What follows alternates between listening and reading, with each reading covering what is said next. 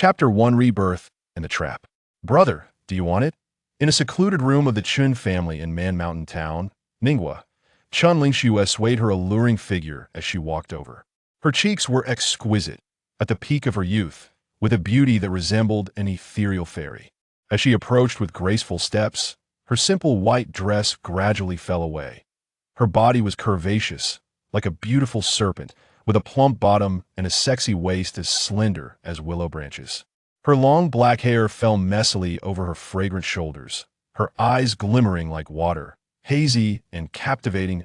In the quiet room, the atmosphere was still, a candle flickering dimly, casting soft shadows that illuminated Chun Lingxue's perfect form, reflecting an ivory-like sheen that exuded an irresistible allure for all men. Want. Chun Feng swallowed hard tea that moment. He felt an intense heat coursing through his body, an inexplicable fire spreading from deep within, making him feel feverish all over. What do you want? Chun Lingxue smiled dreamily, a hint of cunning flickering in the depths of her autumn-like eyes. Her soft and delicate form swayed, a jade-like hand forming a graceful gesture as it gently rested on Chun Feng's shoulder. Want. Chun Feng swallowed again, the indescribable heat overwhelming him.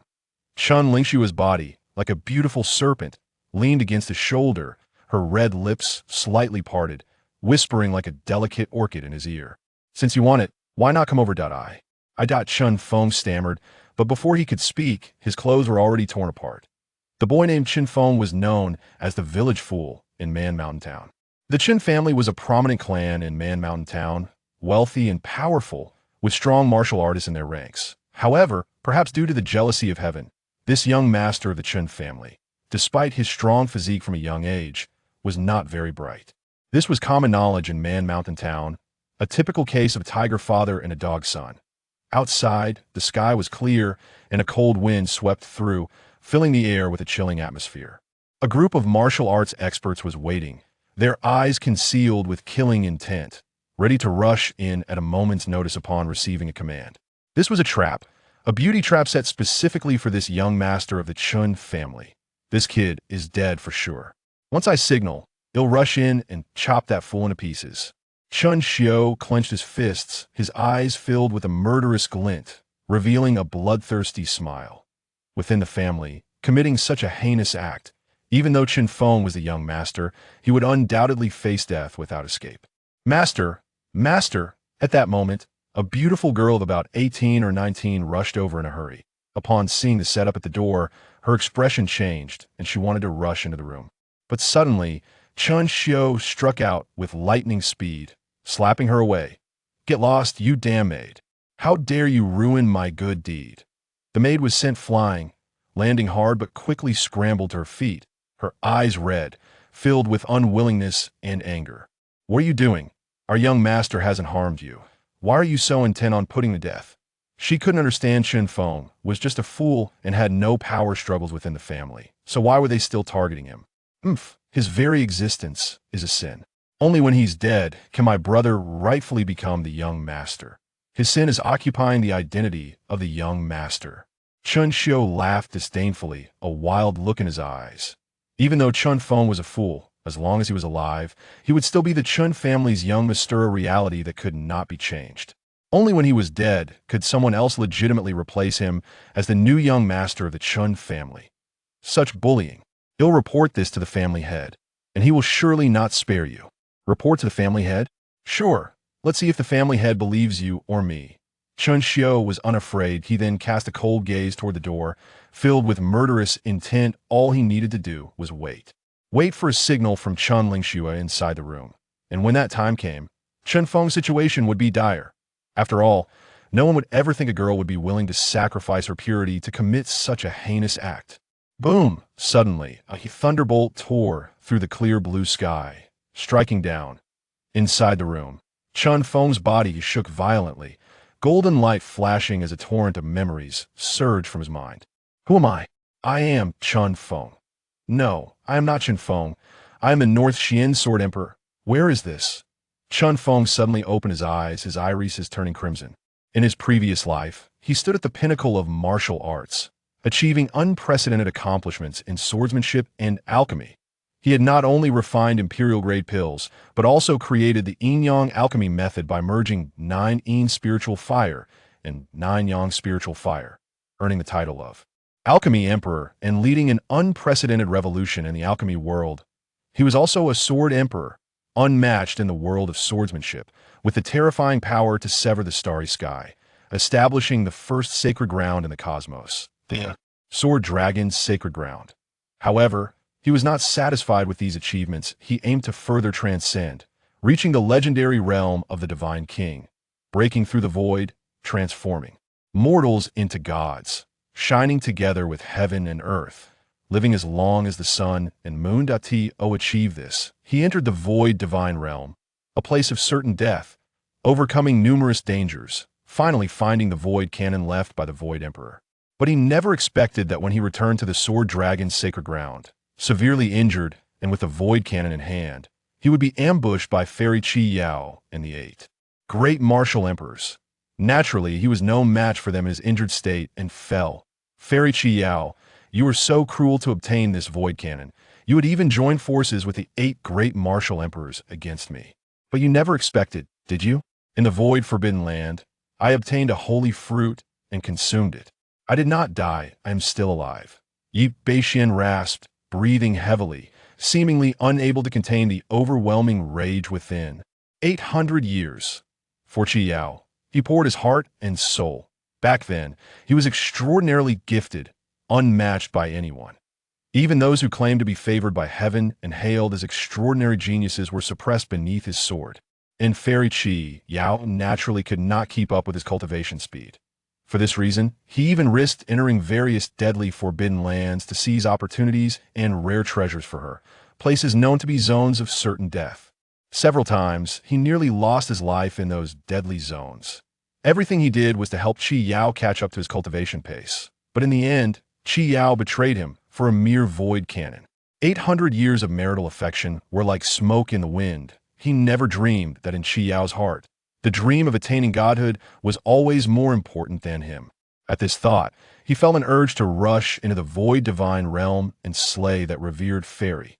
Qi Yao, you never expected, right? The holy fruit has a function that can allow one to return from the dead. I am still alive, I did not die. With this void cannon, in 100 years no, in 30 years. I only need 30 years to return to the void divine realm. Qi Yao, I will make you wish you were never born. Yves Beixuan's eyes were filled with boundless hatred. After reading the memories of this body, Chen Feng revealed a playful smile in his eyes. Tianwu continent, Manshan town, Chun family fool. It seems I've returned to the Tianwu continent again. In his previous life, he had instilled fear in all the unparalleled geniuses of the Tianwu continent. But he never expected that in this reincarnation, he would return to the Tianwu continent once more? There's a murderous intent outside? Chun Feng's gaze swept, and he immediately noticed someone outside watching this secluded room with keen interest. Brother, if you want something, why not be direct? Chun Lingxue smiled charmingly, her beauty enchanting. She exhaled softly, licked her rosy lips, leaned closer, and said, Today, sister belongs only to you. Sensing every movement outside the door and looking at the enchanting woman before him, combined with the memories of this body in his mind, he understood everything. He had been set up. Moreover, it was by someone close to him. I never expected that in this new life, the one wanting to harm me would still be someone so close. How ironic. Chun Feng laughed, though the smile had a somewhat chilling quality. He grasped Chun Lingxue's soft, boneless hand and said, Sister, you are quite bold. Chun Lingxue was momentarily stunned, seemingly caught off guard. Then, taking advantage of the situation, Chun Feng lifted her and brought her to the bed. Seeing this scene, Chun Lingxue was ecstatic this fool had indeed fallen for it. Chapter 2. Killing Through Everything. I am the Sword Emperor. Chun Feng carried the soft, boneless, enchanting little fairy to the bed. Close at hand, looking at the exquisite features of the stunning beauty in his arms, Chun Feng felt a sense of emotion, in terms of appearance. Chun Lingxue truly deserved the title of the most beautiful woman in Manshan town.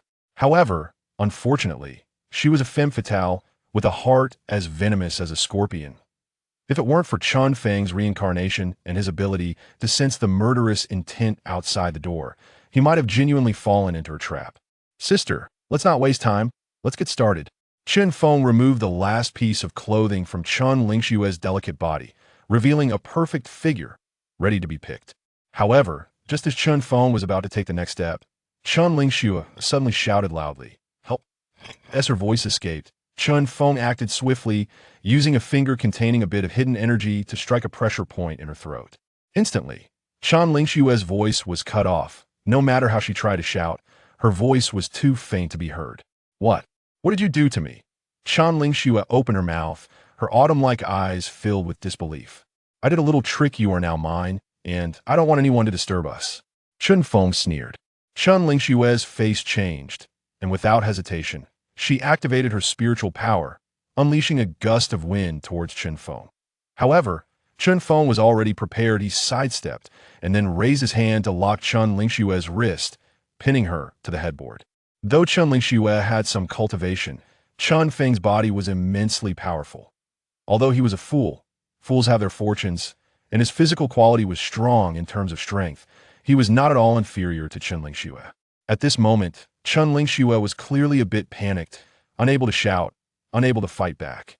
Sister, you'd better not move around, otherwise I might really kill you. Chen Feng raised his head, squinting and smiling, like a cold, killing intent emanating from the depths of his eyes. The space seemed to freeze. That glance shocked Chen Lingxue, causing her delicate body to suddenly stop, her face filled with fear as she looked at Chen Feng. He felt as if he had been targeted by a ferocious beast. Chen Feng began to move, while Chen Lingxue's long and soft body struggled desperately, twisting like water. But with Chen Feng's immense strength, it was almost as if he had innate divine power. How could a woman like Chen Lingxue escape? I am your sister. Chen Lingxue panicked. Don't play that card, we have no blood relation at all. Chen Feng sneered. There was no blood relationship between Chen Feng and Chen Lingxue. Years ago, Chen Feng had heard that Chen Lingxue was merely an adopted granddaughter taken in by the Great Elder. She was given the surname Chen just for her status in the Chen family. Over the years, many young people in the Chen family had coveted Chen Lingxue's body. The Great Elder had even planned to betroth Chen Lingxue to his eldest grandson, Chen Tianlang, but unexpectedly, in the end, it was Chen Feng who took advantage first. No, don't. Chen Lingxue struggled with all her might, but her struggles were futile. From fierce struggles to the bed shaking, Chen Lingxue's delicate body swayed rapidly, every inch of her being silently taken away. Her exquisite and enchanting body swayed up and down, soft and fragrant, hair disheveled and skin crystal clear, pink and peach-like in color. She never imagined that by trying to use her pure body to trap Chen Feng, she would end up losing her own purity first. Even Chen Feng had to admit that this woman was indeed very beautiful. Her legs were smooth and flawless, shining like jade, and under the candlelight, they gleamed white and bright. Her soft, boneless waist was as slender as a willow branch, exuding endless charm, and her white and sexy swan-like neck made one want to take a bite. Such a graceful and enchanting body was truly a beauty of the world, deserving of the title of the most beautiful woman in Manshan Town. But now it was his turn to enjoy. For this kind of femme fatale, Chen Feng showed no mercy. At this moment, the spring light was boundless, intertwining and lingering in the haze, a man and a woman, like yin and yang fish, a naturally gifted body, twisted gracefully, their bodies glowing, creating beautiful arcs. Soft moans gently drifted out, not loud, but enough to make a man's blood boil. Outside, Chen Xiu was still quietly waiting. Young master, it seems something is off. Why has so much time passed, and Miss hasn't called for help? A guard asked in confusion. Chen Xiu also began to feel that something was wrong. However, thinking of Chen Lingxue's cultivation, he felt somewhat reassured. After all, the opponent was just a fool. Even if he couldn't win, as long as she shouted, they could rush in immediately. The fact that she hadn't shouted yet proved that the fool hadn't been trapped. Let's wait a bit longer. That fool probably isn't easy to deceive. Chen Xiu muttered. Oh, the guards of the Chen family nodded. Half an hour passed. Finally, there was no movement from the secluded room. A woman's cry rang out. Help, someone come. Chen Xiu was overjoyed. The opportunity has come. Rush in. Immediately, he led the group of Chen family guards and kicked open the door. However, The scene before them made everyone widen their eyes in disbelief. Chen Feng was leisurely putting on his clothes, while Chen Lingxue was crying, covering her body with a blanket by the bedside. There was a hint of peach blossom-like crimson, provoking endless imagination. What? What happened? Chen Xiu stood there dumbfounded. Hey, big smart guy, you finally made it. Chen Feng grinned, looking at the chaotic scene on the bed and then at the two of them. Chen Xiu instantly understood everything. Their trap had failed, and Chen Lingxue had been violated instead. Chen Feng, you dare to touch my sister? I'll kill you. Chen Xiu raised his head, looking at Chen Feng with a grim expression. Without the slightest hesitation, the sword was drawn and charged directly at Chen Feng, aiming to strike him. Down. Chen Feng, agile as a monkey, dodged his sword strikes in just a few moves. Child, that's not how you use a sword. Let me teach you how to wield it. Suddenly, the sword in Chen Xiu's hand slipped away and was seized by Chen Feng before anyone knew it, that a beam of sword light flashed through the air like the aurora in the starry sky. In the next moment, a head fell to the ground without warning. Instant kill. You killed my brother? Chen Lingxue had just put on her clothes and stepped out of bed when she saw Chen Xiu's head rolling in front of her. Immediately, her eyes turned crimson, and she looked up, a chilling, killing intent radiating from her eyes. I will slaughter you. I want her body in pieces. Before she could finish her harsh words, Chen Feng had already kicked out fiercely. Bang! A head flew out from Chen Lingxue like a decorative ball. The head separated from the body, blood spraying everywhere. The thick smell of blood filled the entire Chun family courtyard. Monster! This is a monster! The other guards of the Chun family were all stunned by this scene. The eldest elder's most beloved grandson and granddaughter had been killed. Chen Feng looked up at the other guards present, without any hesitation, and charged out directly. His sword was incredibly fast. Though he had no cultivation, his physical prowess was very strong, and with the experience of being the first sword emperor who dominated the ancient paths of the starry sky in his previous life, these guards were no match for Chen Feng. In no time, the place was littered with corpses, blood flowing like a river. A bunch of ants, consider yourselves lucky. Chen Feng spat and threw down his sword, turning to leave the scene. The maid standing outside the door was completely stunned. At this moment, Chen Feng seemed to have transformed into a different person. His combat power was invincible, and his strikes were ruthless. He killed without leaving any traces. In the main hall of the Chun family, where the elders gathered to discuss matters, many elders sat in 2 rows on either side. The head of the Chun family, Chun Tianhai, Chen Feng's father, sat in the main seat. On the left side, in the first seat, sat a cold woman in a light blue long dress, around 20 years old, with skin whiter than snow and a beautiful face. However, her expression was too cold, like a 1,000-year-old iceberg, making people afraid to approach. This person was Jiang Yin, a female teacher from the Yunhai Academy. Yunhai Academy, located in the Imperial City, was the top academy in the Ning Kingdom. With countless geniuses and strong figures, it was the dream academy for countless young people in the Ning Kingdom. Even the royal family of Ning Kingdom had to show respect to the dean of Yunhai Academy. Although the Qin family was a top martial arts family in Manshan Town, compared to such a colossal entity as Yunhai Academy, it was like comparing the bright moon to the glow of fireflies, vastly different and incomparable. And Jiang Yin, though she appeared to be in her 20s, must be a formidable figure to hold a teaching position at Yunhai Academy. Chun Tianhai dared not be negligent or offend such a powerful person with a strong background. Teacher Jiang, thank you for coming all the way from the Imperial City. Please forgive any shortcomings in our hospitality. Chen Tianhai cupped his fists and smiled respectfully. Head of the Chen family, you're too polite. Jiang Yin cupped her fists and got straight to the point. To be frank, head of the Chen family, I came here for my student Qin Riyue. I heard that Qin Riyue has a marriage contract with your son, and I am here on behalf of Qin Riyue to annul this marriage contract. Years ago, Chan Feng's mother, Lu Ruyan, and Qin Riyue's mother, Zhou Lan, were close friends like sisters. Thus, when Chen Feng and Qin Riyue were born, they arranged a marriage contract, waiting for the two to come of age to hold a wedding ceremony. However, now that Chen Feng is known to be a fool, this news has spread throughout Manshan Town, and naturally, it wouldn't escape Jiang Yin and Qin Riyue's knowledge.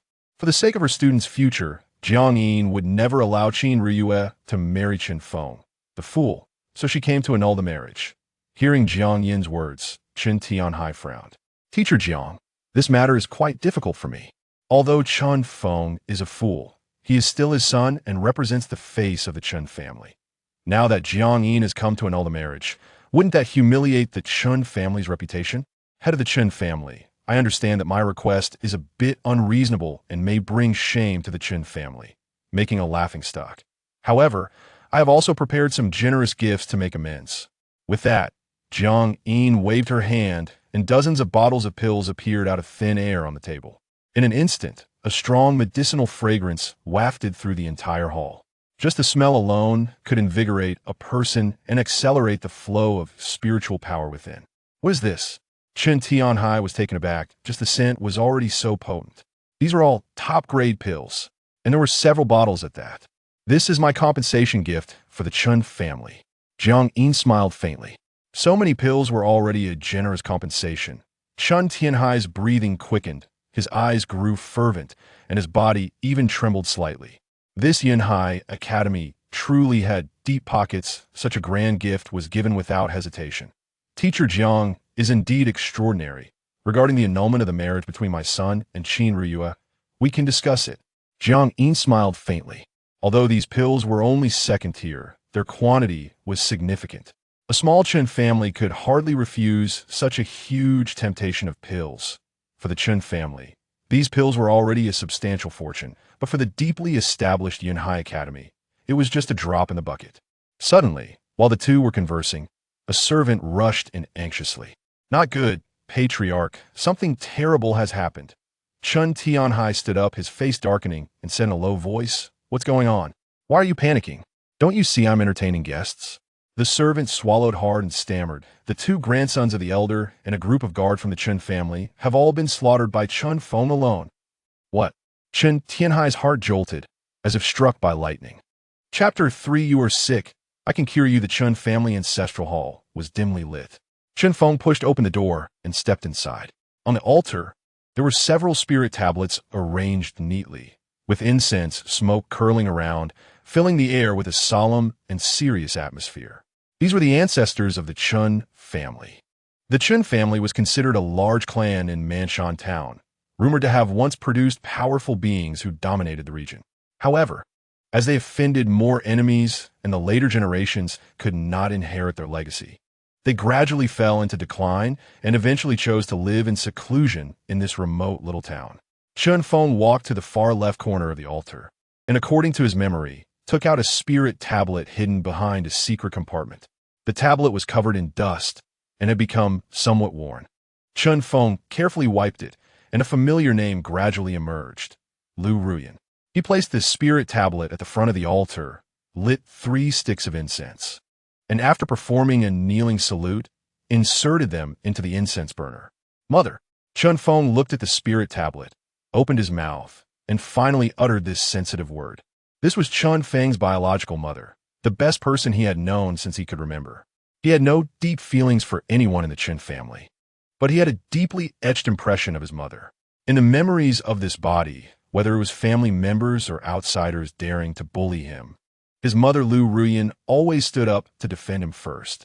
Originally, his mother was just a maid in the Chun family, nameless and without status, and had no right to enter the ancestral hall. It was the original owner of this body who had secretly hidden it in the corner of the altar.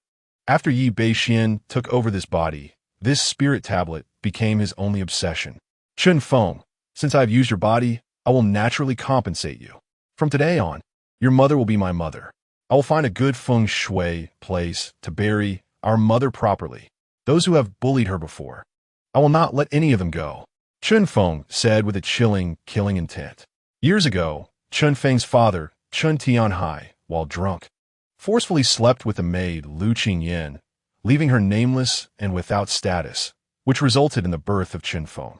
Because of this, Lu Qingyan faced countless disdain and ridicule within the Chun family, accused of trying to climb the social ladder to become the wife of a wealthy man. Yet, Chun Tianhai never stepped in to defend her, indulging himself instead and never even glanced at her, leading Lu Ruyan to fall into depression, crying herself to sleep every night. Later, the elder made things even worse for the Chun family's reputation, repeatedly making things difficult for Lu Ruyan, forcing her to do all the hard work. Over time, Lu Ruyin became exhausted and eventually succumbed to her depression. It could be said that the death of Chun Feng's mother was caused by the elder and Chen Tianhai. The elder was the murderer, and Chen Tianhai was his accomplice. Mother, I will avenge you. You watch from the underworld. Chen Feng bowed. Suddenly, outside the ancestral hall, a hurried sound of footsteps echoed. Over 100 guards in cold armor rushed in. Their eyes were cold and fierce, blocking the entrance of the ancestral hall with their tall figures, seemingly not allowing Chun Feng to escape. Then, from the crowd, a middle-aged man with a grim face stepped forward. He was the elder of the Chen family. You little brat, have you prepared your spirit tablet for yourself? However, as a rebellious son who harms his own kin, you are not worthy of entering my Chun family ancestral hall. The elder hissed, filled with hatred. Upon hearing the commotion, Chun Feng slowly turned around, looking at the scene before him with indifference, showing no signs of panic. Old dog, you're allowed to harm my mother. But I can't kill your grandson? Chun Feng coldly confronted him. Your mother was just a little slut, trying to seduce the head of the Chun family to elevate herself. A bitch like her, even if killed, wouldn't be too much. The elder scoffed disdainfully. Hearing this, Chun Feng gritted his teeth, a surge of madness rising in his eyes, and spoke each word clearly. I will tear your mouth apart. With you as a little brat, you think you can touch me? You probably don't have that ability. The elder coldly snorted, his face revealing a look of disdain. He then gestured to the surrounding guards, saying, Go, capture this brat for me. I want to personally cut his flesh piece by piece until he can't live or die. Only by torturing Chun Feng to death could he comfort the spirits of his two grandsons. Upon hearing this, the guards stepped forward with cold glints in their eyes, ready to act. But at that moment, a cold shout came from outside. Stop! The crowd that had gathered was gradually split apart, and two figures stepped into view, Chun Tianhai and Jiang Yin, head of the family. Upon seeing Chun Tianhai appear, the guards immediately bowed respectfully. Chun Tianhai walked to the front of the crowd, glanced at Chen Feng, and squinted his eyes. The current Chen Feng was no longer the foolish and dazed figure he once was. His upright body resembled a sharp spear, exuding an air of sharpness that made people feel a sense of apprehension. Jiang Yin's beautiful eyes also fell on Chen Feng, showing a hint of confusion. Is this really the fool that everyone in Manshan Town talks about? He doesn't look like it at all. His fearless aura even made her take a second glance. Chun Tianhai, are you going to protect him? The elder said coldly, his gaze quite unfriendly. Although Chun Tianhai was the head of the family, the elder also had considerable influence within the clan, and since Chun Feng had killed someone in front of everyone, it was impossible to cover it up. Let me ask a few questions first, Chun Tianhai said. He stepped forward and fixed his gaze on Chen Feng. Did you kill Chen Xiu and Chen Lingxue? Yes. Why? They were at least your cousins. How could you harm your own kin like this? Chen Tianhai asked coldly. Cousins? Do they deserve to be my siblings? Chen Feng scoffed mockingly. He lifted his clothing, and under the external light, the horrific scars on his body were exposed to everyone's eyes. What is this? Jiang Yin's expression froze. These scars were crisscrossed and shocking to behold, numbering no less than 100 at first glance. It was evident that these scars were inflicted by a whip. Some scars had already formed into old scars but had been recently reopened, resulting in new wounds. Bloodied and raw. In addition to these scars, there were also burn marks on his arms and legs from hot water. Looking at these numerous scars, even Jiang Yin felt a surge of emotion. Tell me, do they deserve to die? Chen Feng questioned. Chen Tianhai was somewhat at a loss for words. He was aware that Chun Feng had been bullied by the clan members, but in his view, it was merely childish squabbling. Furthermore, as Chen Feng was regarded as a fool, he was unwilling to acknowledge the son born out of this chaotic relationship, so he never paid it much attention. Yet, he never expected that Chun Feng had endured so much abuse. Chen Tianhai sighed lightly. Although Chen Xiu and Chen Lingxue have made mistakes, the clan has its own rules to punish them. You shouldn't have taken their lives. Clan rules. Chen Feng laughed. If clan rules were effective, he wouldn't have suffered so much abuse, and his mother wouldn't have had to die. The so-called clan rules were managed by the elder, and how could he punish his own grandsons for their mistakes? Chen Tianhai, I know you have compassion, but your compassion is only directed at others. When have you ever cared for me and my mother? Yes, my mother is indeed a maid, and she is not worthy of your Qin family. But if it weren't for your Chun Tianhai's infidelity, forcing my mother to do such things with you, do you think my mother would willingly want to climb up to your Qin family? And I'm just a fool. You are ashamed of me. But have you ever truly looked at me? Now you don't need to pretend to be sympathetic and come to see me. You just want to put on a show in front of this woman. Chun Feng sneered mockingly. Although he didn't know the identity of this woman, he could tell that her strength was not simple, having reached the 8th level of the transformation realm. The martial arts path is divided into 5 major realms: pulse opening, sea condensation, transformation, sky communication, and divine storage. Each major realm is further divided into 9 levels. This woman is already at the 8th level of transformation, which is probably the highest combat power in Man Mountain Town, considering that Chun Tianhai's strength is only at the 5th level of transformation. Exposed by Chun Feng, Chun Tianhai's face turned unsightly, the muscles at the corners of his mouth twitching slightly as if suppressing his anger. He indeed wanted to show the demeanor of the head of the family in front of this woman, but unexpectedly, he was being scolded by Chun Feng like this. Chun Feng, you harm your own clan relatives. I can no longer protect you. Take care of yourself. Chun Tianhai said calmly, and after speaking, he clasped his hands behind his back, indicating his stance. Seeing this, the elder showed a sinister smile in his eyes. Kid, it seems that even if the King of Heaven comes today, he won't be able to save you. Chun Feng ignored him and instead looked at Jiang Yin, saying, You have a disease, and I can cure you. Hearing this, everyone was slightly stunned. What was this fool doing again? Jiang Yin's cheeks also slightly froze. But she soon sneered. What? Are you at your wit's end and want to ask me for help? A hint of disgust appeared in Jiang Yin's eyes. She naturally thought that Chun Feng had reached a dead end, and with his mere pulse-opening strength, he could never leave this ancestral hall. The only one who could help him was probably herself. No, you really have a disease. You are born with cold bones. Every full moon night, your whole body becomes as cold as a 1,000-year-old ice cellar, unbearable and painful. Am I right? Chun Feng said. At this point, Jiang Yin's face changed drastically.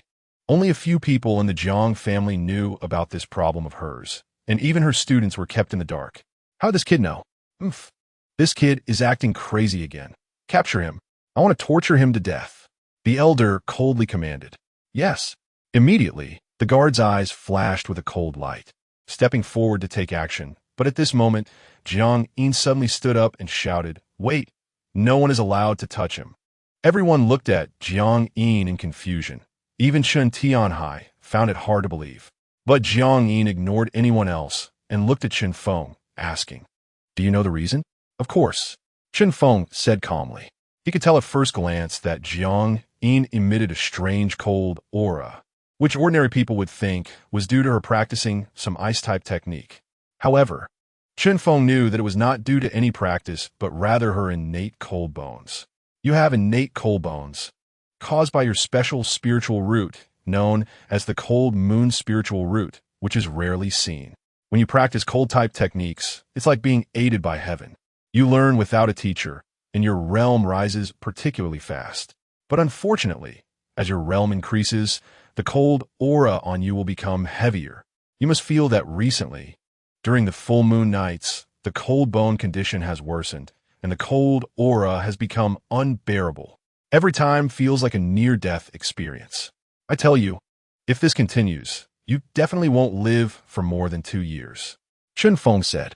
Upon hearing this, Jiang Yin's face changed drastically. She couldn't believe that everything Chun Feng said was right. In recent months, she felt that the cold aura on her body seemed to be stronger, and every full moon night made her feel like she was dying. In fact, there were several times when she relied on fire-type spiritual medicine to save her life. The Jiang family had invited a physician who had once asserted that if the cause of her illness couldn't be found, she definitely wouldn't live for more than 2 years. All of this had been accurately predicted by Chun Feng. Do you know how to treat it? Jiang Yin asked anxiously.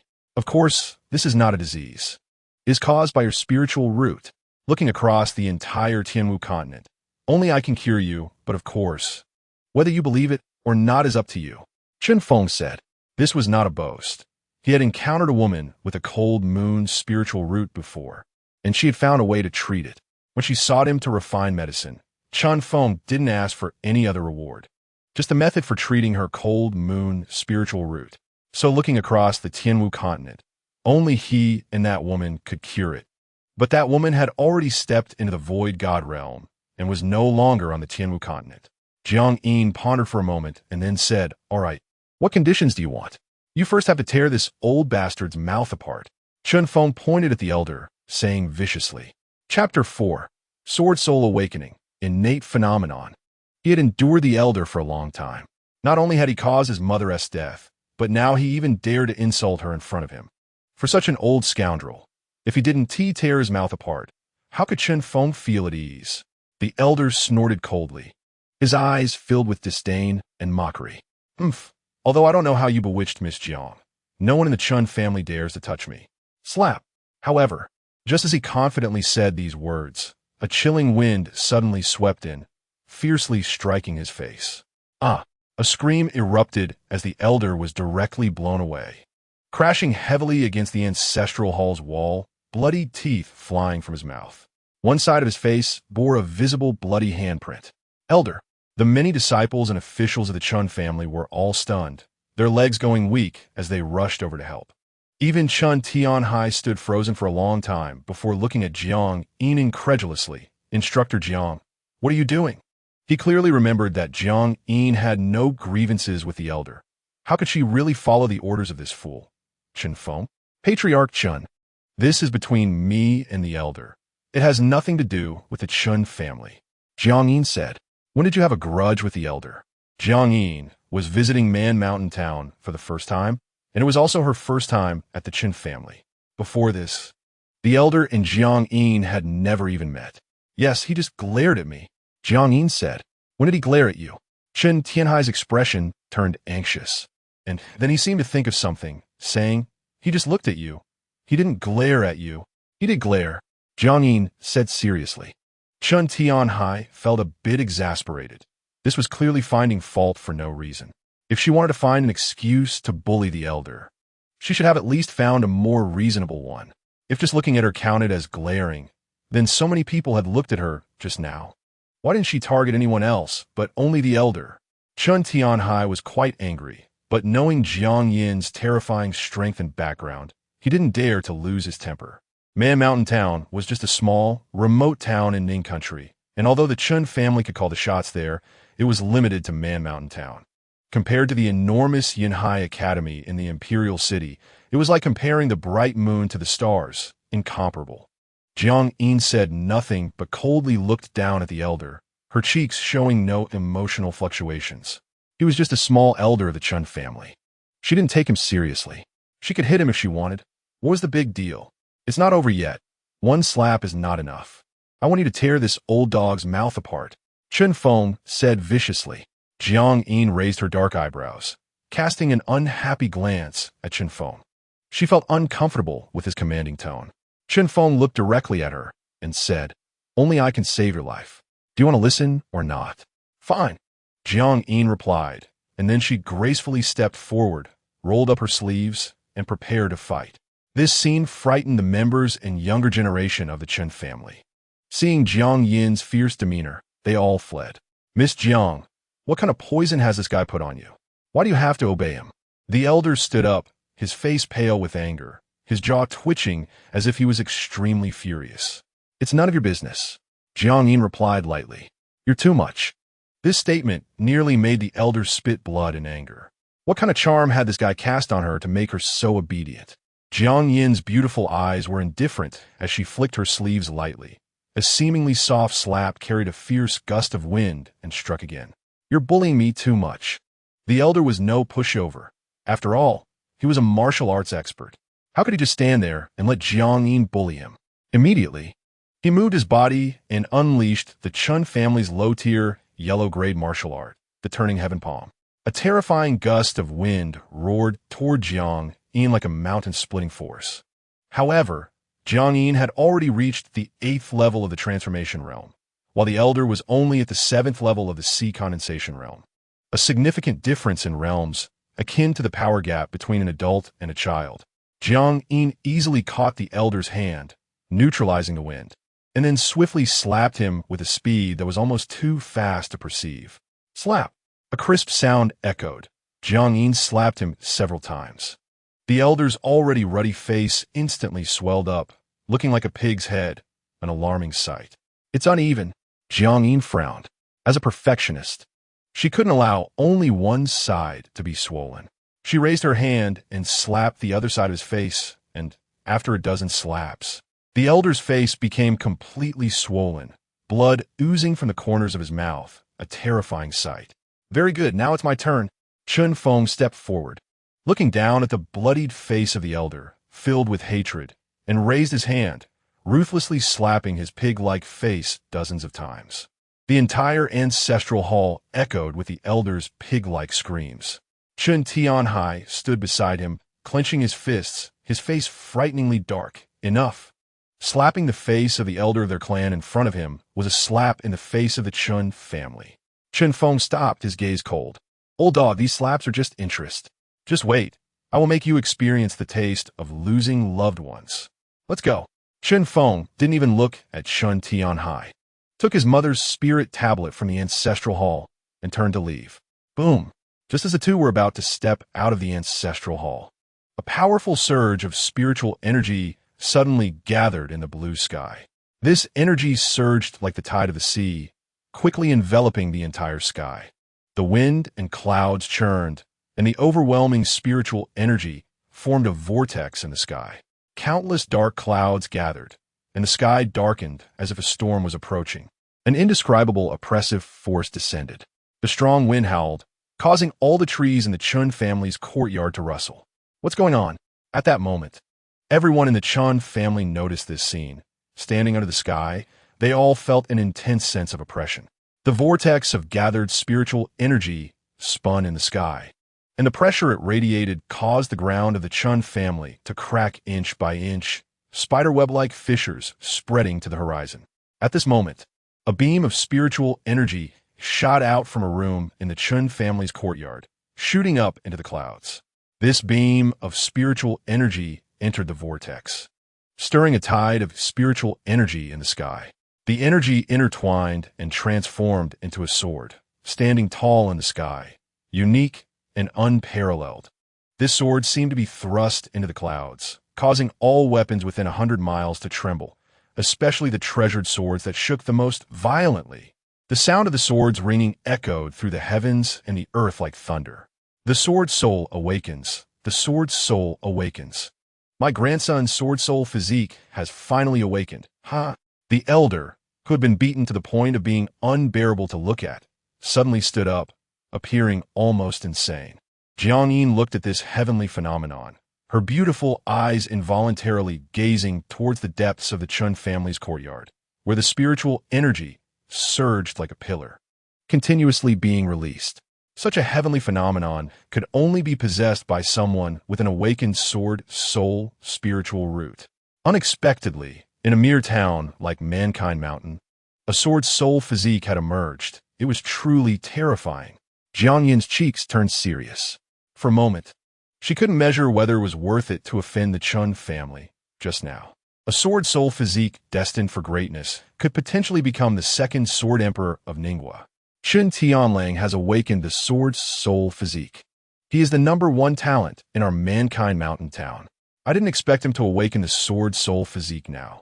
Chun Feng is likely to be in trouble.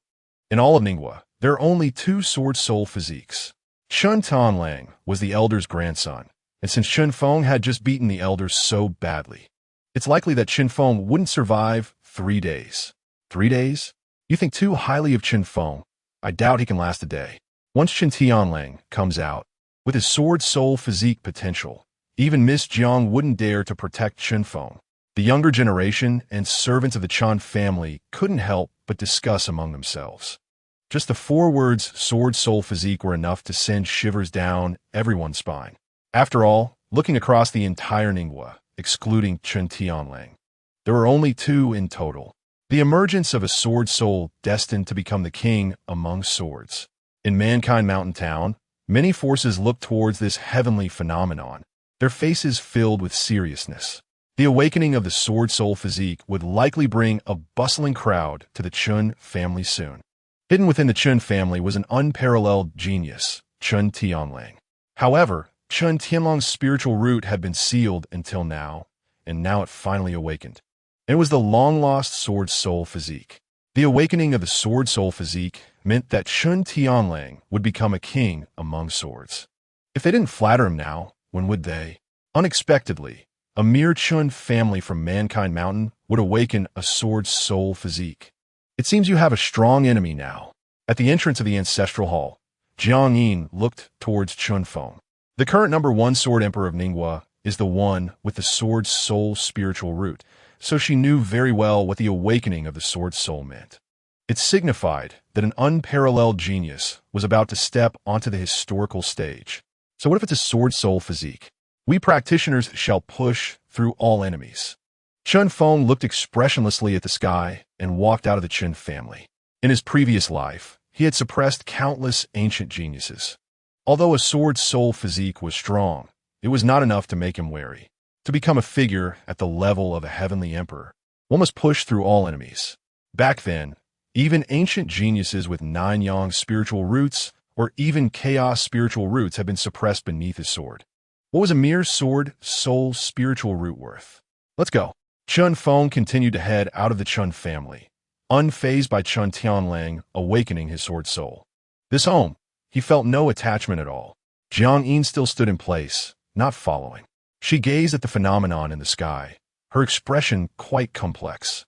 Rationality told her that offending a genius with a sword soul root for Chun Feng was not worth it. Only I can save your life. Whether to follow me or not is up to you. Chun Feng did not look back, merely leaving behind this sentence. Jiang Yin gritted her silver teeth and suddenly stepped forward to follow. If she did not follow Chun Feng, she would only have 2 years of life left. She did not know if Chun Feng could really cure her illness, but if he dared to deceive her, she would not hold back. This decision determined her stance. Great Elder, are you all right? Some servants hurried to support the Great Elder. Seeing the Great Elder in this state, they felt a stir in their hearts. Especially after Chun Tianlang awakened his sword soul body. The current Great Elder might soon hold more power than the clan leader. At this moment, the Great Elder's expression was as ferocious as a wild beast, glaring at Chun Feng's departing figure, grinding his teeth, with overwhelming killing intent almost materializing, surging forth. Chun Feng, within 3 days, if I don't slaughter you, I swear I won't be human. The low growl echoed throughout the Chun family ancestral hall. Meanwhile, Chun Tianhai gazed into the sky at the phenomenon. With Chun Tianlang awakening his sword soul body, it seemed his position as clan leader might soon be challenged. Chapter 5. Innate Tao Body. Eternal spiritual root. Chun Feng left the Chun family, taking Jiang Yin and another servant, Bauer, with him. In Chun Feng's memory, aside from his mother, only Bauer treated him the best. In his heart, Bauer was like a sister, his relative. Naturally, he wouldn't abandon Bauer when leaving the Chun family.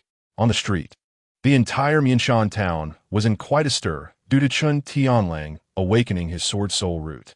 Many gazes, filled with shock, looked at the phenomenon in the sky, all unable to help but exclaim.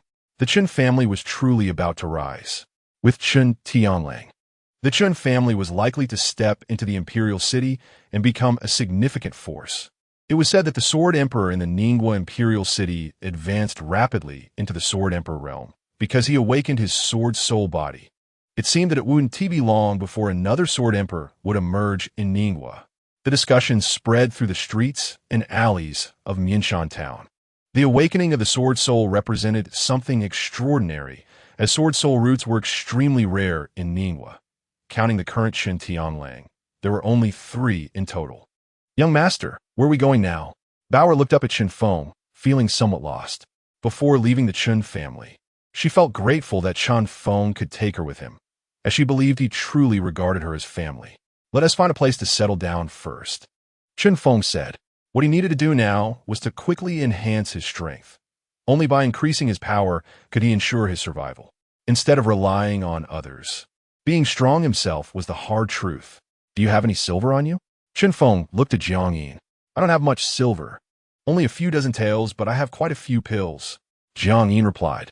Initially, she brought these pills as compensation for breaking off the engagement with the Chun family, but now it seemed that Chun Feng had completely severed ties with them, and she was uncertain whether to continue compensating the Chun family with these pills. A few dozen tails are enough. Chun Feng nodded. Then the three found an inn, each taking a separate room. Help me guard. No one is allowed to enter. Also, during my seclusion, if I need you, I will call for you, and you must appear. Before entering the room, Chun Feng looked at Jiang Yin seriously. Okay, but when will you help me cure my illness? Jiang Yin asked. Once I resolve my own matters, I will help you cure your illness. Chun Feng replied. You. Jiang Yin's beautiful eyes turned cold, somewhat angry. Chun Feng's vague answer left her wondering when it would be, a month, a year, or even 10 years. If Chun Feng couldn't even take care of himself, did he expect her to stay by his side all the time? I will help you cure your illness within 3 months. If you can't wait, you can leave at any time. No one will stop you. After Chun Feng finished speaking, he ignored Jiang Yin and directly entered the room, closing the door. I hope you're telling the truth. Otherwise, Jiang Yin didn't finish her sentence, but the coldness in her eyes already said it all. Once the door was closed, Chun Feng began to inspect his body internally. He found that this body could almost be described as crippled. Not only were the spiritual roots chaotic, but there was also no martial arts foundation whatsoever. If it weren't for his rich martial arts experience from his previous life and knowing how to use the hidden strength of his body, he would have been able to easily defeat Qin Xiu and Chun Lingxue earlier. To cultivate into a martial artist, a necessary condition is to possess a spiritual root. Only with a spiritual root can one absorb the spiritual energy between heaven and earth for body refinement and cultivation. The spiritual root determines a martial artist's cultivation talent. Some are born with pure spiritual roots and thus cultivate quickly, while others have chaotic spiritual roots and cultivate very slowly. Just like Qin Tianlang, who awakened the sword soul root. Once awakened, his comprehension of the sword would be rapid. Hence, everyone who awakens a sword soul body achieves considerable success in swordsmanship. As for Chun Feng's current body, with chaotic spiritual roots encompassing all 5 elements, it could be said to be the worst. 5-element chaotic spiritual root. I can't believe I reincarnated into a body with a 5-element chaotic spiritual root. Chun Feng felt somewhat speechless. In his previous life, he had pure spiritual roots and unparalleled cultivation talent. No one could compare. Now, it felt like a form of retribution, ending up with a 5-element chaotic spiritual root.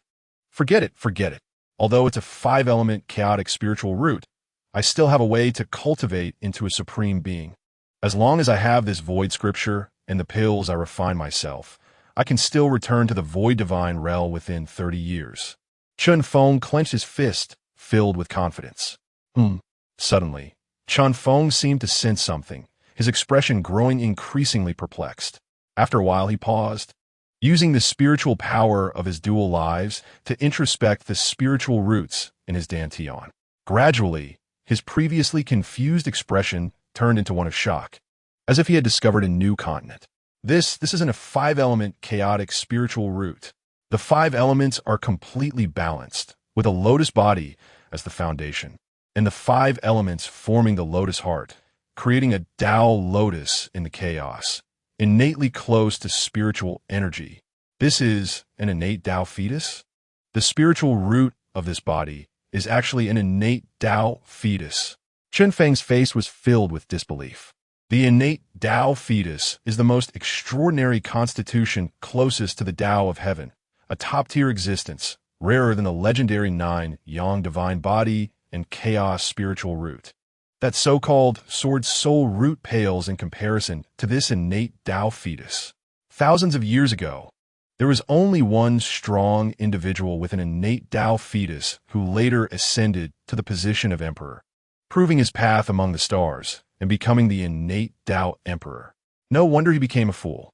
The innate Tao fetus is a constitution that the Tao of heaven cannot tolerate. Most people simply cannot endure such fortune, naturally becoming fools.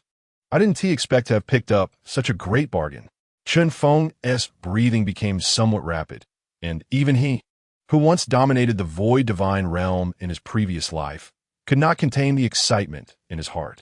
This innate Tao fetus is simply divine assistance for him. With this innate Tao fetus, combined with the void scripture in his hands and his alchemy skills, he wouldn't need 30 years at all. He only needs 10 years to return to the void god realm. It's a pity that this spiritual root has suffered some damage. After years of abuse, Chun Feng's body and spiritual root have also been severely affected. Centipedes, corpse worms, poisons, and various inhumane tortures have already caused injuries to this spiritual root. Once I raise my cultivation level, the first thing I'll do is to eliminate all of you scum. A cold killing intent flashed in Chun Feng's eyes.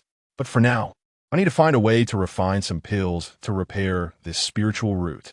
Although a damaged spiritual root is a fatal injury for a martial artist, it doesn't have too much impact on Qin Feng.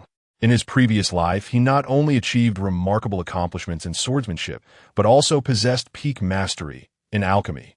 As long as he refines a spirit recovery pill, his spiritual root can be quickly restored. Jiang Yin, come here! Chun Feng suddenly shouted. In less than 10 seconds, Jiang Yin opened Chun Feng's room door, her cheeks icy as she realized that Chun Feng was quite rude. After all, she was a mentor at the Yunhai Academy. Yet he was treating her like a servant.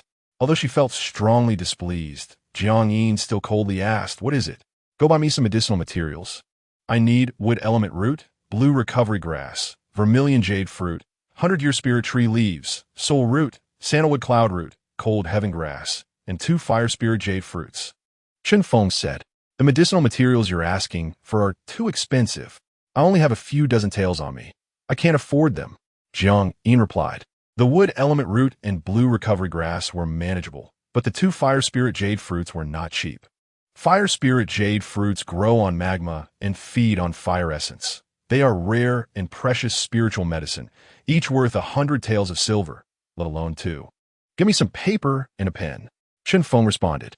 Jiang Yin was furious, feeling like he was treating her like a maid. "Just wait." Jiang Yin angrily slammed the door and left. Moments later, she returned with paper and a pen. It wasn't difficult to find paper and pen in this inn. After getting them, Chun Feng wrote down several kinds of medicinal materials and even the refining methods, then handed it to Jiang Yin. "What is this?" Jiang Yin asked in confusion. Chun Feng didn't answer. When Jiang Yin looked at it, she was immediately stunned. It was actually a recipe. Whether it was the quantity of the medicinal materials, the timing, or various refining methods, everything was clearly written down in great detail, and at the bottom, the name and grade of the pill were noted. This recipe could easily be exchanged for 10,000 taels of silver. "Where did you get this recipe?" Jiang Yin looked at Chun Feng in disbelief. How could he casually write down a 4th-grade recipe? Even alchemists treasure their recipes more than their lives. They would never casually sell them. Yet now, Chun Feng was doing exactly that. It was simply wasteful. "Mind your own business. Just do as I say," Chun Feng said coldly. Jiang Yin gritted her teeth. This guy was really disrespectful. She was not only a mentor at the Yunhai Academy, but also an extraordinary beauty, with countless admirers. Yet in Chun Feng's eyes, he completely ignored her beauty and treated her like this. "Hurry up," Chun Feng ordered. Jiang Yin glared at Chun Feng with icy eyes while holding the recipe, then turned and left the room. "Damn it. If it weren't for my life being in your hands, I would definitely beat you to the ground." However, despite being angry, Jiang Yin's heart was filled with uncertainty. Who exactly is this guy? Casually throwing out a 4th-grade recipe proves that Chun Feng doesn't care about this recipe at all. He might even consider it worthless trash, which is why he is so generous with it. But in Jiang Yin's view, this was a 4th-grade pill recipe. Once it spreads, it will lead to countless bloody conflicts. You should know that in the entire Ning Kingdom, there are no more than 10 people who can reach the 4th-grade alchemist level. These people are renowned masters of alchemy. And if they see Chun Feng being so wasteful, they would probably die of anger. I wonder if this recipe is real? If this guy dares to fool me with a fake recipe, I'll definitely kill him. Jiang Yin thought darkly. In Manshan Town, there's also an auction house called the Drunken Treasure Pavilion. The Drunken Treasure Pavilion is a superpower within the Ning Kingdom, with countless industries and wealth that rivals nations. Even the royal family has to show it some respect. The Drunken Treasure Pavilion has branches in various places throughout the Ning Kingdom, and even this small, remote Manshan town is no exception. A few minutes later, Jiang Yin stepped into the Drunken Treasure Pavilion. A woman dressed in red approached her. Her fair and delicate legs were exposed, straight and refined, attracting attention. With a light application of makeup, her exquisite and beautiful features were enchanting, and her captivating eyes seemed to hold autumn waves, making one feel as though their soul was being drawn in. She could be described as an extraordinary beauty. "Miss, what would you like to buy?" This woman, named Tengu, was the manager of the Baibao building. "I want to auction a recipe," Jiang Yin said. "Oh." Tengu's expression showed some surprise. Auctioning a recipe is rare in auction houses since alchemists usually keep their recipes tightly guarded, wishing to have the only copy. "What grade is the recipe?" Tengu smiled and asked. "A fourth-grade recipe," Jiang Yin mumbled, feeling a bit insecure since the recipe had come too easily. Upon hearing this, Tengu raised her eyebrows. Her first thought was disbelief. Which ruthless alchemist would put a fourth-grade recipe up for auction? "Miss, are you here to cause trouble?" Tengu looked Jiang Yin up and down, especially noting her attire, which made her expression grow serious. She sensed a strong fluctuation of spiritual power from Jiang Yin, which had already reached the peak of the transformation realm. Knowing that the other party didn't believe her, Jiang Yin helplessly took out a token from her bosom and said, "I am Jiang Yin, a mentor at the Yinhai Academy. I request to see your highest-ranking alchemist." At first, Tengu was skeptical, but when Jiang Yin revealed her name and presented the specially made mentor token from the Yinhai Academy, her expression changed dramatically. She trembled slightly and became respectful, even showing some awe. "Please wait a moment. I'll contact the alchemist in Yinqing and get back to you as soon as possible." Chapter 6. Ancient Techniques. 9 dragons destroying the gods in the room. After sending Jiang Yin out to buy medicinal materials, Chun Feng opened his palm, and an ancient book surrounded by countless laws and radiance floated in his palm, revealing itself. "Qi Yao, you never expected this, did you? The void cannon you've been dreaming of is still in my hands," Chun Feng said grimly. Thinking of Qi Yao, he still felt a surge of boundless hatred. 800 years of companionship turned to nothing in an instant. When he had just escaped from the life-threatening zone, he was already exhausted and had little strength left. His partner, Qi Yao, not only failed to protect him, but also colluded with the 8 great martial emperors to betray him in the life-threatening zone. With this innate Tao fetus and the void cannon, Qi Yao, in just 10 years, I will come find you. I will make you wish you were dead." Chun Feng said fiercely, his killing intent chilling. Suppressing the overwhelming hatred in his heart, Chun Feng gazed at the void code in his hand. He had never opened this void code before, and this was the first time. Chun Feng became cautious. After all, he was very weak now, without even reaching the pulse realm. Slowly, he flipped open the first page of the void code. Boom! Suddenly, a vast golden light erupted, illuminating the room as bright as day, enveloping Chun Feng in its brilliance. The next moment, Chun Feng's body vanished from sight. When he opened his eyes again, he found himself in a vast starry sky, deep and mysterious. It seemed to exist since time immemorial. An endless desolation loomed, and at the end of this boundless starry sky, there appeared a faint golden light, as if something extremely terrifying was rushing from the end of the starry sky. Whoosh! This golden light tore through the starry sky, creating countless void cracks that stretched to the horizon. A violent, overwhelming energy surged like a tide from that end, causing the entire starry sky to tremble violently. "Where is this?" Chun Feng's heart shook. Roar! Before he could react, a dragon's roar that seemed capable of shattering the starry sky resounded through the heavens. The starry sky trembled as if it could not withstand this ultimate dragon might and began to collapse. A 9-headed golden dragon traversed from the end of the starry sky, spiraling above it. The dragon's body was about 10,000 feet long, resembling an iron wall. Its horns were crystal clear and glittering with golden light, while its scales shimmered with a dark golden sheen, as if they were the hardest substance that could not be broken. The dragon's eyes, forged from gold, contained an indestructible, mysterious brilliance as they looked down upon the starry sky. Lightning intertwined and clashed in the starry sky, illuminating the 9 giant dragons, making them appear even more majestic and grand. Is this the Dragon Clan? Chun Feng's body floated within this starry sky, his mouth agape in shock as he watched this scene unfold. The Dragon Clan, the overlords of the demon realm in ancient times, the strongest beings in the world. Even a trace of their might could annihilate billions of lives. At this moment, the 9 giant dragons circled in the starry sky, their golden eyes radiating supreme majesty as they suddenly looked down at Chun Feng. In that instant, time seemed to freeze. The 9-headed dragon dove down at lightning speed, heading straight for Chun Feng. It felt as if space was being crushed layer by layer. Lightning flashed and fell in the starry sky. Golden light obscured everything. In that moment, Chun Feng felt as if the space around him was frozen. No matter how he struggled, he could not escape. He could only watch helplessly as the 9-headed dragon, in a world-destroying manner, collided with his body. However, at the moment of impact, it caused no harm.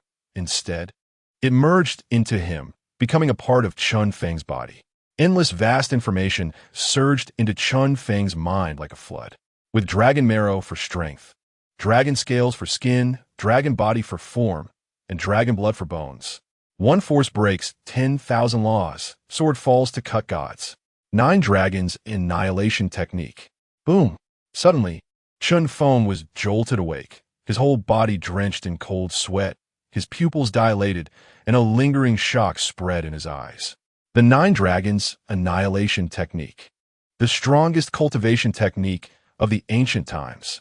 He never expected that the first page of this void code contained a record of a cultivation method. There was an indelible look of shock in Chun Feng's eyes. According to the vast information, he learned that this 9 dragons annihilation technique was used by the Void Emperor back in the day. With the advantages of this technique, the Void Emperor pushed through all enemies in ancient times, singing his way to the position of Emperor. As for the true origin of this technique, it was not recorded. Perhaps even the Void Emperor did not know who created the 9 dragons annihilation technique. With such a powerful technique, how could a being as strong as the Void Emperor fall? What exactly happened in ancient times? Chun Feng felt a bit confused.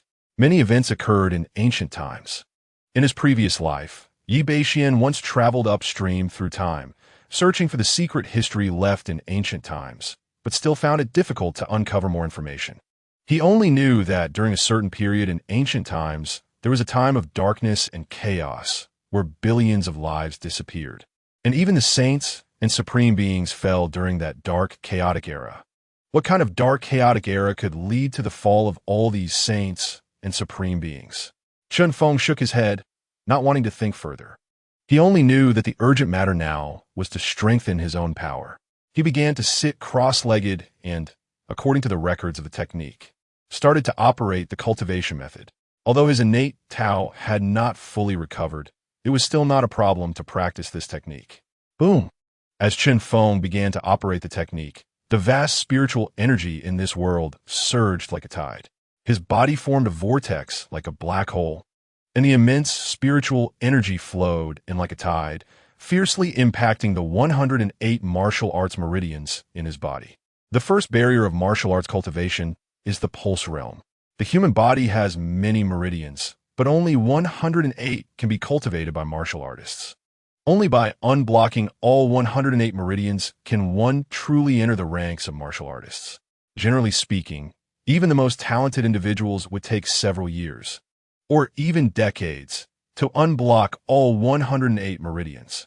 For example, within the Chun family, Chun Tianhai, the elder, only entered the second realm of martial arts, the sea condensation realm, after living to such an age. The reason is that they spent a long time in the pulse realm. However, now in just 2 hours, as Chun Feng operated the 9 dragons annihilation technique, the vast spiritual energy completely unblocked all 108 martial arts meridians. Like streams of water, the spiritual power flowed between the various martial arts meridians, an indescribable sense of comfort quickly spreading throughout his body. Awesome! Chun Feng shouted in delight. Previously, his meridians were blocked, and even when using hidden strength, it felt like he was walking with a heavy load. The reason was that this body had been too weak, completely untrained. But now, all 108 meridians were unblocked. His body felt much lighter, and he could truly be considered to have undergone an unprecedented transformation. Chun Feng opened his eyes, clenched his fists, feeling the overwhelming power surging through him, and couldn't help but smile faintly. This Nine Dragons annihilation technique truly deserved to be the strongest technique of ancient times. The cultivation effect was indeed different. Unblocking these 108 meridians would take others decades. Even in his previous life, where he was incredibly talented, it took him 2 years to unblock all 108 meridians. But now, it had only taken 2 hours. The time saved was already over 1,000 times. With the martial arts meridians unblocked, it was now time to condense the sea. Chun Feng thought to himself, the first realm of martial arts is the pulse realm. As long as all 108 meridians are unblocked, one can condense a spiritual sea in the Dantian, where all the spiritual energy that has passed through the martial arts meridians will gather and transform into spiritual power. This is the second realm of martial arts, the sea condensation realm. Chun Feng continued to sit cross-legged and cultivate. Meanwhile, in the auction hall of the Drunken Treasure Building, Jiang Yin leisurely sipped tea and enjoyed the exquisite snacks prepared by Tangu. Because of the mentor token she had just displayed from the Cloud Sea Academy, she was now treated as a distinguished guest by the Drunken Treasure Building, naturally being served with the best tea and water. I don't even know what that guy is doing now. Jiang Yin raised her delicate eyebrows, thinking about Chun Feng's previous attitude towards her, and felt a surge of anger. She took a bite of the pastry in front of her. That guy, is he even a man? She is a beauty after all. Yet he disrespects her like this. It's truly disgusting. Once I recover from my illness, I will definitely make you pay. Jiang Yin chewed on the pastry while secretly thinking that she would get her revenge sooner or later. This was the first time in her life that she had been treated so disrespectfully. Inside the Jiang family in the imperial city, as a young lady of the Jiang family, she was the one who commanded others. Who would dare to command her? And at Yanhai Academy, as a mentor, no one would dare to give her orders either. But now, in this remote Manshan town, she was being ordered around by a fool who hadn't even stepped into the Ninghai realm, which greatly insulted her pride. Just as Jiang Yin was grinding her teeth in resentment, outside the door, in a red outfit, Aunt Tang hurriedly came in with an elderly man over 60. Miss Jiang, I'm so sorry to keep you waiting. Aunt Tang apologized. Then she introduced, this is the master alchemist, Mr. Wei Mo, whom I specially invited from Yinqing. Hearing this, Jiang Yin's gaze shifted to the old man with white hair. The old man's face was haggard, with slightly sunken black eye sockets. He wore a white robe, exuding an ethereal aura, yet also giving off a sense of having little time left. Additionally, he had a badge of an alchemical cauldron pinned to his chest. Jiang Yin recognized this badge. It was the symbol of the Ningwa Danlu, meaning this person was affiliated with the Danlu. The Danlu is one of the top forces in Ningwa, founded by Lin Chaoga, who is revered as the king of pills. Hello, Miss Jiang. My name is Wei Mo, a 4th-grade alchemist. Wei Mo smiled. 4th-grade alchemist? Upon hearing this, Jiang Yin couldn't help but shiver slightly. It should be known that a 4th-grade alchemist is already a significant figure in Ningwa, considered a master level. Only 10 individuals in Ningwa have reached the 4th-grade alchemist level. Lin Chaoga, revered as the king of pills, is only a 6th-grade alchemist. She had heard of Wei Mo, one of the top 10 alchemists in Ningwa. But how could someone like him come to such a remote place like Yinqing? Master Wei, how did you come here? Jiang Yin asked with a peculiar expression. Hee, I just came out to travel and look for some rare herbs and happened to arrive at Yinqing. I didn't expect to be urgently called over by Miss Tang, saying someone was selling the formula for a 4th-grade pill, so I rushed over. Vai Montak Chakut. Yinqing is the closest big city to Manshan Town. Although it's a big city, it's still just a city in a remote area. I see. Jiang Yin understood. Wei Mo continued. Miss Jiang, could you show me your 4th-grade formula? Okay. Jiang Yin nodded and handed over the formula. She wasn't worried that Wei Mo would memorize all the contents of the formula just by looking at it. After all, a formula needs to be studied repeatedly. It's impossible to memorize it instantly and start refining it, as even a small mistake could lead to an explosion. Wei Mo took the formula and began to examine it carefully, while Jiang Yin and Antang refrained from interrupting. However, as time passed, his expression began to look somewhat strange. Then it gradually turned serious. Soon after, he started to show signs of shock. In less than half a stick of incense's time, his expression changed dramatically. Jiang Yin kept an eye on his demeanor, and upon noticing the drastic shift, she couldn't help but feel a bit anxious. Could it be that this formula is fake? After all, this is one of the top 10 alchemists in Ningwa. If she offended him, even as a young lady of the Jiang family, she might not be able to bear his wrath. The connections of alchemists are indeed terrifying. Countless people go to great lengths to curry favor with them for just one pill. Some even owe them favors. If they really offend an alchemist, a simple call from them could summon a multitude of powerful individuals willing to risk everything for them. In the martial world, there's a saying, better to offend 10 martial powerhouses than to offend a master alchemist, because you can never gauge the terrifying connections a master alchemist possesses. Amidst Jiang Yin's anxiety, Wei Mo finished reading the formula and slowly set it down, his aged face still showing lingering shock. May I ask, Miss Jiang, where did this formula come from? Wei Mo asked urgently, his eyes filled with an intense eagerness for the answer. Seeing his expression, Jiang Yin trembled slightly and said, Master Wei, is this formula fake? Oh no, this formula is real. Wei Mo nodded solemnly, his face serious, as he said, it's just that the refining method recorded in this formula is too shocking. It's simply an extraordinary refining technique. That is why I rudely asked where this formula came from. Wei Mo inquired. Upon hearing this, Jiang Yin let out a sigh of relief.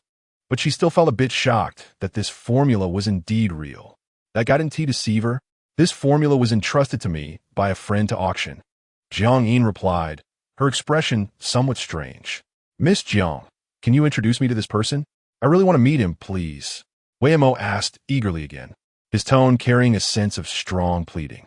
Jiang Yin was somewhat taken aback, her expression becoming even more peculiar. Not only her, but even Aunt Tang beside her was slightly stunned. Although they could tell that Wei Mo was trying hard to calm himself. The eagerness and pleading in his demeanor had left them feeling shocked. After all, this was the first time they had witnessed an alchemist master exhibiting such excitement. I need to go ask him, Jiang Yin said. Thinking of Chun Feng's cold personality, she didn't dare to make a decision on her own right away. All right, then I'll trouble Miss Jiang. Additionally, I hope Miss Jiang can sell me this formula. I'm willing to pay 10 times the price. 100,000 taels of silver for this formula. Wei Mo said, 100,000 taels? Upon hearing this, Jiang Yin's mouth dropped open in astonishment. This amount was enough for the Jiang family's income for 5 years. To be clear, the Jiang family is also a prestigious family in the imperial city, and their annual income is only about 20,000 taels.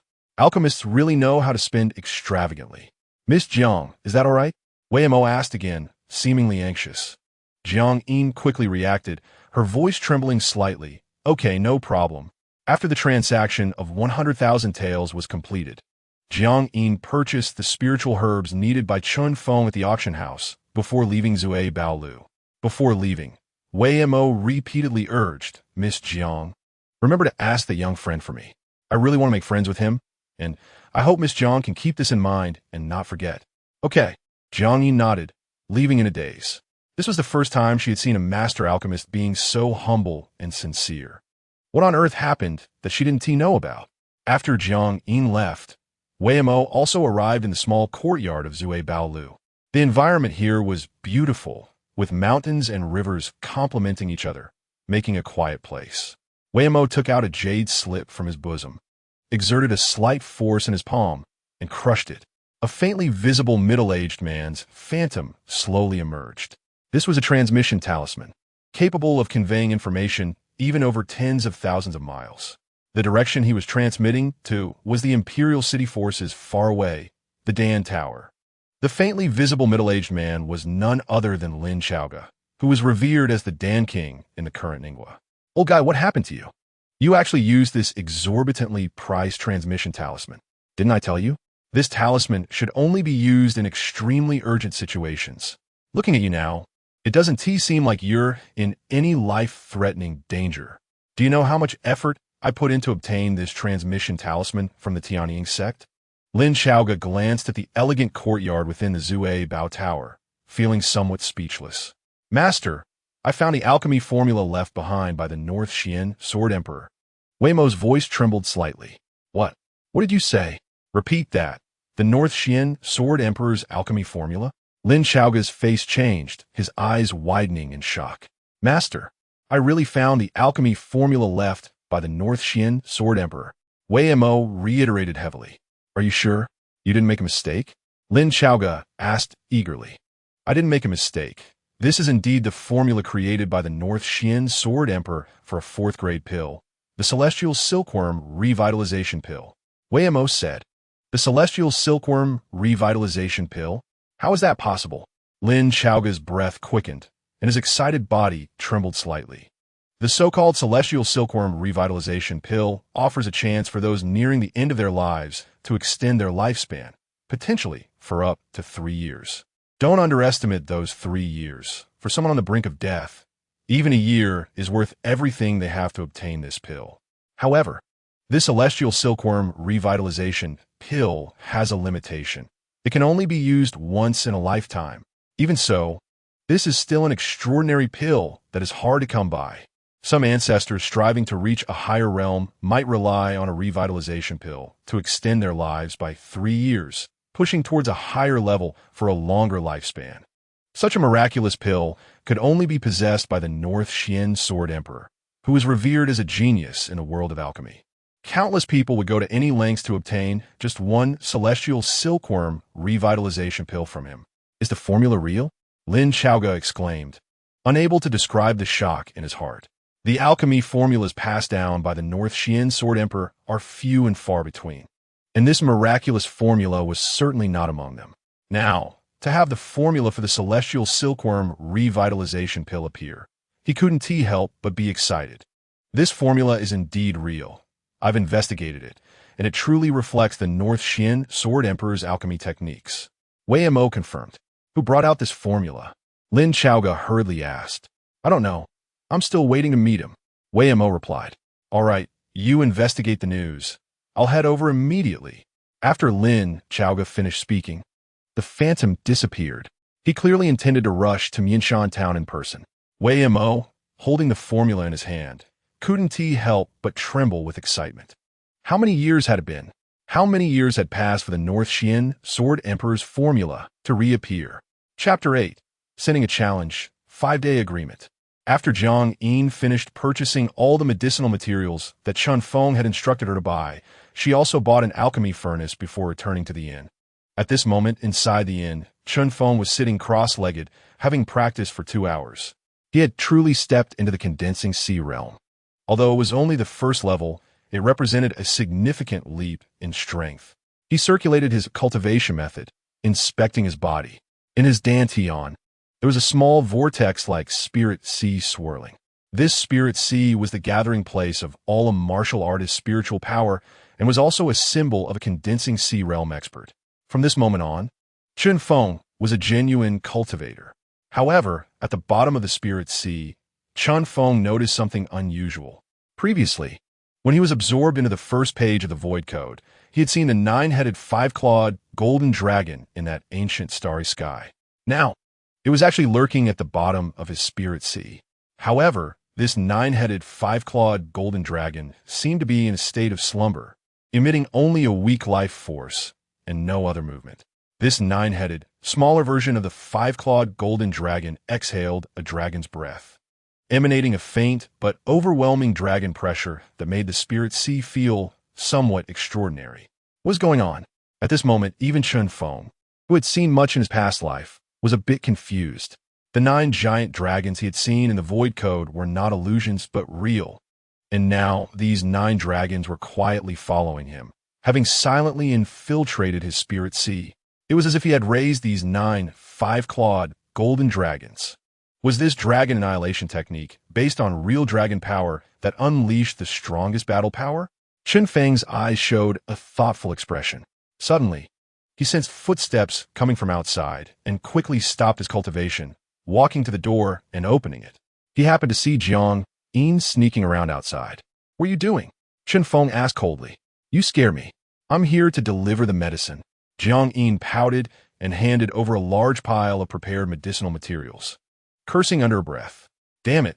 Next time you need to buy something, just call your maid to do it. Don't you have a maid? Why'd I have to run errands for you?" Jiang Yin was quite angry and felt wronged. When did she, a young lady from a prominent family, become someone who runs errands for others? While she was complaining, she gradually seemed to sense something, her eyes widening in disbelief. You have entered the condensing sea realm?" Jiang Yin's words trembled. "Yeah, I got lucky and broke through," Chen Feng replied indifferently. "Lucky?" Jiang Yin's mouth fell open. Previously, Chen Feng was just an ordinary person who hadn't even opened all of the 108 martial arts meridians in the condensing veins realm. But in the short time she was out, he had opened all 108 meridians? "Are you human or a monster?" Jiang Yin shouted. She felt like her worldview was collapsing. It had taken her 5 years to open all 108 meridians, and she was already considered a genius among geniuses. Yet Chen Feng had managed to do it in just 2 hours? How lucky could that be? The chosen one? An unparalleled genius? No, none of these terms could describe Chen Feng. He was simply a freak. "It's none of your business. Where's the alchemy furnace?" Chen Feng asked coldly. Jiang Yin gritted her silver teeth. She couldn't stand his commanding tone. He was clearly asking for her help, yet he dared to speak to her like that. However, she obediently waved her hand, and an alchemy furnace immediately appeared in the room. Seeing this ghostly method, Chen Feng was somewhat surprised. "A spatial ring? Jealous. Aren't you?" Jiang Yin stroked an ancient ring on her slender finger, a hint of pride appearing on her face. In front of this freak, she finally felt she could regain some psychological balance. After all, she was still the young lady of the Jiang family, with deep roots. This is a spatial ring. It contains its own space and can hold a lot of things. It's an invaluable treasure. In the entire Beixuan town, probably no one else has one. Just a spatial ring can make you so proud. Your heart is really small. Chen Feng mocked without holding back. Has anyone ever told you that your mouth is quite good at making enemies? Jiang Yin gritted her teeth and said angrily, "I've already sold your pill formula for 100,000 taels of silver, and this is the remaining money to return to you." Jiang Yin took out the remaining banknotes from her sleeve and handed them to Chen Feng. After Chen Feng took it, he stuffed it into his pocket without asking who the formula was sold to. It was no longer a concern for him. "By the way, Master Wei Mo, one of the top 10 alchemists of Ningwa, wants to see you. He bought your formula for 10 times the price." Jiang Yin said. "I won't see him." Chen Feng replied. Jiang Yin was anxious. "Are you stupid? He is one of the top 10 alchemists. Do you know how many people want to see him but can't? You're just lucky this time. He wants to meet you because he was interested in your formula. He's from the Dan Tower. If you can befriend him, you don't have to worry about offending the Chen family. With the Dan Tower protecting you, the Chen family wouldn't dare to touch you." "I'm busy, I won't see him." Chen Feng directly closed the door. "You really don't know what's good for you, turning down an opportunity that comes knocking." Jiang Yin was so angry she wanted to jump.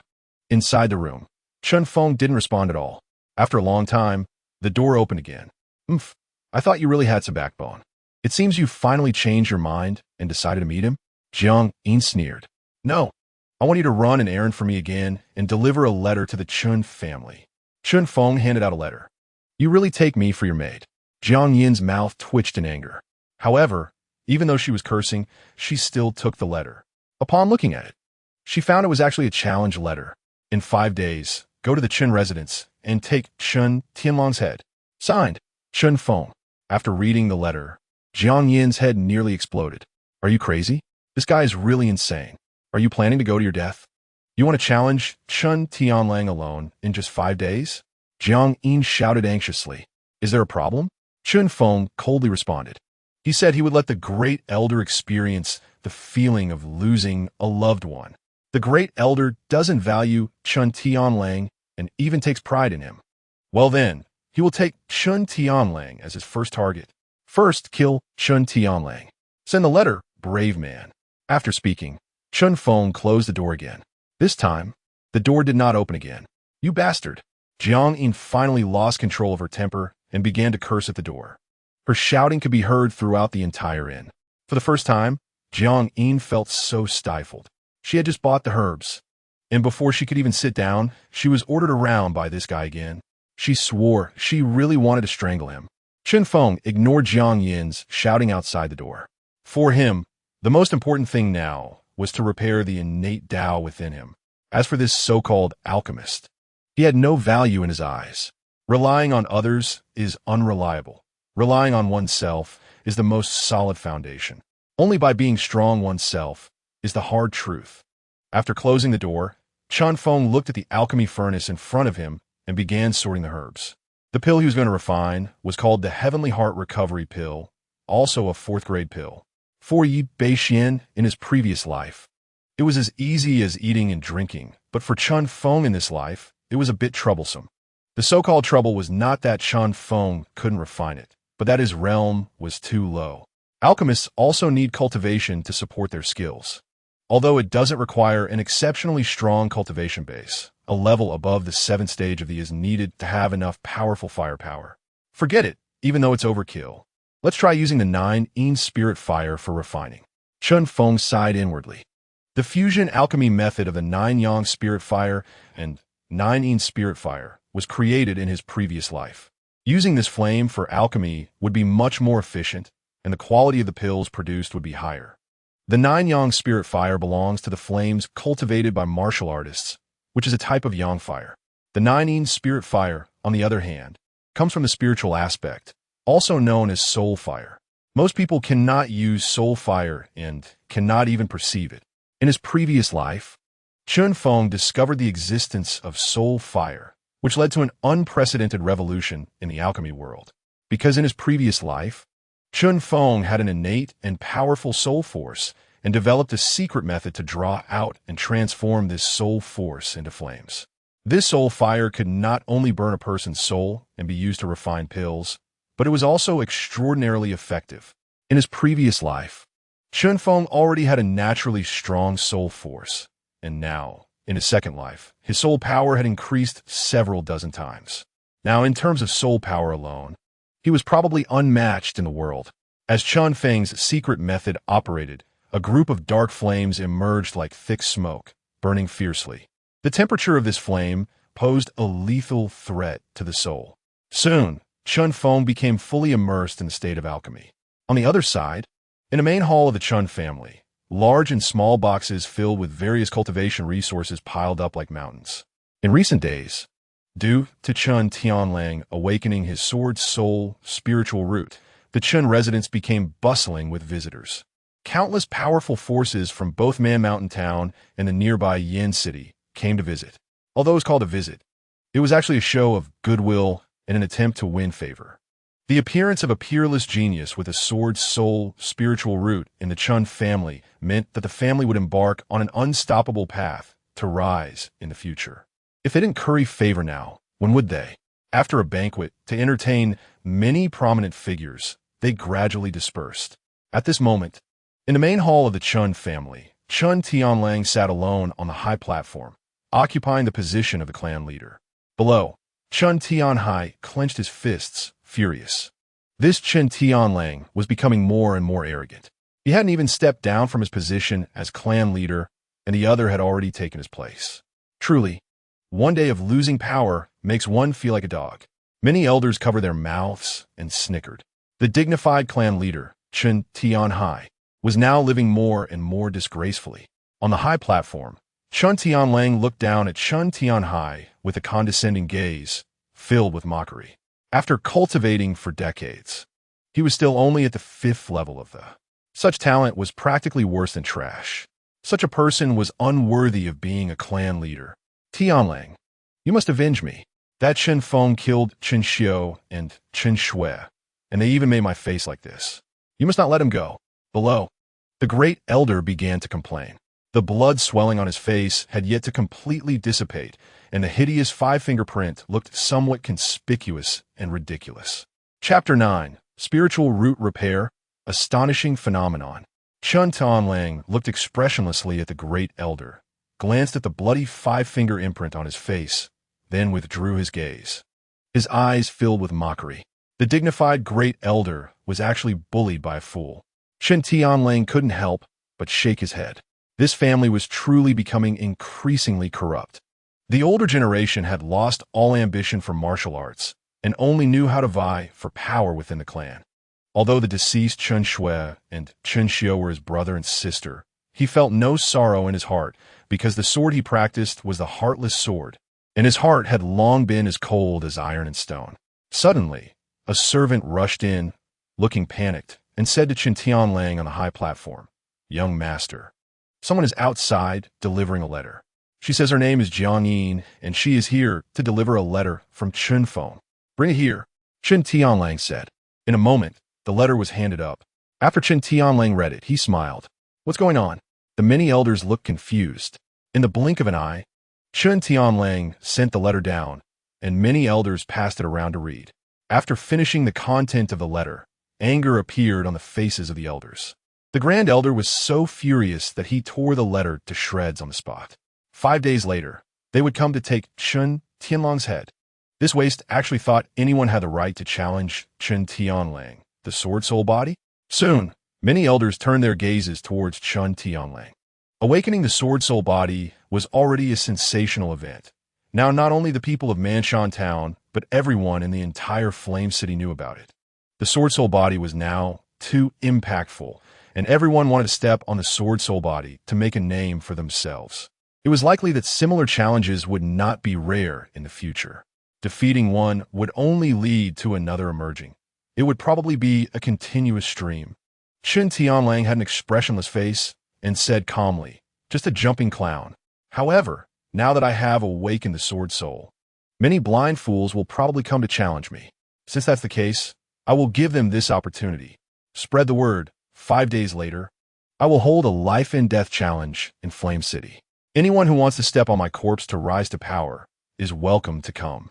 Life and death challenge? Upon hearing this, all the elders changed their expressions. They seemed to be familiar with such life and death challenges because the Northern Xian Sword Emperor had used this method to step on the corpses of countless geniuses to walk his own invincible path. Every sword cultivator who wanted to truly become a powerful sword emperor had to pave the way with the blood of countless talents. This process was indispensable. It was evident that Chen Tianlang was planning to imitate the Northern Xian Sword Emperor and step on the corpses of all geniuses to walk his own invincible path. After hearing this, the Grand Elder laughed loudly. "Ha! My grandson is indeed domineering.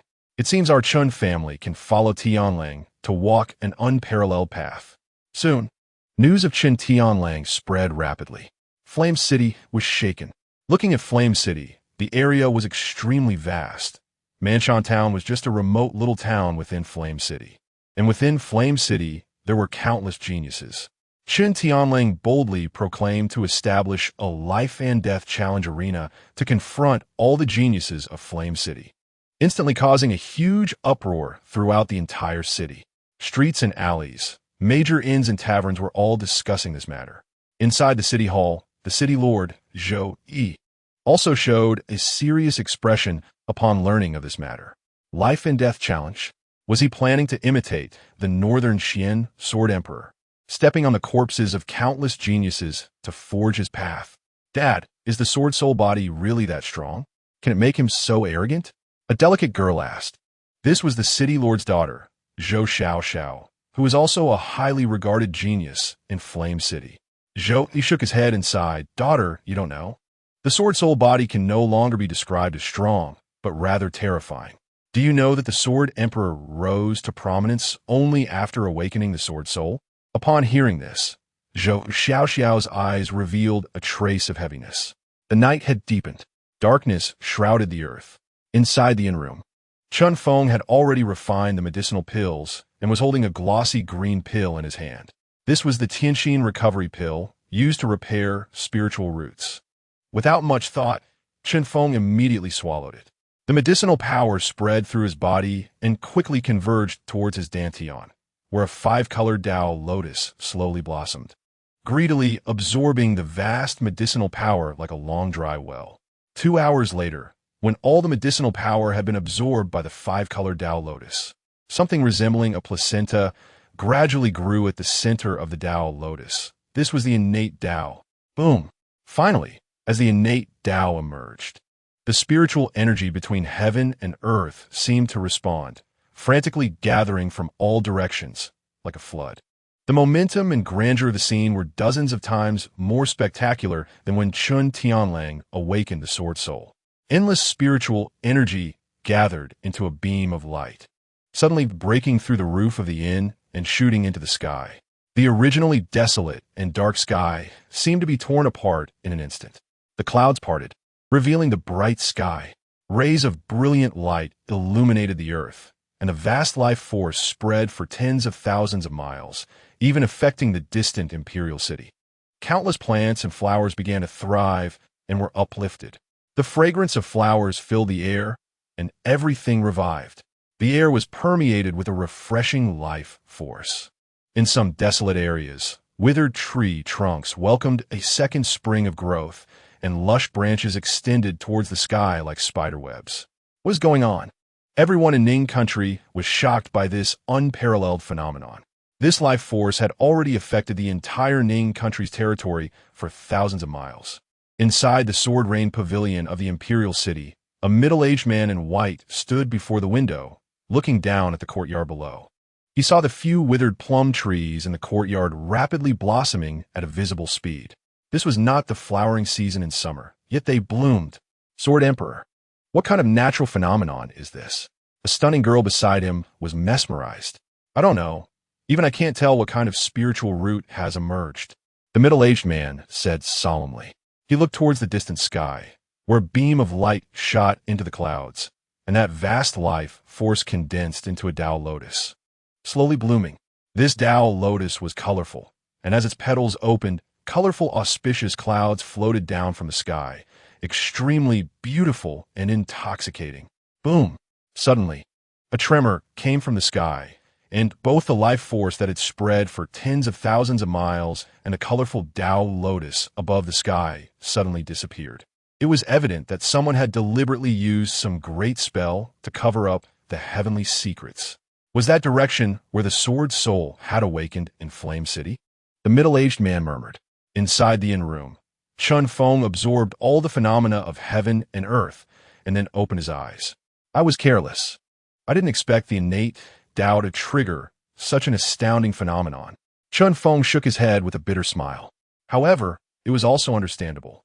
The awakening of the Sword Soul could provoke such a grand phenomenon.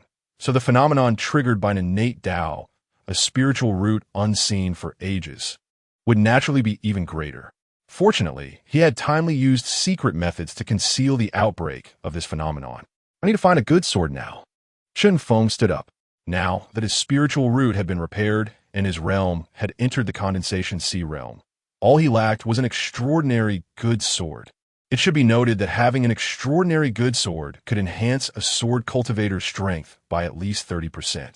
Chun Feng opened the door and saw Jiang Yin guarding outside. When she saw Chun Feng come out, she couldn't help but examine him from head to toe. You. Jiang Yin's beautiful eyes revealed a hint of surprise. For some reason, she could sense a strange energy, faint yet palpable, surrounding Chun Feng.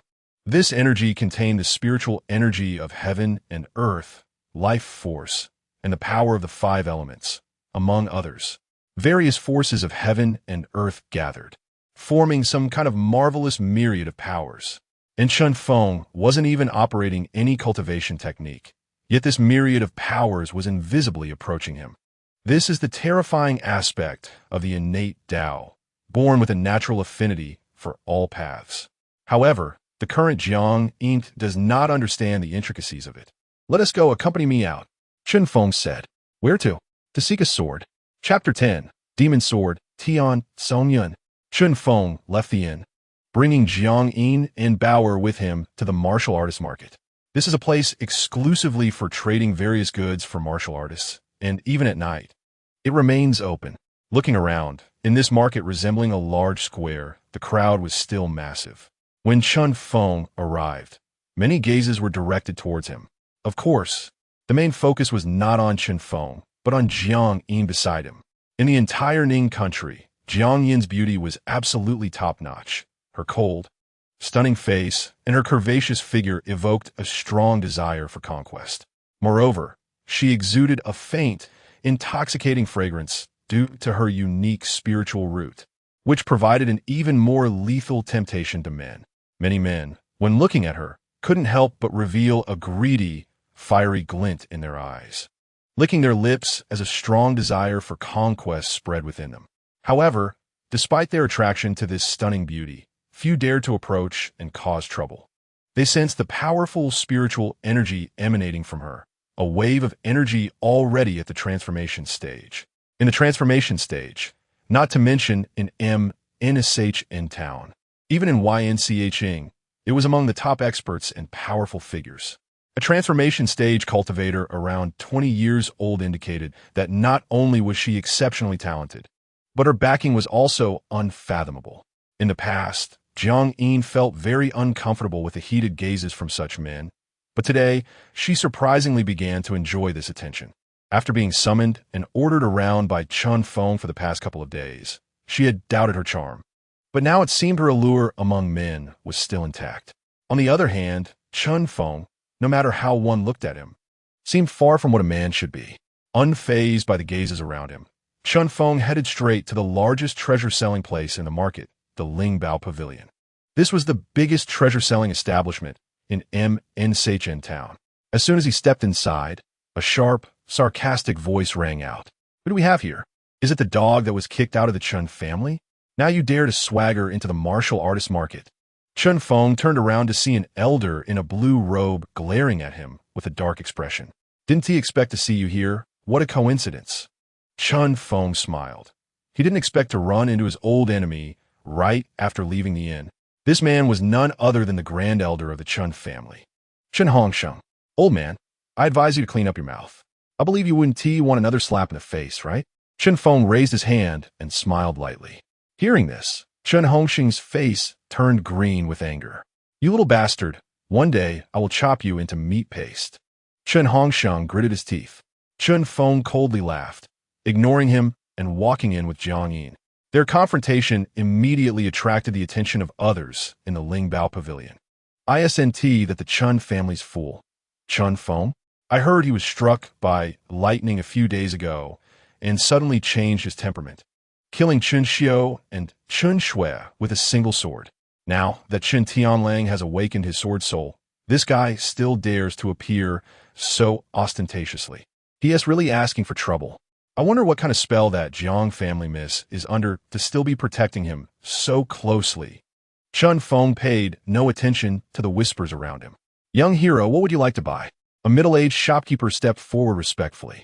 "Here, at Lingbao Pavilion, we never interfere in the disputes between forces. Anyone who comes here is our guest. I want a famous sword, and the best one you have." Chun Feng said. "Boss, give me a famous sword. I want her best one. Price is not an issue." Grand Elder Chun Hongsheng also stepped forward, extravagantly stating that he came to Lingbao Pavilion to pick the best sword for his grandson, Chun Tianlang. "You two have come to the right place. Over the past few months, I just happened to acquire 3 famous swords." The middle-aged shopkeeper smiled faintly and entered the store. Soon after, he brought out 3 camphor-wood boxes. The first box was opened, revealing a green sword about 5 feet long, with a sharp cold light sliding down from the tip. Its body covered in fish scale patterns, looking capable of cutting through iron like mud. This sword is named Lingyu, forged from blue fine stone, refined for 7 days, extremely hard. Able to cut hair, already reached the low grade of the spirit level. The middle-aged shopkeeper casually plucked a hair from his head, letting it fall slowly. When it landed on the sword's edge, it silently snapped in half. Seeing this, Jiang Yin couldn't help but show a hint of surprise in her eyes. Although she wasn't a sword cultivator, she could tell that this sword was truly a rare famous sword. In the world of treasures, there are also levels: heaven, earth, spirit, immortal. 4 ranks, each divided into upper, middle, and lower grades. Although this was a low-grade spirit-level sword, it had already surpassed the ordinary mortal weapon class, making it a rare and precious famous sword. Chun Hongsheng's eyes lit up. This sword is not bad. Chun Feng shook his head. Although this sword looked good, he was still somewhat unsatisfied and said, "Change it." Chun Hongxing's face darkened. Whatever this little bastard rejected, he naturally wouldn't want either, also saying, "Change it." The middle-aged shopkeeper frowned slightly and opened another camphorwood cabinet, revealing a pure black ink sword in front of everyone.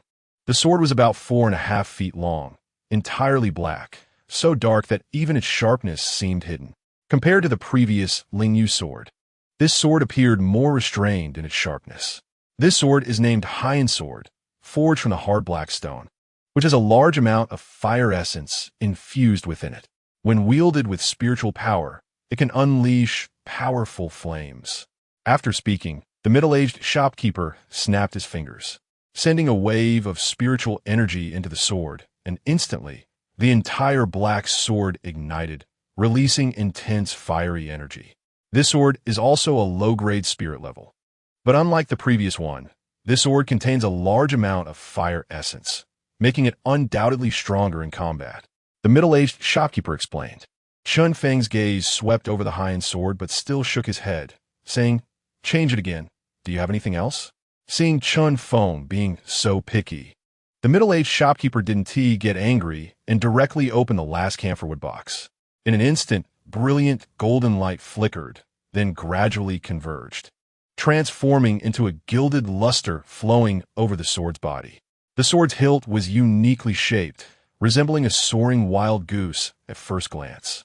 Looking at this sword, the middle-aged shopkeeper displayed a proud expression. This was the best famous sword he had treasured.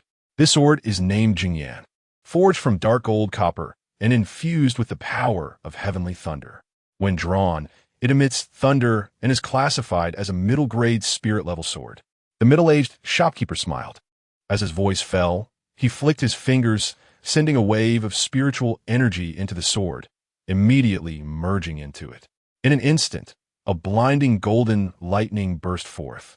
And compared to the previous Haiyan sword, this sword was undoubtedly a cut above. However, in Chun Feng's eyes, it still failed to satisfy him. "Do you have any more?" Chun Feng asked. The middle-aged shopkeeper frowned slightly, somewhat displeased. "This guest, these 3 swords are already the best swords in my shop, and you still look down on them? Although these swords are good, they still fall a bit short. A true sword is very pure, without so many frills. It can unleash the most primal and powerful force. Pretending to be mysterious, do you think you, a fool, understand swords?" Chun Hongxiang scoffed disdainfully. He picked up the Jingyan from the camphorwood box, swung it a few times in satisfaction, and nodded. "This sword is already a top-quality treasure. I have another sword, but I'm afraid you won't dare to take it," the middle-aged shopkeeper said with a faint smile. "Let us see it," Chun Feng said. The middle-aged shopkeeper didn't waste any words. In just a few steps, he walked to one side of the wall. Then, he pressed a black button with one hand. The wall in front of him immediately slid to the sides, revealing a hidden compartment. "There's actually a hidden mechanism here. Boss, you're impressive." Someone in the shop couldn't help but exclaim. The middle-aged boss smiled wryly. Those who didn't understand the situation had no idea that this was a forced measure. Inside the hidden compartment was a huge hole filled with thousands of swords. One could say this hidden compartment was a sword tomb. At the very end of this sword tomb, a blood-red sword inscribed with countless dark runes was floating. Unlike other swords, this sword stood floating in the air, with nothing suspending it, and a scarlet aura surrounded the sword body, making it look like a demonic sword stained with countless blood. Chun Feng's gaze directly ignored the other swords in the sword tomb and instead focused seriously on this blood sword. This sword seemed to possess some sort of life force within a radius of 100 meters. All other swords could not approach it and seemed to want to stay far away. A sword spirit? This is actually a sword spirit? Chun Feng was astonished. In this barbaric Tianwu continent, a sword with a sword spirit actually appeared. However, it seemed that the sword spirit within this sword was currently in a sealed state. This was a cursed sword. 5 previous customers had purchased it, but less than a month after taking the sword home, all 5 had died unexpectedly. And every time its owner died, the sword would automatically fly back, returning to this sword tomb, which was precisely why I set up a hidden compartment to lock it away. If you have the courage, take this sword home, but I must state, any consequences that arise after the purchase are not my responsibility. the boss said solemnly. He was eager to get rid of this sword, but no one dared to take it. I've checked. This sword has no rank and is named Kanjian, a demonic sword. Don't say I didn't warn you. The previous 5 customers were all sword cultivators and had reached the transformation stage, but strangely, they all died suddenly. So if you want to buy it, think carefully. The middle-aged boss said. Chapter 11. Controlling the demonic sword, like Moon arrives. Although the middle-aged boss spoke very seriously, Chen Hongsheng still couldn't contain his excitement. This sword, surrounded by dark red evil energy, floated in the air like the king of swords. Anyone with eyes could see that this sword was far superior to that so-called Lingyu Jingyan. The two were simply not comparable. I want this sword, Chen Hongsheng exclaimed with joy. With this sword, Chen Tianling's strength would at least increase by 30%. Sigh. Seeing Chen Hongsheng so excited, the middle-aged boss sighed and no longer tried to stop him. He was just a businessman. Having said this, he didn't continue to persuade. Chen Hongsheng's face was filled with confidence as he took a step forward, entering the sword tomb. However, before he could approach the 100-meter range of the Kanjian's sword, an incredibly strong gale suddenly swept over from the depths of the hall. Boom! A torrent of scarlet evil energy erupted from the sword like a flood. The momentum was akin to a primal beast.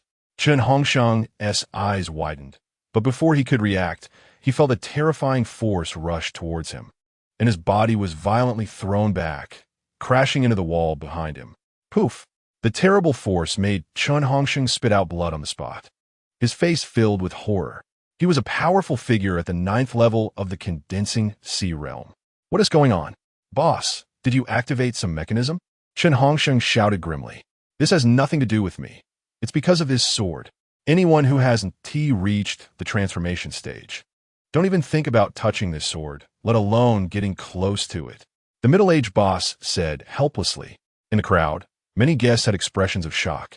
This sword, without anyone controlling it, could defeat warriors below the transformation stage? What kind of terrifying demonic sword is this? At this moment, even the well-informed Jiang Yin stood frozen in place, her beautiful eyes gravely fixed on this demonic sword. Just one strike had severely injured a master at the 9th level of the condensing sea realm. Not to mention in this flame city, even across the entire Ning nation.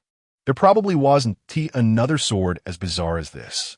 You should go pick one of those 3 swords. You can't take this sword. The middle-aged boss smiled bitterly. Looking towards Chun Feng, he could see that this young man's realm was even lower, only at the 1st level of the condensing sea realm. If he went up, it would just be seeking torture. The other guests in the shop also showed regret. They too were tempted by this sword. But since even a 9th level condensing sea realm expert had been blown away by that sword, they would just be asking for trouble if they went up. Just as the middle-aged boss was about to close the hidden compartment again, Chun Feng spoke up. Wait, I want this sword. Then he took a step forward, walking into the hall, his eyes fixed on the Kanjian, approaching it step by step. You. The middle-aged boss was stunned. This guy is really crazy. Looking for death? Many people showed expressions of shock. Even a martial arts expert like Chen Hongsheng at the 9th level of the condensing sea realm had ended up in such a miserable state.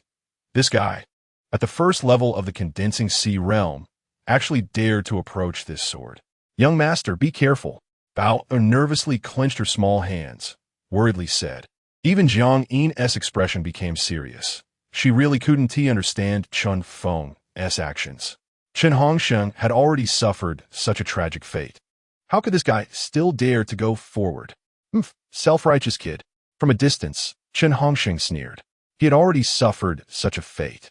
Even if Chen Feng went over, he would either be killed by that evil energy on the spot or left with half a life at best. Under the gaze of many eyes, Chen Feng stepped forward, reaching the 100-meter range. Boom! As expected, the Kanjian sword erupted with a shocking blood evil energy once more.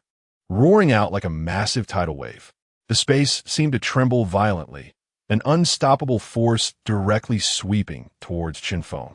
The ground cracked inch by inch, and the terrifying sword pressure was heart-stopping.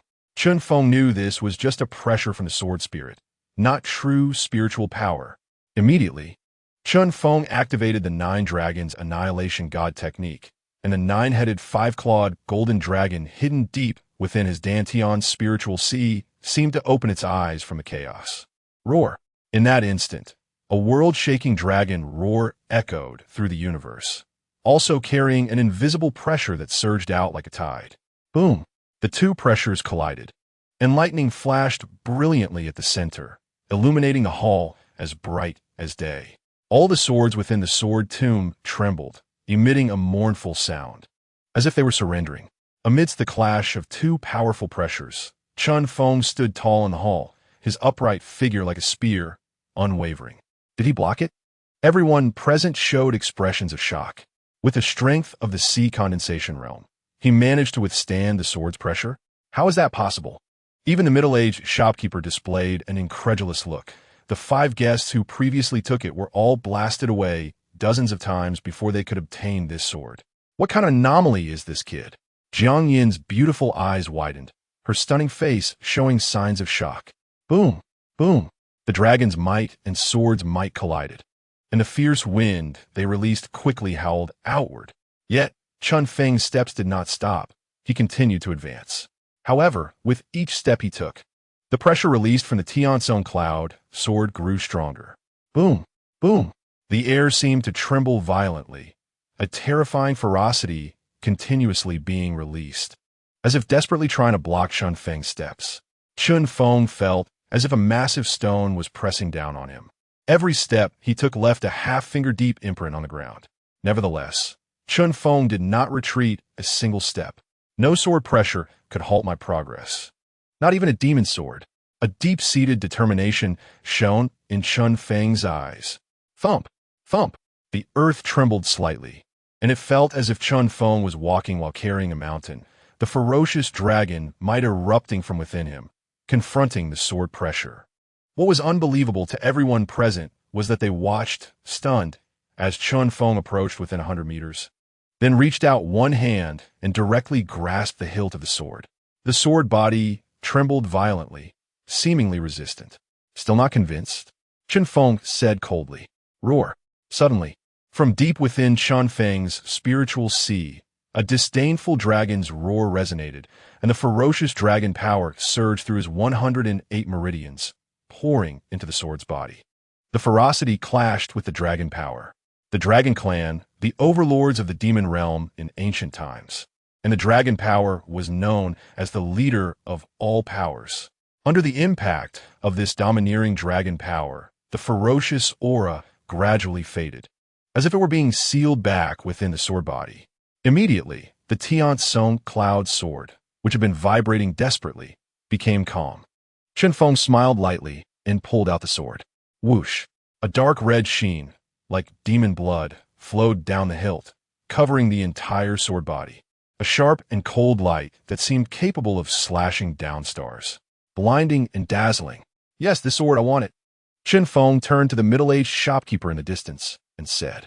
The shopkeeper shuddered, stumbled, and could not help but fall to the ground, his eyes filled with shock.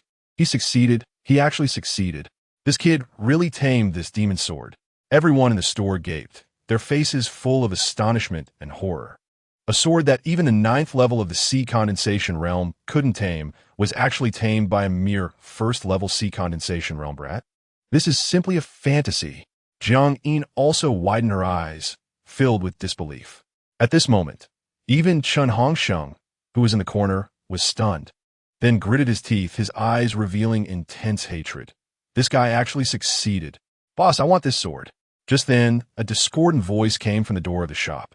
Under everyone's gaze, a boy and a girl, 2 youths, walked in from outside. The boy wore an ancient blue robe, with a handsome face and striking features. Truly a dragon among men.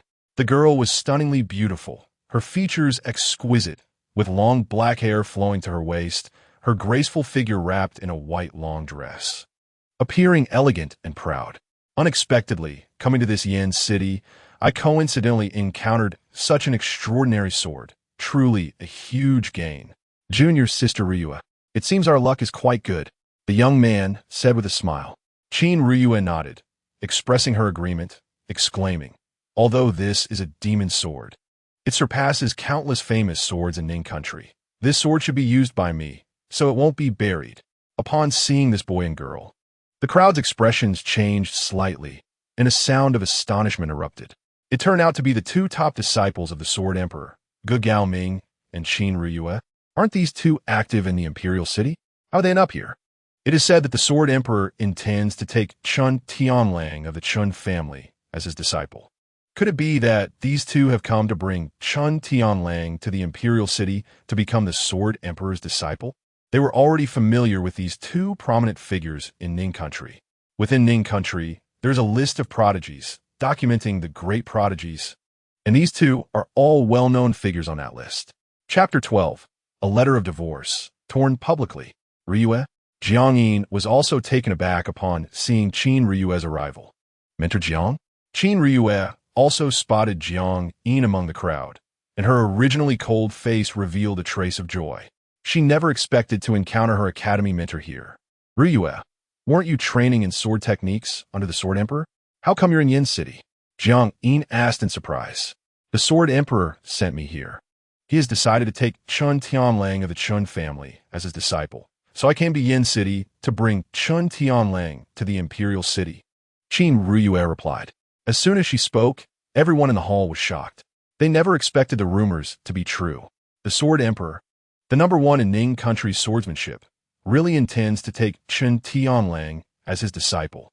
The Chun family truly has no one to stop their rise. Upon hearing this, Chun Hongsheng immediately became excited, disregarding his injuries, hastily getting up from the ground and running over. Miss Riyue, I am Chun Tianlang's grandfather. Is what you just said true? The Sword Emperor really wants to take Chun Tianlang as his disciple? Chun Hongsheng asked with a trembling body, filled with excitement. Qin Riyue nodded, saying, It is true. Only 3 people in the entire Ning country have awakened their sword souls. The Sword Emperor, not wanting to bury Chun Tianlang's sword talent, intends to take him as a disciple out of appreciation for talent. Haha, heaven bless my Chun family. My Chun family's ancestors have opened their eyes.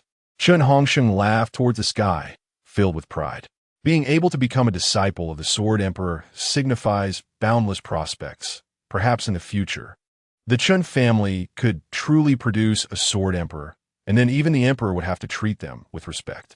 Suddenly, Chun Hongsheng's gaze turned icy as he stared at Chen Feng, sternly saying, Chen Feng, hurry up and present this sword with both hands. You are not worthy to use this sword. At this moment, all eyes in the hall were focused on Chen Feng. With Chun Tianlang taken as a disciple by the Sword Emperor, the Chun family was rising. Who would dare to offend them? Hearing this, Chen Feng tightened his grip on the demon sword, raising an eyebrow. Old man, do you still have any shame? If you can't withstand the sword's ferocity, that's your own weakness. If you want to blame someone, blame your own incompetence. Being scolded by Chen Feng, Chun Hongsheng's old face turned red, a glint of killing intent flashing in his eyes. You little brat, do you really think I dare not touch you? If you don't hand over the sword today, I will definitely make you bleed on the spot. Not only Chen Hongsheng, but even Zhu Gaoming, Qin Riyue, and many guests in the Lingbao Pavilion all stared eagerly at the sword in Chen Feng's hand. This demonic sword, despite its numerous unfavorable legends, cannot be denied as a peerless good sword. It is simply a waste for such a sword to fall into the hands of a trash like him, who is in the first layer of the Ninghai realm. Young master, let's go back.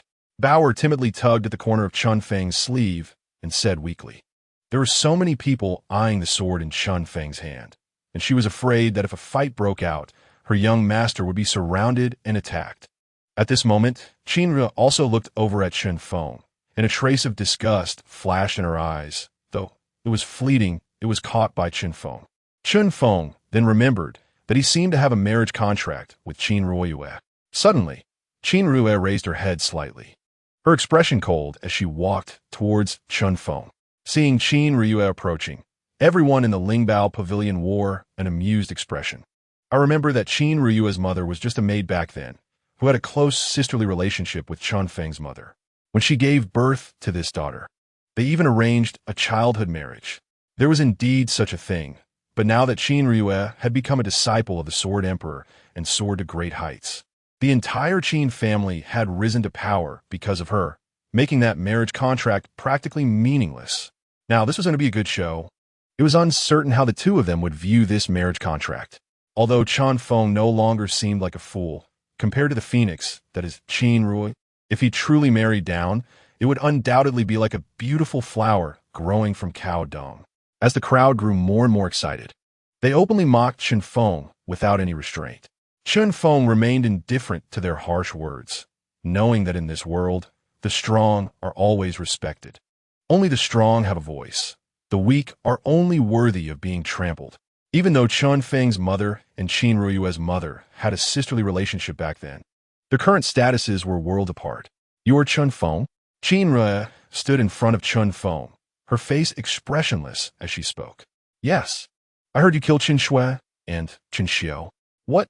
Do you want to take revenge for them?" Chen Feng sneered. Qin Rui shook her head. "I have nothing to do with them. Their lives and deaths are naturally irrelevant to me. However, although you are no longer foolish and have even killed Qin Shui and Qin Xiu, proving that you have indeed changed, so what? Have you ever witnessed the shocking scene of a sword cutting through a 100-jong mountain? Have you seen the spectacle of stepping on a sword and leaping through 9 heavens? Have you encountered a powerful person who, amidst 10,000 troops, directly targets the general's head with a sword? No, I believe you've seen none of these." Qin Rui spoke with a blank expression. "Ha!" Chen Feng laughed. No one knew what he was laughing at. Qin Rui continued. "In the Tianwu continent, spiritual roots determine martial talent, and this in turn determines how great a martial achievement one can attain in their lifetime. I awakened my innate sword soul. Learned swordsmanship at 7, comprehended a sword technique at 9, entered the Ninghai realm at 11, became a disciple of the Sword Emperor at 15, and now at 17. I'm already a great sword cultivator. I say this not to boast about how strong I am, but to tell you that the worlds we inhabit are 2 completely different worlds." At this point, Qin Rui might have felt that her words were a bit too harsh. Her tone gradually softened. There is nothing wrong with being mediocre. Living a mediocre life can be quite good. However, you need to understand that some people are not worthy of your pursuit.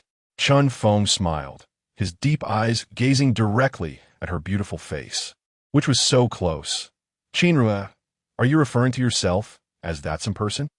Qin Rui lifted her fair neck, proud like a white swan, and said, "That's right. We are people from 2 different worlds. Therefore, do not harbor any fantasies about me. This time I came out not only to bring Chen Tianling back, but also to return this marriage contract to you." As her words fell, Qin Rui opened her jade hand, revealing an ancient ring that flickered slightly. A white piece of paper and a silver note worth 1,000 taels appeared in her palm. "Space ring?" Upon seeing the ancient ring, the crowd erupted in gasps of amazement. This was a rare treasure. There were no more than 100 in the entire Ning country, and only top figures could possess one. Now Qin Rui actually had one, which undoubtedly proved that she was well favored by the Sword Emperor. Qin Rui handed over the marriage contract and the silver note. "From today onwards, we officially dissolve our marriage. This divorce paper is for you, and the 1,000 taels is your compensation. It's enough for you to live your remaining life." "Huh, this Chen family's fool is really unlucky to be divorced by a woman. Divorce papers have only ever been written by men to women. Now, this Chen family's fool has done something extraordinary, actually being divorced by a woman. This is truly laughable. If I were him, I would be too ashamed to live after this. Ha ha ha ha." In the Lingbao pavilion, many onlookers could no longer hold back and burst into laughter. Jiang Yin frowned slightly, her cheeks showing a bit of displeasure, but there was nothing she could do. She originally came to Yin City for this matter. She intended to give Chen Feng some dignity, but unexpectedly, Qin Rui was even more ruthless and took out the divorce paper in front of everyone. This was completely humiliating for Chen Feng. If this matter got out, it would be hard for Chen Feng to lift his head in the future. Chen Hongsheng also laughed heartily. "Chen Feng, I never expected you would have this day." Bauer could no longer watch. "Qin Rui, you're going too far. You are forcing my young master into a dead end. Do you really think my young master is willing to climb up to you? In the future, my young master is destined to be a dragon among men. At that time, it won't be that he doesn't match you. Rather, you won't be worthy of him. A dragon among men? Just him? What a joke." The entire crowd was amused by Bauer's words. Even Zhu Gaoming and Chen Hongsheng were holding their stomachs and laughing. Qin Ryue shook her head, finding it utterly ridiculous. If that day really comes, I won't regret it. This divorce paper, I am giving it today. Qin Ryue and Bauer had cold expressions, wanting to say more, but they were stopped by Chen Feng. Chen Feng raised his hand and took the marriage contract from her hand. He gave a self-deprecating smile, thinking of Yi Beixuan.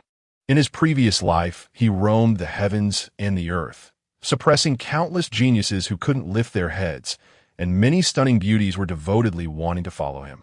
And in this life, he was actually divorced by a woman. How ironic. This world is still so realistic. Without strength, even the most basic dignity will be lost. Chen Feng once again saw clearly the nature of this world.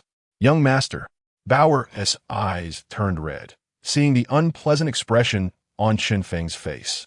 Tears began to well up in her eyes, and large drops of tears fell down like they were free. Seeing Chen Feng finally take the divorce paper, a satisfied expression appeared on Qin Ryue's face. That's right, one cannot always live in fantasy. Being an ordinary person is fine. However, as soon as Qin Ryue finished speaking, Chen Feng unexpectedly tore the marriage contract into two halves.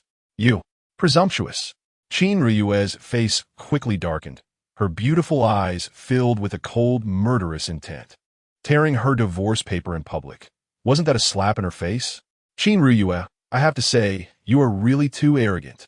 You should know that there are always people better than you and heavens beyond heavens. The sword's sole spiritual root is not something you can rely on to look down on everything. Chen Feng said indifferently, his face expressionless. The divorce letter was torn to shreds by him, scattering all over the ground. Chapter 13. The Unparalleled Genius, the Third Prince. In an instant, the entire venue fell into a sudden silence.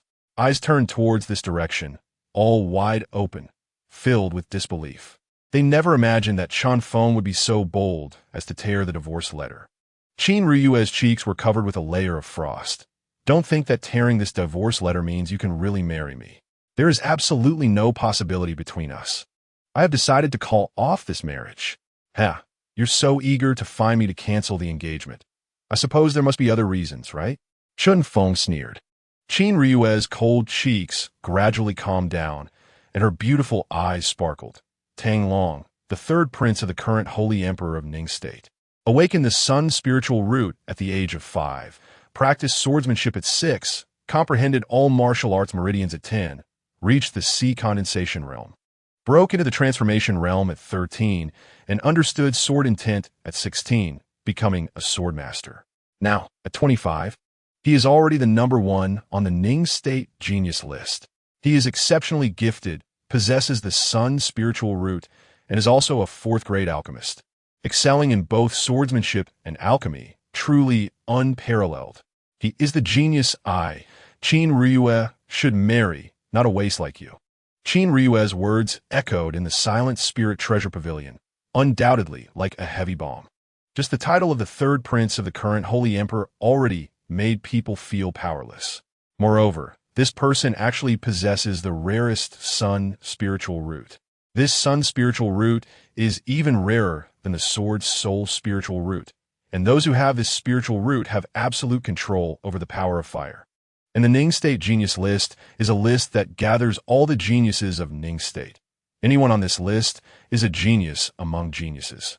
The fact that the third prince stands at the top of this list means he has trampled all the geniuses of Ning State underfoot. More critically, he is actually a 4th-grade alchemist. It is known that, throughout Ning State, anyone who can reach the 4th-grade alchemist is usually in their 60s or 70s. But the third prince has already become a 4th-grade alchemist at the age of 25, excelling in both swordsmanship and alchemy. This is simply a monstrous genius throughout the ages. This is the true genius of the present day. Who can compete with him? No wonder Qin Ryue is so eager to cancel the engagement. It turns out she has her eyes on the third prince. It makes sense. The third prince is exceptionally gifted and the most powerful competitor for the future throne, with over a 70% chance of inheriting the throne. If Qin Ryue marries the third prince, That would truly mean marrying into a wealthy family, and the entire Qin family would rise to prominence, with Qin Ruyue likely becoming the future empress. However, Qin Ruyue possesses the sword soul spiritual root and is a top disciple of the Sword Emperor, with stunning beauty and exceptional talent. Only she is worthy of the current third prince. Qin Ruyue and the third prince are a match made in heaven, while Chun Feng is just a troublemaker.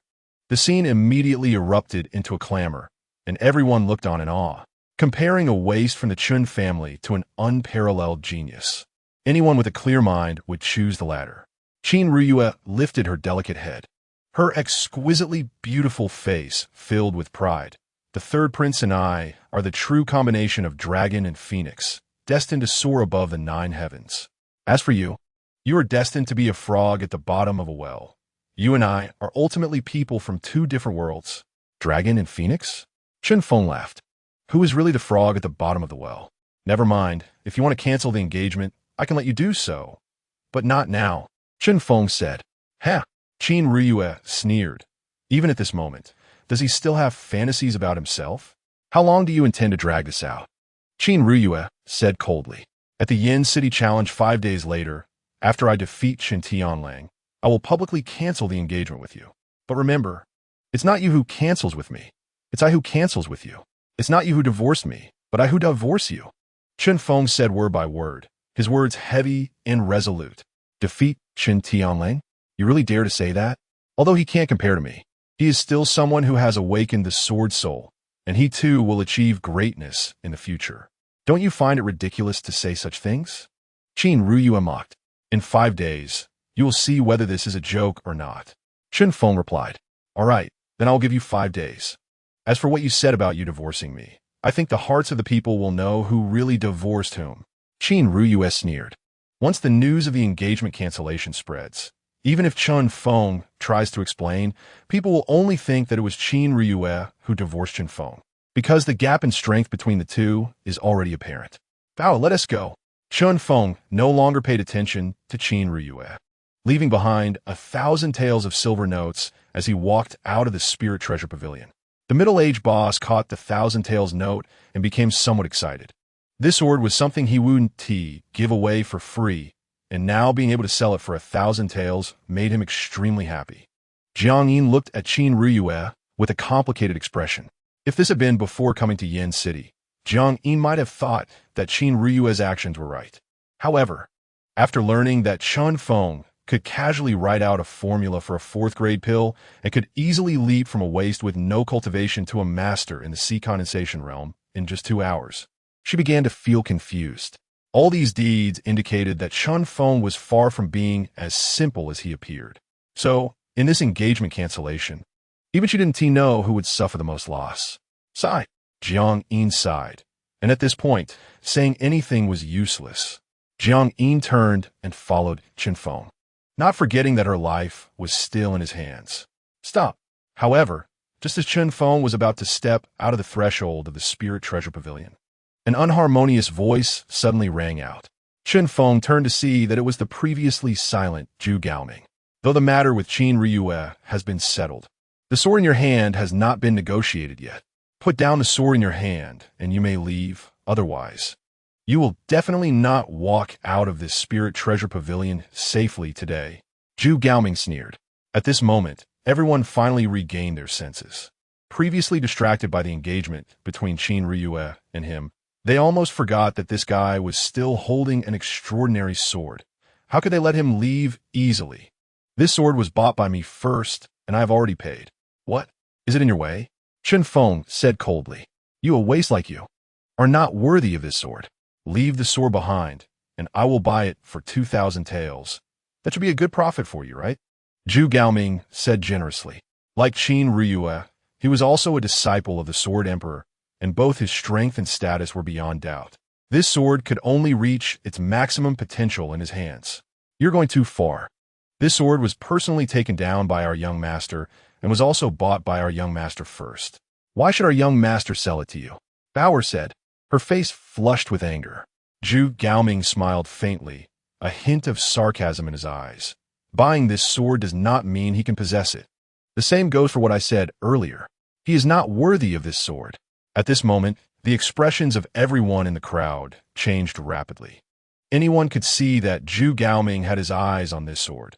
As a top disciple of the Sword Emperor, he certainly possessed extremely strong abilities. Now, this is going to be quite a show. This guy is really unlucky, just being forced to break off an engagement, and now he's being strong-armed into a sale. Many people are showing interest in the scene. They are really curious to see how this kid will handle the situation. If he doesn't sell, given Zhu Gaoming's temperament, he probably won't let Chen Feng leave Lingbao Pavilion unscathed. Chen Feng turned around, his deep eyes still as calm as an ancient well, and said lightly, "You want the sword in my hand? Fine, I can sell it to you for 10 million taels, and you can take it away." 10 million taels? Upon hearing this number, everyone was stunned on the spot. This was simply outrageous. Bought for 1,000 taels, and now wanted to sell it for 10 million taels? That is a price increase of 10,000 times. No one in the entire Ningwa could suddenly produce 10 million taels. "You little brat, you dare to play me?" Zhu Gaoming's face turned ferocious, his eyes flashing with a fierce light, a cold glint swirling in them. "It seems you have no intention of handing over that sword. Then don't blame me for being ruthless." Suddenly, Zhu Gaoming took a fierce step forward, unleashing a violent surge of fire spiritual energy, causing the temperature in the entire Lingbao Pavilion to rise rapidly. 8th level of the condensing sea realm? Everyone sensed this fluctuation and couldn't help but exclaim. This guy is indeed a powerful figure. Judging by his appearance, he has probably only around 18, even younger than Qin Ruyue, yet he has already reached such a level. It's clear that this person's talent is also extremely astonishing. Whoosh! Zhu Gaoming vanished from his original spot in an instant. A sharp sound of breaking wind echoed in the air, and the next moment, his figure appeared like a ghost in front of Chen Feng. His 5 fingers clenched into a fist, smashing violently toward Chen Feng's chest. The powerful explosive force surged like a flood, showing no sign of restraint. Clearly, he had no intention of holding back. Seeing this, Chen Feng stood still. Has he given up resisting? A hint of mockery appeared in Zhu Gaoming's eyes, and the fist wind did not waver, but instead surged forward with even greater ferocity. Just when the fist was about to land within 3 inches of Chen Feng's chest, the latter suddenly moved. He tilted his body slightly, evading the fist wind at an extremely tricky angle. Then his fingers formed a palm, and a surging golden light spiritual energy danced at his fingertips, carrying an extremely domineering wave, and he struck out with a palm. So fast, Zhu Gaoming was suddenly shocked. In a rush, he could only quickly block with his other arm in front of his chest. Bang! A dull sound echoed, and the entire Lingbao Pavilion seemed to tremble slightly. Zhu Gaoming's body was instantly blasted back, staggering backward for more than 10 steps before crashing into the wall behind him. The wall behind him even cracked, visible spider web-like fissures rapidly spreading out. A trace of blood oozed from the corner of Zhu Gaoming's mouth. At this moment, the entire venue fell into a dead silence. Chapter 14. One move to repel the enemy. State the position in an instant. The atmosphere was so quiet that a pin drop could be heard. Everyone's eyes were fixed on the disheveled Zhu Gaoming. Then glancing at the calm Chen Feng not far away. After a long time, gasps of disbelief quickly spread throughout the Lingbao Pavilion. How is this possible? The middle-aged boss stood frozen in place, shocked that a first-level condensing sea realm fighter could repel a master at the 8th level with just one move. What kind of concept is this level of combat? Even those with exceptional talent usually only manage to surpass one level. And even the ancient geniuses like Qin Ruyue and Chen Tianlang could only fight against those 3 levels higher at most. But Chen Feng had crossed 7 levels. 7 levels. This guy fought across 7 levels and still held the upper hand? What unfathomable strength is this? Not just the middle-aged boss, but even the people inside the Lingbao Pavilion had their mouths agape, their eyes filled with disbelief. They felt like the world had become somewhat unreal. When did this little brat become so strong? Chen Hongsheng gritted his teeth, his face filled with disbelief. At this moment, even the frost-covered Qin Ryu couldn't help but widened her beautiful eyes slightly, incredulously watching everything unfold. She knew Zhu Gaoming's strength. He was a prodigy otherwise. He wouldn't have been accepted as a disciple by the Sword Emperor. Although he was young, he had already reached the 8th level of the condensing sea realm, and countless peers in the imperial city had been trampled underfoot by him. Yet now, he was actually repelled by a waste. This kid must have used some despicable means. Qin Ryue bit her silver teeth, secretly thinking. If they fought fairly, Chen Feng definitely wouldn't last 3 moves against Zhu Gaoming. Jiang Yin's beautiful eyes also revealed a hint of shock. In the distance, Zhu Gaoming awkwardly stood up, his face dark and sullen, gritting his teeth. His eyes like a venomous snake, staring at Chen Feng. "You little brat, I must kill you." As a master at the 8th level of the condensing sea realm, being repelled by a waste was a complete disgrace. Boom. In an instant, an even more violent surge of fiery red spiritual energy erupted like a rolling tide. The ground beneath his feet cracking. His entire body suddenly lunged forward like a cheetah. Seeing this, Chen Feng remained motionless. At that moment, a stunning figure suddenly stood in front of Chen Feng. "Huh!" A delicate shout echoed, and the aura of an 8th level of the transformation realm burst forth, instantly forming a powerful gust of wind that swept out, forcefully pushing Zhu Gaoming back. However, she had no intention of harming Zhu Gaoming, merely forcing him back. Yet even so, the aura of an 8th level transformation realm expert was enough to injure Zhu Gaoming severely. "Miss Jiang, what do you mean?" Zhu Gaoming looked up, his face flushed with anger, his eyes filled with blood vessels, and he growled in a low voice. Jiang Yin's sudden action caught him off guard. Not just him. Even Qin Ryue in the distance was slightly taken aback, confused about why Jiang Yin was standing on Chen Feng's side. "Teacher Jiang, what is this?" Qin Ryue asked, filled with doubts. "Qin Ryue, Zhu Gaoming, both of you stop," Jiang Yin kindly advised. Chen Hongxing's face darkened as he spoke. "Miss Jiang, have you been threatened by this little brat? Why do you keep defending him? First in the Chun family, now in the Lingbao Pavilion. Even risking offending 2 great geniuses like Qin Ryue and Zhu Gaoming to stand by Chen Feng. He truly couldn't understand what was going on in Jiang Yin's head. What is so great about protecting a fool? "Teacher Jiang, have you been threatened by him?" Qin Ryue asked as well. "This is my personal matter, unrelated to Yunhai Academy or my family behind me. Chen Feng, I will protect you today. Whoever touches him is equivalent to attacking me," Jiang Yin said coldly. Vort by vort, she stated her position. "We're leaving." Chen Feng's eyes coldly glanced at Zhu Gaoming and Qin Ryue before turning and heading towards the exit of Lingbao Pavilion. Bauer quickly followed. As for Jiang Yin, she cast a glance at Qin Ryue. The 2 women locked eyes, with Qin Ryue filled with confusion and an unspoken question. She wanted Jiang Yin to give a reasonable explanation, to clarify that she was only coerced by Chen Feng. With such words, she would not hesitate to strike Chen Feng down, not giving him any chance to succeed. However, none of this happened. Jiang Yin did not explain much. She merely glanced at Qin Ryue before turning around and following Chen Feng out. Inside Lingbao Pavilion, everyone looked at each other, all with puzzled expressions.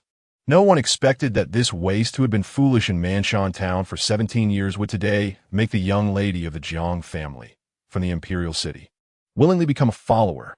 "Chen Feng, what kind of trick did you use to enchant my teacher?" Qin Ryue silently clenched her fists, growing more resentful towards Chen Feng. She simply couldn't understand what had happened since Jiang Yin arrived in Manshan Town that she was unaware of. After leaving Lingbao Pavilion, Chen Feng looked at Jiang Yin in surprise. "I didn't expect you to take action just now." He thought Jiang Yin would only watch coldly from the sidelines. After all, she had always only helped when Chen Feng took the initiative to speak. This time was indeed an exception. Jiang Yin shot Chen Feng an annoyed glance. "If you were killed, wouldn't I have to accompany you in death 2 years later?" "Ha, don't worry, I'm not that easy to kill," Chen Feng replied with a laugh. "Then when will you help me treat my illness?" Jiang Yin asked. "After 5 days, when the challenge is over, I'll help you treat your illness, and then I'll return your freedom. How about that?" Chen Feng said. Jiang Yin was somewhat taken aback. She initially thought Chen Feng would hold on to her as a lifeline, making her stay by his side longer, especially since having a master at the 8th level of the transformation realm protecting him was not something everyone could possess. She didn't expect Chun Feng to not play it off as he had before, but instead give a brief deadline of 5 days. All right, Jiang Yin smiled slightly, seemingly pleased. But after a moment, she raised her eyebrows and asked seriously, "By the way, do you have confidence after 5 days? The opponent is a sword, soul, spiritual root." And looking across the entire Ning country, besides the Sword Emperor and Qin Ruyue, he is only the third. Chun Feng, carrying a blood-red sword, pondered for a moment and then smiled mysteriously. Who knows? Jiang Yin was momentarily stunned, then helplessly smiled. Is your answer so perfunctory? Chun Feng shook his head, not responding further to the matter, his deep eyes gazing into the night sky. When the stars twinkled, it seemed as if some brilliance was cast upon a young man's clean face, making it appear not only pure, but also more restrained and sharp. Jiang Yin looked at Chun Feng's current state, slightly startled. For some reason, she felt that Chun Feng seemed somewhat different compared to before. That coldness and arrogance seemed to have retracted a lot. Was it because of my earlier action? Jiang Yin wondered. Let's go back, Chun Feng said, patting Jiang Yin's small head as he stepped towards the inn. Jiang Yin slowly came back to her senses. The air seemed to linger with the faint mint scent of the youth, and her delicate cheeks gradually flushed with a hint of red. Hey, why'd you pat my head? Jiang Yin reacted, her cheeks slightly flushed with shyness. This little rascal, now he dares to tease her, truly getting bolder. However, while scolding him, she couldn't help but smile, feeling that Chun Feng's attitude towards her indeed seemed a bit different, at least not as cold as before. Chapter 15. The Invincible Momentum, Chun Tianlang. 5 days passed in the blink of an eye, and during these 5 days, the news of Chun Tianlang setting up a life-and-death challenge in Yin City spread widely. Countless talented individuals who learned of this were all excited, each eager to challenge Chun Tianlang. As long as they could defeat Chun Tianlang, they would gain fame in one battle.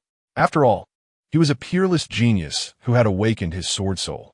There was only a chance to defeat him while he had just awakened his sword soul and had not truly tapped into the potential of his spiritual root. If given some time, perhaps no one else would have the chance to surpass him. During these 5 days, Chun Feng hardly left the inn, focusing on his cultivation. As for Jiang Yin, she didn't disturb him either, to ensure Chun Feng's absolute safety during this time. She also refrained from cultivating and stood guard his room door almost every day. When the intense sunlight of the 6th day shone upon the entire Yin City, this quiet big city finally ignited some explosive atmosphere. In the past 100 years, no one dared to set up a life-and-death arena challenge in Yin City, but this time, as a sword soul spiritual root, Chun Tianlang's establishment of a life-and-death arena attracted the attention of various forces in Yin City. With the Chun family's financial resources, constructing a large arena in Yin City was not a problem, and with the involvement of the City Lord's mansion, this arena was completed in just 5 days.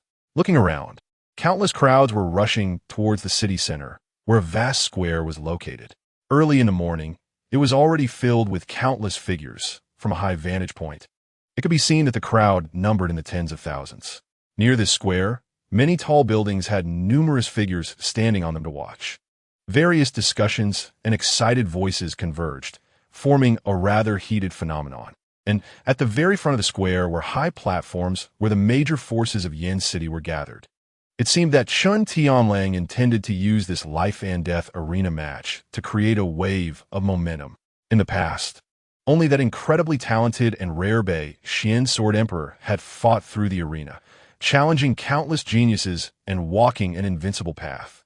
Chun Tianlang probably wanted to emulate him and carve out his own invincible path, but it was uncertain if he could achieve all this. After all, not everyone could be as extraordinary as the Beixuan Sword Emperor. Amidst the clamor, the city lord gazed down at the sea of people, feeling a sense of awe. If Chun Tianlang truly became invincible today, it would be hard to stop the rise of the Chun family. At the center of the high platform stood Chun Tianlang, wearing a blue robe with a blue longsword strapped to his back. The sword gleamed under the scorching sun, revealing itself to be an extraordinary top-grade treasure. besides Chun Tianlang, Chun Tianhai, Chun Hongsheng, and many elders stood beside him. Ancestors, our Chun family has finally produced a once-in-a-millennium genius. Starting today, our Chun family will embark on a glorious path. Chun Hongsheng respectfully bowed to the sky, then looked at Chun Tianlang with hopeful eyes, saying, "Good grandson, today is your debut. For all external enemies, you need not hold back, just kill. You must carve out your own invincible path." Upon hearing this, many elders nodded in agreement. This life and death arena match was inherently about life and death. Anyone who dared to step onto the stage must be prepared to die. Chun Tianlang smiled slightly. "If they dare to step onto the stage, I naturally won't hold back." The Grand Elder nodded in satisfaction. Gao Ming also stood beside him, smiling. "Junior brother, now that the Sword Emperor has accepted you as a disciple, even if you slaughter all the geniuses in Yen City today, you need not worry about retaliation from their backers. With Sword Rain Pavilion backing us, even the strongest forces won't intimidate us." "I understand," Chun Tianlang replied with a faint smile. Among the crowd, Qin Ryuet glanced at the vast square, and upon not seeing Chun Feng's figure, she coldly smiled. This Qin Feng said he would come to challenge Chun Tianlang, but now he doesn't even dare to show his face. Hearing this, Zhu Gaoming smiled and said, "Sister Ru, you are overestimating that waste." Under the gaze of the crowd, if he dares to go on stage, I'm afraid he will lose his head in a single strike. I guess he has probably gone to hide in some corner of the city by now. Qin Ruiyue smiled and said, "You are right. I ultimately overestimated him. After all, he's just a waste." Below the square, the crowd gathered without any decrease. In fact, it was getting larger. Finally, when the time had come, the city lord walked out from the high platform, his gaze sweeping over the tens of thousands assembled in the square. And he said with a smile, "Today is the life and death arena competition. Anyone who goes on stage will leave their fate to the heavens. Anyone under 30 years old who has the courage can challenge on stage. Now, the life and death challenge officially begins." Boom! As the city lord's words fell, the sound of a bell echoed through the heavens and the earth. Chun Tianlang leaped down and stood on the square arena, with a long sword on his back and a faint smile on his lips, facing everyone with pride. "I'm coming." In an instant, someone could no longer hold back. Charging onto the arena, it was a burly young man, wielding a pair of massive iron hammers that weighed almost 100 pounds. Sword Soul Body, if I can kill you, I might become famous throughout Ningwa. The burly young man licked his lips, his eyes filled with fighting spirit, cupping his fists and saying, "I am Wang Yang, here to seek guidance. Don't tell me your name, because I can't remember the names of those who are about to die." Chun Tianlang scoffed. Boom! The burly young man wasted no time, releasing his powerful spiritual energy from within, and then stomped down hard on the arena. His body surged forward like a fierce tiger. His spiritual energy had reached the 4th level of the condensing sea realm. His speed was incredibly fast. In just a moment, he crossed hundreds of meters and reached in front of Chun Tianlang, swinging the hammers down like mountains towards Chun Tianlang's forehead. However, Chun Tianlang had no intention of drawing the sword behind him. Seeing such disdain, the burly young man's face turned very grim. His opponent was far too arrogant. However, just as the twin hammers were about to smash down on Chun Tianlang's head, he saw the latter step aside slightly, evading the attack at a tricky angle. Then, with his fingers curved, he thrust out violently, piercing through the young man's throat on the spot. Puffed. Blood sprayed and splattered on the surface of the arena. The burly young man clutched his throat, his mouth wide open, and gradually fell to the ground. "One strike to kill. With this kind of strength, you dare challenge me? You really overestimate yourself." Chun Tianlang walked up and kicked the burly young man's corpse off the arena. Young, below the stage, a middle-aged man wept bitterly. At this moment, the entire arena was in shock. The originally boisterous square suddenly fell into a hushed silence. In a single move, a 4th-level condensing sea realm expert was killed, not even drawing the sword from behind. Has this Chun family genius become this strong? Next, Chun Tianlang said coldly. In an instant, the scene became somewhat solemn. Because the previous display had left everyone stunned, no one expected this guy to be this powerful. After a moment, among the crowd, a young man dressed in black robes gritted his teeth and jumped up. I am Late Song, here to seek guidance. The young man in black cupped his fists. I told you, I can't remember the names of those who are about to die. Chun Tianlang sneered. This kind of arrogant attitude immediately caused another uproar among the audience. Upon hearing this, the young man in black remained expressionless, drawing a silver-long spear from behind. Without further ado, he charged forward. With the power of thunder, his spiritual energy erupted, and the spear, like a swimming dragon, pierced towards Chun Tianlang. The intensity of the waves reached the 6th level of the condensing sea realm, much stronger than the previous burly young man. However, facing the thunderous spear-s attack, Chun Tianlang still did not draw his sword, merely curving his fingers and thrusting out. Clang! The spear collided with his fingers, sparks flying, and what astonished everyone was that after Chun Tianlang blocked the spear with his fingers, it could no longer advance even half a step. Still just a waste. Chun Tianlang sneered, transforming his fingers into a palm, forcefully gripping the long spear, then taking several steps forward, throwing a punch towards the young man's heart. The young man's face changed drastically. By the time he tried to evade, it was already too late. Bang! A loud explosion echoed, and the young man in black immediately spat out a mouthful of blood, his entire body flying out, crashing beyond the arena. His heart shattered. He also died on the spot. Song. Below, the cries of grief rose again. At this moment, the entire arena fell into a deathly silence. Strong, too strong. No one expected that even a 6th-level condensing sea realm expert would not last 3 moves against him. Previously, everyone had predicted that Chun Tianlang would be strong, but they never imagined he had become this powerful. A true prodigy. Next, Chun Tianlang continued to call out. However, at this moment, the atmosphere in the arena fell into dead silence. Those who had previously been eager to step on Chun Tianlang and gain fame throughout Ningwa were all trembling, no longer daring to go on stage. Next, Chun Tianlang shouted again. Still, the arena remained silent. In a square of over 10,000 people, no one dared to step forward to challenge, not even daring to go on stage. With such little courage, how dare you claim to be a martial artist?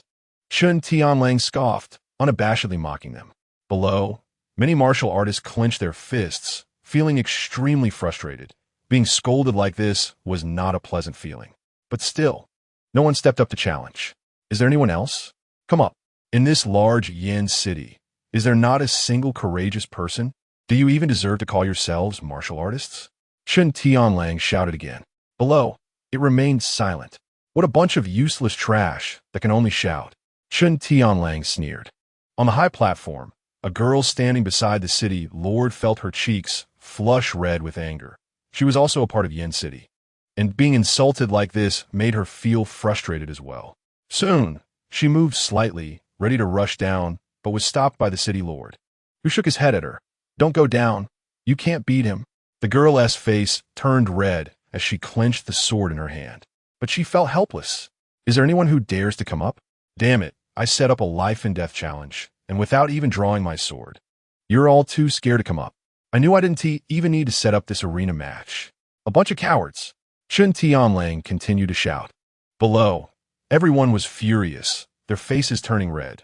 They did not expect Chun Tianlang to be so humiliating. This guy was simply looking down on everyone. I'm coming. Suddenly, a deep voice resonated from the crowd.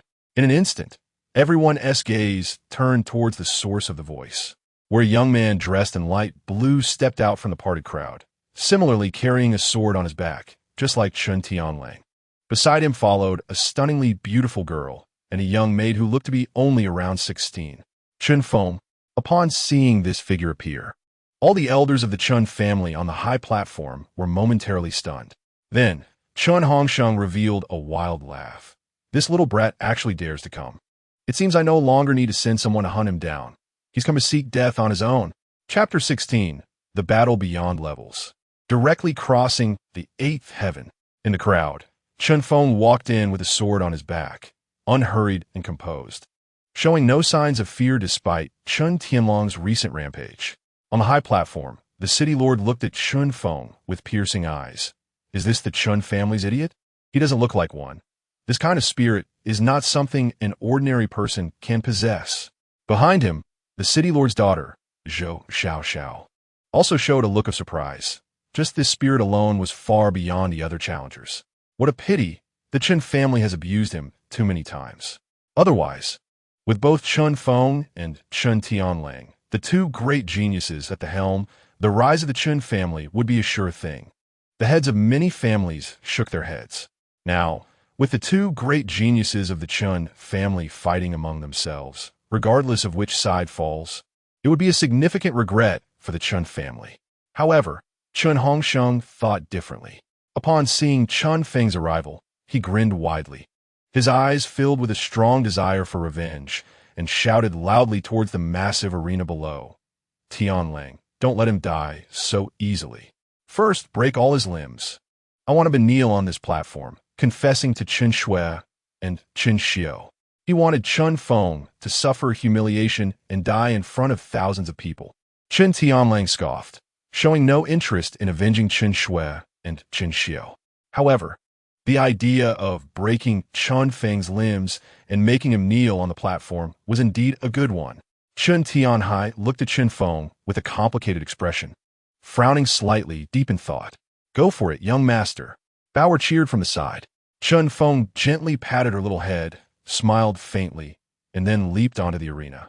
At that moment, the atmosphere in the venue reached a new climax, with cheers echoing throughout the heavens and the earth. Unlike others, as a member of the Chen family, I will treat you well. Chen Tianlang fixed his gaze on Chen Feng, a sinister smile appearing on his lips. You better not smile. It doesn't suit you. Chen Feng replied seriously. Chen Tianlang was slightly taken aback. Then his face twisted into a snarl. I will tear that mouth of yours apart. Hope you have that ability. Chen Feng retorted. On the arena, the two stood off against each other, the atmosphere instantly becoming tense. All eyes in the crowd focused on them, filled with anticipation. Chen Tianlang had just killed two powerful cultivators at the Condensation Sea realm. Now someone dared to challenge him. This person was either foolish or had absolute strength to back him up. In the crowd, two old men suddenly pushed through, hurriedly entering the inner circle. A man in a blue robe approached Jiang Yin, saying, Miss Jiang, I've been looking for you everywhere. The person you promised to introduce me to regarding the pill formula hasn't shown up at all. Jiang Yin looked at the old man in surprise. She was already familiar with him. He was Wei Mo, the fourth-grade alchemist she had met earlier at the Zue Bao building auction. Master Wei, what are you doing here? Jiang Yin asked, slightly taken aback. Then, she glanced at another old man beside Wei Mo, who was dressed in white, with white whiskers fluttering, exuding an aura of immortality. He appeared relatively younger than Wei Mo, probably around 50 years old. Isn't that why I'm here? By the way, who is the person providing the pill formula? Wei Mo asked anxiously. For the past few days, Wei Mo had been waiting for Jiang Yin's reply, but unexpectedly, she hadn't returned to the Zue Bao building even once, as if she had vanished from the world. If it weren't for her being noticed at this square, he probably wouldn't have found out. Jiang Yin felt a bit dazed. After Chen Feng refused to meet Wei Mo, she had forgotten about it, but she didn't expect Wei Mo to still be thinking about it. Who exactly is the owner of that pill formula? Miss Jiang, please tell me quickly. Vai Montak Wugit. He was extremely curious about the person who possessed the Northern Xian Sword Emperor's pill formula, and he seriously suspected that this person might have received the Northern Xian Sword Emperor's inheritance. Jiang Yin hesitated for a moment, then pointed to Chen Feng on the arena. There, it's him. It's him? Wei Mo and the old man beside him were both taken aback. This young man looked too young. This is bad. How did this kid end up on the life and death arena? Wei Mo grew anxious. Boom. On the arena, Chen Tianlang stopped talking nonsense, unleashing a powerful surge of spiritual energy from within, a rolling azure light dazzling brightly. In the next moment, his body lunged forward like a blue wolf pouncing on its prey. He had no intention of using a sword against Chen Feng because he deemed him unworthy. The azure light flashed across the arena, and in an instant he reached Chen Feng, fingers curled, azure light entwined, carrying a fierce wind as it struck towards Chen Feng's shoulder. He intended to break this kid's limbs first. The rapid sound of wind cutting through the air echoed as Chen Feng remained expressionless, slightly tilting his body, evading the attack at an extremely fast speed. Then, his right hand opened, radiant golden light gathered in his palm, and he struck towards Chun Tianlong's chest. Seeing this, Chun Tianlong's pupils constricted sharply. He never anticipated that Chun Feng could see through his attack route. However, Chun Tianlang reacted quickly as well, his other hand shooting out swiftly, delivering a punch. Bang! The violent azure light collided with the mighty golden light, exploding on the arena. A heavy sound reverberated as both of their bodies shook violently. The ground cracked inch by inch. Wind swept across the arena's surface, stirring up dust and smoke, leaving all below in shock. Little brat, you got some skill. Let's see how many of my attacks you can withstand. Chun Tianlong's face showed a vicious expression. Suddenly, he moved his body, delivering a kick enveloped in azure light. Like a sharp blade, sweeping towards Chun Feng. Chun Feng did not dodge, but similarly moved his body, executing a kick. Bang! The clash of their legs produced another loud boom. Then, the two changed tactics again. Chun Tianlong's azure light continuously erupted from within him, pouring into his legs. His figure darting out, shifting shapes, moving so fast that it was hard to see his movements. Such speed. The onlookers gasped in amazement. The technique Chun Tianlang practiced was the Azure Wind Wolf formula, a top-tier technique within the Chun family, known for its speed. Now, with his sword, soul, spiritual root awakened, his speed had surged several times. Now, he was fully utilizing this speed advantage, darting across the arena like a specter, leaving the spectators only able to see his afterimages. Taking advantage of this speed, he unleashed his most ferocious assault in an instant. Bang, bang, bang. On the arena, the azure light surged. The blurry figures that couldn't be captured by the naked eye erupted with wild waves of energy, fists, feet, elbows, and knees all transformed into sharp blades, mixed with a fierce wind, overwhelming towards Chun Feng. At that moment, the expressions of everyone below grew serious. No one expected that besides his astonishing swordsmanship, Chun Tianlang also possessed remarkable combat strength in martial arts. However, Chun Feng's eyes narrowed slightly, his feet repeatedly tapping on the arena. Although his speed couldn't match Chun Tianlong's, he seemed to possess an innate, extraordinary combat experience. As soon as the opponent made a move, he could predict the attack's trajectory and evade it in time. In an instant, on the arena, the two figures, one in front and one behind, were madly chasing each other, engaging in fierce combat. Moments later, the entire square erupted with an earth-shattering uproar. What happened? Chun Tianlong's moves were all seen through. The crowd exclaimed in shock. They were astonished to discover that no matter how fierce Chun Tianlong's speed and techniques were, Chun Feng remained calm and composed, continuously dodging.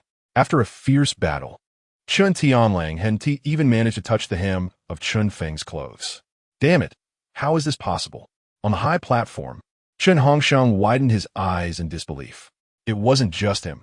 Even many patriarchs of martial arts families present were stunned. What was going on? Why did it feel like this was an unequal fight? Had Chun Tianlong's techniques become ineffective? The uproar continued to resonate. On the arena, Chun Tianlang also realized this. No matter how fierce his attacks were, Chun Feng always managed to evade at the most critical moments. Thus, although Chun Feng looked somewhat disheveled, he hadn't sustained a single injury. Damn that guy. Chun Tianlong's face turned red with anger, his fists clenched, and his surging combat power reached its peak. Immediately, Chun Tianlang struck again with a palm, and the overwhelming azure energy surged and increased in speed multiple times in an instant. Chun Feng's eyes turned icy as he threw a punch in response. Bang! The fists and palms collided. Dazzling golden and azure lights flickered on the arena, shining like two blazing suns. A rolling wave of energy spread out in a circular shape around the arena, raising dust for several zhang. Both Chun Feng and Chun Tianlang were violently knocked back, stumbling backward for more than 10 steps before steadying themselves.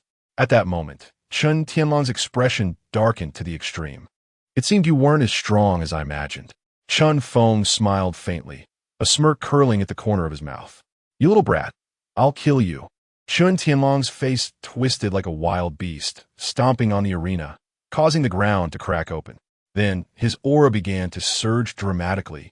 In the blink of an eye, it reached the 9th level of the condensing sea realm. Boom! The violently unmatched azure, spiritual power, surged like a tidal wave, wreaking havoc across the arena, spreading to the heavens and the earth.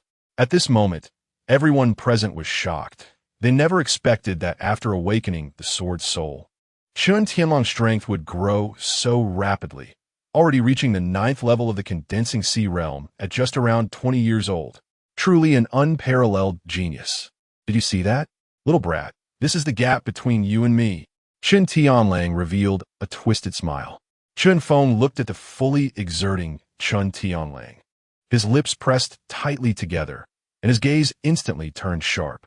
He stomped on the ground, causing a shallow pit to form on the arena, and an overwhelming golden spiritual power erupted in layers, quickly reaching the 1st level of the condensing sea realm. What the hell? This kid is only at the 1st level of the condensing sea realm? Damn, I thought this guy's realm was much stronger. But it turns out he is only at the 1st level of the condensing sea realm. Many people below the arena burst into laughter. However, the next moment, their smiles began to freeze. Wait, why do I feel something's off? This guy is only at the 1st level of the condensing sea realm. Could it be that he has been fighting across 8 realms all along? Oh my god, this is insane. He has been fighting across 8 realms? Damn, is he really a person? As they sensed the realm that Chun Feng was now unleashing, the entire venue was in an uproar. Chapter 17, Draw the Sword. Life and Death Moment. In this Ning Kingdom, there were indeed geniuses who fought across realms, like Qin Ryue before, who had once challenged a 5th level of the condensing sea realm expert with her 3rd level strength in the imperial city, crossing 2 realms. But that battle was incredibly difficult, and she only won after a tough fight, and that battle had made her famous in the imperial city. But now, this guy is crossing 8 realms. What does the gap of 8 realms mean? It's like an adult with a knife bullying a 7 or 8-year-old child. This guy was just at the 1st level of the condensing sea realm, fighting evenly with Chun Tianlang, crossing 8 realms? Are there really such people? The uproar echoed throughout the entire square. On the high platform, even the city lord couldn't contain his excitement and stood up abruptly, his eyes filled with disbelief. Behind him, Zhou Xiaoxiao also gaped, shocked beyond words. How is this possible? Qin Ryue's beautiful eyes widened as she felt the reality before her was like a dream. She had experience crossing realms in battle and was even called a peerless genius for crossing 2 realms. But now, Chun Feng had crossed 8 realms. Earlier in the Lingbao Pavilion, she thought Chun Feng was only using some despicable means to repel Jiu Gaoming. But now it seemed this guy was genuinely fighting across 8 realms. How could this guy have become so powerful? Chen Hongsheng looked crazy, speaking in disbelief. Below the arena, Wei Mo and Jiang Yin were also stunned. A once-in-a-millennium monster crossing 8 realms. Is this guy even human? If I had known you were this abnormal, I wouldn't have had to block people for you in the Lingbao Pavilion. With this monster's ability to fight across realms, what use was my help? Jiang Yin couldn't help but get excited. On a high platform, the patriarchs of various families all wore an unprecedentedly serious expression, fighting across 8 realms and being undefeated. This guy was simply a peerless monster that had not appeared in ages. I never expected to see such a peerless genius in my lifetime. Truly terrifying. What methods did he use? Discussions filled with shock echoed throughout. On the arena, Chun Tianlang gradually regained his senses. He then remembered that this guy was just a fool a month ago, and it had only been 5 days since then, yet he could already fight evenly with him.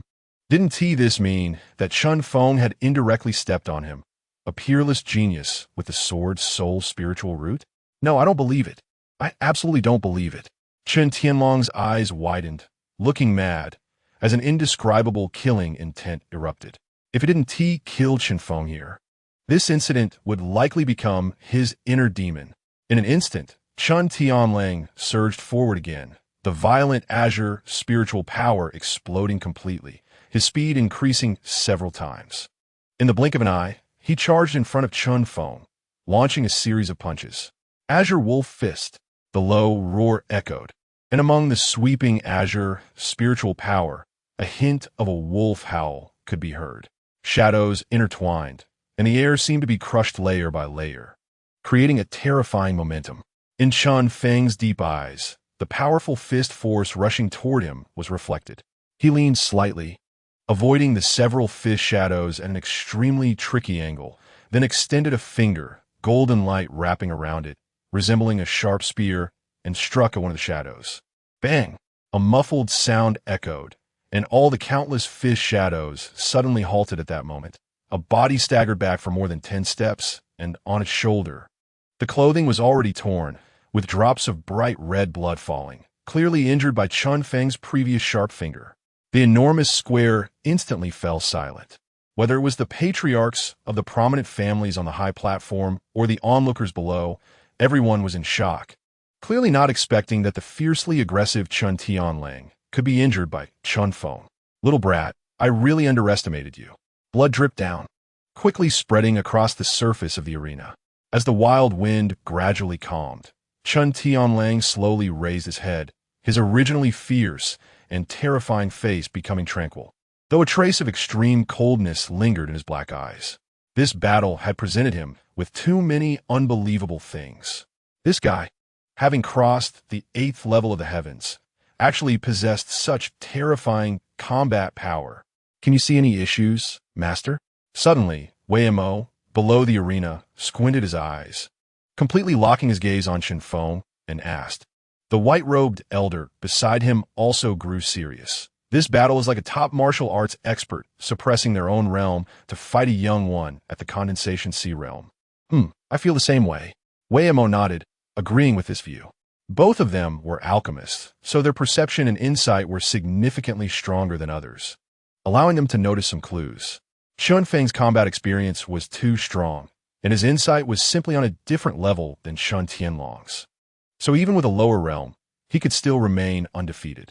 However, don't forget, Chun Tianlang is a sword soul body. From earlier until now, he hasn't even used his sword techniques. The white-robed elder said seriously. Reminded by the elder, Wei Mo suddenly recalled. Right, how could I forget? That guy is also a sword cultivator. It seems like young master is about to win. Among the crowd, Bauer saw Chun Tianlang being pushed back repeatedly, her cheeks showing excitement and joy.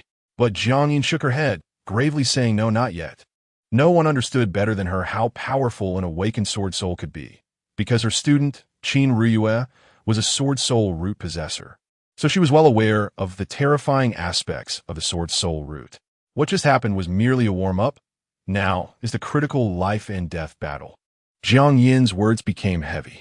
In the square, the originally bustling crowd gradually quieted down. Pairs of shocked and serious eyes, all focused on Chun Tianlang on the arena. On the arena, Chun Tianlang raised his hand and slowly wiped the blood from the corner of his mouth, his previously gloomy face becoming calm. Do you really think you've already won? Chun Tianlang looked up at Shen Feng, a hint of mockery gradually revealing in his eyes. Forget it. I originally planned to use this trump card to deal with the various geniuses in the imperial city, but now I guess I'll use it to offer you as a sword sacrifice. Chun Tianlang said coldly, his hand gradually moving to the sword hilt behind him. Swish! The sword was drawn, a sharp cold light revealed under the sunlight. Chapter 18. The Contest of Sword Intent. As the sword appeared, all the weapons on sight seemed to tremble slightly. The sword was 4 feet long, its tip like a carved tiger, with black and white tiger stripes winding around the blade, extremely mysterious. The cold light flickered, reflecting a dazzling sharpness under the rays of the golden sun. The air seemed to be about to be sliced apart under the edge of his sword, and the howling wind gradually began to emit a series of whistling sounds, almost like the sound of wind mingling with the sound of a sword. This was the Spirit Tiger Sword, already reaching the high-grade human level. And among the entire Ning country, it could be considered an extraordinary, famous sword. Finally planning to use the sword? At this moment, everyone present involuntarily held their breath. A genius with an awakened sword soul root is truly frightening, not because of their martial power, but in their swordsmanship. Anyone possessing this kind of root has an extraordinary and strong comprehension of the sword path, understanding it with just a hint. Just like the strongest sword cultivator in Ning country today, Sword Emperor Xiao Shiyu, who rose to prominence only after awakening his sword soul, becoming the #1 in the sword path of Ning country. This battle has only just begun. On the high platform, Chun Hongsheng revealed a chilling smile at the corners of his mouth, believing that unless geniuses like Qin Ryue intervened, no one from the younger generation could withstand Chun Tianlong's sword today. Junior brother, let the opponent see the strength of our sword soul bodies. Qin Ryue's cheeks showed a hint of pride. The entire venue fell silent. Whether on the high platform or below the arena, all gazes became fervent, as if they did not want to miss any details, fixating intently on Chun Tianlang on the arena. Having the chance to witness a genius with a sword soul body wielding a sword would be a rare visual feast. If they could capture some sword techniques in this battle, it would be enough for them to benefit greatly, which is why so many people gathered for this arena battle. Observing the battle and learning from the sword path experience. The wild wind blew across the arena, stirring up some dust on the surface. Amid the ravaging winds, Chun Tianlong's eyes seemed to narrow into a slit. He did not rush to attack, instead bowing slightly, placing the sword at his waist, making a strange motion of drawing the sword. Boom! The powerful spiritual energy of the 9th level of the condensation sea realm erupted from his body. The fierce wind howling around him gradually became even more violent, as if it wanted to blow the entire arena away. Boom boom! Brilliant blue light enveloped Chun Tianlang, and the ground beneath his feet began to crack little by little. The spiritual power surged like a flood. Yet that sword remained undrawn. The space seemed to be gradually solidifying at this moment. For some reason, everyone felt an inexplicable heaviness in their chests, an unexplainable pressure sweeping over from the arena, making everyone feel their bodies grow considerably heavier. This guy, is he condensing intent? The patriarchs of the martial arts families on the high platform were the first to notice some clues, their faces immediately turning horrified, exclaiming in shock. How is this possible? Could it be that he has already comprehended the sword intent? How old is he? And he can already condense sword intent. At this moment, even the city lord of Yen City couldn't help but tremble, clenching his fists, his eyes filled with disbelief. Behind him, Xiao Xiao's mouth was agape, her eyes filled with incredulity. Sword intent? He's actually condensing sword intent? Below the arena, the crowd erupted into a frenzy, with expressions of shock on their faces that were hard to put into words. The sword path is divided into several levels: sword intent, sword will, and sword domain. Those who can condense sword intent have truly entered the ranks of sword cultivators, becoming great sword cultivators. Those who can comprehend the meaning of the sword are sword path masters. For instance, the current top genius of Ning country, the third prince, has already comprehended sword intent and has become a master. As for the stronger sword domain, it is revered as the sword emperor. Anyone who reaches this level can sweep through sword cultivators, being the emperor of the sword. In all of Ning country, only Xiao Shiyu has reached this realm. These 3 major sword path realms are further divided into 3 smaller levels: minor success, major success, and perfection.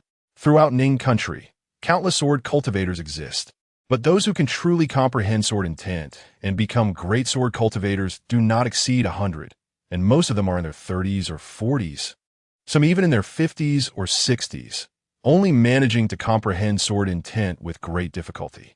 However, what no one expected was that Chun Tianlang was only 20 years old this year and had already comprehended the sword intent, entering the ranks of great sword cultivators. Such talent could only be described as extraordinary. The sounds of shock echoed throughout the venue, and on the arena, Chun Tianlong's momentum had yet to stop. Boom! An even more violent azure light of spiritual power erupted from his body, and the sword pressure he released was climbing layer by layer, without any signs of stopping. 1 layer, 2 layers, 3 layers. The ground made of bluestone began to crack inch by inch, like a spider web, extending to the end of the arena, and the howling wind became even more ferocious. The sword pressure was steadily and continuously increasing. Below the arena, all the onlookers could feel their weapons trembling, as if they were worshipping him. Even Jiang Yin's cheeks involuntarily turned serious, exclaiming in astonishment, "This powerful sword pressure, perhaps it has already reached great success? Has the sword's soul body become this strong?" Suddenly, as if recalling something, Jiang Yin came back to her senses and shouted, "Chen Feng, act quickly. Don't give him a chance." With this shout, everyone finally realized that the great sword cultivator's momentum could be interrupted during the process of condensing it. If they waited until the opponent fully gathered his sword intent to its peak, it would be too late to act. "Young master, hurry up and take action," Bauer also shouted anxiously. Sword intent. However, in response to Jiang Yin and Bauer's cries, Chen Feng seemed to have not heard them. He expressionlessly gazed at Chen Tianlang, his deep eyes like a tranquil pool, without a hint of ripples. After a long while, the corners of his mouth slightly curved into a smile. Suddenly, he leaned forward, drawing out the Tian Tsong Yun sword from behind him and placing it at his waist, performing an action that shocked everyone in attendance. The sword-drawing stance. At this moment, all the onlookers were so shocked that they couldn't make a sound. Chen Feng slowly closed his eyes. An indescribable, mysterious aura radiated from him. Boom! In the next moment, brilliant golden light erupted like a dazzling sun, and then his aura began to rise layer by layer. The earth beneath his feet cracked, and cracks spread outwards, extending to the end of the arena, intertwining with the cracks created by Chen Tianlang. The golden light surged, and the surrounding space seemed to solidify as an indescribable, terrifying sword pressure was suddenly released, quickly stacking and rising. 1 layer, 2 layers, 3 layers. The sword pressure was rapidly increasing. Sword intent. This is actually sword intent. How could this be? The venue erupted in commotion. It completely exploded. On the high platform, the heads of the major families nearly spat out a mouthful of old blood on the spot. Damn, this guy is also condensing momentum. Is there still a way to live? Just crossing 8 heavens and challenging others has driven people nearly crazy. And this guy has also comprehended sword intent. He looks like he's only 17 years old. A 17-year-old great sword cultivator? Qin Riyue, witnessing all this, trembled violently, her beautiful eyes widening involuntarily. Filled with extreme shock. Sword intent. This waste actually knows sword intent. How is this possible? Impossible. This is absolutely impossible. Chen Hongshang was almost insane. The scene before him was simply a fantasy. Jiang Yin's beautiful eyes flickered with an indescribable shock. She never dreamed that Chen Feng was also condensing sword intent. On the arena, 2 powerful sword pressures were crazily growing stronger, invisible energy waves spreading out, rapidly colliding. Boom boom. As the sword pressures clashed, the arena beneath their feet cracked even more severely, with cracks extending deep. Chen Tianlang also sensed Chen Feng's sword intent, and his expression immediately turned ugly. As this scene felt like a dream to him, a waste that should have been easily trampled underfoot was repeatedly shocking everyone. Not only crossing 8 heavens to fight him evenly, but now also condensing sword intent to collide with him. "Little brat, I'll kill you." Chen Tianlong's eyes contained overwhelming killing intent, and the sword pressure suddenly surged to its peak.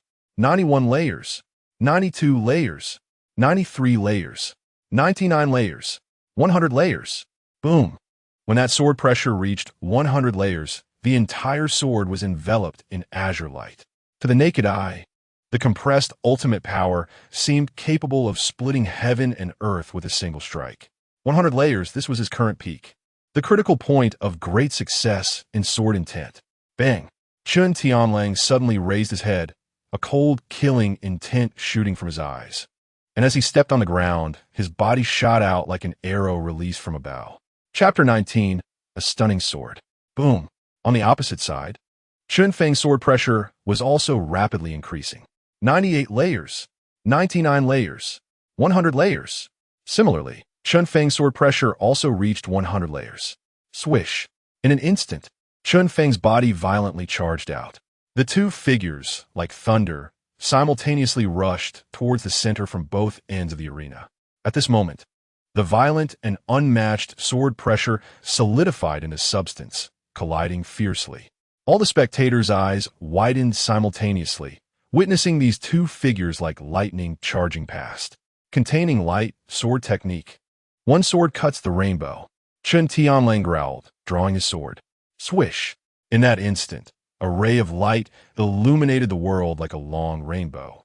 And endless fierce winds stirred up a storm, rampaging around the arena. That sword amazed everyone present. Meanwhile, Chen Feng also drew his sword. A flash of sword light like fleeting starlight carrying the might of 7 stars, vanishing in an instant. 7-star sword technique, 1 sword star radiance. At this moment, everyone was left speechless as the two figures, like lightning, brushed past each other with a speed that was almost instantaneous. The next moment, all the fierce winds and lights calmed down, and the world returned to silence, as if nothing had ever happened. Silence. An unprecedented quietness enveloped the venue. Everyone stopped breathing, their eyes wide open, staring at the two figures on the arena. Who won? Someone asked tremulously. Even Wei Mo and the white-clad old man couldn't help but widen their eyes, staring intently at everything happening on the arena. They saw the two figures standing at opposite ends of the arena like javelins, their backs turned to each other. Gradually, the crowd began to notice that a streak of deep red blood was slowly sliding down from the tip of Chun Feng's sword, dripping from the sword's edge. The next second, Chen Tianlang suddenly spat out a mouthful of blood, his body collapsing to one knee as if struck hard. His pupils dilated, half kneeling on the ground. Gasping for breath, his chest soaked in blood, rapidly spreading out. A visible sword wound nearly pierced through his entire chest, horrifying and shocking. At this moment, the entire venue fell silent. The sound of a pin dropping could be heard. Hiss! The next second, a wave of gasps erupted like a torrent throughout the entire square. The venue erupted in chaos. The sound of astonishment exploded. He actually lost. Chen Tianlang, who awakened the sword's soul, spiritual root, actually lost to that waste. How is this possible? Crazy. This world is truly crazy. This is a battle that crossed 8 heavens. Damn, if he can win, even after crossing 8 heavens. What is there that is impossible? Is this a god descending to earth? The cheers from the crowd echoed almost incessantly. This was an unequal battle. One was at the first level of the condensed realm, and the other at the 9th level.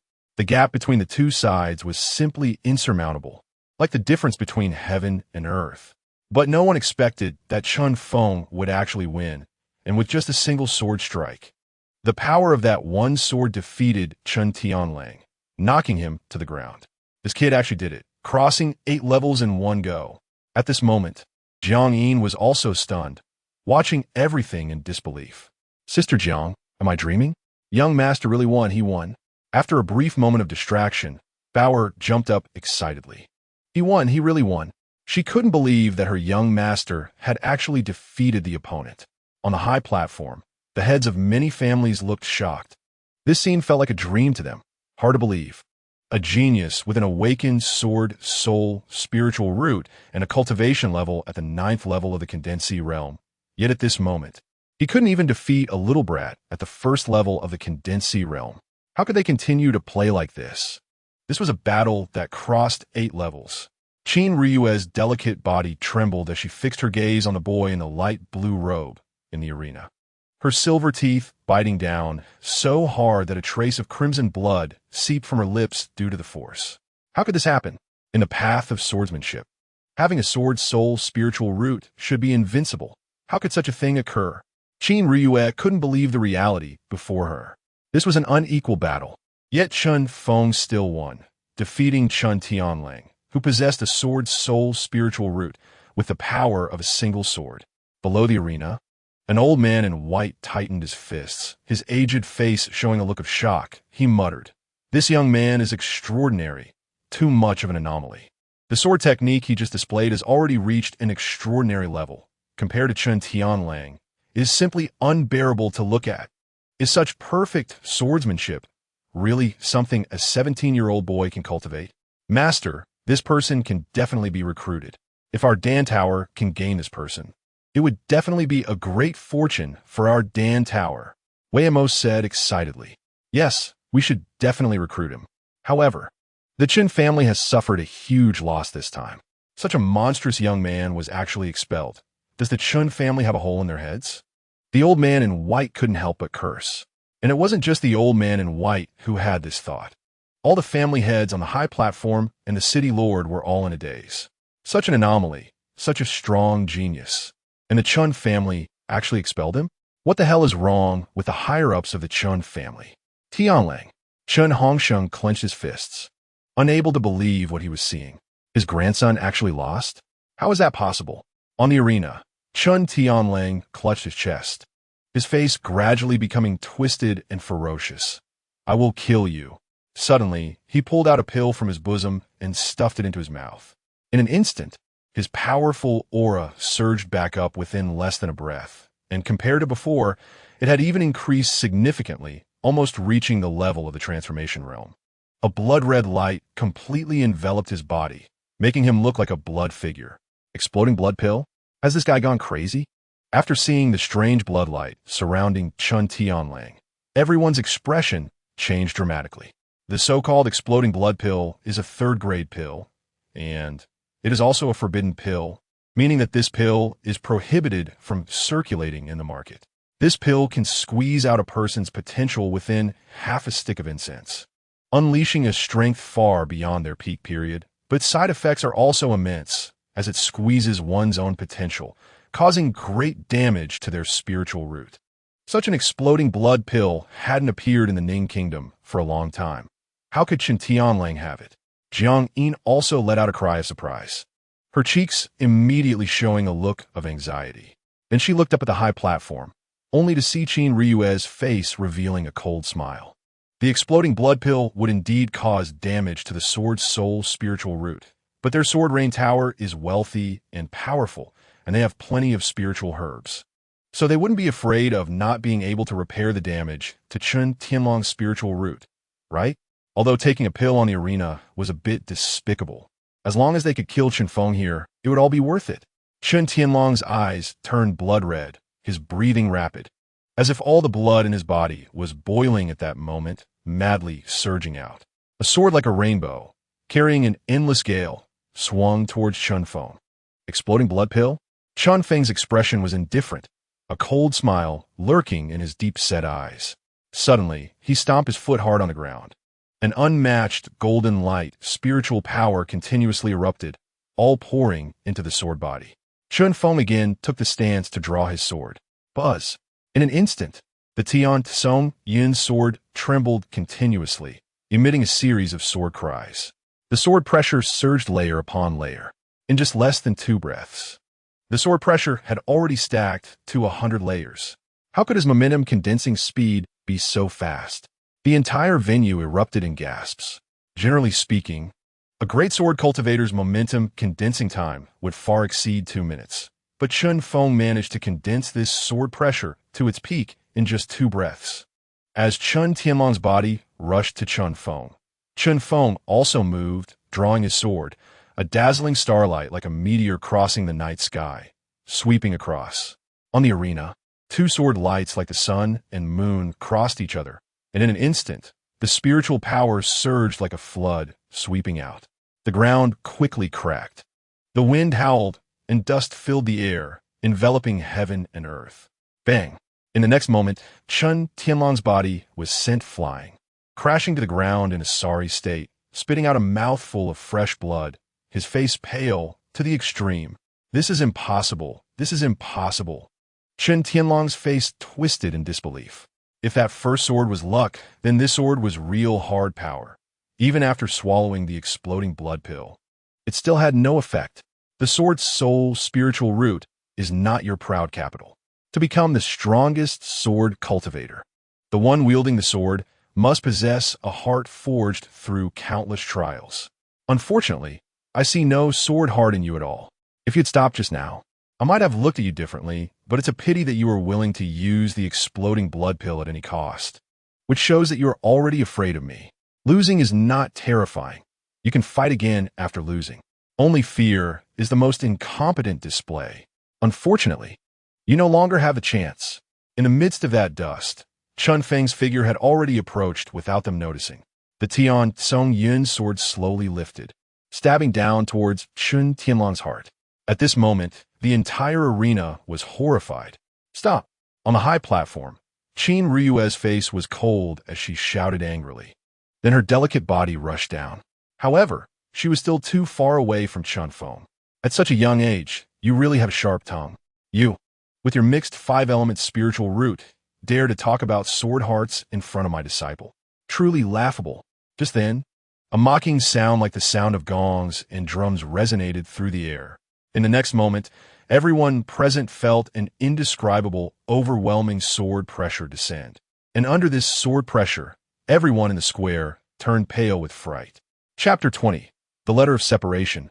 I don't care about you. This sword pressure was like the pressure from the depths of the ocean, covering everything, formless and terrifying, as if it could suppress everything. Everyone in the square involuntarily bent their waists under the immense sword pressure, their hearts filled with indescribable horror. This kind of sword pressure was far beyond what Chun Tianlang and Chun Feng could compare to.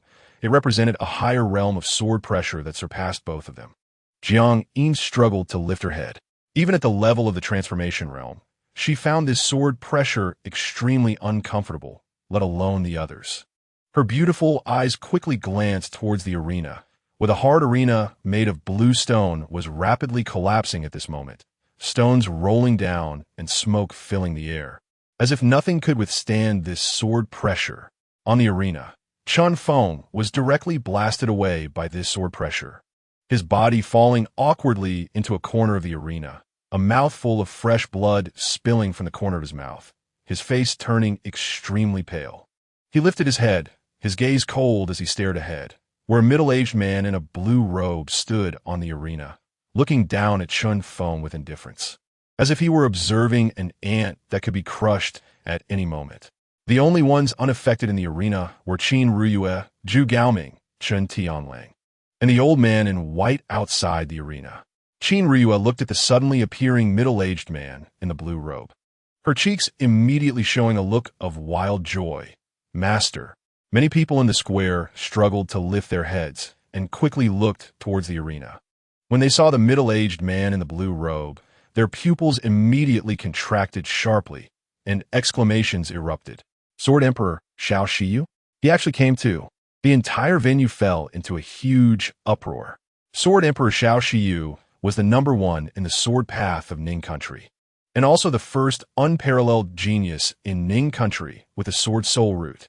But now, no one expected that this generation's sword emperor, who should have been in the imperial city, would appear in this small Yin city. This is troublesome. Jiang Yin gritted her silver teeth, her beautiful eyes revealing a hint of anxiety and worry. She never dreamed that this sword emperor would value Qin Tianlang so highly, that he would quietly come to Yin City in person, and now everyone could see that this sword emperor harbored deep hostility towards Qin Feng. On the arena, under the overwhelming sword pressure that felt like the arrival of a deep sea, Qin Feng not only showed no signs of fear in his eyes, but instead revealed an indomitable fighting spirit. He slowly used the Tian Song Yun sword to support himself and stood up. Xiao Shiyu raised an eyebrow, a hint of displeasure flashing in his eyes. Seeing this seat, he actually did not kneel. Boom! In an instant, an even more surging sword pressure erupted like a flood. This sword pressure seemed to have doubled compared to before. The space around Chun Feng felt like it was pressing down with a massive stone weighing thousands of pounds, as if trying to bend his waist completely. Bang bang. Immediately, explosive sounds echoed as Chun Feng's feet were directly pressed into the arena, blood dripping down. He tightened his grip on the Tian Song Yun sword, and his black eyes even turned a bit crimson, filled with overwhelming hatred. At such a young age, being able to comprehend sword intent is indeed impressive. But unfortunately, your spiritual root is a chaotic mix of all 5 elements. With a mixed 5-element spiritual root like yours, you will never be able to go far in the sword path in your life. Xiao Shiyu shook his head and said regretfully. At his level, he could already sense that the spiritual power released by Chun Feng was chaotic among the 5 elements, which is a typical waste spiritual root of no use whatsoever. Forget it, but the fact that you can comprehend sword intent with a mixed 5-element spiritual root proves that you have considerable comprehension. How about this? Join my sword rain pavilion and become my sword servant? As soon as these words fell, the entire venue was in an uproar. Join the sword rain pavilion? Become a sword servant? It is important to note that being a sword servant and a disciple are two different concepts. Essentially, a sword servant is just a servant, and their status cannot be compared to that of a high disciple. You want me to be your sword servant? You think you're worthy? Chun Feng sneered coldly. He, the North Xian sword emperor, had never had anyone suggest that he become a sword servant before. After being rejected by Chun Feng, Xiao Shiyu raised an eyebrow. Not willing? A genius that cannot be used by him can only be destroyed by his own hands. Boom! Suddenly, Xiao Shiyu charged forward, a palm striking angrily towards Chun Feng. The fluctuation of spiritual power clearly aiming to take Chun Feng's life. At this critical moment, an old man in white suddenly rushed up from the arena, and a palm containing immense spiritual power collided heavily with Xiao Shiyu's. Bang! The spiritual power exploded, and both figures were simultaneously shaken back. Dan Wang Lin Xiaoga? Xiao Shiyu looked up, somewhat surprised at the white-clothed old man before him. At this moment, the entire venue erupted again in commotion. The master of the Ning Country Dan building, also the #1 alchemist in Ning Country, Lin Xiaoga, unexpectedly appeared in this Yin city.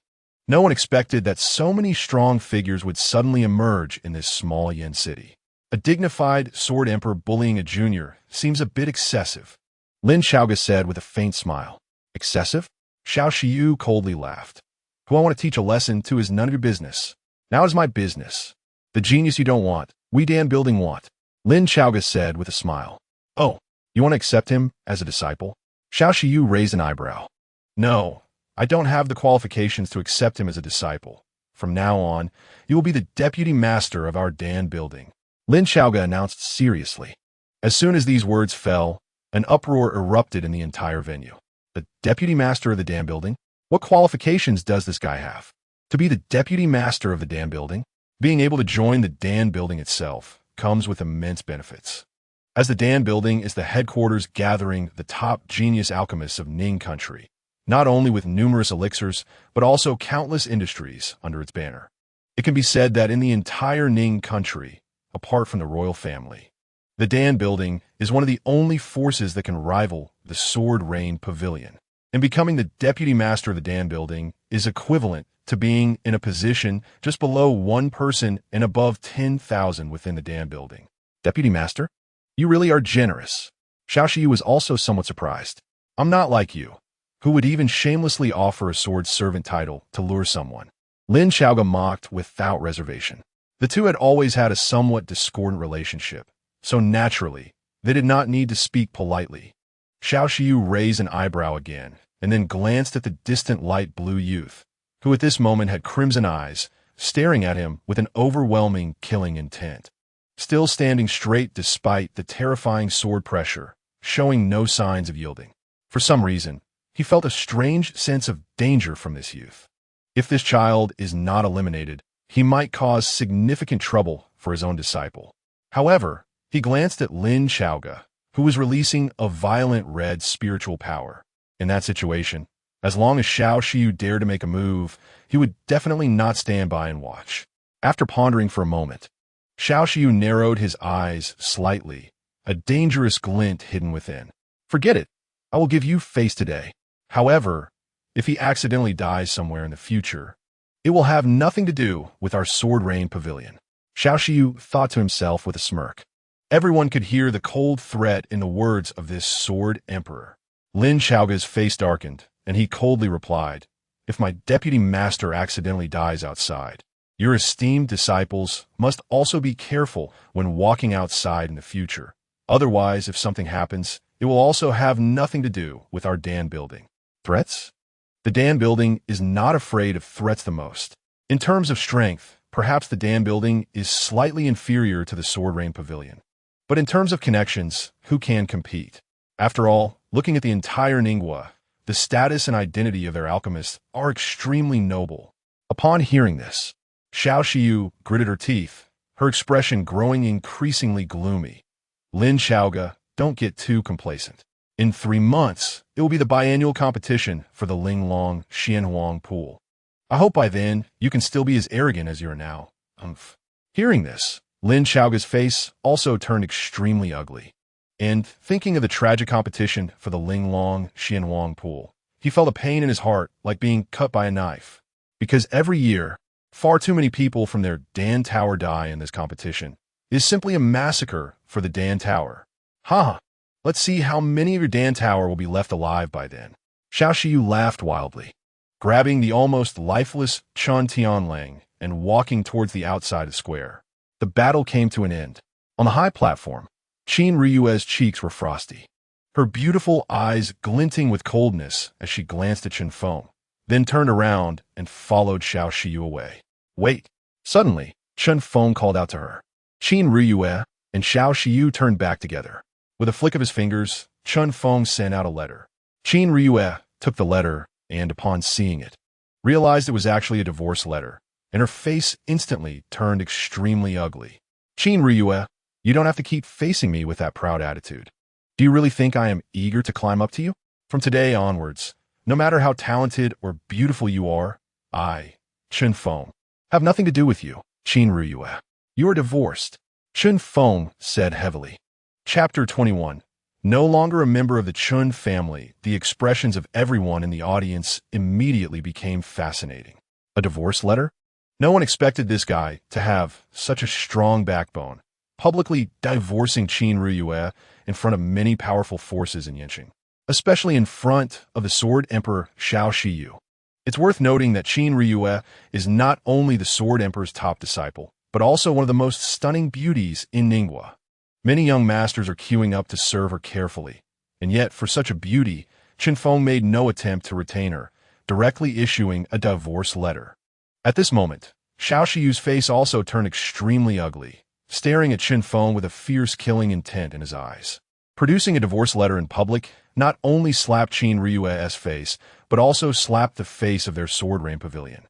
Their Sword Rain Pavilion has always been the one receiving flattery. Who dares to humiliate them like this? Qin Riyue's cheeks were even covered with frost, her beautiful eyes glinting coldly as she stared at Chen Feng. Gritting her silver teeth, she said word by word, "Fine, I accept this divorce letter. However, Chen Feng, let me tell you, don't think that just because you defeated Chun Tianlang, who just awakened his sword spirit root, you can stand on equal footing with me. A lowly person is ultimately just a lowly person. He will never soar to the sky. If you have the guts, come to the imperial city to find me. And I will make you understand that in this vast world, there are always people you will have to look up to. I will make the world understand who truly divorced whom in this engagement." Qin Riyue said coldly. Heroes gather in the imperial city. Compared to a remote small city like Yinqing, the imperial city is where all the top geniuses converge. Even Chun Tianlang, who has awakened his sword spirit body, can only be considered an average expert in the imperial city, because there, the top geniuses are countless, and no matter how monstrous a spirit root is, it's not considered rare. Of course, I will go to the imperial city. As for who looks up to whom, it's not for you to decide. Chen Feng said coldly. Who can't talk big? I'll wait for you in the imperial city. Come if you dare. Qin Riyue sneered coldly, clutching the humiliating divorce letter, and turned to leave, while Xiao Xiu also gave Chen Feng a meaningful glance before turning to leave. This time, Chen Feng and Lin Xiaoga undoubtedly caused the Sword Rain Pavilion to suffer a great loss. Chun Tianlang was severely injured and almost incapacitated, while Qin Riyue was publicly given a divorce letter by Chen Feng. The vast Sword Rain Pavilion lost all face at this moment. No one expected that this boy, who was not yet 18, would be so tough. This child is really good. If he could come from our family, that would be great. On the high platform, the heads of the great families in Yinqing couldn't help but speak, their eyes shining with admiration at this scene. Regardless of Chun Feng's strength, just the courage to stand before the Sword Emperor with such imposing manner is enough to make them marvel. Not to mention that this child has comprehended sword intent and defeated Chun Tianlang. Are the higher-ups of the Chun family all fools? to drive away such a genius. With the short-sightedness of the Chun family's higher-ups, it seems that they may not truly rise as rumored. I heard that previously, this Chun Feng suffered a lot of abuse within the Chun family, with various wounds that were truly heartbreaking. Now, the Chun family will probably regret it deeply. In the square, discussions were rife. Meanwhile, Chun Feng looked at Xiao Shiyu and the others leaving, gradually pulling his feet out of the ground. His whole body covered in blood. A glint of killing intent appeared in his eyes. He would not forget today as humiliation. Suddenly, a piercing scream rang out from the high platform. Chun Tianhai had unexpectedly appeared behind the Grand Elder, stabbing a sharp sword mercilessly through his heart. Grand Elder Chun Hongsheng, unworthy of his position, oppressing the younger generation within the clan. Today I, Chun Tianhai, will eliminate this scourge for the ancestors of the Chun family. Chun Tianhai said coldly, his eyes filled with killing intent. Chun Hongsheng's eyes widened as the life force rapidly dissipated, slowly collapsing. After doing all this, Chun Tianhai finally turned his gaze to Chun Feng and smiled. From today onwards, my son Chun Feng will become the patriarch of the Chun family, controlling the entire Chun family. The audience was in an uproar. No one expected that Chun Tianhai would be so ruthless, personally killing Chun Hongsheng to win Chun Feng back. It is worth noting that Chun Tianlang is still not dead, and yet he is so eager to restore his relationship with Chun Feng. Chun Feng, come back. Now the entire Chun family is yours. Chun Tianhai forced a smile on his face. However, down below, Chun Feng remained calm, casting a cold glance at him, with a hint of mockery in his eyes. He knew that Chun Tianhai's actions were merely for show. Control the Chun family? Chun Tianhai, do you think I care about your position as patriarch right now? Chun Feng sneered. I said before, I have no relationship with the Chun family now. I was not born a Chun, and I will not enter the Chun family's ancestral hall when I die. After saying this, he picked up the Tian Songyun sword and walked away from the square without looking back. There was not a single thing in the Chun family that he was reluctant to part with. Everyone in the audience watched Chun Feng leave, and when they turned back, they saw Chun Tianhai standing there with a stiff face, frozen in place. Everyone's eyes revealed a hint of mockery. When you were down and out, you didn't support him. Now that he is rising again, who are you? Does Chun Tianhai really think others are fools? Today he could stab Chun Hongsheng in the back for Chun Feng. Who knows who he might stab in the back next time for his own benefit? The Chun family is just a hopeless case. The short-sightedness of the Chun family's higher-ups made everyone present chuckle silently. Now it seems that the Chun family, let alone rising, would be lucky to avoid destruction. Perhaps they could take this opportunity to divide up the Chun family's territory and resources. Daughter, let's go. The city lord stood up, glanced at Chun Tianhai and the faces of the many family heads present, and could already guess the future fate of the Chun family. From now on, the Chun family is likely to be finished. Chun Feng left the square. The Dan King Lin Chaoga and Wei Mo quickly caught up. At the exit of the square, the two swiftly stopped Chun Feng. Young friend, may I invite you to sit at my Zue Baolu? Lin Chaoga warmly invited. Chun Feng glanced at Lin Chaoga and Wei Mo. If it weren't for Lin Chaoga's help today, he would have had to resort to some forbidden techniques to escape the crisis, each of which would come at a great cost. With Lin Chaoga's intervention, he could avoid a lot of trouble. Therefore, Chun Feng no longer kept his distance and nodded, all right. A quarter of an hour later, in a luxurious lounge of Zue Baolu, Tengu, the owner of Zue Baolu, was actually responsible for brewing tea, while Chun Feng and Lin Chaoga sat opposite each other. As for Wei Mo and Jiang Yin, they sat next to Lin Chaoga and Chun Feng, respectively. Truly, heroes emerge from youth. I haven't seen such an exciting competition in a long time. To cross 8 layers of heaven and defeat a sword cultivator genius with a sword soul root, Brother Chun Feng is indeed a rare talent. Lin Chaoga praised. Tengu, who was brewing tea, also occasionally cast a bright gaze at Chun Feng. She had watched the thrilling battle today, which left her utterly amazed, especially by Chun Feng. At just 17 or 18 years old, could not only cross 8 layers of heaven to fight, but had also grasped the essence of sword intent, which was incredible. While Lin Chaoga spoke, He kept an eye on Chun Feng's expression. However, this praise, which should have easily evoked pride in a young and reckless boy, seemed to have no effect on Chun Feng's emotional fluctuations. His face remained calm, as if he had simply brushed past the compliments. Senior Lin, your praise is undeserved. I truly appreciate your assistance today. I will remember your kindness. Chun Feng cupped his fists. Haha, Brother Chun, you're too polite. I'm just acting out of a love for talent. Lin Xiaoge laughed heartily, revealing a satisfied expression. What he wanted was precisely this acknowledgement. He had just offended the Sword Emperor to protect Chun Feng, which was akin to placing a bet. If Chun Feng could grow, then all he did today would be worth it. Young brother, may I ask you a few questions? Lin Xiaoge smiled. Please feel free. Chun Feng replied lightly.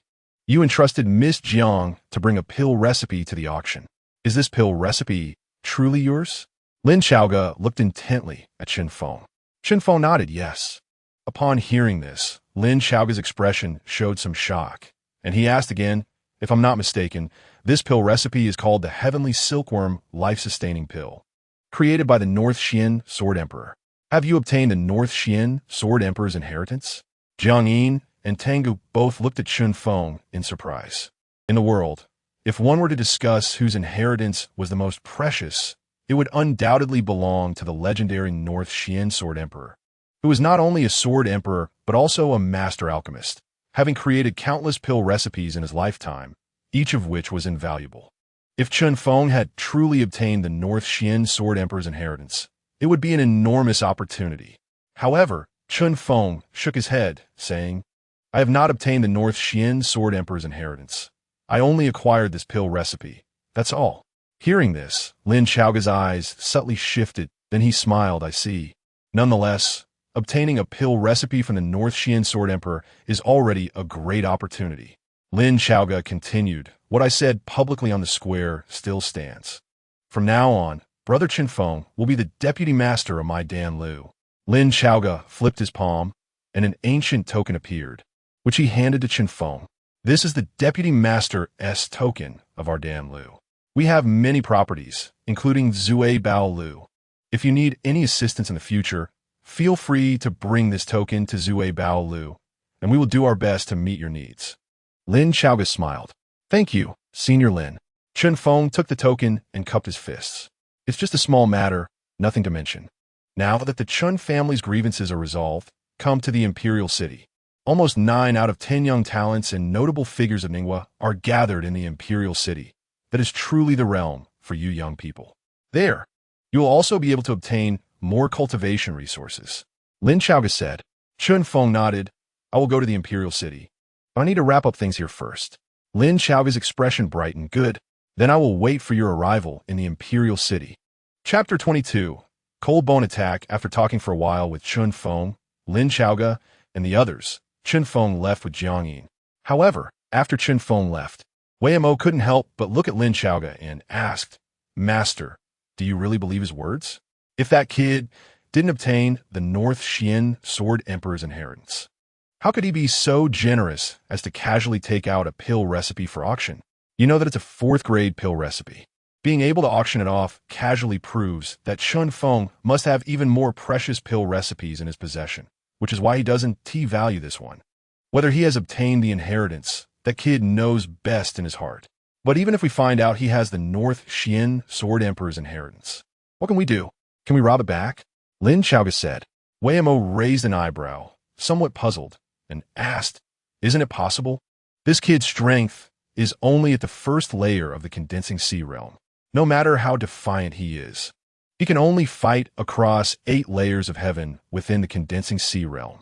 A strong individual at the transformation realm could easily take him down, let alone with your strength, Master.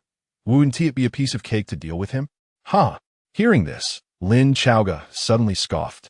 It's not difficult to deal with him, but Wei, old man, do you really think this kid is that kind of soft bone? Do you think he would easily hand over his inheritance? Wei Mo's expression slightly froze. Lin Xiaoge continued, You saw his performance on the arena. Even when the Sword Emperor Xiao Shiyu personally intervened, the kid never once softened his stance.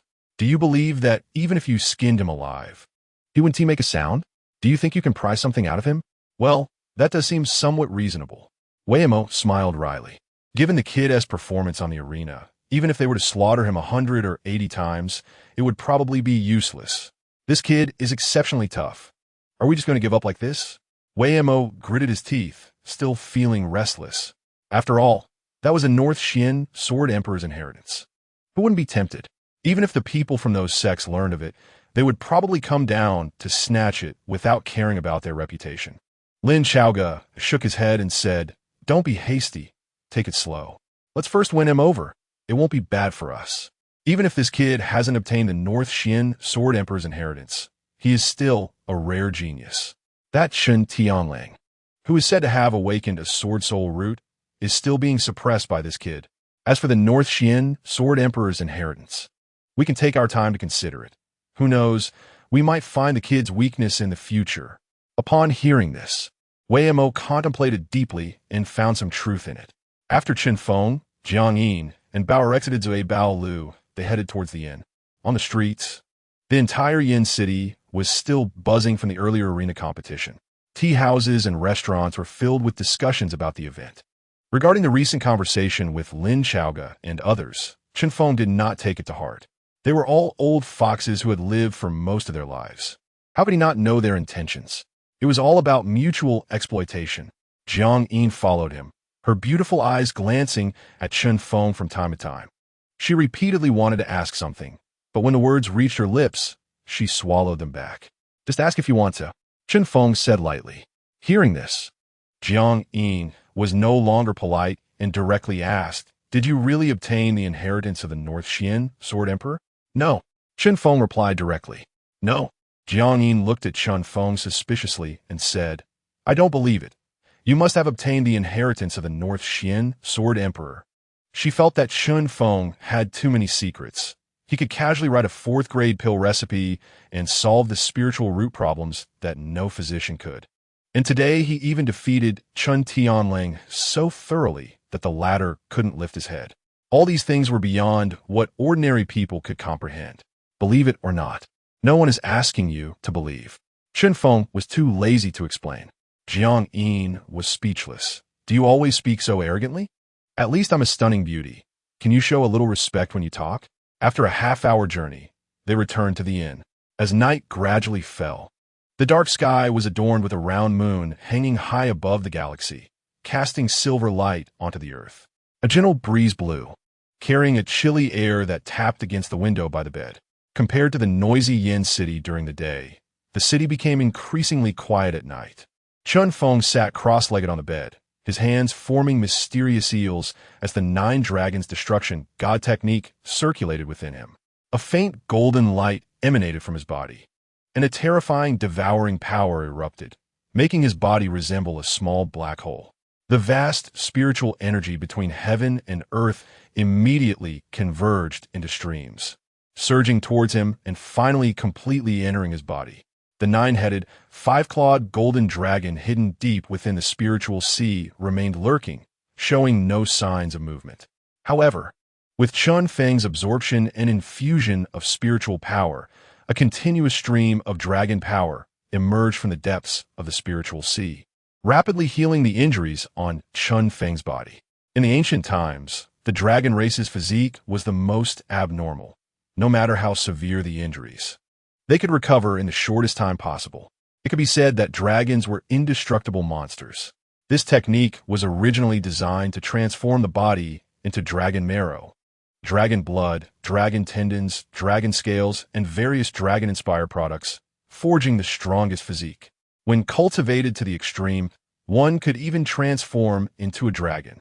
Although Chen Feng suffered extremely serious injuries during the arena battle during the day, in these 2 hours of cultivation, he had already recovered about 90 thanks to the advantages of this technique. After 2 hours, Chen Feng's hand seals suddenly changed again, increasing the devouring power. He had gained quite a bit from the battle during the day, and he could feel that his realm had reached a bottleneck. It was time to break through to a higher level. As the seals changed, the space between heaven and earth seemed to tremble violently, and the increasingly vast spiritual energy surged like ocean waves, sweeping towards Chen Feng's body and his aura began to rise steadily. In the blink of an eye, he had already reached the peak of the first level of the condensing sea realm. Boom! Suddenly, a faint muffled sound came from within the spiritual sea, as if the richness of spiritual power had broken through some limit, rapidly spreading throughout the 108 martial arts meridians. In an instant, Chun Feng's aura broke through from the peak of the first level of the condensing sea realm to the second level of the condensing sea realm. However, Chun Feng did not stop. He continued to build momentum for the breakthrough. The vast spiritual energy continued to flow in, pouring into his body. From the outside, Chun Feng was now glowing with golden light, resembling a small golden statue. His innate Tao body was already a gathering of the 5 elements, innately close to the Tao of heaven, making the cultivation of the condensing sea realm not require too much time for him. Boom, boom. After another hour, the spiritual sea emitted a slight vibration again. The spiritual power spread, and his aura crossed from the second level of the condensing sea realm into the third level. Not enough, let's go again. Chun Feng gritted his teeth. This was still not his current limit. He accelerated the transformation of his hand seals, and the surrounding space rippled as the vast spiritual energy surged in like a roaring sea. The entire inn seemed to tremble at this moment, and all the strong practitioners in Yin City focused their gaze on the sky above the inn. They saw that the area within several miles of the inn seemed to have formed a vortex of spiritual energy, so dense that it was almost tangible, swirling and rolling. This overwhelming spiritual energy converged into pillars of energy that penetrated down from the heavens, all pouring into Chun Feng's body. Boom!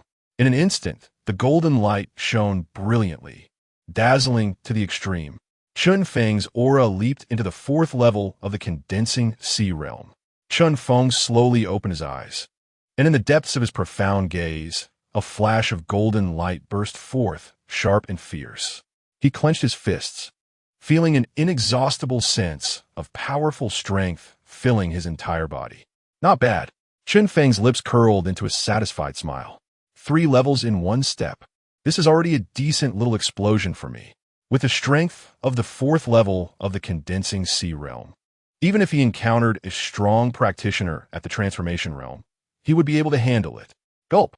Suddenly, Chun Feng's stomach growled loudly, and he sighed helplessly. Unfortunately, I haven't cultivated the technique to the point of refining the skin yet. Otherwise, I could fast. Chun Feng stood up, preparing to go out to find something to eat. Jiang Yin. Chun Feng called out at the door of Jiang Yin's room. However, after a long time, there was no response from inside the room. Chun Feng raised an eyebrow. Usually, Jiang Yin would need to guard him and wouldn't be asleep at this time. Why was there no sound now?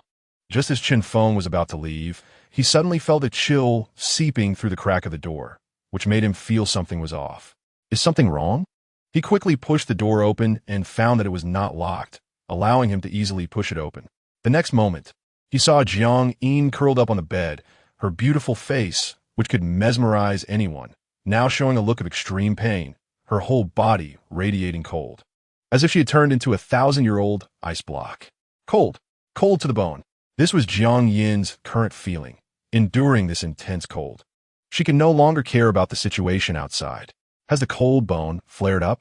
Chun Feng frowned, looking towards the moonlight outside the window. The round, bright moon hung in the night sky like a silver plate, casting a stream of cold light. In his rush to cultivate, he had forgotten the timing. Tonight was indeed the full moon night, the day when Jiang Yin's cold bone would flare up. This girl didn't remind me at all. Chun Feng sighed and stepped forward. It seemed that she noticed someone approaching.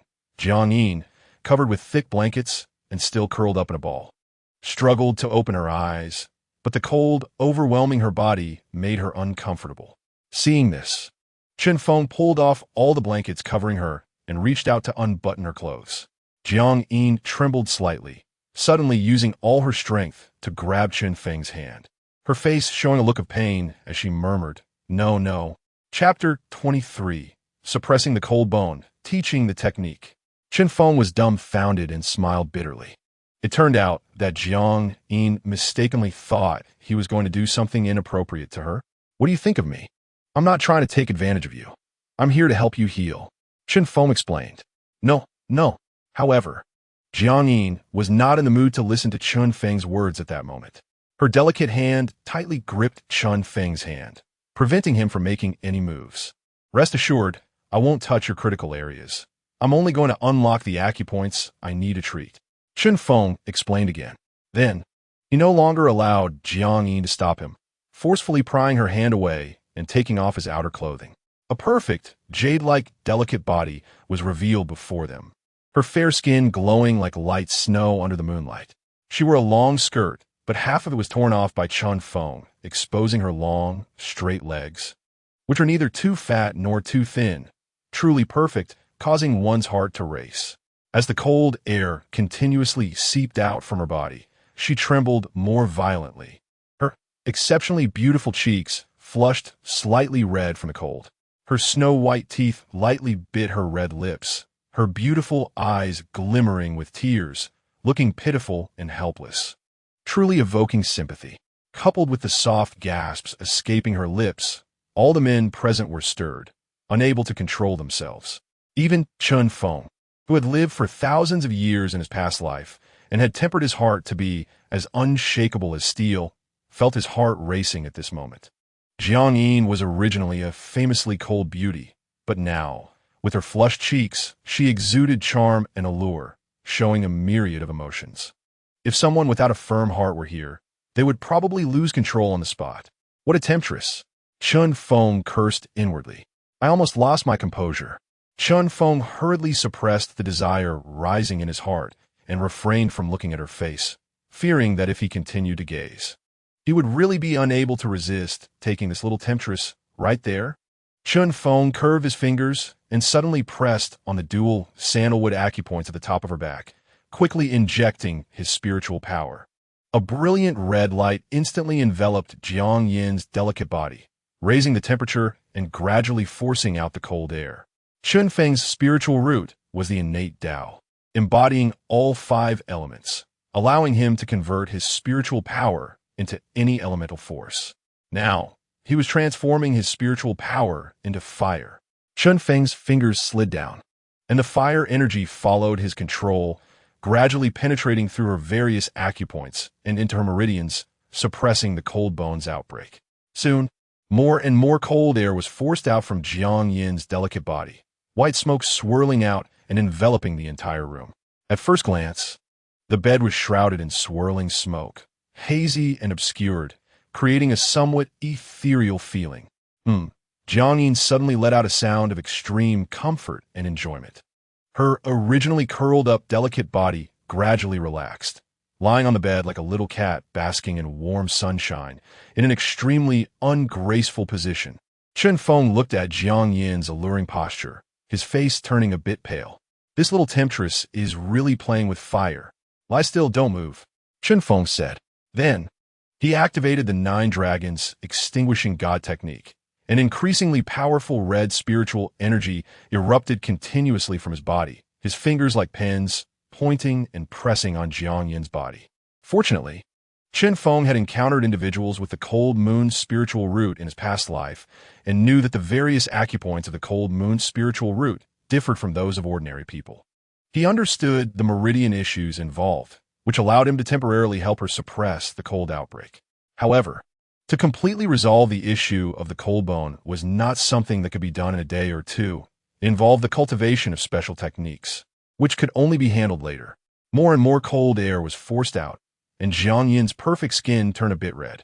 After 2 hours, under Chen Feng's continuous spiritual power, the overflowing cold air finally dissipated completely.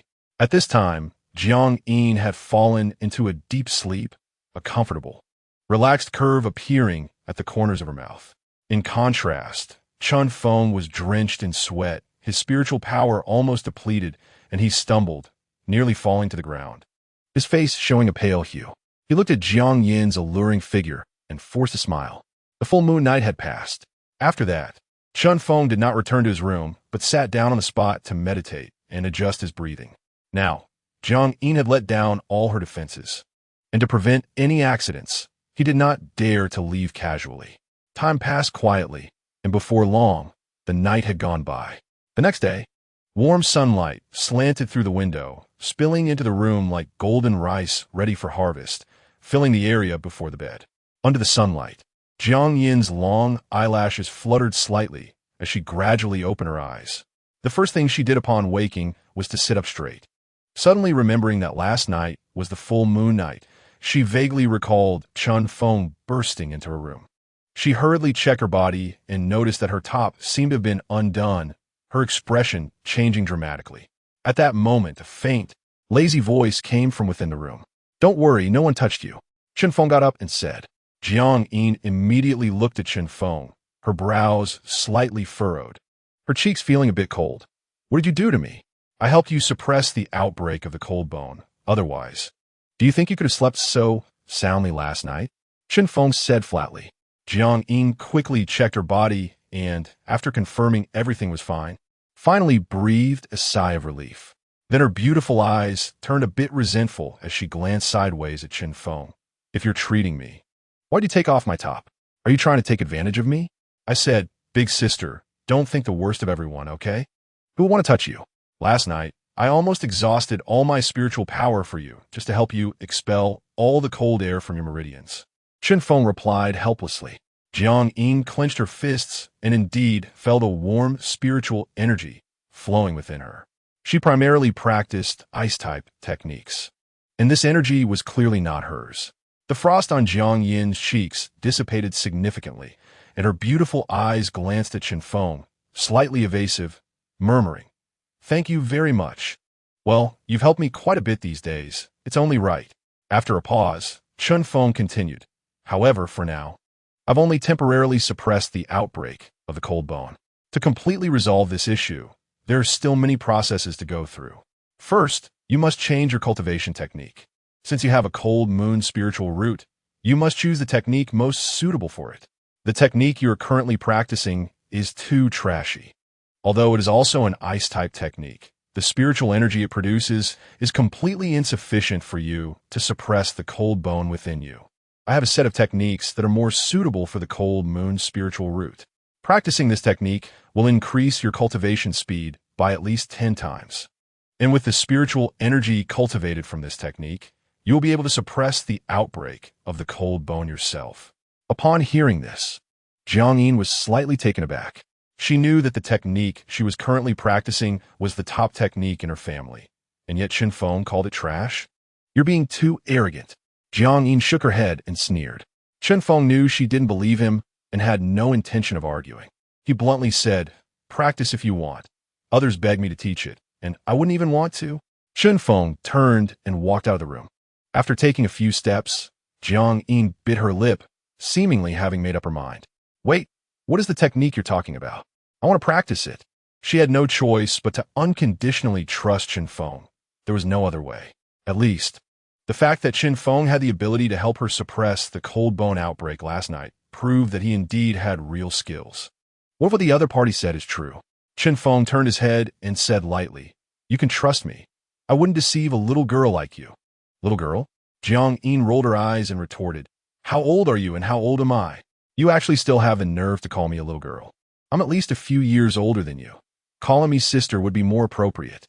Chun Feng was speechless. After all, he had lived for thousands of years. And how could she compare age with him? However, Chun Feng didn't want to argue with her and said, "Just take off your clothes first and lie down on the bed without moving." Jiang Yin's face immediately showed anger. Did this guy want to force her to do that kind of thing under the pretense of teaching her a technique? Although she didn't want to die, if he thought to use this as a threat, she would rather die than comply. Hey, what are you thinking? I want to guide you on the operation route of your spiritual power. This technique is too obscure and difficult to understand, and the meridian route it takes is completely different from ordinary techniques. If I don't guide you, you might go astray," Chun Feng said. Jiang Yin was slightly taken aback. What Chun Feng said was not false. There were a full 108 meridians for martial artists to cultivate, and if there was even a slight difference in the operation route of spiritual power, the effects would indeed be vastly different. But the problem was that asking a young, unmarried girl like her to undress in front of a boy was too embarrassing.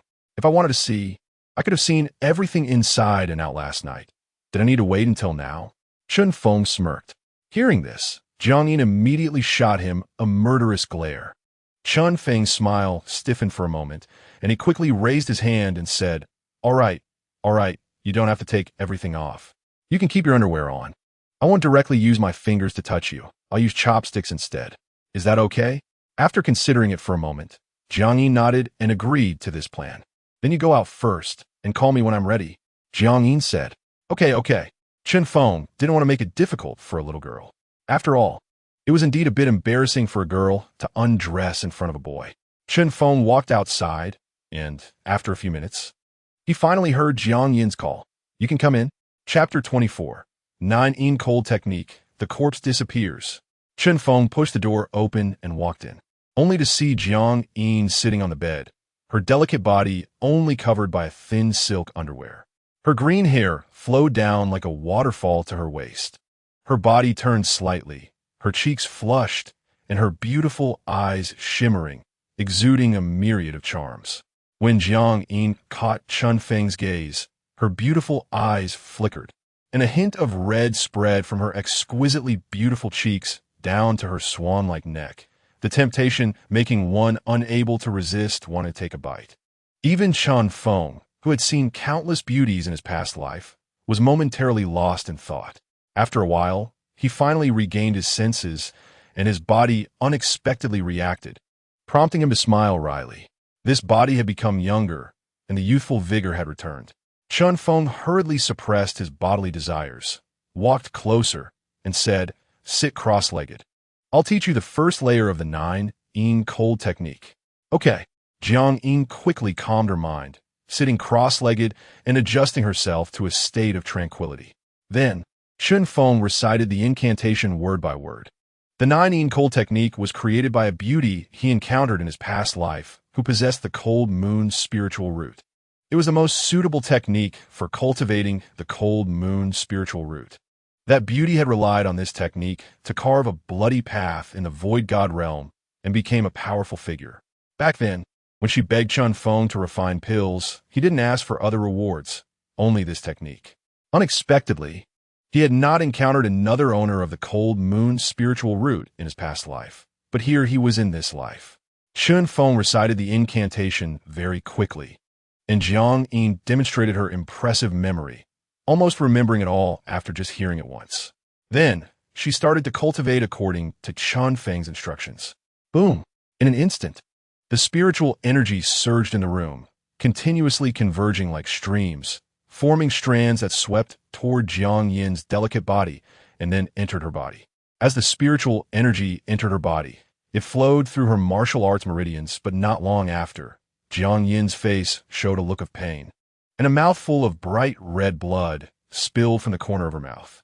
Seeing this, Chun Feng used a pair of chopsticks to guide the operation route of her spiritual energy on her delicate body, and Jiang Yin quickly followed Chun Feng's guidance, rapidly drawing in the spiritual energy, no longer letting it run amok in her body like a headless fly.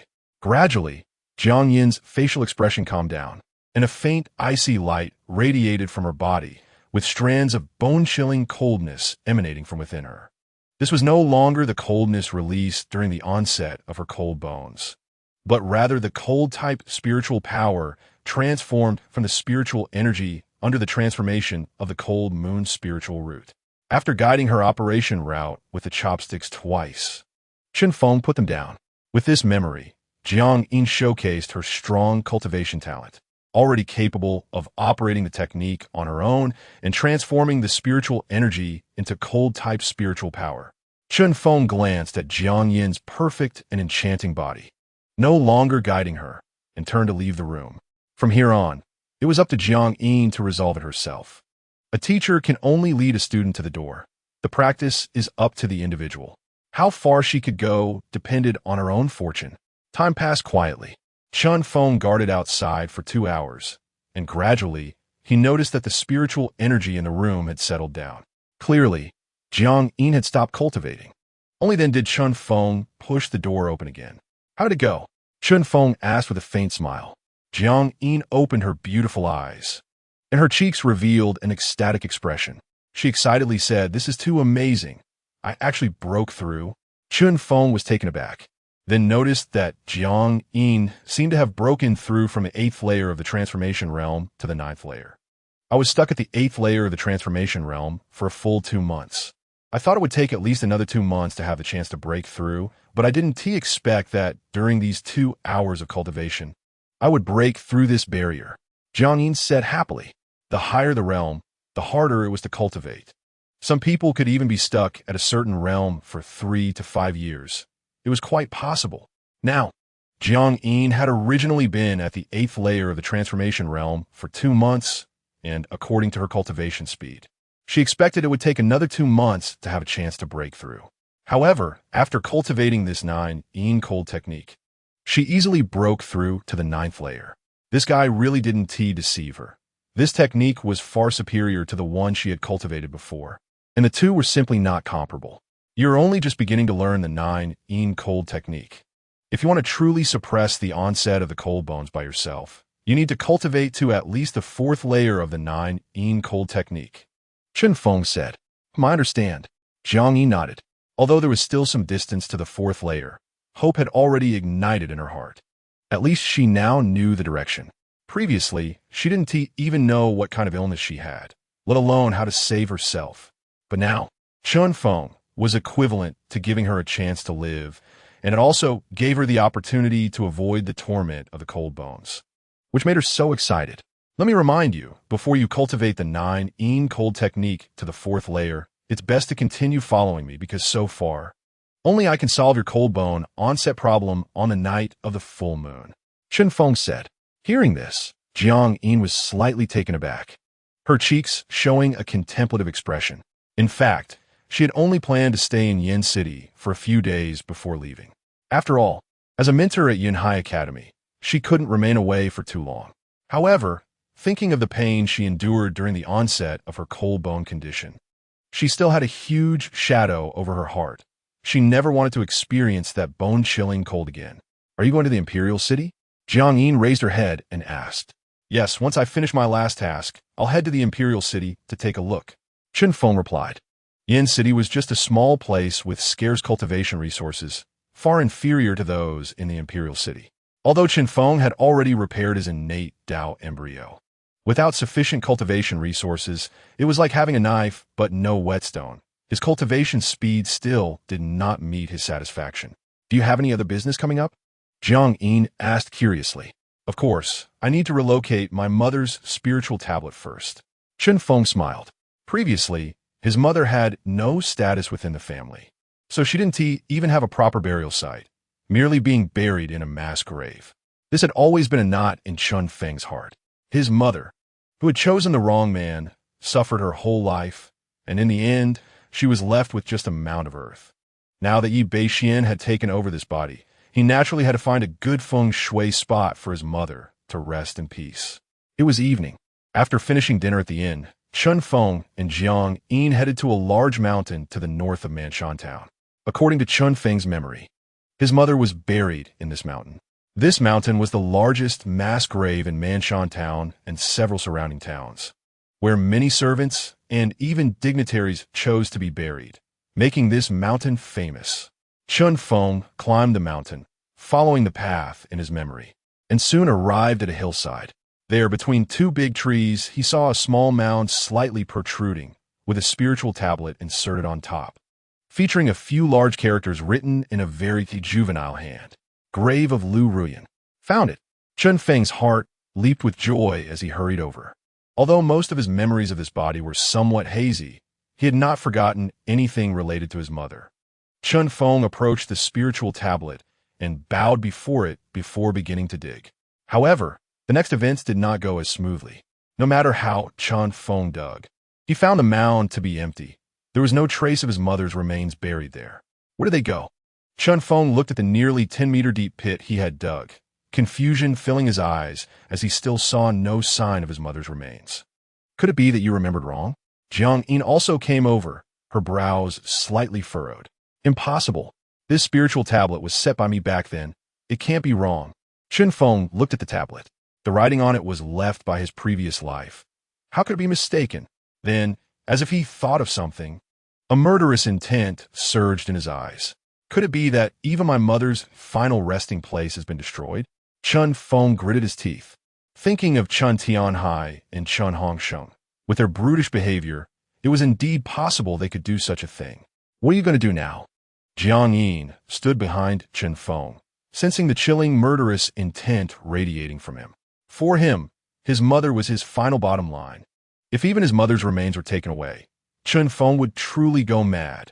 Returned to the Chun family and asked Chun Tianhai for clarification. If this matter was indeed done by the Chun family, then the entire Chun family does not deserve to exist in this world. Chun Feng said fiercely. A cold, murderous aura, like that released from the depths of hell, spread out, causing the surrounding temperature to drop to a bone-chilling level. If previously he had held back some compassion for the Chun family, not wanting to completely eradicate them, now, any remaining compassion in his heart had vanished. This family had become so cold-blooded that it was appalling. Killing people was just a matter of a nod, but if they even did not spare the remains after death, then the members of this family were truly worse than beasts. Chapter 25. The Truth Revealed. Leaving Yin City, Chun Feng did not linger at all. With the Tian Tsung Yun sword on his back, he returned to the Chun family. Upon entering the Chun family's main gate, many servants and guards inside were so frightened that they were dumbfounded, each scrambling to escape, with not a single guard daring to step forward to stop him.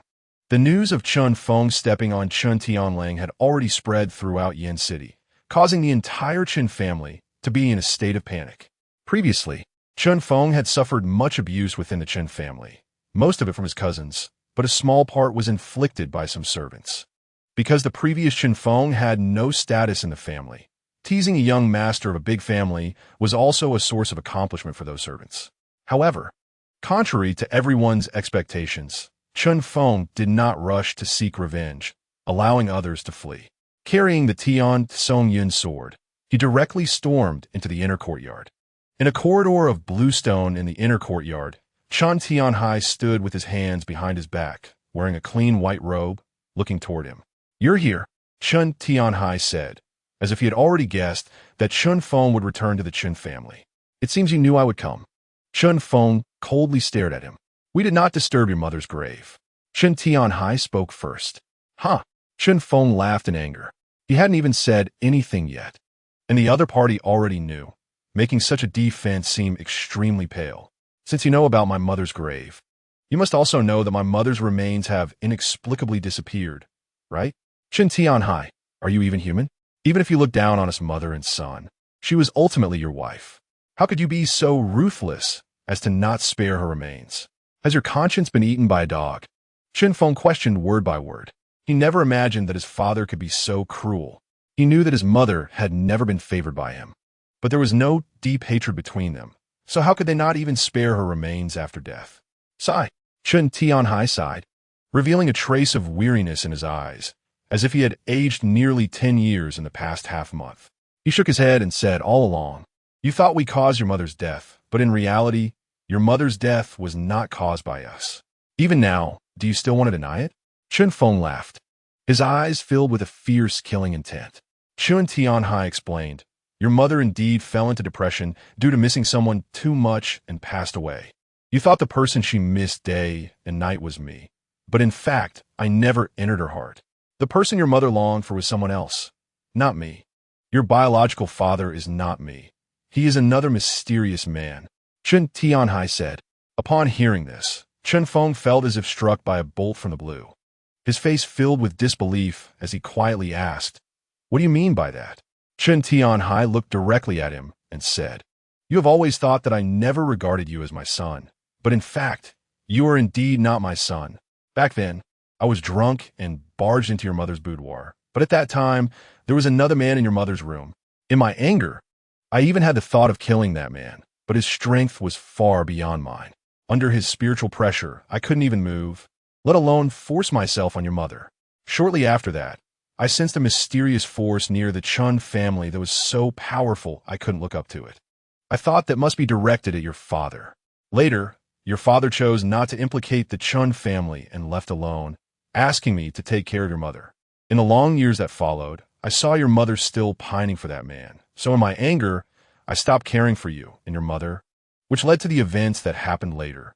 As Chun Tianhai said this, there was a hint of regret in his eyes. However, during that time, he witnessed the woman he liked rushing into another man's arms. How could he face Lu Ruyan? Every time he saw Lu Ruyan, his heart would ache. So he chose to disregard everything.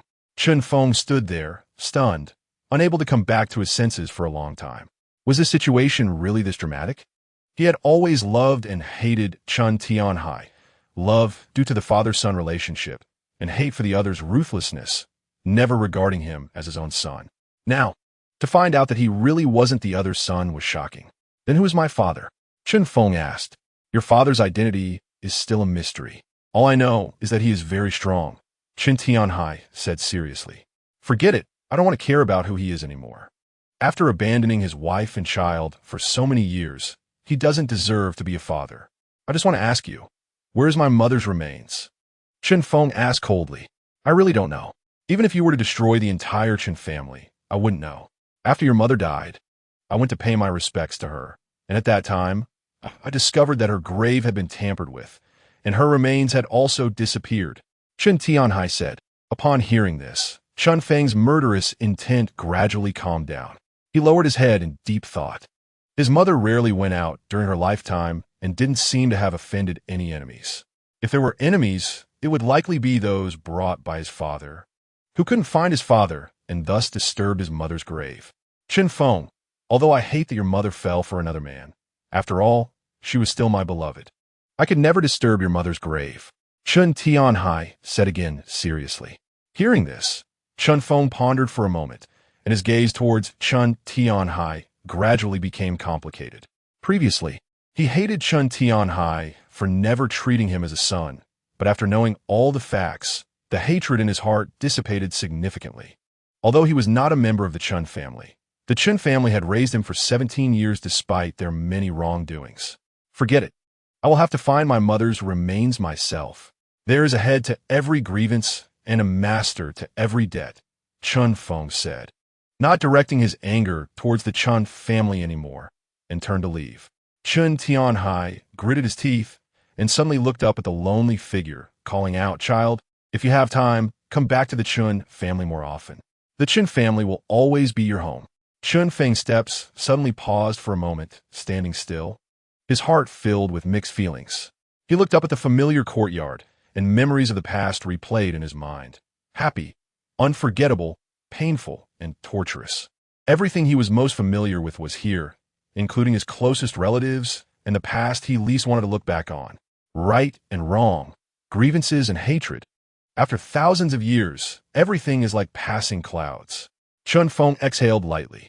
Let's talk about it later. With that, Chun Feng did not linger any longer. As the sun set, a ray of the setting sun cast its glow on the heavy shoulders of the two. Chun Tianhai's weathered face finally revealed a hint of joy. Chun Feng said to talk later, which meant there was still room for redemption. In the evening glow, the three walked together towards the outskirts of Yen City. Unlike before, each of them now carry a package. So, you might be the son of some powerful person? Jiang Yin looked at Chun Feng with bright eyes. At first, she felt pity for Chun Feng, with a father who didn't care and a mother who was absent. Now she discovered that he might actually be the son of some big shot. Powerful? Not necessarily. Who knows how strong he could be? Chun Feng shrugged. He was also very strong in his past life, single-handedly making all the powerful beings in the Void God realm tremble in fear. Perhaps his irresponsible father was one of those powerful beings, and it was also very possible that he had already taken him down without knowing it. This would save him the trouble of having to beat him up. What do you plan to do about your mother's remains? Jiang Yin asked, raising her elegant brows again. I currently have no clues, and since those people are my father's enemies, they must be quite strong. I can only search slowly. Chun Feng sighed. Jiang Yin fell silent. Young master, where are we going next? Bauer suddenly looked up and asked. We're going to the Imperial City. I've heard it's very big and fun. Do you want to go? Chun Feng smiled. I do. Bauer definitely wants to go wherever the young master goes. Bauer said with a grin. Chun Feng looked at Bauer, who was a head shorter than him, and began to formulate some plans. He had offended quite a few enemies, and it would be dangerous to have Bauer follow him all the time. Bauer, do Do you want to cultivate? Chen Feng asked. I do. I want to become a hero like the young master. Bauer clenched her small fist, her eyes filled with excitement and longing. No, heroes often die young. It's better for you to be a rascal, Chen Feng said. Bauer pouted, somewhat unconvinced. Chen Feng looked at Jiang Yin again and said, How about putting her into your Yinhai Academy? Jiang Yin raised her brows and retorted, Yinhai Academy is the top academy in Ningguo, and the admission standards are very strict. Do you think anyone can get in? Aren't you a mentor at Yinhai Academy? Can't you use a backdoor? Chen Feng said matter-of-factly. Get lost. I don't have that kind of power. Jiang Yin replied. You do. Believe in yourself. You can do it. Get lost. Chapter 26. Linglong Xianwang Pool. The royal families means the three of them continued on their way, and after leaving Yin City, they headed north towards the paradise of mercenaries, the North Spirit Mountain Range. The North Spirit Mountain Range spans between Yin City and the Great Tian County. Compared to Yin City, Great Tian County is undoubtedly a big city in Ningguo, with cloud ships that can soar into the skies, providing a direct route to the imperial city.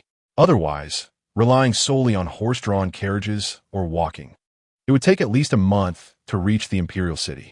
Thus, many officials, nobles, and cultivators take advantage of the convenience of cloud ships to shorten their travel time.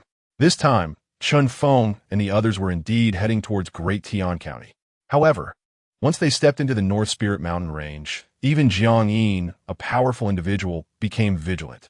The North Spirit Mountain Range is home to many demonic beasts, and various people from different backgrounds also mingle there. These individuals have been living among the demonic beasts for years, making them quite cunning and powerful, which makes them very daunting. The three of them traveled together for nearly 2 days. In these 2 days, as expected, they encountered quite a few mercenary groups along the way. These people have been living on the edge for years, licking blood from the knife's edge. Upon seeing Chun Feng's small team, their eyes naturally lit up, filled with greed and desire, as their gazes fell on Jiang Yin and Bauer. Boss, these two women are absolutely stunning. If we could have a little fun with them, dying under a peony would still be a romantic affair. Many mercenaries were already drooling. Living in this beast-infested forest for so long, they rarely saw women, let alone exquisite beauties like Jiang Yin and Bauer. The two girls were completely different in style. Jiang Yin exuded a cold yet charming aura that stirred the conqueror's desires in all men, while Bauer, though just a maid, was equally graceful and adorable. These men, accustomed to the wild, had never seen such beautiful girls, and now that they did, they couldn't help but feel excited. If you want to die, go ahead. I won't stop you. The leading mercenary boss said coldly, a wary look in his eyes. Upon hearing this, the mercenaries who had just been drooling quickly closed their mouths. They were not just mindless brutes. After sensing the powerful aura emanating from Jiang Yin, they clearly had their reservations. After all, a peak figure in the transformation realm was already a solid powerhouse near Yin City. Moreover, Jiang Yin was so young that it made them wonder which noble lady she was. Let's go. Chen Feng released his spiritual energy, his gaze icy as he met the mercenary's eyes without any trace of fear, casually beckoning Jiang Yin and Bauer to continue moving forward. This kid, many mercenaries looked at Chen Feng in surprise.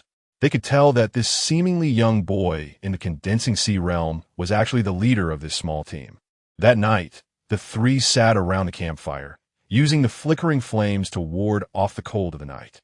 At the same time, 3 pieces of roasted meat were placed on the fire, gradually becoming fragrant and tender under the heat.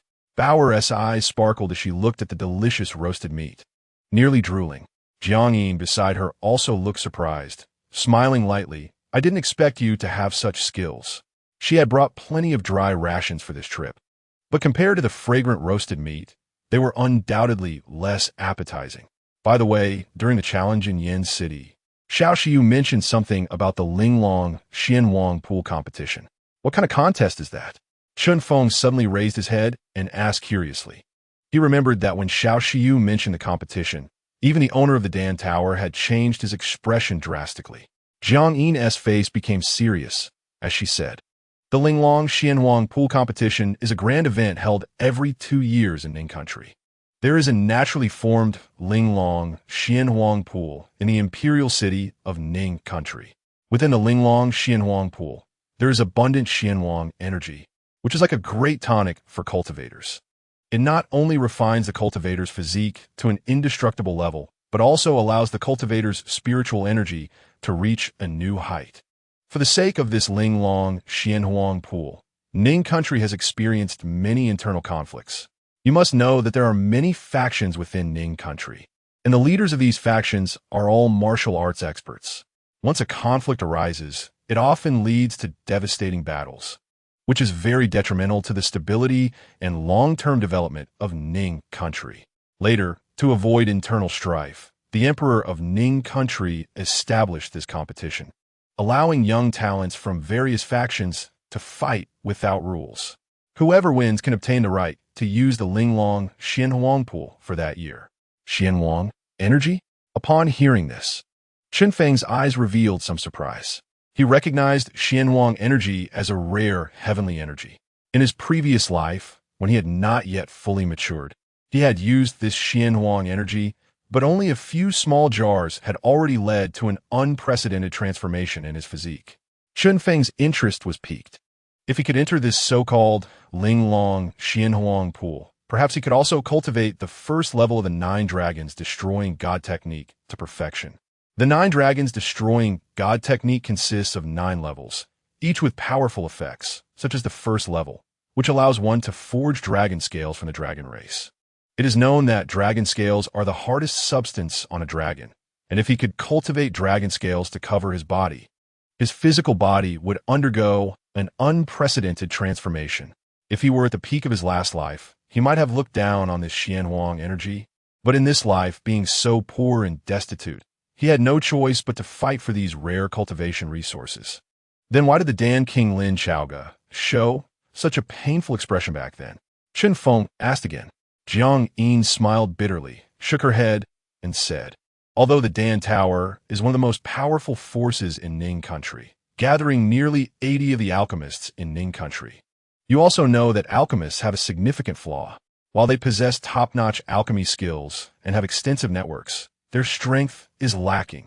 If the Dan Tower were to compete in alchemy, they might be invincible, but if they were to compete in martial arts strength, they would only be suppressed and beaten by others. Upon hearing this, Chun Feng couldn't help but smile wryly. It was indeed the case. As an alchemist himself, he understood this principle well. Most of an alchemist's life is spent studying alchemy recipes, leaving little time to delve into martial arts strength. Unless one is a rare genius with unparalleled comprehension, one can only cultivate in one path. Jiang Yin continued, perhaps because they understand this flaw in strength. The Dan King has always placed great importance on the Linglong Xianhuang pool. Unfortunately, every time he sends out his strongest talents, that basically end up dying in the Linglong competition, which is the greatest pain for the Dan Tower. Moreover, it is almost certain that the Linglong Xianhuang pool has been monopolized by the Sword Rain Pavilion, and nearly 90 of the talents sent by the Dan Tower have died at the hands of the Sword Rain Pavilion. Thus, these two major forces have harbored grievances for more than just a day or two. There is even a deep-seated enmity. Upon hearing this, Chun Feng finally realized why Lin Chaoga and Xiao Xiu seemed to want to tear each other apart. It seems that if they had the chance to eliminate such a force, they would undoubtedly show no mercy. It seems that the royal family of Ning country is indeed not simple, Chun Feng said with a faint smile. Jiang Yin looked at Chun Feng in confusion, clearly not understanding what he meant. Chun Feng smiled and said, think about it. These two major forces are locked in a fierce battle. Who benefits the most? Undoubtedly, it is the royal family. After hearing this, Jiang Yin also sighed. Yes, although many people understand this principle, they cannot escape it. After all, the temptation of the Linglong Xianhuang pool is too great. I think the reason the Dan Tower has thrown you an olive branch is probably to get you to participate in the Linglong competition on their behalf. Yes. Chun Feng nodded, having thought of this as well. It can only be said that this is a mutually beneficial relationship. Chun Feng needs the Linglong Xianhuang pool, and the Dan Tower needs to suppress the Sword Rain Pavilion severely, even to eliminate all their talents and regain their pride. A generation of sword emperors? A chilling killing intent appeared in Qinfeng's eyes.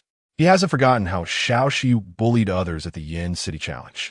If given the chance, he wouldn't mind letting the Sword Rain Pavilion experience what real pain feels like. Suddenly, a commotion erupted from the dark forest in the distance. Who? Jiang Yin and Chun Feng immediately stood up, their eyes vigilantly looking towards the dark forest. At this moment, a young figure rushed out, looking disheveled, covered in wounds, and severely injured. His handsome face had turned as pale as paper. Upon seeing the young man's face, Jiang Yin was momentarily stunned. Then her eyes widened in shock. Brother? The young man, seeing Jiang Yin, seemed to have grabbed onto his last hope, shouting, Jiang Yin, save me. Brother, how did you end up like this? Jiang Yin's expression turned to one of disbelief. The next moment, as if realizing that pursuers were coming from behind, he showed no hesitation and immediately dashed into the forest to escape. Brother, Jiang Yin cried out again. Then, without daring to hesitate, she immediately chased after him. Behind them, seeing Jiang Yin's departing figure, Chun Feng furrowed his brow slightly, a bad premonition rising in his heart. In the dark forest, the young man was frantically fleeing ahead, while Jiang Yin quickly pursued him, calling out anxiously, Brother, stop. What happened? Why are you here? Brother. However, no matter how Jiang Yin shouted, the young figure ahead never stopped. Finally, after covering a significant distance, the young man's figure abruptly halted in an open space. Brother. Jiang Yin hurriedly caught up, stopping in the clearing and shouting loudly. However, looking at his back, her brows furrowed slightly as she began to sense something was off. Her second brother seemed to already be a powerful figure at the celestial realm, and also the second-ranked genius on the genius list in this Ning country. Not to mention the younger generation, even among the older generation, few could defeat him. How could he possibly be severely injured in such a small place? Moreover, how could he, who was always so proud, ask for help? Jiang Yin's beautiful eyes gradually turned cold as she stared at him and asked, You're not my second brother. Who exactly are you? The figure ahead slowly turned around, then tore off a human skin mask from his face, revealing a gaunt and terrifying visage. My dear sister, I miss you so much, the young man said, a greedy glint in his eyes as he shamelessly scanned Jiang Yin's curvy figure, licking his lips and laughing sinisterly. Jiang Yin's brows furrowed deeper, as if she thought of something and immediately turned to return to Chun Feng. However, at that moment, several shadows rushed out from the forest, blocking her surroundings. Where are you going, dear sister? Isn't it good to accompany your brother? The young man said with a dark smile. In an instant, Jiang Yin's expression turned icy. She had fallen into a trap. These guys had deliberately lured her away. Their true target was not her at all, but Chun Feng. Chapter 27, Night Raid. Luring the tiger away from its mountain at this moment, by the campfire, Chun Feng was scanning the surroundings. He vaguely sensed that something was off. Since the Jiang family was a prominent family within the imperial city, and as Jiang Yin's brother, he shouldn't be weak at all. How could he possibly be severely injured here? And he even asked his sister for help? Even if he was in danger, shouldn't he let his sister escape first? How could he drag her into danger with him? Suddenly, while Chun Feng was deep in thought, 3 cold glimmers shot out from the dark forest behind him with lightning speed, aimed directly at his back. Always alert, Chun Feng quickly sensed the approaching killing intent, and in an instant, he reacted, throwing a punch that unleashed his spiritual power, knocking the 3 cold glimmers to the ground. Who? Chun Feng frowned and shouted sternly at the dark forest behind him. However, the surroundings remained silent, with no one responding. The next moment, countless cold glimmers suddenly shot out like a storm, raining down upon Chun Feng and the others. These were spears carrying violent spiritual power, containing destructive force that could pierce through anything, raining down on Chun Feng and the others in the dark night. Oof. Seeing this, Chun Feng coldly snorted, unleashing the power of his 4th level in the condensation realm. His fists clenched tightly as he unleashed a barrage of strikes. His spiritual power surged like a flood, directly sweeping away the countless spear shadows that had been shot at him.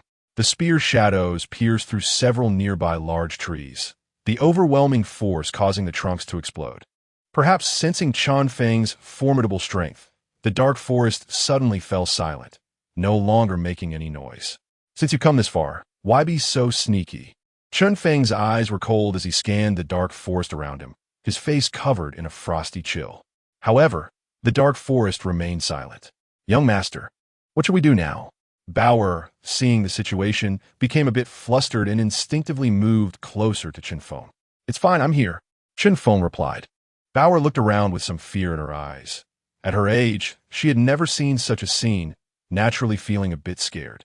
Chun Feng's body was tense, his sharp gaze fixed on the surroundings, his spiritual power circulating, ready for any unexpected changes. Suddenly, as Chun Feng was observing, the sharp sound of air being sliced through echoed again. In the dark night, 3 sharp spearheads tore through the air, making a piercing sound as they shot towards Chun Feng and Bauer. Chun Feng's pupils constricted slightly, and in the blink of an eye, he quickly wrapped his arm around Bauer's slender waist and leaped, clearing a distance of several meters. Boom, boom, boom. The ground erupted, dust flying. As 3 sharp spears fiercely pierced into the ground where they had just been standing, the incredible force causing the spear shafts to tremble slightly, emitting a humming sound. Indeed, this is a plan to lure the tiger away from the mountain? Chun Feng's expression darkened, realizing that the other party had clearly come prepared. First, they lured Jiang Yin away, and then they attacked the 2 of them. However, judging by Chun Feng's estimation, these people were most likely targeting him. Otherwise, there would be no need to set such a large trap. Suddenly, Chun Feng seemed to sense something, abruptly looking up with his deep eyes towards the dark forest in the distance, where he saw 3 ghostly figures silently appearing on the trunk of a sturdy tree. The 3 figures, dressed in black robes, were impossible to discern in size or appearance due to the robe's concealment. Your reaction speed is quite fast. You've dodged several surprise attacks, one of the black-robed figures said. Don't underestimate him. After all, he is a genius capable of defeating Sword's soul spiritual roots. If you underestimate him, you might just trip yourself up, another black-robed figure added. The 3 laughed mockingly, their eyes filled with a murderous intent as they fixed their gaze on Chun Feng, as if they had already regarded him as their prey. Chun Feng raised his eyes, meeting their gaze without fear, but he was somewhat surprised. The spiritual power emanating from these 3 indicated that they were all powerful figures of the transformation realm. 3 transformation realm experts. This is indeed an extremely formidable lineup. Looking across the entire Flame City, there are very few strong practitioners at the transformation realm. Then, Chun Feng's gaze turned towards the forest in the distance, where he saw waves of extremely violent spiritual energy, fluctuations sweeping towards him. Brilliant flames were erupting there, accompanied by thunderous roars. It seems that Jiang Yin is also caught in a tough battle. Don't look anymore, kid. That beauty has already been held back by us. Your last chance for survival has been cut off. The man in the black robe mocked. The cold, killing intent radiating from his gaze seemed to treat Chen Feng as his prey. Then, the 3 of them slowly drew out long spears from behind, their bodies entirely black. Even the spearheads were coated with a layer of ink, making them nearly invisible at night, difficult to capture. Chen Feng frowned. He could tell that these guys were very experienced forest hunters. Their movements and techniques were extremely proficient, as if they had engaged in similar hunting and killing activities hundreds of times before. You really think highly of me, going through so much trouble just to kill me. Chen Feng smiled faintly. No need to be modest. You're worth us doing this. The man in the black robe sneered. 3 lords, you are all strong practitioners at the transformation realm, while I am merely at the sea condensation realm. Before I die, can you tell me which force you belong to? If I'm to die, I should at least die with clarity. Chun Feng smiled, revealing an innocent expression. It's fine. Just die confused like this, it's quite good. The man in the black robe coldly laughed. Seeing this, Chun Feng fell silent for a moment. It seemed these people were very tight-lipped, and he couldn't easily obtain any information from them for now. Well, it's time to send you on your way. Make your move. Quick battle. Finish him off. The man in the black robe no longer wasted words with Chen Feng. His chilling voice spat out. The surging spiritual energy erupted simultaneously, and then with a stomp on the tree trunk, their bodies charged down like a fierce tiger descending a mountain. Chapter 28. Night falls. The hunt begins. The three men's spear shafts trembled in their hands, and under the infusion of spiritual energy, they simultaneously thrust downwards, their speed as fast as lightning. Without any hesitation, directly targeting Chun Feng's head. Seeing the three move so decisively, Chun Feng's expression changed slightly. It was clear that these three were very seasoned jungle hunters. Their combat experience and strength far beyond that of a family heir like Chen Tianlang. Heavenly Shield. Chen Feng immediately positioned himself in front of Bauer, clasping his palms together as spiritual energy surged forth like a flood, directly forming a wall of light in front of him. Clang, clang. The sharp spear shadows struck against the spiritual energy light wall, causing it to vibrate and produce a series of metallic sounds. But it failed to truly break through the shield. This kid really has some skills. One of the men in black robes exclaimed in surprise.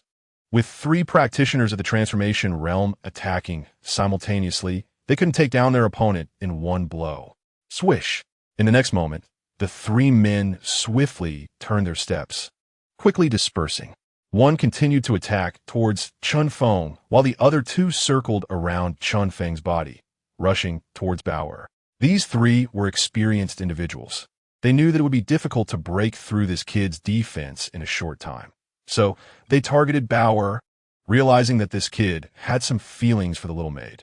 If they could capture her, no matter how strong Chun Feng was, he would have to comply. Boom! In an instant, the violent spiritual energy erupted, and the two men in black robes reached out their hands, simultaneously attacking Bauer. Seeing this, Chun Feng's eyes flashed with a cold glint. These people had no verbal communication at all, yet they could coordinate perfectly with just a glance. This was not something an ordinary force could cultivate.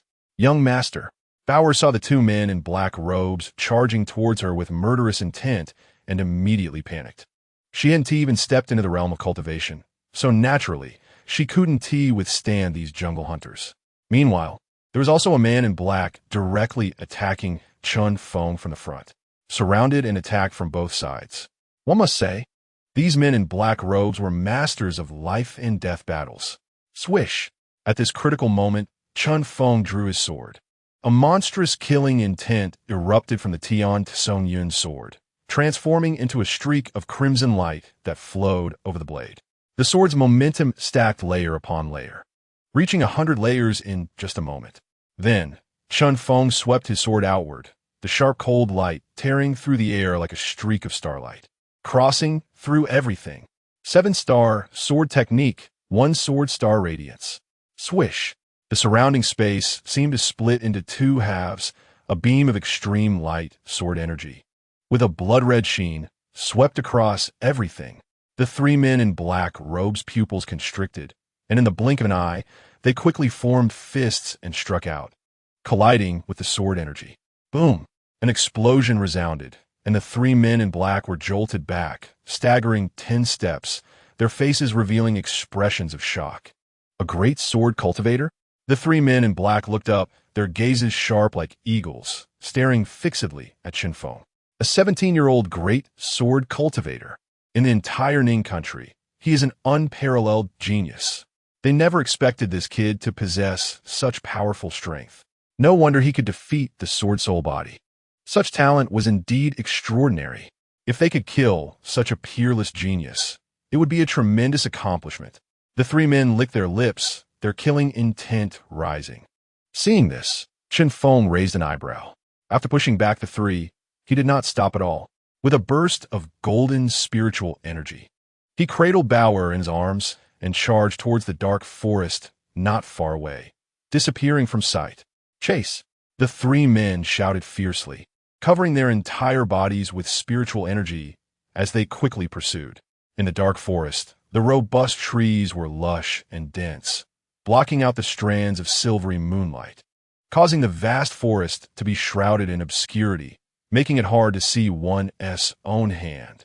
Chun Feng, holding Bauer, moved swiftly like a spirit monkey, his steps enigmatic. With each step, it was nearly impossible to leave any trace, and he was already familiar with this kind of jungle hunting. This kind of pitch-black forest had long been understood by him. In no time, he had escaped several hundred meters. "Are you okay?" Chen Feng looked down at Bauer in his arms.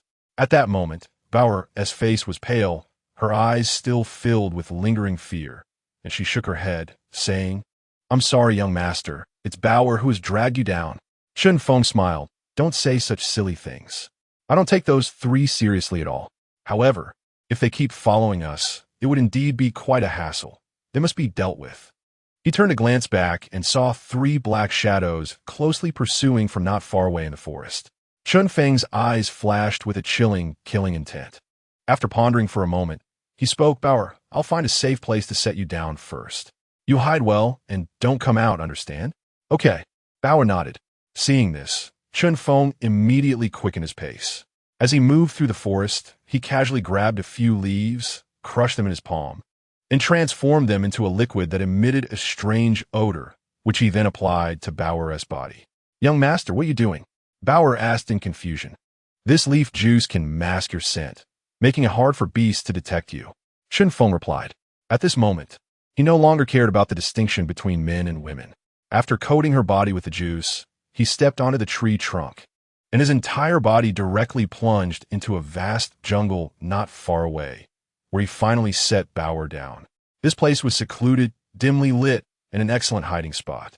"Stay quiet and don't move here," Chun Feng instructed. "Okay, young master, be careful," Bauer said with concern. "Don't worry, I'm fine." Chun Feng patted her little head, did not linger, and immediately jumped out of the jungle. Then he clenched his fists, and the golden spiritual power within him erupted without restraint, attracting the attention of the three black-robed figures. As expected, upon sensing Chun Feng's spiritual power fluctuations, the three immediately noticed and said with murderous intent, "Kid, finally daring to show yourself? Chase." The three quickly rushed forward, and as they crossed the jungle where Bauer was hiding, they seemed to have no awareness and directly passed through. Seeing this, Bauer finally relaxed her tightly wounded heart, but soon, worry appeared in her eyes again as she looked at the three figures chasing closely after Chun Feng, silently praying, "Young master, you must be safe." In the dimly lit ancient forest, Chun Feng's body moved like a nighttime cheetah, rushing through, deliberately leaving some footprints on the tree trunks with each step. Behind him, the three black-robed figures quickly followed these footprints. This kid, although a genius, is still inexperienced and makes such a low-level mistake. The three sneered at the footprints. In this forced hunt, leaving footprints was equivalent to completely exposing one's whereabouts to the opponent, making it difficult to lose them. "Catch up, solve them quickly, otherwise we won't be able to hold on much longer," one of the black-robed figures said. Immediately, the three shouted in unison, their spiritual power surging, and their speed increased dramatically. Like shadows of thunder, chasing after him. Ahead, Chun Feng glanced back, and, upon seeing the three indistinct shadows tracking him, a cold smile appeared at the corner of his mouth. "Have you caught up? Then the hunt begins." Chun Feng licked his lips lightly, and a hint of crimson crept into his deep eyes. He hadn't experienced such familiar forest hunting in a long time, and an indescribable bloodthirst began to rise in his heart, like a sleeping lion awakening to the scent of blood. Chapter 29. "This head, I'll gift to you." Swish, swish. Under the night sky, three ghostly figures moved through the dark forest at an incredibly fast speed, landing without a trace. Each step left no track. Clearly very familiar with this kind of forest hunt. As they moved, they looked up, their faces showing cruel smiles as they fixed their gaze on the disheveled figure in front of them that was fleeing in panic. As the chase began, the combat experience of both sides became clearly evident. Compared to their silent and eerie footsteps, Chun Feng ahead was extremely flustered. In his hurried escape, whether it was his attempt to conceal his breath or the faint footprints left behind, it all seemed insignificant to the pursuers.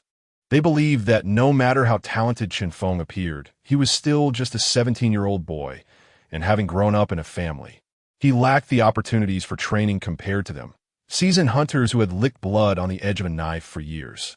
In a life-and-death battle, mindset is the most important.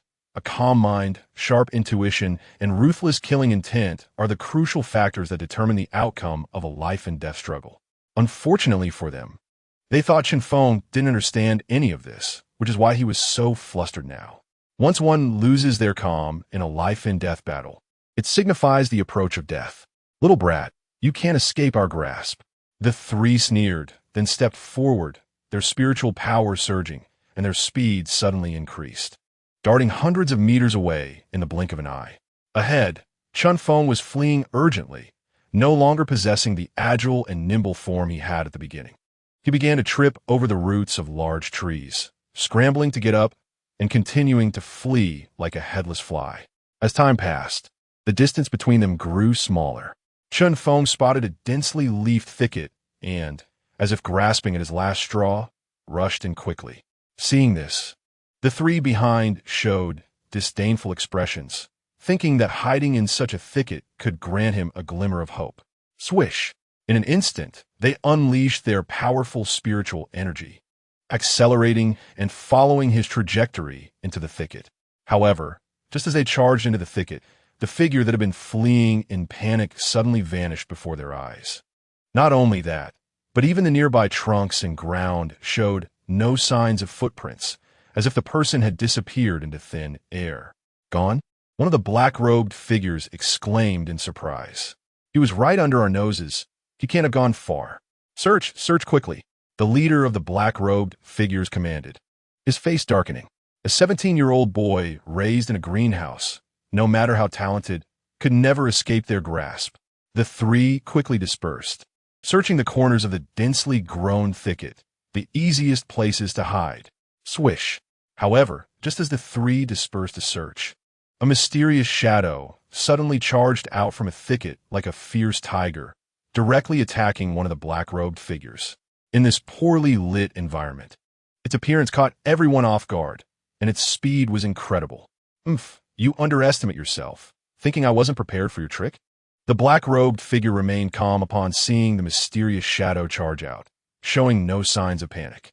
The three were experienced, and their long spears never left their hands, enveloped in a layer of spiritual power, ready for Chun Feng to burst out from any corner. They had seen such ambush tactics many times and were not easily fooled. Swish!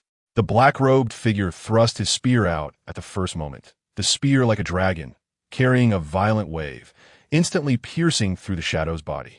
Blood sprayed out, and the acrid scent of blood quickly filled the air. This blood scent? The leader of the black-robed figures, sensing something was wrong, paused for a moment. Then his face showed shock as he shouted, "It's a beast corpse! That's a beast corpse!" The disdainful smile on the black-robed figure's face had not yet solidified when a mysterious shadow charged out from behind the beast corpse, striking with lightning speed. Bang! The beast corpse exploded, flesh and blood splattering everywhere, and the black-robed figure's pupils dilated as a ruthless sword light cut across his throat. In that instant, he felt the world spinning, his vision becoming extremely blurry. Sever head. One sword kill. A bloodied head was chopped off by Chun Feng. In the dim light, a tall young figure stood with one foot on the headless corpse, a faint smile appearing on his innocent face. "This head I'll give to you," Chun Feng said with a smile. The other two black-robed figures hadn't fully reacted yet. They stared blankly at Chun Feng's foot planted on the headless corpse, while the black-robed man was already dead beyond recovery. Third brother, the leader of the black-robed men, with red-rimmed eyes, let out a mournful low roar. He never dreamed that his usually clever third brother would die, and that too at the hands of a boy they looked down upon. Underestimating the enemy. They had underestimated him too much. The three of them were deceived by the boy's seemingly panicked exterior. Someone who could defeat a sword soul body was undoubtedly a talent of extraordinary caliber. How could such a person be so flustered in the face of an enemy's pursuit? They made the gravest mistake of all, that is, underestimating him. "I swear, I will definitely kill you." The black-robed man raised his head, his face filled with a terrifying murderous intent. Now, only by personally beheading Chun Feng could they appease the spirit of their third brother. Hopefully, ahead, Chun Feng still smiled harmlessly, and as he turned, his body once again darted into the forest, disappearing from sight. "Chase him. We must not give him a sliver of a chance to survive," the black-robed man said decisively. This time, Chun Feng must die. The remaining two black-robed men, their eyes filled with tears, charged out without giving Chun Feng any opportunity their spiritual power surging and their speed reaching its limit as they pursued him. After this encounter, the black-robed men understood that this kid was far from an ordinary person. That last sword strike was indeed too fast for them to react. They believed that even if they were in the same situation as their third brother, they would likely end up severely injured, if not dead. That sword had already surpassed the maximum limit that could be exerted by someone at the sea condensation realm. The black-robed men pursued at full speed, while ahead, Chun Feng also unleashed his full speed, weaving through the trees, desperately trying to increase the distance between them.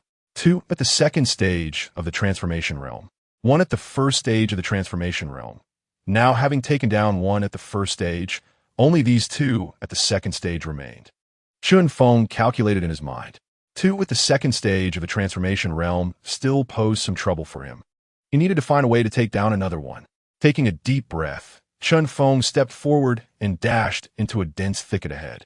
The two behind saw this, their eyes filled with intense hatred, and without any pause, they followed him into the thicket.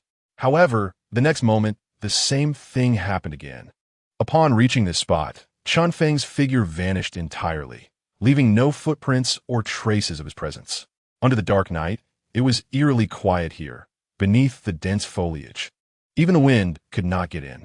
The black-robed men scanned their surroundings, but in the dim light of night, their vision was blurred, making it difficult to see anything clearly, let alone easily find Chun Feng's tracks.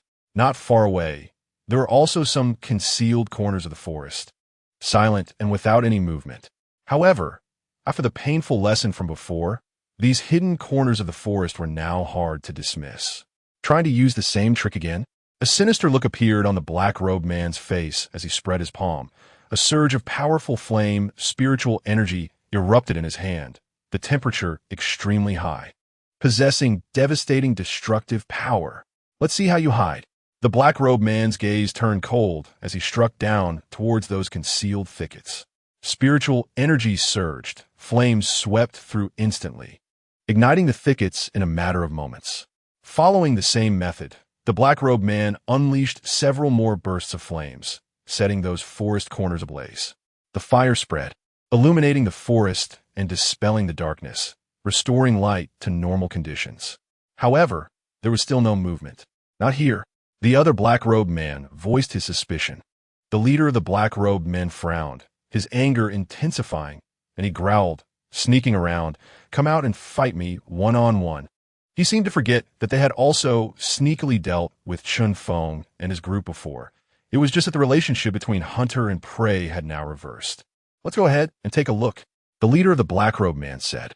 Then, the two tightened their grips on their long spears, their eyes vigilant as they moved forward. At that moment, a ghostly figure silently descended from a thicket above. The moment he landed, his footsteps made no sound, as quiet as a cicada in winter, and then his body, like a fierce tiger, charged out, directly attacking their backs. Whoosh! A sword was drawn, like thunder. With a flash of extreme light, it pierced towards one of the black-robed men. The sudden murderous intent exposed immediately alerted the leading black-robed man, who shouted, "Second brother, be careful." Compared to the black-robed man whose head had been separated from his body before, the person in front reacted even faster. In the blink of an eye, he spun around, the spear moving in response, penetrating out like a python emerging from its hole. Chapter 30. Those who act like fools must be killed. Boom! The wildly violent crimson spiritual energy wrapped around the spear, and the moment it pierced through, it ignited a dazzling firelight, burning fiercely. The air was compressed, making a whistling sound, and that fierce spear aimed directly at Chun Feng's head. Secret technique, floral chaos. When the spear was 3 feet away from Chun Feng, his face suddenly turned cold, and he stomped his foot hard on the ground, an ancient and mysterious wave immediately spreading from beneath him. Suddenly, from his surroundings, more than a dozen identical figures emerged, scattering in all directions, each one thrusting a sword towards the black-robed man. In that instant, with so many identical figures appearing, the black-robed man was caught off guard. As he thrust his spear out, he didn't even know which one to aim at. The leading black-robed man was also shocked. What kind of martial arts is this? The black-robed man gritted his teeth, gripping the long spear, and quickly changed his move, sweeping the spear horizontally around him. Bang, bang, bang. Those afterimages were shattered one by one, turning into swirling black smoke that dissipated into the air. Oomph. The black-robed man sneered coldly, but the next moment, before his smile could solidify, a flash of sword light appeared out of nowhere on his left, mercilessly slashing towards his throat. Whoosh! The sound of a sharp weapon slicing through flesh rang out as an arm suddenly fell, blood gushing out like a fountain. And the black-robed man let out a piercing scream. "Ah, little brat, I will definitely kill you." The black-robed man clutched his severed arm in pain, his face turning pale as he gritted his teeth and growled. Hopefully, Chen Feng still maintained a harmless, faint smile. He had originally planned to use that sword to slit the opponent's throat, but unexpectedly, the opponent managed to block the fatal blow with his arm. However, that's fine. It didn't hinder Chen Feng's subsequent slaughter. Meanwhile, the leading black-robed man's face also showed signs of shock and horror. This little brat was too bizarre. He was much more strange than anyone they had previously dealt with. It was as if an extraordinary powerhouse was suppressing his strength, playing with them like toys. Countless transformation realm beings had died at the hands of the three brothers. Yet this mere kid at the fourth stage of the sea condensation realm made them pay a bloody price. This outcome felt incredibly surreal to them. They should have easily wiped each other out. Is that surprising? Chen Feng chuckled, gripping the Tian Songyun sword. After being stained with blood, the evil aura within the sword seemed to be activated, with crimson blood patterns gradually growing and wrapping around the sharp blade, exuding a sinister charm. To be honest, if it came to this kind of force hunt, you guys really aren't enough for me to play with, Chen Feng said with a smile. There was no exaggeration in his words. In his previous life, he often played this kind of force hunt with enemies. Whether it was stealth techniques or various jungle experiences, he was far superior to these people. Next, it was time to end this game. Chen Feng's eyes suddenly turned cold as he said indifferently. One crippled, one unscathed. Although this lineup was still powerful, it was no longer enough for Chen Feng to continue hiding. Damn it! The two black-robed men gritted their teeth in anger, looking at the handsome youth whose clothes were untouched by blood, filled with both hatred and fear. They were likely intimidated by the opponent's previous methods. However, upon sensing Chen Feng's weak strength at the fourth level of the condensing sea realm, the two calmed down considerably. After all, the opponent was just a small ghost nearly 7 realms behind them. They couldn't believe that a difference of 7 realms in cultivation would allow the opponent to turn the tables. It should be noted that a direct leap of 7 realms in the condensing sea realm was completely different from the transformation realm. The higher the realm, the more pronounced the strength gap between each level. Attack! Let's take him down together. The leading black-robed man growled. In the next moment, the two no longer held back, releasing their overwhelming red spiritual power without reservation, forming a rolling, scorching flame that covered their entire bodies. Then, they charged forward simultaneously. 2 long spears shot out, striking at Chen Feng's head with the ferocity of a tiger pouncing on its prey. Seeing this, Chen Feng slightly bent his body, making a move to draw his sword. Boom, boom. The sword pressure stacked layer upon layer, causing the ground beneath Chen Feng's feet to crack rapidly, and the surrounding space seemed to swell with multiplied gravity. The howling wind roared around, lifting all the dust from the ground. The speed of this sword pressure's accumulation was astonishing, and in an instant, it rose to 100 layers. 100 layers of sword pressure condensed on the sword body, and in that instant, the Tian Songyun sword trembled violently, enveloped in golden light, becoming incredibly dazzling. The speed of this sword pressure's accumulation surprised the two black-robed men. They had seen great sword cultivators before, but those great sword cultivators needed a certain amount of time to condense sword pressure, while Chen Feng completed it in less than 3 seconds. This speed completely overturned their understanding. Just as the 2 spears were about to reach Chen Feng's head, he suddenly moved. He sidestepped an extremely tricky angle, narrowly evading the 2 attacks, then drew his sword, and the brilliant starlight shot out like an arrow piercing the sky, slicing through the air and passing right by his throat. Whoosh! In an instant, the fierce wind suddenly stopped. The black-robed man with a severed arm dropped his long spear with a clatter. His head was severed, blood gushing out. One sword strike, and he was killed. Chun Feng held the sword, turned around, and glanced back.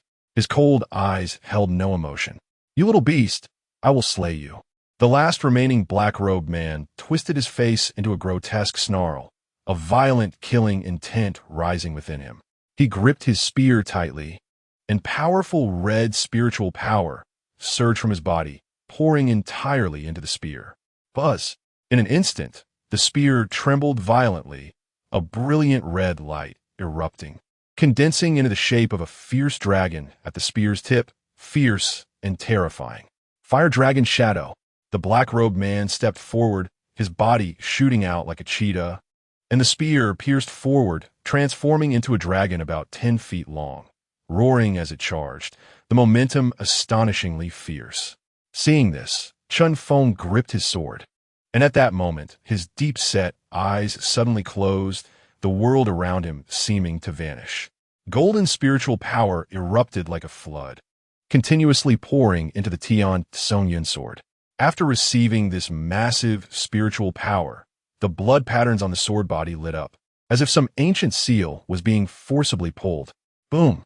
In the next moment, an overwhelming ferocity erupted from the sword body, the demonic sword turning blood red, with a wave of death lingering at the tip.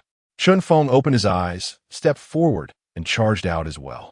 The sword light and spear shadow tore through the air simultaneously, the ground cracking beneath their feet.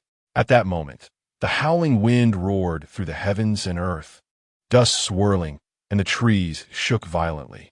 7-star sword technique, Qilin momentum. A faint murmur escaped his lips, and at the moment the sword light pierced forth. The demonic sword's body seemed to transform into a thunderous Qilin, suddenly shooting out to collide violently with the oncoming dragon. Bang! An explosion echoed.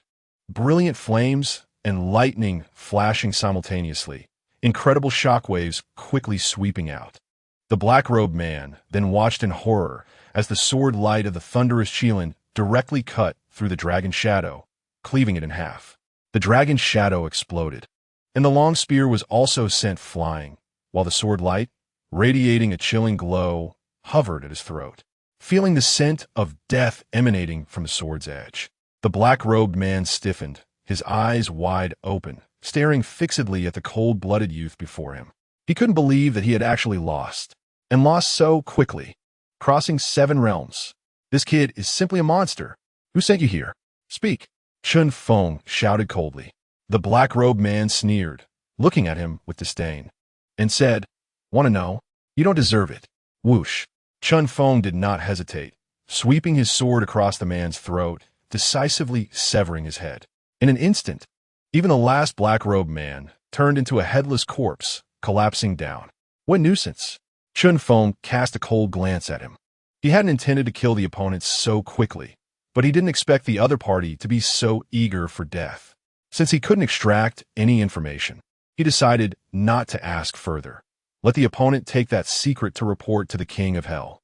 Chun Feng sheathed his sword and was about to leave when, in the next moment, he seemed to sense something and stopped. He looked down at his palm and saw that a trace of blood aura was lingering in his palm.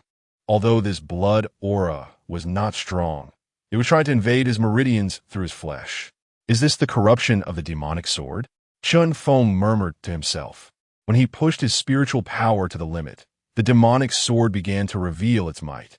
Although the sword was still sealed, even so, that blood aura was not something an ordinary person could withstand. The previous owners of the demonic sword probably perished because they couldn't withstand the corruption of this blood aura, leading to their untimely deaths.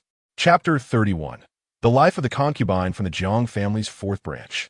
It is likely that the previous owners of the demonic sword did not realize the severity of this blood aura, which led to their deaths. Or perhaps they did realize it, but were helpless to resolve it. This blood aura is a bit troublesome.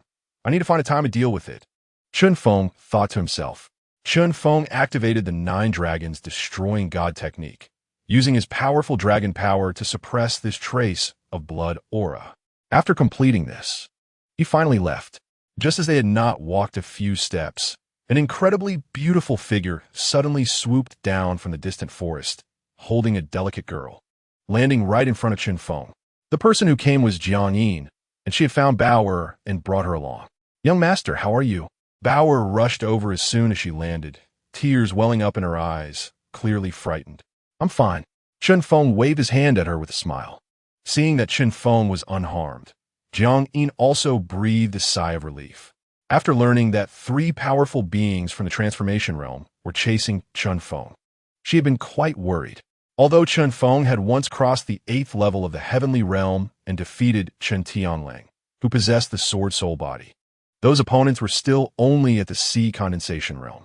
Now, he was facing beings from the transformation realm, and only someone like her, who had also entered the transformation realm, could understand how powerful those at this level really were. However, when Jiang Yin glanced at Chen Feng and then at the 2 headless corpses nearby, her cheeks went blank and she looked at Chen Feng strangely. "Did you kill them?" Jiang Yin asked, her eyes filled with shock. "What else could I do? Just sit and wait for death?" Chen Feng shot her a glance, replying irritably. Jiang Yin took a sharp breath, her face full of astonishment. "Those were from the transformation realm. What about the other one? Didn't Bauer say there were 3 of them?" "The other one died elsewhere." "What's wrong? Do you have your eyes on them?" Chen Feng smiled meaningfully. "Get lost." Jiang Yin scolded him irritably. However, deep down, Jiang Yin still felt a lingering shock. This kid was increasingly beyond her expectations. It was one thing to have crossed the 8th level and defeated Chen Tianlang, but now he had even killed 3 beings from the transformation realm. If he continued to grow for a few more months, who in the entire Ning country would be able to match him? "Do you know who they are?" Chen Feng suddenly asked. Jiang Yin shook her head. "I don't know. I was just held up by 2P transformation realm experts and spent a lot of effort to drive them away before I rushed over to you." Chen Feng looked at the 2 headless corpses in front of him and fell in a deep thought. Could it be that these were sent by the Sword Rain Pavilion? So far, the biggest force he had offended was indeed the Sword Rain Pavilion. Based on his estimates, given the terrifying connections and power of the Sword Rain Pavilion, sending a few beings from the transformation realm to kill him would be completely unproblematic. I also think it's very likely that it's the Sword Rain Pavilion. Jiang Yi nodded, agreeing with Chen Feng's viewpoint. It seemed that only the Sword Rain Pavilion would do such a thing. Forget it, no matter who it is. This debt will be remembered as the Sword Rain Pavilion's. I'll just accept it, Chen Feng said bluntly. After all, his biggest enemy now was the Sword Rain Pavilion. Even if these people weren't sent by them, he would still attribute the debt to the Sword Rain Pavilion. Let them bear the burden of this debt. Let's go. We should hurry and set off at night. We're not far from the Great Heaven County now. Once we get there, even if the Sword Rain Pavilion wants to assassinate you, they won't be so blatant. Jiang Yin said. Chen Feng nodded. The 3 of them no longer lingered, packed their belongings, and continued towards the location of the Great Heaven County. Not long after Chen Feng and Jiang Yin left, 2 figures in black robes suddenly appeared in the now silent forest. They landed in front of the 2 headless corpses and looked at the bodies with gloomy expressions. They never expected that this hunt would fail. Despite having such a lineup, they couldn't even eliminate a little ghost from the 4th level of the sea condensation realm. If Jiang Yin were here, she would immediately recognize that these 2 were the same black-robed individuals who had fought with him earlier. What a bunch of useless trash. The Sword Rain Pavilion will be better off raising a few dogs. It's really a waste of food. One of the black-robed figures cursed. Master, what should we do now? The other black-robed figure asked, his eyes filled with shock. He could sense that in just under 10 days, that kid's strength had increased significantly. Now, he couldn't even defeat a low-level expert from the transformation realm. The leading black-robed figure's face revealed a cold expression. What else can we do? Of course, we report to the Sword Rain Pavilion. I just don't know if the Sword Emperor will be angry. Initially, they thought it would be an opportunity to achieve merit. But unexpectedly, it turned into a failure and might even provoke the Sword Emperor's anger. It was truly not worth the loss. How about we take action on the Cloud Ship? The black-robed figure suggested cautiously. Cloud Ship? Do you know who is behind the Cloud Ship? That's the Holy Dragon Merchant Association. Do you dare to act on it? Upon hearing this, the black-robed figure shrank back, feeling a bit of trepidation and not daring to mention it again. Although the Holy Dragon Merchant Association was not as powerful as the Pill Tower and the Sword Rain Pavilion, they had plenty of money, and the cloud ship was invented by them. As the saying goes, money can make the devil push the mill. The Holy Dragon Merchant Association had recruited countless powerful beings to serve them. If they acted on the cloud ship, no matter which force they came from, they would likely be thrown off the cloud ship on the spot. Let's go. This matter needs further discussion. The black-robed figure said darkly, no longer wasting time here. With a movement, he vanished into the night. As dawn broke, strands of golden sunlight gradually dispelled the endless darkness. With the retreat of the night, the vast mountains echoed once again with the sounds of commotion. Many mercenaries had finished a night of rest and continued to search for treasures in the mountains, earning various commissions. At this time, Chun Feng and the other two had already exited the dark and gloomy mountains and arrived at the city gate of the Great Heaven County. Looking at the bustling city and the throngs of people entering and exiting the city gate, Bauer finally breathed a long sigh of relief. Having never experienced such life-and-death trials, this journey had made her feel unprecedentedly thrilling. Now that she saw such a large city again, she naturally felt very familiar. The Great Heaven County was much more prosperous than Flame City, and the forces were more chaotic. However, we don't need to linger here. We can take a cloud ship and leave directly. Jiang Yin smiled.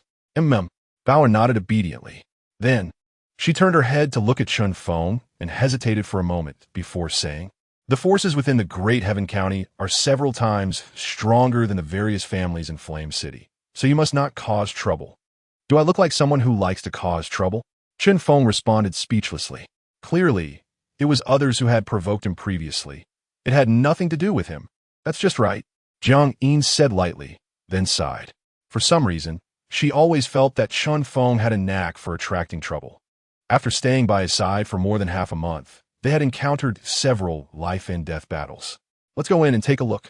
Jiang Yin said no more, waved her hand, and led Chun Feng and Bauer inside. This was not her first time visiting the Great Heaven County. She had also arrived here by cloud ship before coming to Flame City. Upon entering the Great Heaven County, one could feel a wave of bustling activity, with both the flow of people and the number of shops far exceeding those in Flame City. Moreover, the merchant caravans circulating here were also the most numerous, as this was the only place among several nearby large cities that had cloud ships. With the convenience of transportation provided by cloud ships, it naturally made the Great Heaven County much livelier than other cities. "Let's find a place to eat first. After we finish eating, we'll head straight to the Holy Dragon Merchant Association, where we can board the cloud ship," Jiang Yin said. "Okay." Chun Feng nodded, without objection. After all, they had been eating roasted meat every day for the past few days, and no matter how delicious it was, they were bound to get a bit tired of it. Naturally, they wanted to change their taste. 3 people found a restaurant, not afraid of being extravagant. After all, Chun Feng had tens of thousands of taels on him, and no matter how much they ate, they wouldn't finish it all in short time. So they ordered a big table of delicious dishes and started eating. The 3 of them ate somewhat greedily, even resembling starving ghosts reincarnated. Jiang Yin also set aside her usual ladylike demeanor and ate heartily, knowing that there was no need for any young lady's etiquette in front of Chun Feng and Bauer. Meanwhile, the table next to them began to whisper quietly. "Have you heard? That third sword soul body, renowned throughout Ning country, hasn't even displayed his impressive talent yet, and has already been defeated by someone. Oh, isn't the sword soul body supposed to be a prodigy? How could he be so easily defeated? What does being a prodigy matter? A genius that hasn't grown up is still just a child in the eyes of those big figures." The dark-skinned man sighed and continued. "But I heard that the one who defeated him recently is not some big shot, but a fool from Manshan Town, apparently named Chun Feng. What a pity. I originally planned to personally challenge the owner of this sword soul root, but I didn't expect someone to get there first," said another tall, thin man with a laugh. "Just you?" The dark-skinned man sneered, patting his shoulder. "It's good to be alive. Why seek death?" At the dining table, Bauer listened to these discussions, her cheeks showing some delight, and she lowered her voice, chuckling. "Young master, it seems you've become famous. Just a false name." Chun Feng shook his head, not paying much attention. However, the discussions at that table didn't stop. "What is more concerning to me is another matter. I heard that the young lady of the Jiang family in the imperial city seems to be influenced by that fool and has been following him around. It's really ridiculous that the dignified young lady of the Jiang family has become someone else's servant." The dark-skinned man coldly laughed. "What young lady of the Jiang family? Haven't you heard? This Jiang Yin is a bastard child, apparently born from the fourth concubine of the Jiang family head. The status of the fourth room is destined to be that of a servant or concubine." The tall, thin man laughed heartily. "Bastard? Fourth room?" Hearing the discussions and laughter from the neighboring table, Chun Feng suddenly raised his head, his gaze involuntarily turning towards Jiang Yin. He saw her delicate body tremble slightly because of those discussions, and a barely perceptible sadness flashed in her beautiful eyes. But she quickly regained her composure and continued to eat in silence. Seeing this, Chun Feng pursed his lips. It seemed that Jiang Yin was not having an easy time in the Jiang family either. In this world, there is still a significant difference between legitimate and illegitimate children. Even in ordinary wealthy families, it's common to have multiple wives and concubines, not to mention the large families in the imperial city, where wives and concubines are numerous. The children born from the first wife have the highest status, known as legitimate, while the second, third, and even fourth or fifth rooms are considered illegitimate, with much lower status. Since Jiang Yin was born from the fourth room and was female, her low status was even more imaginable. The conversations at the neighboring table continued. The Jiang family is a house of generals. The head of the Jiang family, Jiang Dongting, holds military power in the court and is very influential. However, he has been away fighting for a long time, and the affairs of the household are mostly decided by his first wife. I heard that recently, Madame Jiang has begun to arrange a marriage for Jiang Yin, seemingly planning to marry her off to the son of the Minister of Revenue, said the dark-skinned man, lowering his voice. "Really? The son of the Minister of Revenue? Isn't that the notorious playboy who spends all day in brothels? Hasn't he already married 6 concubines?" The tall, thin man seemed incredulous. The dark-skinned man chuckled. "That's why I said, even if Jiang Yin has great martial talent, she is only destined to become a concubine. What a pity for such a beauty. It really is a pity." The tall, thin man shook his head regretfully in agreement. "Sister Jiang." Bauer suddenly felt that the food was not tasting good, her beautiful big eyes turning red as she looked at Jiang Yin, feeling somewhat distressed. Suddenly, she realized that this powerful big sister before her seemed to bear pressures that were hard to endure. People only saw her glory as a young lady born in the Jiang family, but little did they know that she was also living in a deeply troubled family. However, Jiang Yin, the person in question, remained calm. After finishing her meal, she wiped her mouth with a handkerchief and said, "Are you full? If you're full, we can go buy boat tickets. Let's go." Chun Feng nodded and, after paying the bill, left directly. He didn't say any comforting words because he knew Jiang Yin didn't need them. After the 3 of them had eaten and drunk enough, they bought 3 boat tickets and boarded a cloud ship to leave. Even Chun Feng couldn't help but marvel at the rapid development of the Tianwu continent over the years he had been away. This cloud ship could actually float in the air, relying on fire or as energy. The 3 stood on the deck, gazing at the mountain scenery below. It was dusk. The evening glow cloaked the vast expanse of the sky in a layer of colorful red, presenting a magnificent landscape like a traditional Chinese landscape painting, showcasing the beautiful rivers and mountains of Ning country. Their peaks rose and fell, ravines twisted, with waterfalls resembling the Milky Way and the 5 sacred mountains standing tall, along with steel-clad giant cities lying like colossal beasts. "Young master, look, those mountains seem so small," Bauer exclaimed, pointing at the continuous mountain ranges below in wonder. "Yes, standing high allows you to see far. When you work hard in your cultivation and reach the celestial realm, you will be able to walk through the air. At that time, you can go wherever you want just by walking through the air." Chun Feng smiled. "Walking through the air?" Bauer's eyes sparkled with longing. "Young master, can martial artists really reach such a terrifying level?" She had only heard about those true strong ones possessing the ability to traverse the heavens and earth, flying on swords, and walking through the air, all recorded in ancient texts. However, having lived in the small place of Manshan Town since childhood, she had never seen it. "Of course, Bauer, The world is vast. What you see now is just a tiny place. Even this Ning country is merely a speck of dust in the grand world. Chen Feng smiled. Then Bauer must practice hard. In the future, I also want to walk through the air and experience this vast world. Bauer clenched her fist, her beautiful big eyes shining with excitement and joy. Just as the two were conversing, a sudden violent coughing sound erupted beside them. "Grandpa, it's windy outside. Let me help you back to your room to rest." A tall young girl in purple was supporting a frail old man, her face showing concern and worry as she noticed his severe coughing. "No need. I don't have much time left. The chances of seeing the beautiful rivers and mountains of our Ning country again are few. If I want to see them later, I probably won't be able to." The old man shook his head, smiling faintly. "Grandpa, don't say that." The girl's eyes reddened, tears welling in her beautiful glassy eyes. She wiped the tears from the corners of her eyes and forced a smile. "Grandpa, don't give up.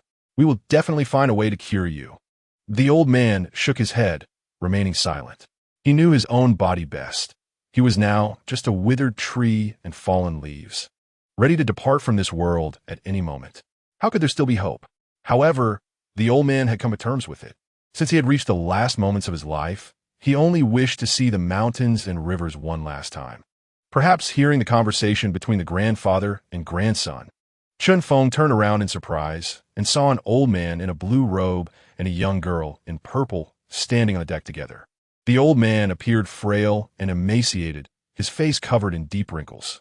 As he looked at the scene below, he coughed violently, and there was a hint of nostalgia in his murky gaze.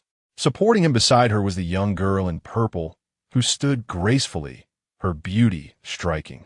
Whether in her attire or her noble demeanor, she clearly was not from an ordinary family. However, what caught Chen Feng's attention the most was the faint aura of killing intent surrounding the pair, especially the old man, whose killing aura was heavy. It was not something intentionally revealed, but accumulated after taking many lives. Ordinary people could not sense it, but Chen Feng, having lived 2 lives and possessing strong spiritual awareness, could feel it. Chen Feng's gaze fell on the two of them, and the old man and girl noticed his attention and turned to look back. The girl revealed a trace of disdain in her eyes. She had seen this kind of gaze countless times before and assumed that Chen Feng was captivated by her beauty. "What are you looking at?" the girl said angrily, her voice cold. "Xiaolan, don't be rude." The old man reprimanded her sternly, then added kindly, "Your temper is still not restrained. I have told you, you must learn to keep your mind calm and hold on to your true self.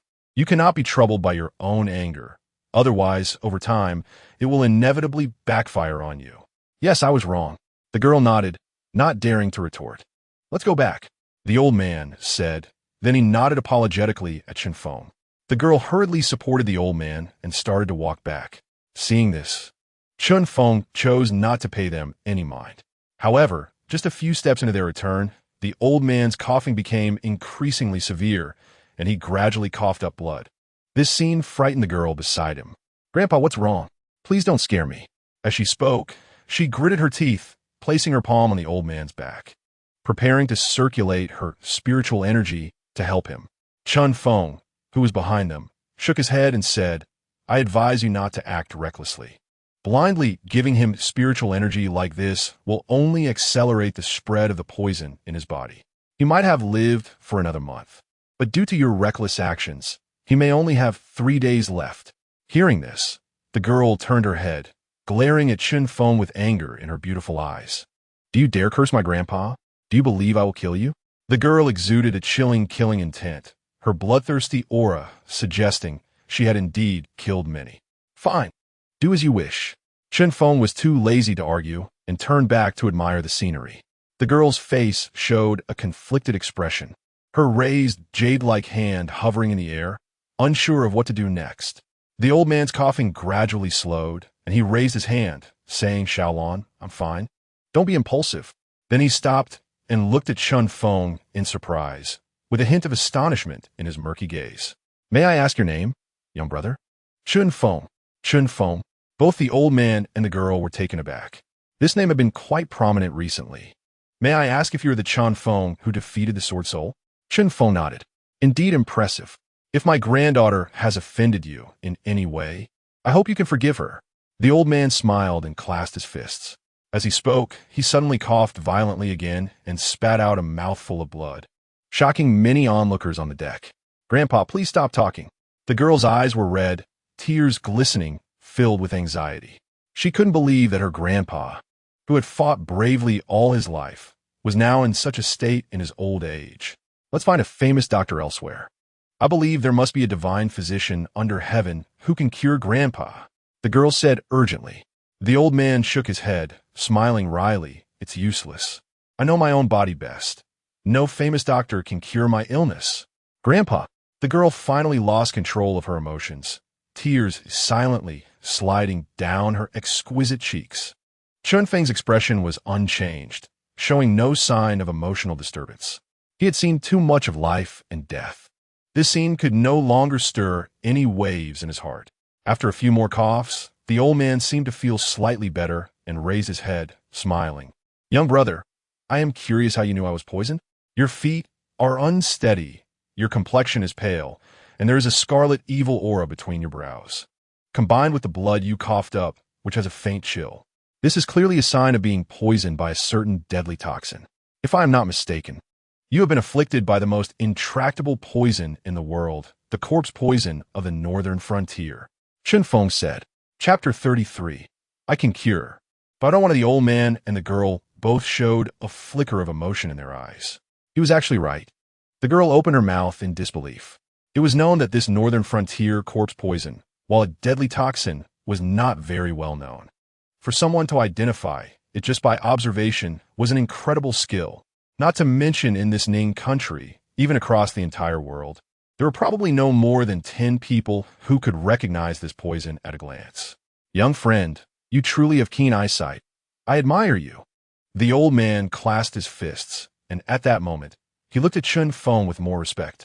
However, the disdain in the girl's eyes still showed no signs of fading. "So what if you can tell? I bet you just read a few ancient books and happened to recognize this corpse poison. It's not a big deal." The girl pouted, still showing some disdain. Chunfeng looked to be only about 17, even younger than she was by 2 or 3 years, and she did not believe he could have such keen insight. She was convinced that Chunfeng had merely come across records of the northern frontier corpse poison and recognized it. "Xiaolan, be quiet." The old man reprimanded her coldly. The girl bit her lip, and though she didn't speak again, her eyes still showed defiance. "My granddaughter is rather headstrong. I hope young friend will not mind." The old man clasped his fists again, smiling faintly, then continued to ask, "Young friend, since you could see my ailment, may I ask if you could discern anything else?" His words carried a hint of testing. Chunfeng smiled faintly. "Given your current physical condition and the intensity of the scarlet evil aura between your brows, I suspect you have been poisoned for at least half a year. Although your cultivation is high enough to temporarily suppress the spread of the corpse poison, over time, without an antidote, even with your high cultivation, you will not be able to control that corpse poison. Furthermore, you both carry a faint aura of killing intent. Despite your efforts to conceal it, it is still difficult to completely hide. I believe you both come from a military family in Ning country and hold a significant military position." The old man's face was filled with astonishment. All correct. Not a single detail missed. To be able to perceive so much just through observation. Who on earth was this young man? Your insight is piercing. I admire you.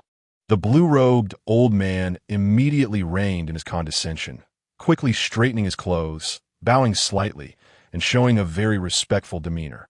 His words had changed from young brother and young friend to Mr. In today's world, only the term Mr. could express the highest form of respect.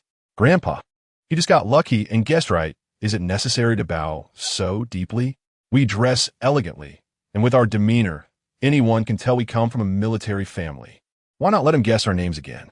If he can guess it right again, then I'll admit he's impressive." The girl remained unconvinced, and what made her even angrier was that her grandpa actually called him sir. "He's younger than me. What qualifications does he have to be called sir? He's simply unworthy. Come on, guess again, who are we? Which military family do we belong to?" The girl scolded Chunfeng. Chunfeng was at a loss for words. He wasn't a fortune teller. How could he know who they were? Seeing Chun Feng's silence, the girl became even more convinced of her guess. Humph. I knew you were just making blind guesses, Grandpa. Did you see? He.S. just trying to fool you. Unexpectedly, the old man's face turned pale with anger as he shouted, "Shut up! Do not offend the sir. Grandpa, how can he be worthy of the title, sir?" The girl was so angry she was about to cry. She felt her grandpa was being fooled. The other party was only about 17 years old. How could he have any real ability? The old man ignored his granddaughter and continued to show respect to Chun Feng, clasping his fists and saying, "To be honest, I am Xiao Wentian from the imperial city of Ningwa, and this is my granddaughter, Xia Zhilan. It is truly a stroke of luck for me to meet you here, sir." Upon hearing this, Jiang Yin beside Chun Feng showed an indescribable shock on her face. Xiao Wentian, the military god of Ningwa? Jiang Yin's mouth dropped open. Xiao Wentian was a name that echoed in the ears of anyone living in Ningwa.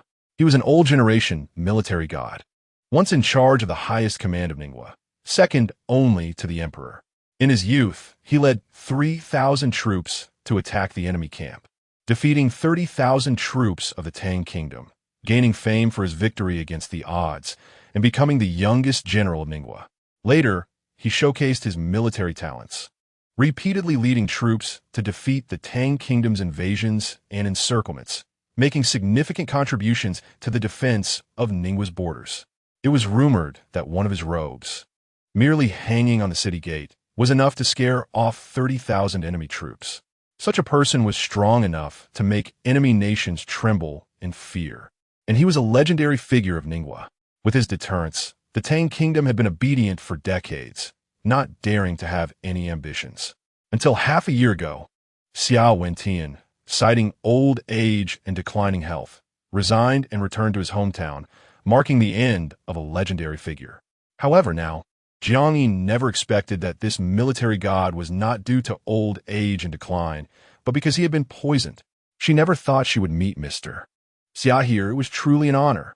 Jiang Yin quickly clasped her fists and respectfully said, "Under the heavens, Xiao Wentian truly deserved to be called sir, as his military talents had protected Ningwa from being bullied by other nations. Xiao Wentian was an untouchable god in the hearts of every Ningwa citizen." Seeing Jiang Yin's respect, Xia Zhilan's cheeks showed a proud expression. In her opinion, only her grandfather could be worthy of the title Sir under the heavens. As for this boy who talks nonsense, he was simply unworthy. Just a false name. Xiao Wentian smiled bitterly. Having gained such a high status and power, what use was it now? He was already close to being buried.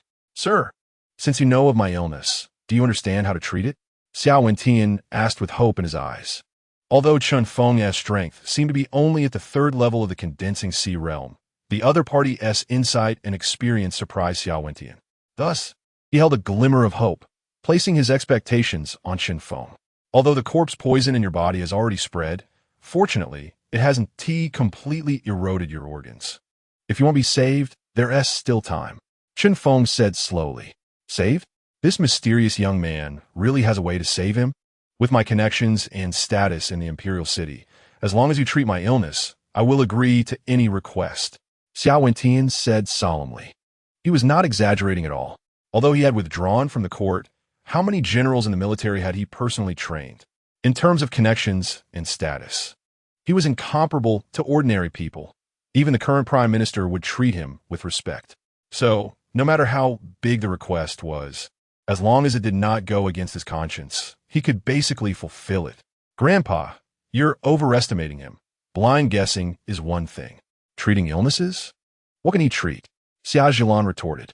However, Chun Feng completely ignored this self-important young lady and said to himself, "The corpse poison of the northern frontier originates from the extreme north, where the climate is naturally cold and harsh, making it difficult for ordinary people to endure.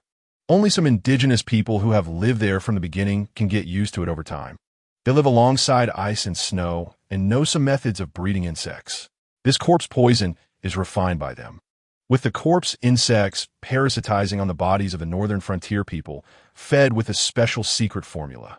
Once the insects have absorbed the unique cold energy from the corpses, and after merging with the secret formula poison, it forms the northern frontier corpse poison. This kind of poison, once infected, causes the body to emit a corpse-like cold air, over time when it erodes the organs. Even a deity would be unable to save you. Upon hearing this, Xiao Wentian's face immediately changed. If previously Chun Feng's words were just blind guesses or knowledge from ancient texts, then this statement was truly an insight that ordinary people could not reach. Half a year ago, Xiao Wentian traveled all over Ningguo in search of a cure and learned about the origin of the northern frontier corpse poison from an elder who was about to pass away. Yet unexpectedly, Chun Feng knew about the origin of the northern frontier corpse poison as well. Immediately, Xiao Wentian's expression changed, and he hurriedly clasped his fists respectfully. "Sir, do you know how to detoxify?" Hearing this, Chun Feng fell silent. Xia Zhilan, seeing this, said with a gloomy expression, "Grandpa, even if you're anxious because of your illness, you can't just seek random treatment. If he pretends to understand and prescribes a remedy with your condition, you won't be able to withstand any more torment. And look at him, he is only a few years old. Even those famous doctors in their 70s and 80s who have studied medicine for countless years can't cure your illness. How can he have the ability?" "Xiaolan, shut up." Xiao Wentian scolded again. Then he quickly clasped his fist respectfully to Chun Feng and said with a smile, "Sir, I hope you can guide me." However, Chun Feng shook his head. "I didn't know how to treat illnesses, but because of your granddaughter's attitude, I dislike it very much. So I don't want to treat you." He was not some great benevolent person. He also disliked having to flatter himself to treat others. "Jiangyin, Bauer, let's go back to the boat." Chun Feng placed his hands behind his back and walked towards the boat. Bauer was slightly stunned, but quickly followed. Instead, Jiangyin looked at the bewildered Xiao Wentian, and Xia Zhilan, with some sympathy, shook her head. Having spent so much time together, she was very clear about Chun Feng's abilities. Even the cold bone that had tormented her for so many years was cured by Chun Feng. And since he said he could cure the northern frontier corpse poison, then he definitely could. It was just a pity that this Xia Zhilan was truly asking for trouble.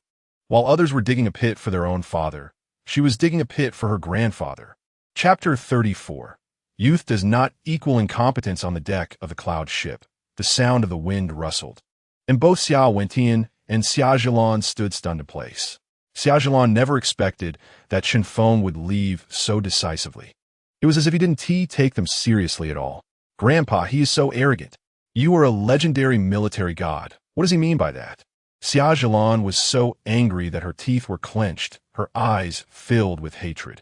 She felt that someone like Chun Feng was simply disrespectful to his elders and would never achieve anything in his life. Xiao Wentian looked at Chun Feng's tall figure leaving and finally sighed deeply. "Xiaolan, your pride is still too heavy. Being born in the Xia family, you grew up with a golden key and possess strength and resources that others do not have, but you still underestimate the world. You must know that there are always people better than you," Xiao Wentian said. Xia Zhilan frowned slightly and said, "But Grandpa, he is only 17 years old. Do you really believe he can cure your illness?" 17 years old. At that age, some are still wandering around like young rascals. Xiao Wentian shook his head and said with a bitter smile, "Do you know how old I was when I led 3,000 cavalry to defeat 30,000 troops of the Tang Kingdom? I was also 17 at that time. But by then, I had already become a renowned general. Do you still think that 17 is truly an age of incompetence?" Xia Zhilan opened her mouth, wanted to refute something, but the words got stuck in her throat, and she didn't know how to respond.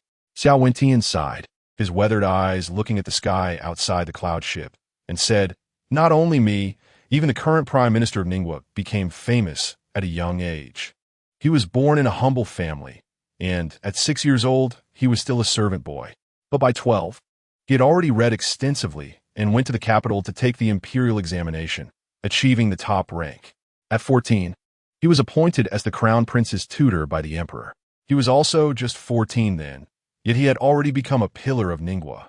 And the current emperor's third prince awakened his solar spiritual root at 5, practiced swordsmanship at 6, comprehended all martial arts meridians by 10, reached the condensing sea realm, broke into the transformation stage at 13, and grasped sword intent at 16, becoming a master of the sword path. Isn't he also famous at a young age?" Xia Zhilan frowned and said, But how can that be compared?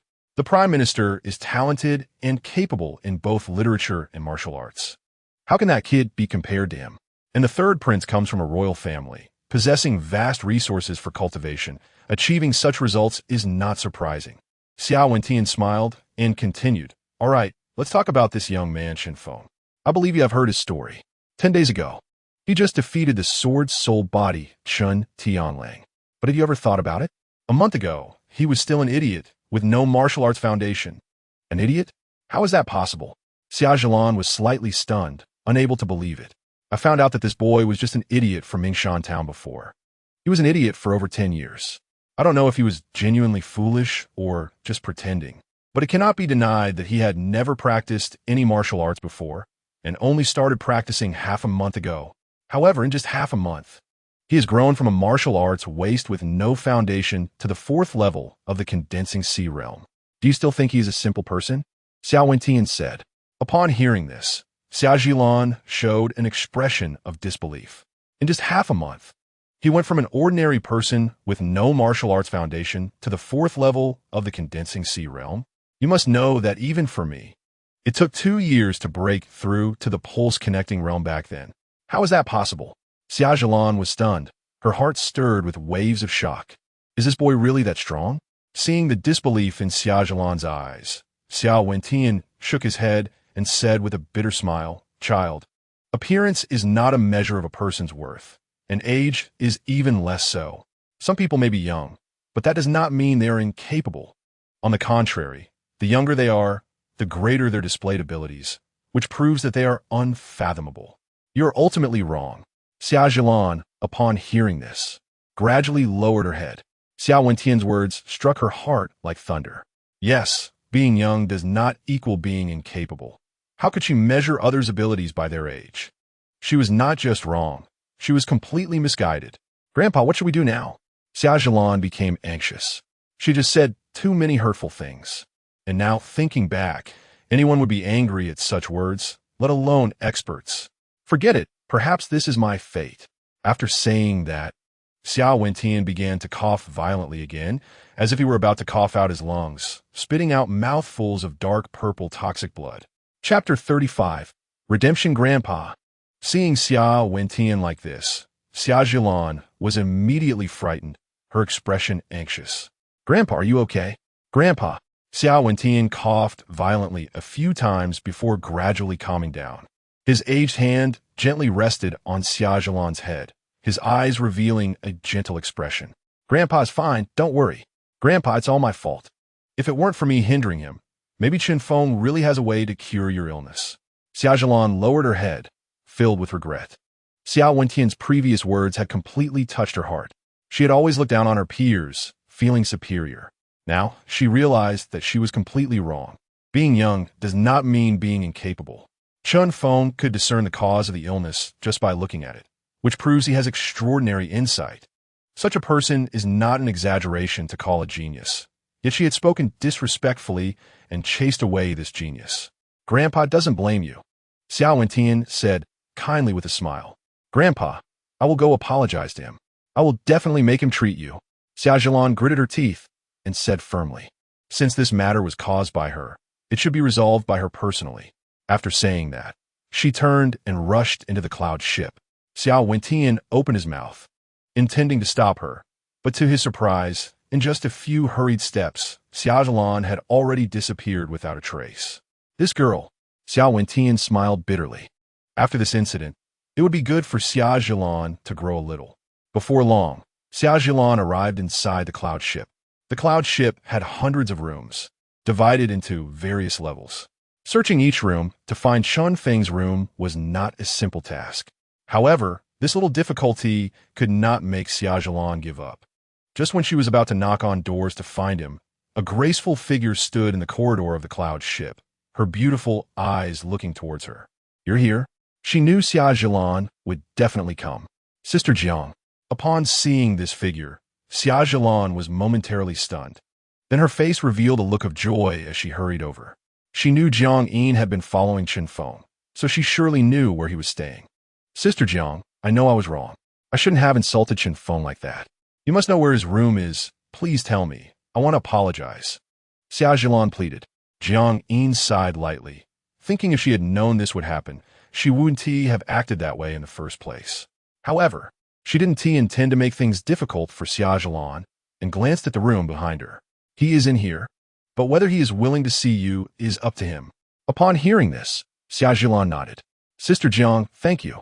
Saying this, she pushed open the door, only to see Chen Feng sitting cross-legged on the bed, eyes closed, seemingly in a state of cultivation. Vast spiritual energy continuously surged in the room, gathering around him.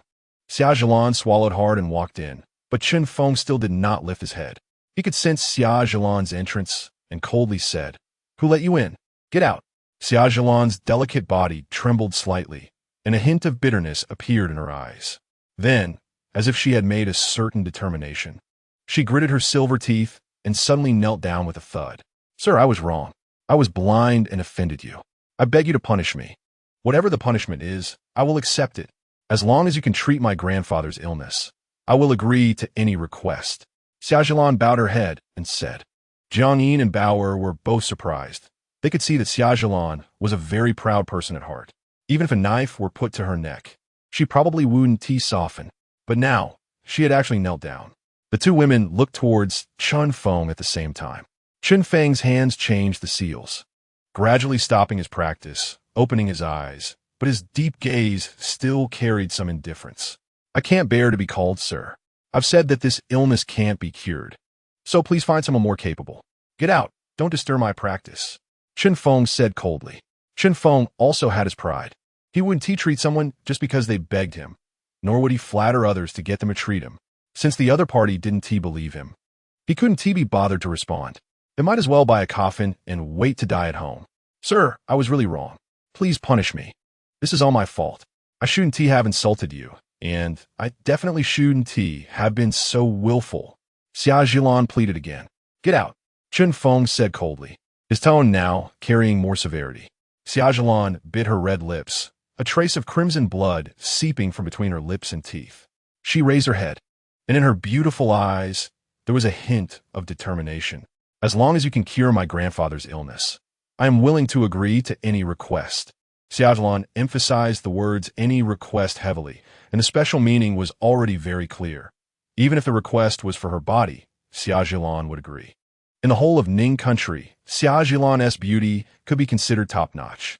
With such a beauty actively offering herself, basically no man would refuse. But unfortunately, Chen Feng truly looked down on it.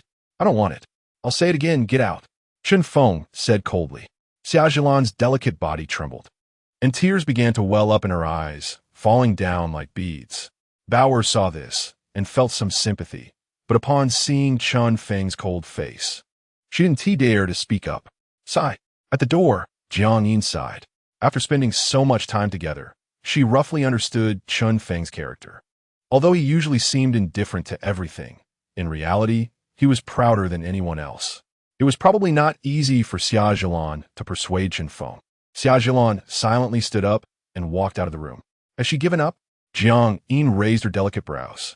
Chen Feng ignored her and continued his practice. However, after a few minutes, a huge commotion broke out on the cloud ship, with various noisy discussions echoing in the corridors. Soon after, Bauer rushed in from outside in a hurry. Young master, Sister Xia, is kneeling on the deck. Chen Feng opened his eyes, a look of surprise in his eyes. At this moment, more and more people gathered on the deck of the cloud ship. A girl in purple was facing the cloud ship, kneeling on the floor with her head down, ignoring the pointing fingers of the crowd. After trying to persuade her several times, Xia Wentian saw that Xia Zhilan still wouldn't get up, as if she wanted to kneel until Chen Feng forgave her. The cold wind howled, and Xia Zhilan's pitiful appearance truly attracted the attention of many men. What a beautiful woman! Who made her angry? What a scoundrel to make such a beauty kneel here. If I find out which man did this, I'll beat him to death. The surrounding men looked at Xia Zhilan with sympathetic eyes, while only a few women, seeing her stunning beauty, grew jealous and continuously mocked her. This woman must have been with a man outside and was caught by the right person. What a disaster bringing beauty. Xia Zhilan kept her head down and did not rebut these harsh comments.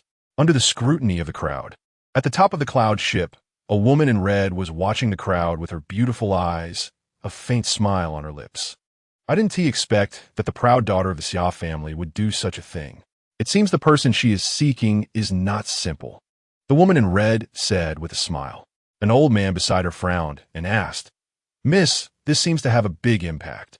Outsiders might think our Holy Dragon Merchant Association is bullying the Xia family. Will this not provoke the Xia family's dissatisfaction?" The woman in red shook her head and smiled. "The Xia family will understand.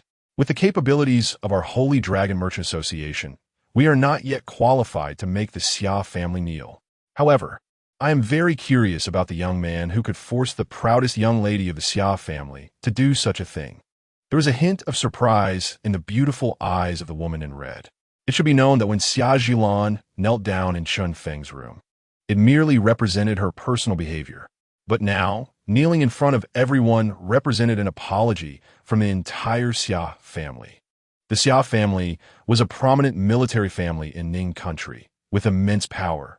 And for such a large family to bow to a 17-year-old boy was indeed unexpected for her.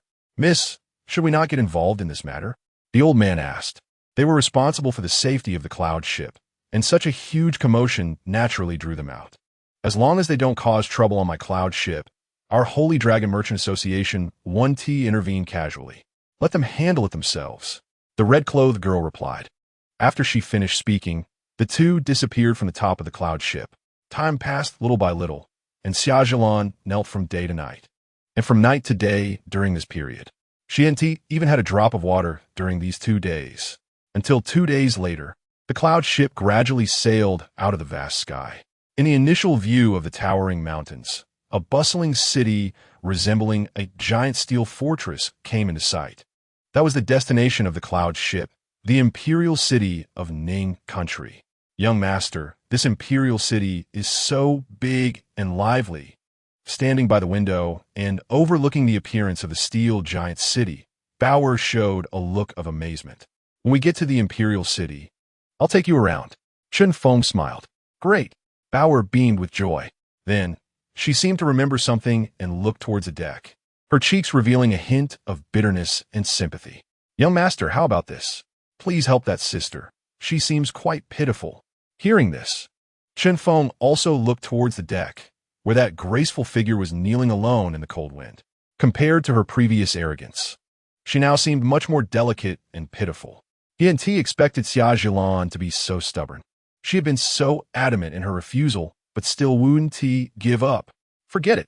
Chun Feng sighed lightly and finally walked out of the room, dressed in white. He arrived at the deck. "Sir." Xia Zhilan raised her head, her beautiful eyes fixed on Chun Feng, perhaps due to 2 days and nights without a drop of water. Her red lips were slightly cracked, and she looked somewhat haggard.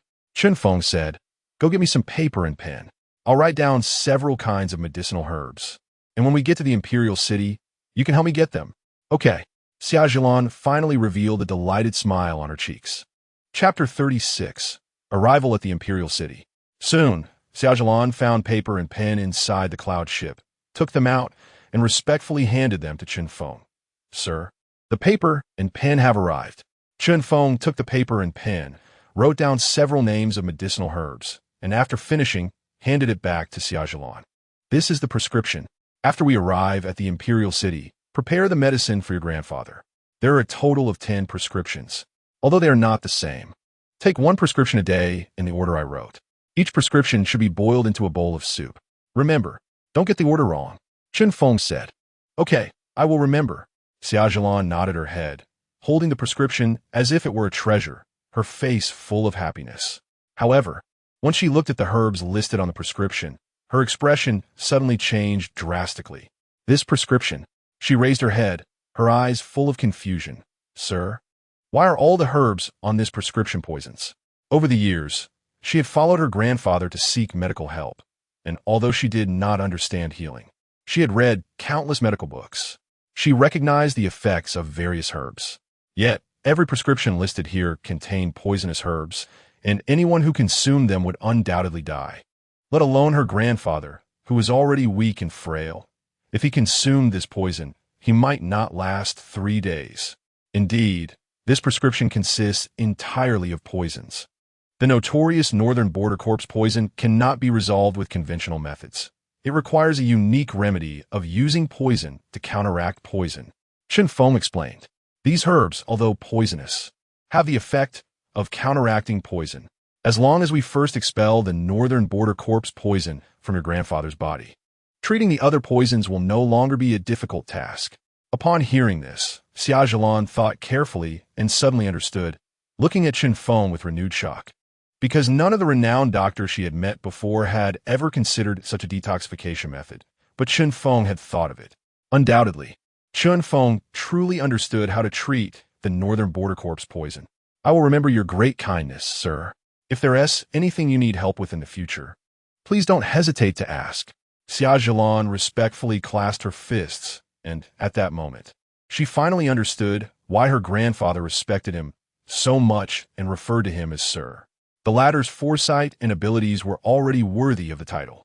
Her judgment of character, compared to Xiao Wentian, was still too immature. It's nothing to talk about great kindness. It's just a trivial task. Chen Feng shook his head and smiled. This isn't a prescription for alchemy. It really isn't worth much.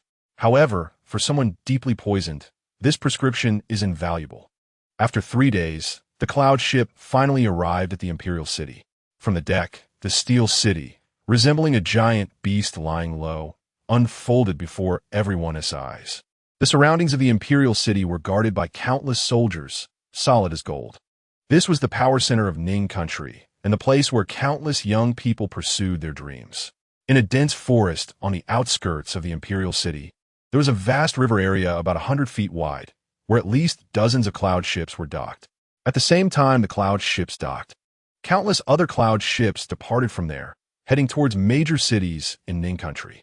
As the cloud ship arrived at the shore, a pleasant female voice rang out from within. Dear passengers, we have arrived at the Imperial City. Please take your belongings and prepare to disembark.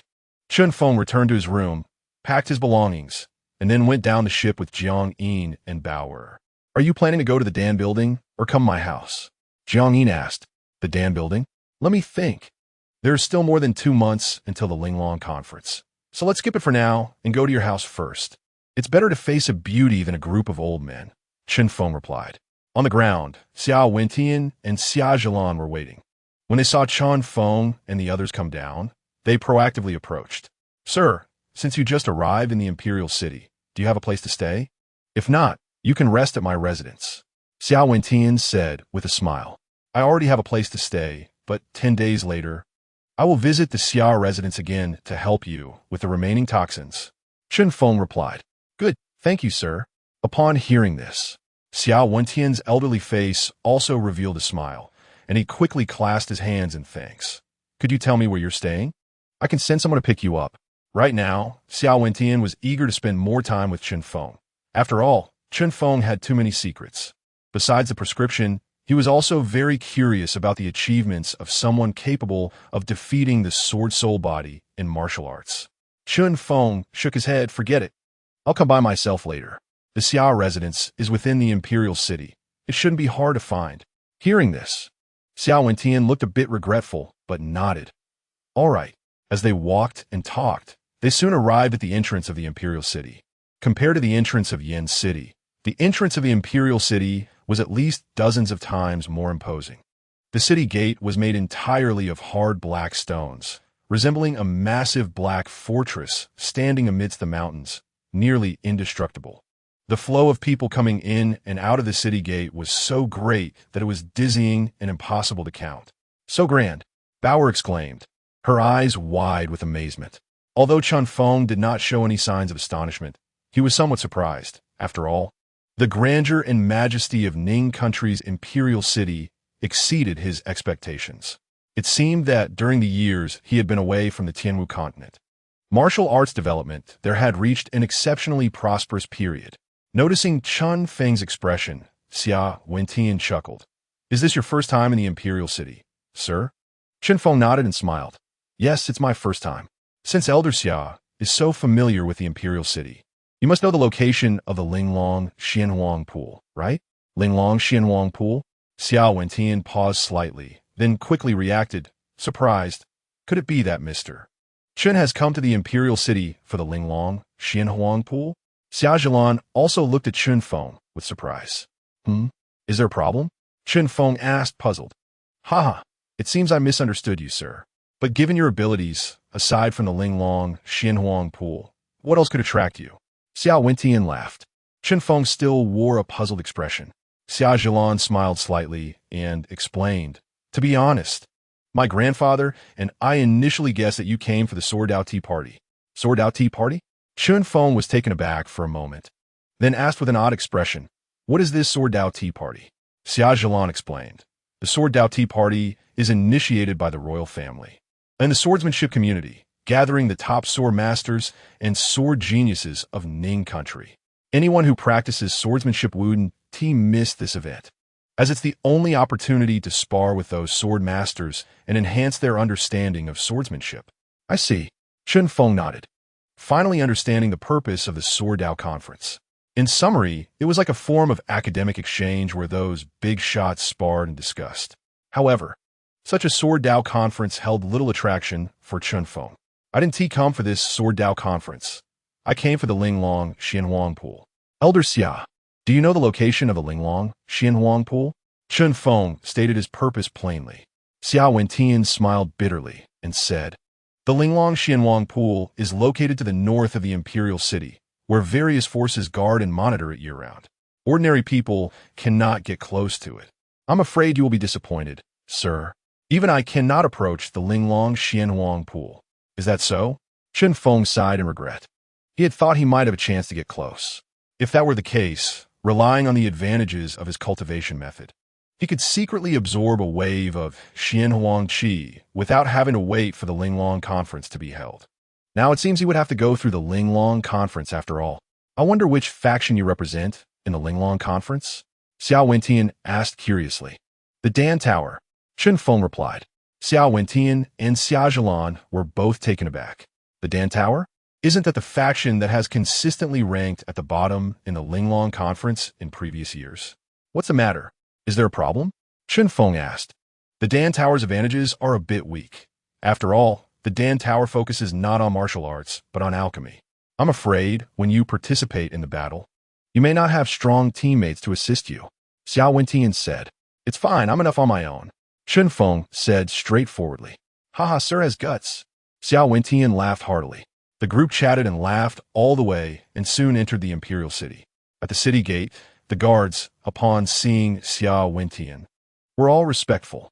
After all, Xiao Wentian was an immortal legend in the military camp of the imperial city. With his guidance, they avoided some troublesome inspections. In front of the Jiang residence, Chen Feng and Xia Wentian bid farewell. Then, under Jiang Yin's lead, Chen Feng and Bauer entered the Jiang residence. As a general's family, the Jiang residence was far larger than the Chen family, and the two were completely incomparable. Jiang Yin arranged a separate courtyard for Chen Feng and Bauer, along with two maidservants, which made Bauer feel somewhat embarrassed since she had always been the one serving Chen Feng. After entering the courtyard, Chen Feng once again locked himself in his room and continued his cultivation. Dragon scales. This time, he wanted to try if he could truly cultivate the dragon scales as recorded in the first level of the 9 Dragons Annihilation Technique. Chapter 37. Condensing Dragon Scales. Bauer goes missing inside the room. Chen Feng sat cross-legged, his eyes slightly closed, adjusting his breathing rhythm and state of mind to an extremely mysterious condition. Then, he changed the seal with both palms, and with a thought, the 9 Dragons Annihilation Technique began to operate within him. The surging spiritual energy between heaven and earth rushed towards his body like a rolling tide. In an instant, Chen Feng's surface became radiant with golden light. As he absorbed this spiritual energy, the golden light on his body gradually compressed, covering the surface of his body and forming a kind of golden armor. The golden armor shimmered and sparkled, seemingly possessing an incredible resistance. However, this was still not the state Chen Feng desired. He saw his palms begin to close, and with his intention controlling it, strands of golden spiritual energy started to intertwine and condense between his arms. This golden spiritual energy rippled like water waves, causing the armor to quickly wriggle and transform.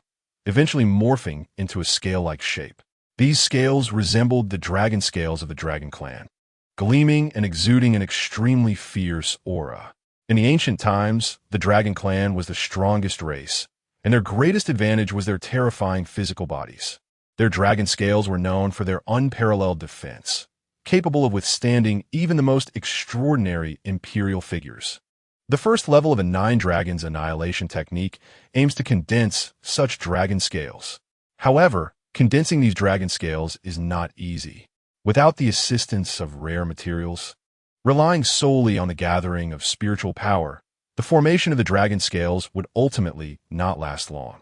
As expected, within less than 3 seconds of the dragon scales forming, before Chen Feng could even examine them, they exploded on their own. Bang! A muffled sound echoed, and the dragon scales shattered into countless golden fragments, scattering away. Chen Feng raised an eyebrow, opened his eyes, and sighed. Failed? This first failure was within Chen Feng's expectations. If the dragon scales were that easy to cultivate, he wouldn't have much interest in the 9 Dragons annihilation technique. It is precisely the challenges that make it worthwhile. Taking a deep breath, he continued to sit cross-legged, trying to condense the dragon scales again. Bang! Failure. Bang! Failed again. Time gradually passed. And in the blink of an eye, 2 hours had already gone by. Chen Feng's dragon scales had experienced numerous explosions, reaching no fewer than 100 times. However, through persistent effort, the speed of his hand seals increased and the condensation of the dragon scales became more proficient, with their duration gradually extending. Chen Feng's long, fair hands danced like a spirit, and the golden spiritual energy on his arms became increasingly radiant. As he intertwined and condensed, the dragon scales began to take clearer form, and a fierce wave of energy emanated from them. Condense for me. Chen Feng gritted his teeth, unleashing the powerful spiritual energy within him. Buzz! A vibrating sound resonated as Chen Feng's gaze sharpened like an eagle's, his mind highly focused, and beads of cold sweat began to form on his forehead. In this highly concentrated state, the dragon scales on his arms gradually condensed, covering his arms, shining brilliantly, and possessing a captivating luster. This time, these dragon scales did not explode like before. Instead, they solidified in a radiant form on his arms. Is it done? Chen Feng looked at the dragon scales covering his arms, his face breaking into a joyous smile. He clenched his fists, feeling his arms had become much thicker. A powerful sense of battle surged in his heart. However, Chen Feng knew that these dragon scales had yet to reach the indestructible perfection level, under immense brute force. They would ultimately shatter. After all, he still lacked some extremely powerful energy for tempering. It seems that the Linglong Xianhuang pool is a must. Chen Feng murmured in his heart. Only by truly absorbing the magnificent Xianhuang Qi within the Linglong Xianhuang pool can he perfectly temper these dragon scales. And only then will he be invulnerable to swords and spears. In the deep night, the bright full moon released strands of silver light upon the earth. After a busy day, most people in the Jiang residence had already gone to sleep by this late hour. In the outer courtyard, there was silence. However, in the inner courtyard of the Jiang residence, the lights were still bright. In the main hall, the atmosphere was solemn and serious, with 2 rows of core members of the Jiang family seated. At the front, a noble woman with excellent appearance and temperament sat in a grand chair, proudly tilting her head and casting a disdainful glance at Jiang Yin below. This person was the matriarch of the Jiang family. During Jiang Dongting's absence, the Jiang residence was basically under her control. Jiang Yin, I heard you brought a wild man back from outside? The matriarch said, exuding powerful authority as she questioned. Wild man? Jiang Yin, standing in the center of the hall, sneered, her face still covered in frost, and asked, Madam, can't I have friends? You're the eldest daughter of the Jiang family. Of course, you can have friends. However, don't forget your other identity. You are the fiancé of the Minister of Revenue's young master, so don't associate with dubious men. The matriarch said coldly, Fiancé? When was this marriage contract signed for me? How come I didn't know about it? Jiang Yin's eyes turned cold as she asked. It was arranged a few days ago with the Minister of Revenue's family. Since ancient times, marriage matters for children have been decided by their elders. The Minister of Revenue's family has always had a good relationship with our Jiang family. To marry into such a noble family is a blessing for you, the First Lady said. The young master of the Minister of Revenue's family is a notorious rake who even dares to abduct common girls in broad daylight. Has he done anything clean? Jiang Yin sneered coldly, her beautiful eyes filled with sarcasm. Don't think I don't know. You're just eyeing the Minister of Revenue's position in the court, wanting to sacrifice me for greater benefits for the Jiang family. I will not acknowledge this marriage. Bold. The First Lady's face showed indignation as she slammed the armrest of her chair, standing up and coldly shouting, Jiang Yin, don't forget that your illness still needs the Jiang family to find a famous doctor for you. Otherwise, you will undoubtedly die. Upon hearing this, everyone in the hall revealed a knowing look. Jiang Yin's strange illness had tormented her for many years, and only a big family like the Jiang family could find famous doctors in Ningwa to treat her. This was also why, despite her outstanding talent, Jiang Yin had always endured and did not dare to confront the First Lady directly. However, today, Jiang Yin was unusually resolute, coldly stating, I will no longer trouble the Jiang family about my illness. I will solve it myself. As for the marriage the First Lady mentioned, as long as I Haven T signed it, that contract is as worthless as waste paper in the toilet. Farewell. After saying that, Jiang Yin turned and walked out of the hall, not wanting to stay a moment longer. Jiang Yin, stop right there. The First Lady gasped in anger and shouted sharply. However, Jiang Yin seemed not to have heard and left the hall without a care. This wretched girl actually dares to be so arrogant. The First Lady gritted her teeth, her beautiful eyes filled with hatred. She couldn't understand why Jiang Yin had changed so much in just a few days. She used to never dare to speak to her so forcefully. Chen Feng was unaware of the grievances between Jiang Yin and the First Lady. In the following days, Chen Feng continued to live in the Jiang family, with his daily needs taken care of by them, which made him feel a bit embarrassed for mooching off them. As time passed, the Sword Dao Tea Party was approaching. One day, a letter suddenly arrived at the Jiang family. To his surprise, it was an invitation to the Sword Dao Tea Party, and the inviter was Qin Ruyue, which surprised both Chen Feng and Jiang Yin. I've only been in the Imperial City for a few days and haven't gone out much, yet Sword Rain Pavilion knows my whereabouts so well. They must be quite concerned about me, Chen Feng said indifferently. Jiang Yin beside him said, Qin Ruyue probably doesn't have too much malice.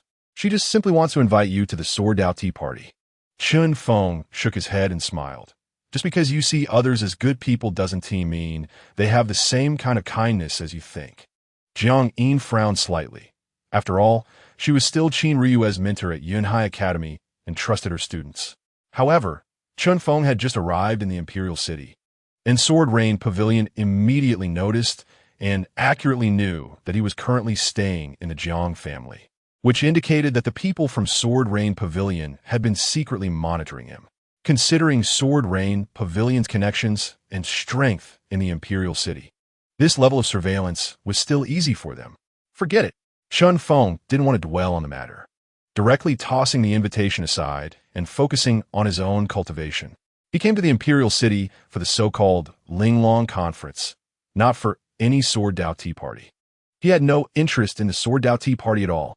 However, 2 days later, while Chen Feng was cultivating, a maid from the Jiang family rushed in with a panicked expression.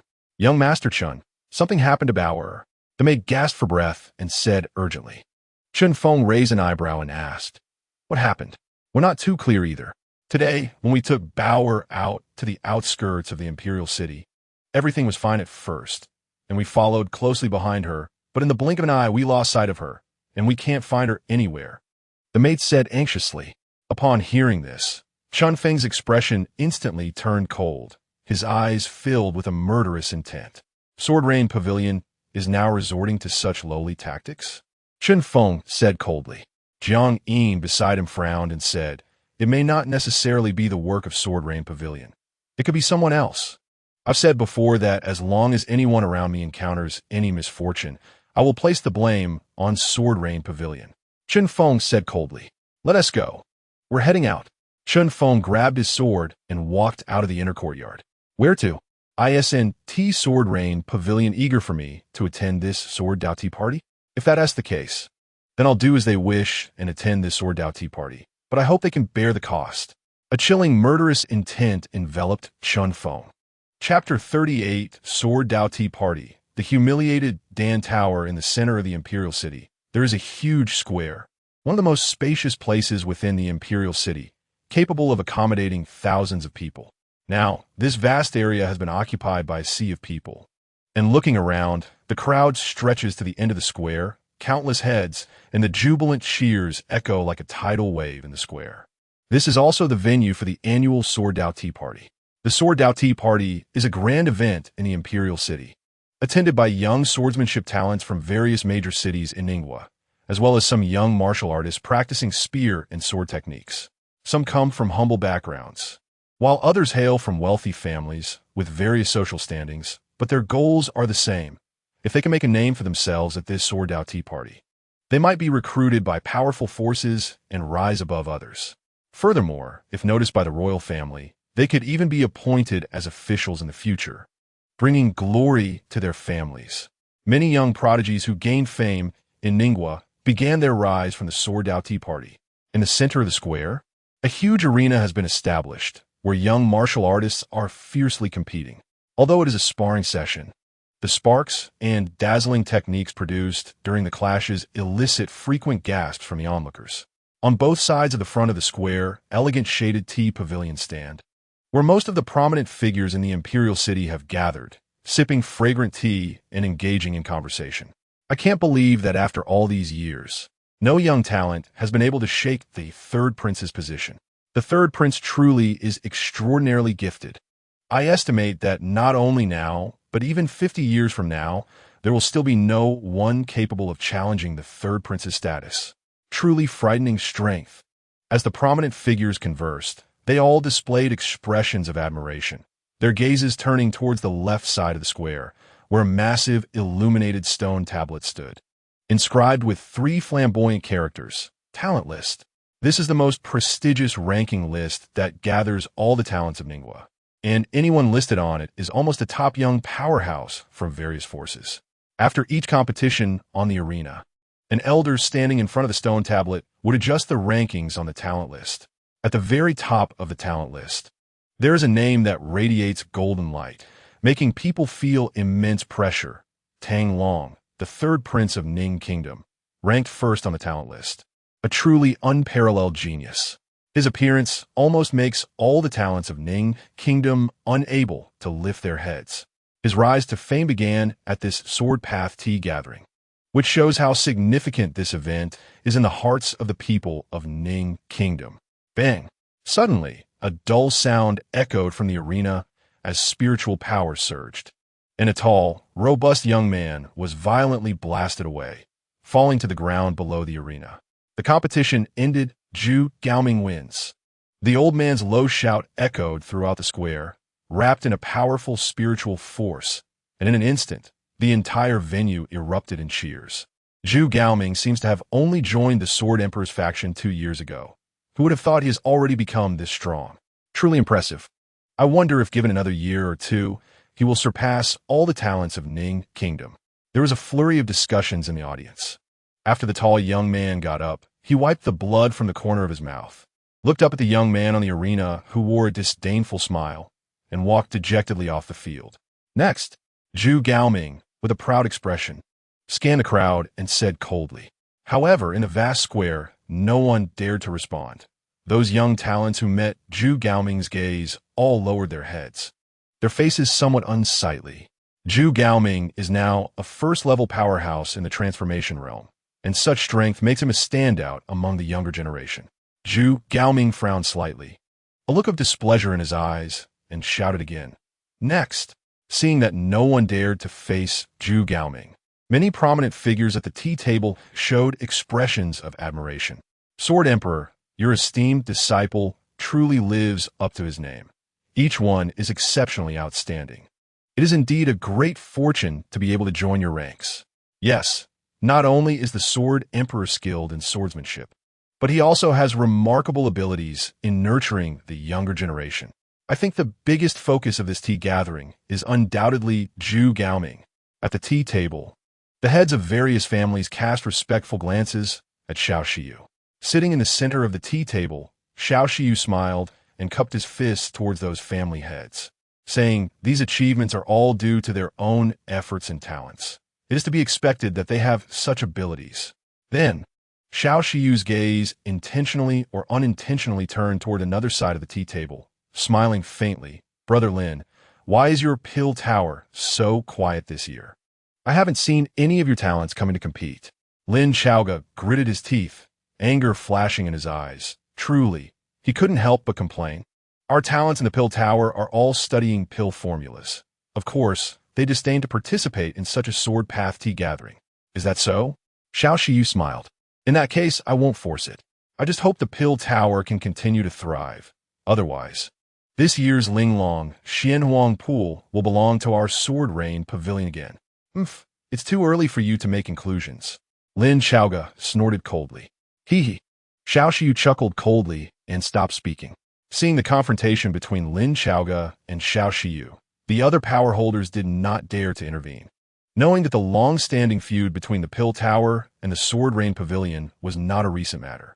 Both factions possess powerful connections and strength within the Imperial City, and taking sides would offend someone. Hence, they refrained from getting involved. No one. Next, Zhu Gaoming continued to shout on the arena, stealing glances at the Pill Tower side. Mockingly sneering, really no one? However, the young martial artists from the Pill Tower all kept their heads down, not daring to speak. In contrast, the young talents from the Sword Rain Pavilion all held their heads high, proud as roosters. Damn it, a first-level transformation realm trash dares to boast here. Lin Xiaoga slammed the tea table in anger, his chest heaving violently. "Brother Lin, don't be too angry. Those outstanding juniors from Luqingxin have all gone to St. Spirit Mountain. Right now, our Pill Tower has no one left," Wei Mo said with a bitter smile. "I hope those little brats can find the Earth Core Flame Dragon Essence. Otherwise, I'll have to skin them alive for making me lose face here," Lin Xiaoga said angrily. Wei Mo sighed helplessly. Usually, it was Luqingxin's juniors who held up the scene. But now that they had all gone to St. Spirit Mountain, the Pill Tower couldn't find any young talents for the time being. Wei Mo turned to the young martial artist behind him and asked, "Is there anyone else who dares to go up?" These people were all talents recruited by the Pill Tower, but at this moment, they all looked as wilted as little chicks, not saying a word. Seeing this, Lin Xiaoga became even more furious, slamming the table and standing up. "I'm not watching anymore. Let's go back to avoid losing face here." "Brother Lin, are you leaving so soon?" Xiao Shiyu joked. "This kind of sword path tea gathering is meaningless. I won't come again," Lin Xiaoga said as he strode out. Xiao Shiyu sneered inwardly. "Old man, don't think I don't know. You've lost all face and are too embarrassed to stay." However, he felt immensely satisfied to see the Pill Tower being unable to lift its head in such a setting. The heads of many prominent families looked at Lin Xiaoga, retreating with his tail between his legs, finding it quite amusing. The once mighty Pill Tower had lost all face at this sword path tea gathering. "Senior Lin, are you leaving so soon? Isn't that a bit too hasty?" At this moment, a light laughter suddenly came from the silent crowd in the square. Hearing this familiar voice, Wei Mo and Lin Xiaoga both looked pleasantly surprised. Quickly turning their gazes, they saw a young figure emerging from the crowd at the end of the square as the throng gradually parted. "Chun Feng, you brat came to the Imperial City?" Wei Mo exclaimed in delight. "Chun Feng," Lin Xiaoga was slightly taken aback upon seeing the young figure. "This kid actually has an interest in this sword path tea gathering?" Xiao Shiyu's palm quietly clenched as he stared at Chun Feng, a chilling, killing intent spreading in his eyes. "You little brat, you actually came." Chun Tianlang clenched his fists, filled with a fierce hatred in his heart. He would never forget the humiliation Chun Feng brought him half a month ago. To seek revenge, after joining the Sword Rain Pavilion, he had been training diligently without a day of slack, aiming to trample Chun Feng underfoot once more. As if sensing Chun Tianlong's gloomy expression, a handsome young man beside him smiled and said, "Don't worry, junior brother. As long as he dares to come up, our Sword Rain Pavilion will cripple him." "Thank you, Brother Liao." Chun Tianlang cupped his fists and smiled. The Sword Rain Pavilion recruits many talents, and the handsome young man in front of them is also one of their members. Qin Rue remained silent, her beautiful eyes fixed on Chun Feng, scrutinizing him up and down. Especially upon sensing the fluctuations of spiritual power from him, her cheeks gradually turned cold. He has grown quite a bit. It seems I need to deal with him soon. A chilling, killing intent flickered in Qin Ruoyue's eyes. Chapter 39. Challenging Qin Ruoyue. An invincible stance. Is he the one who defeated the Sword Soul body? He looks even younger than Qin Ruoyue and Zhu Gaoming. At such an age, he can already trample the Sword Soul body? Many family heads at the tea table displayed expressions of great interest. Xiao Shiyu remained silent, but his gaze turned cold as he looked at Zhu Gaoming. Zhu Gaoming understood his teacher's meaning and nodded at him, vowing to deal with this kid when the opportunity arose.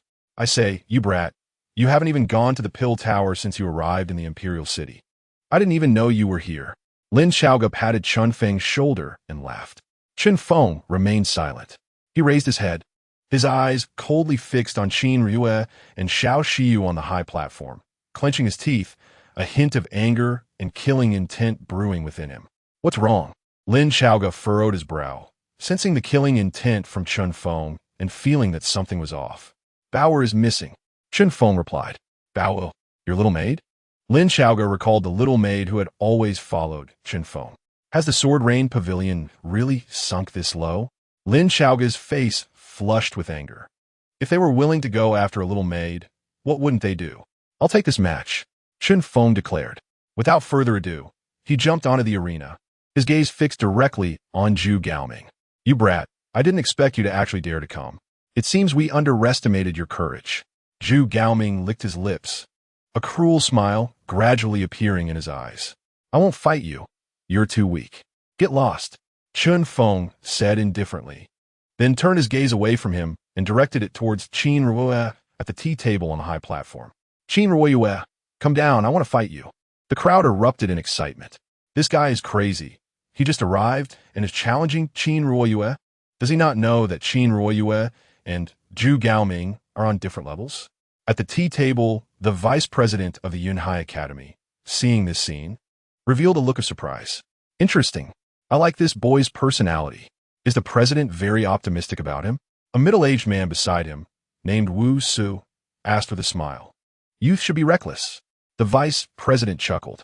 But recklessness needs some capital. I wonder if he has that strength. Wu Su replied. Qin Ruoyue's face was covered in frost, her delicate hand tightly gripping the sword hilt, her body subtly trembling, not from fear but from anger. Suddenly, a sharp whistling sound broke through the arena, as Zhu Gaoming had already charged in front of Chun Feng, wearing a wild grin. Brat, your opponent is me. Defeat me first. Flame slash. Zhu Gaoming drew his sword, and a powerful flame surged like a fountain, enveloping the blade as it was swung down fiercely towards Chun Feng. The dazzling firelight formed a perfect arc in the air. The intense and violent waves of heat were formidable. Seeing this, Chun Feng's eyes turned icy. If you want to die first, I'll grant your wish. Chun Feng did not draw his sword. Instead, he clasped his palms together, activating the 9 dragons' extinguishing god technique within him, a mighty golden spiritual power enveloping his arms, quickly transforming into a layer of dragon scale skin. With a step forward, his body shot towards Zhu Gaoming like an arrow, and he threw a punch. The crowd barely had time to see how Chun Feng moved before an extremely fierce wave of spiritual power surged out, shattering the fiery sword strike into pieces. The wave of spiritual power did not linger, crashing violently into Zhu Gaoming's body. Boom! A dull sound echoed as Zhu Gaoming was sent flying, the terrifying force directly cracking the ground of the arena. Zhu Gaoming coughed up blood, his breath becoming weak. The entire arena gasped in shock. A wave of excitement swept through the square. One punch, just one punch, and Zhu Gaoming was like a dead dog. This guy is so fierce. Even the clan leaders in the high platform couldn't help but widen their eyes in disbelief at the scene. 5th level of the condensing sea realm. The vice president of the Yunhai Academy suddenly stood up, staring intently at the arena. In that moment, when Chun Feng defeated Zhu Gaoming, his realm and strength were fully revealed. The vice president could sense that Chun Feng was indeed at the 5th level of the condensing sea realm, while Zhu Gaoming was already at the 1st level of the transforming image realm. The gap in realms was vast. With just one punch, he won. This terrifying level of challenge stirred a storm in his heart. Even Wu Su, sitting beside him, looked incredulous. Good. This kid really didn't disappoint me. In the corridor of the tea table, Lin Xiaoge looked at everything with excitement, his heart filled with joy. This punch had severely struck down the arrogance of the Sword Rain Pavilion. Zhu Gaoming, spitting blood, showed a pained expression. He could feel that several of his ribs had broken. How could this guy's strength have become so strong? Zhu Gaoming was deeply shaken. Half a month ago, Chun Feng was only at the 1st level of the condensing sea realm, struggling against the transforming image realm. But in just half a month, the latter had already reached the 5th level of the condensing sea realm. In just half a month, he had advanced 5 small ranks. This was simply monstrous. At the tea table, Xiao Shiyu was also staring at Chun Feng, whose growth rate made him feel uneasy. Too fast. This guy's growth rate is really too fast. Qin Rui, get down here. Chun Feng shouted from the arena. Qin gripped her sword, her beautiful eyes filled with coldness, ready to rush down. But she was stopped by Xiao Shiyu. You're currently stuck at the breakthrough stage of the transforming image realm. It's not suitable for a life-and-death battle. Let Liao Yu go down. Xiao Shiyu said. Senior sister, let me do it. I want to personally take this brat down. A handsome young man standing beside Qin Rui spoke up, then stepped forward, leaping onto the arena. In an instant, the crowd erupted again. Let me be your opponent, brat. Liao Yu licked his lips, revealing a chilling, killing intent in his eyes. However, Chun Feng didn't even glance at him, still shouting toward Qin Rui. Qin Rui, get down here. Seeing Chun Feng completely ignore him, Liao Yu's anger flared, veins bulging on his forehead, his mouth twitching. How dare you disregard me, you little brat? I'll take you down. Liao Yu stomped heavily, and a torrent of deep yellow spiritual power erupted like a raging river. The fluctuations reached the 4th level of the transforming image realm, much stronger than Zhu Gaoming. Boom! Liao Yu made a move to draw his sword. The powerful spiritual power enveloping the blade, a sword pressure rising layer upon layer. This is sword intent. Clearly, Liao Yu had also comprehended the essence of sword intent. Liao Yu is already ranked 17th on the talents list. Anyone within the top 20 of the talents list was a genius. The square buzzed with discussion. Meanwhile, Liao Yu's momentum continued to grow on the arena. The sword pressure increased layer by layer, causing the arena beneath his feet to crack wildly under the pressure. Chun Feng, hurry up and make your move. Lin Xiaoge shouted from the high platform. However, Chun Feng on the arena seemed not to hear, even leaving his sword sheathed. How arrogant! The gap in their realms is 8 levels, and this brat is still standing there waiting for Liao Yu to build momentum. Vice President, do you really think this kind of person is worthy of your attention? In the tea house, Wu Su couldn't help but control his emotions and mocked out loud upon witnessing the scene.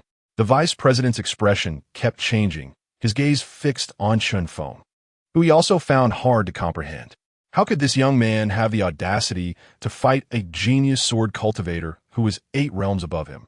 Unarmed? In just a short moment, Liao Yu had already condensed his sword momentum to around 100 layers. When he lifted his head again, a sharp cold light shot from his eyes. Suddenly, Liao Yu took a step forward, his body shooting towards Chun Feng like an arrow released from a bow. The cultivation technique he practiced was the earth art of the 5 elements, with dense, deep yellow spiritual power enveloping the sword, giving it a weight akin to a mountain. Mountain-splitting slash. Liao Yu roared, slashing horizontally with his sword. Boom! A brilliant flash of light darted through the eyes of the onlookers, as if the gravity of heaven and earth had increased. On the surface of the arena, visible cracks rapidly spread out. That sword seemed to carry the force of a mountain crashing down. Golden Tiger Shield. Chun Feng did not evade. Instead, he clenched his fists, and boundless golden light erupted from his body, accompanied by a faint sound of a tiger's roar. The golden light formed a shield around him, and on the surface of the golden shield was a fierce, giant tiger totem, sending out a violent and indomitable wave that rippled outward. Clang! Liao Yu's sword struck hard against Chun Feng's golden shield, the terrifying gravity causing Chun Feng's body to sink directly into the arena, with debris exploding all around. Chun Feng, Jiang Yin, and Lin Xiaoge couldn't help but tremble in their hearts. However, under everyone's watchful eyes, the Chun Feng who had sunk into the arena surprisingly showed no signs of injury. The golden light enveloping him was like an indestructible defense. How is this possible? Liao Yu's hand gripping the sword couldn't help but tremble slightly. Suddenly, Chun Feng lifted his head, a cold, murderous intent flashing in his eyes. You want to kill me? Kid, you're still too young. Chun Feng took a sudden step forward, his body vanishing like a ghost before their eyes. Liao Yu's pupils shrank wildly. Swish! The sound of breaking wind rang out, and in the next moment, Chun Feng had appeared behind Liao Yu without anyone noticing. The Tian Tsung cloud sword was drawn, and the overwhelming bloodthirsty aura enveloped the sword, turning it a deep crimson, as if a long-starved evil spirit was awakening at the scent of blood. Chun Feng's eyes revealed a fierce intent, and he swung his sword ruthlessly towards Liao Yu's head. Stop! On the high platform, Xiao Shiyu's face changed dramatically at this scene, and he shouted loudly. Chapter 40. Who's next? Faced with Xiao Shiyu's cold shout, Chun Feng seemed not to hear. His eyes filled with murderous intent as he raised his sword to strike. Swish! The sword's edge swept past, and a spray of blood gushed out like a fountain, splattering onto the arena. The smell of blood permeated the air, and then, before the wide eyes of everyone, a severed head rolled down. Liao Yu died on the spot. In an instant, the entire venue fell into an eerie silence, with suppressed breaths not daring to be released. He is dead? A senior disciple of the Sword Emperor has just died like this? Everyone's eyes widened, their hearts pounding fiercely. This scene was too unbelievable for them. Right in front of Xiao Shiyu, he actually killed one of his senior disciples. Impressive, admirable. Even Wu Su couldn't help but exclaim, this kid is too reckless. His sword, filled with such malice. The vice president looked at the sword in Chun Feng's hand, frowned, and his face showed a hint of contemplation. Too strong is easily broken. Not only swords, but people too. Now, the Sword Rain Pavilion was thriving in the imperial city. Yet Chun Feng was so disrespectful, it might just bring him disaster. Next, however, at this moment, Chun Feng didn't care about any of that. Holding the blood-stained Tian Tsung cloud sword, he stared directly at the direction of the Sword Rain Pavilion and shouted. Xiao Shiyu clenched his fists, veins bulging on his forehead, his eyes filled with overwhelming murderous intent. The Sword Rain Pavilion was silent, and the disciples behind him all widened their eyes. Qin Ruyue gritted her silver teeth. This madman, is there no one else? Come down. Chun Feng continued to shout towards the direction of the Sword Rain Pavilion. Don't you want me to participate in the Sword Dao Tea Party? All right, I will fulfill your wish now. Too much bullying. Behind him, some senior brothers from the Sword Rain Pavilion, upon seeing the headless corpse, all had sinister expressions. Swish. Suddenly, a tall and slender young man jumped down from the high platform, landing on the arena. Ranked 14th on the genius list, Zhong Tian, here to challenge. The young man said fiercely. Chun Feng didn't waste words. He raised his sword and charged forward. The sword's edge was covered in golden light, instantly becoming brilliantly dazzling. Boom! Zhong Tian also didn't waste time. He stomped his foot hard on the ground, and the blazing fire spiritual power shot up to the sky, creating a terrifying momentum. This overwhelming fire spiritual power surged into the sky, forming a fiery vortex, with a massive fire pillar penetrating through it. Then, a fire dragon phantom, roughly 10 feet long, emerged from the spiritual energy, coiling around the burning fire pillar. In an instant, the sky displayed a spiraling fire pillar, and a wave of violent and unmatched heat spread out. Heavenly Law Fire Dragon. Upon seeing the fire dragon coiling around the fire pillar, everyone couldn't help but exclaim. This was also a manifestation of spiritual roots, and the Heavenly Law Fire Dragon spiritual root was not much inferior to the Sword Soul spiritual root, showcasing this person's martial arts talent and strength. Next, Zhong Tian's hand grasped at the void, and a sword with fish scale patterns appeared in his palm. Holy flame, sword technique. A low roar echoed, and suddenly, a wave of overwhelming flames swept across the arena, burning everything in its path. The temperature around surged rapidly, unbearable heat spreading out. Everyone in the square clearly felt as if the arena had turned into a blazing sun, intensely hot and hard to approach. Flames surrounded Zhong Tian, who slowly raised his sword, and all the flames converged towards his sword, instantly forming a massive fire dragon that startled everyone. Swish! At this moment, Chun Feng had charged right in front of him, and the Tian Song Cloud sword thrust out, the stirred spiritual power directly obliterating the incoming fire spiritual power. Star sword flash. Immediately, a streak of sword light, like a star, swept past, so fast that one couldn't react.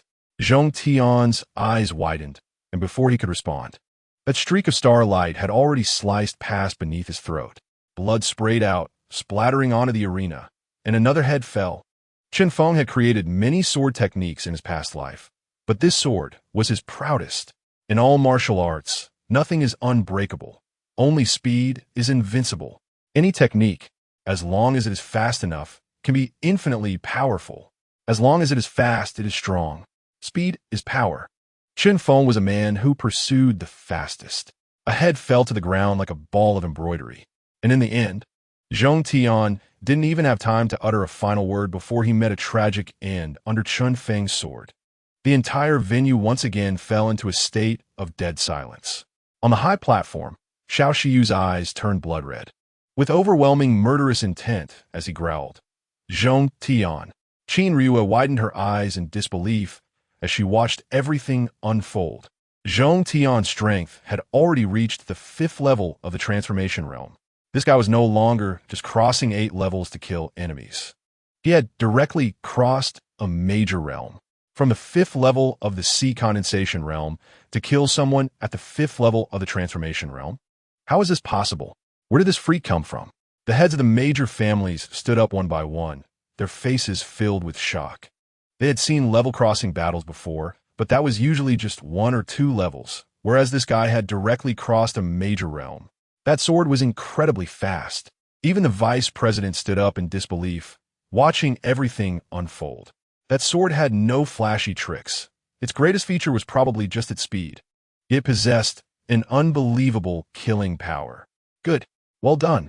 Lin Chaoga clenched his fists, unable to contain his excitement. That sword had killed another genius from the opposing side. Their pill tower hadn't been this glorious in a long time. Keep going. Next. Chun Feng ignored the headless corpse and continued to face the direction of the Sword Rain Pavilion, roaring. However, in response to Chun Feng's roar, the direction of the Sword Rain Pavilion became as silent as a cicada in winter. Many of Xiao Shiyu's top disciples hadn't even recovered from the recent scene. No matter how impressive Zhong Tian had been before, no matter how outstanding his spiritual roots were, in Chun Feng's hands, he was only a sword. Were all the talented disciples of the Sword Rain Pavilion cowards? Come down and fight. Qin Ryue, come down. Chun Feng shouted. The many talented disciples of the Sword Rain Pavilion all turned red in the face, filled with anger. How could they, the Sword Rain Pavilion, ever be humiliated like this? In the entire Ning country, even the royal family had to give them some face.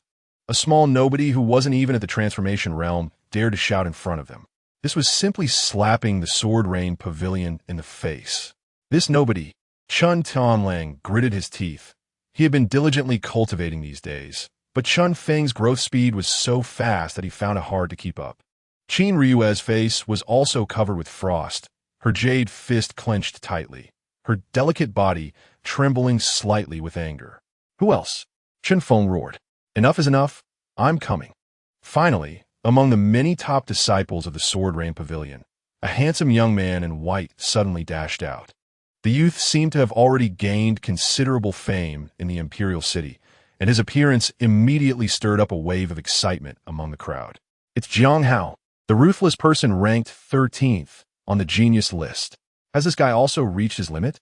Jiang Hao let out a low shout, and his robust spiritual power erupted, soaring into the sky, where he condensed a green moon disk above. On the moon disk sat a blue lion, its overwhelming killing power spreading throughout the world. Moon-stepping lion? Seeing this lion stepping on the moon disk, the crowd gasped again. This was also an extremely rare spiritual root.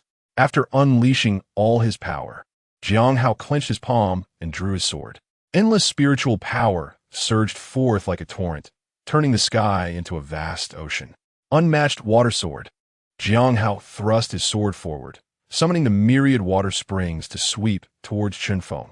Although water is the softest thing in the world, under Jiang Hao's sword, it was imbued with terrifying lethality. Even a drop of water could pierce steel. And now, about a dozen streams of water had coalesced into a torrent, striking towards Chunfeng. Chunfeng did not dodge, but instead made a motion to draw his sword. Boom!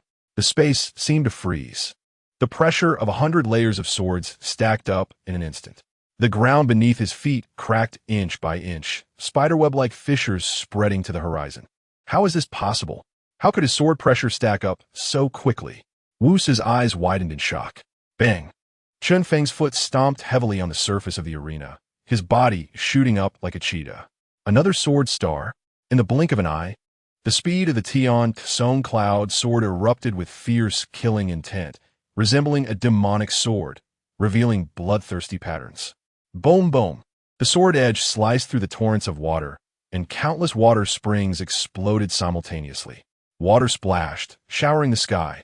A flash of sword light, with a terrifying speed like thunder, pierced through the torrents, aiming directly for Jiang Hao's throat. How could this be? Jiang Hao's eyes widened as he watched his own sword technique be shattered in an instant. Then, that flash of sword light reached beneath his throat.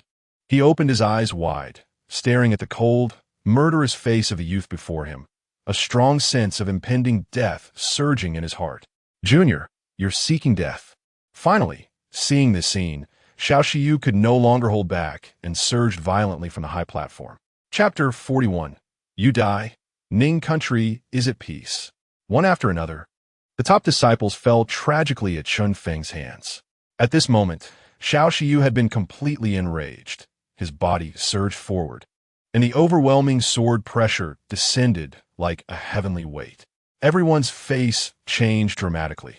The Sword Emperor Xiao Shiyu was already one of the top powerhouses in the Ning country, and his strength would be a nightmare for everyone. Boom! An invisible sword pressure enveloped the arena, and soon, the platform began to collapse inch by inch. Countless jagged cracks rapidly spreading from the center. At the very center of this sword pressure stood Chunfeng. An invisible force pressed down on Chunfeng's body like a mountain weighing 10,000 tons. Bang bang. The ground beneath Chunfeng's feet shattered, his body sinking halfway into it. Blood gushed from his eyes, nose, ears, and even from every pore of his body, as if he were about to bleed from all 7 orifices, nearly killed by the shock.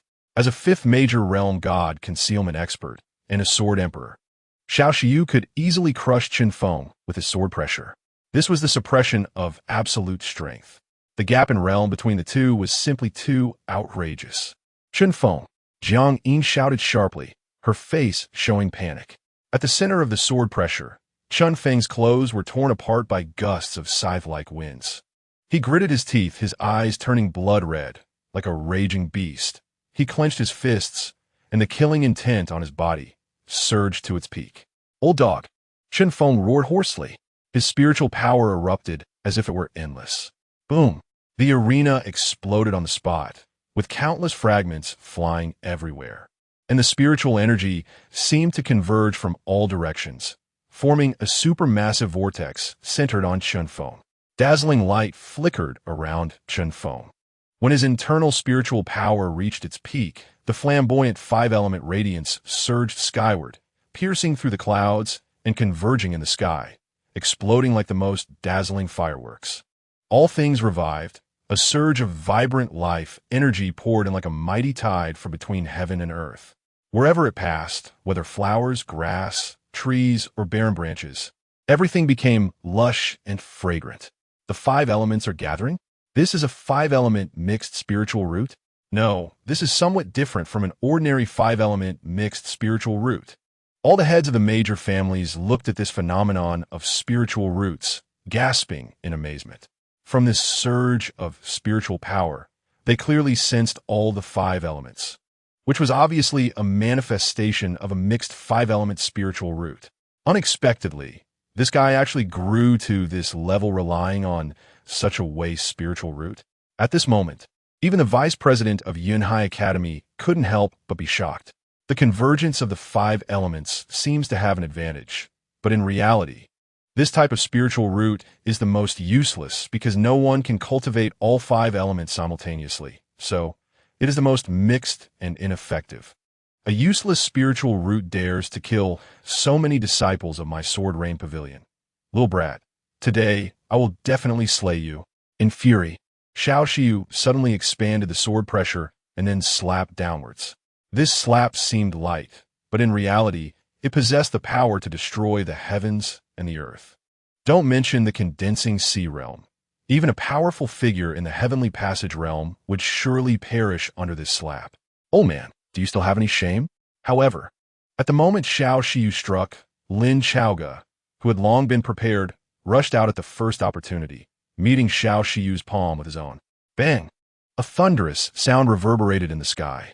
Two dazzling surges of spiritual power collided fiercely like the sun, shaking the earth violently. Waves of energy storms containing lethal force swept out, and the thousands of people standing in the square were instantly blown away, spitting out blood, their lives uncertain.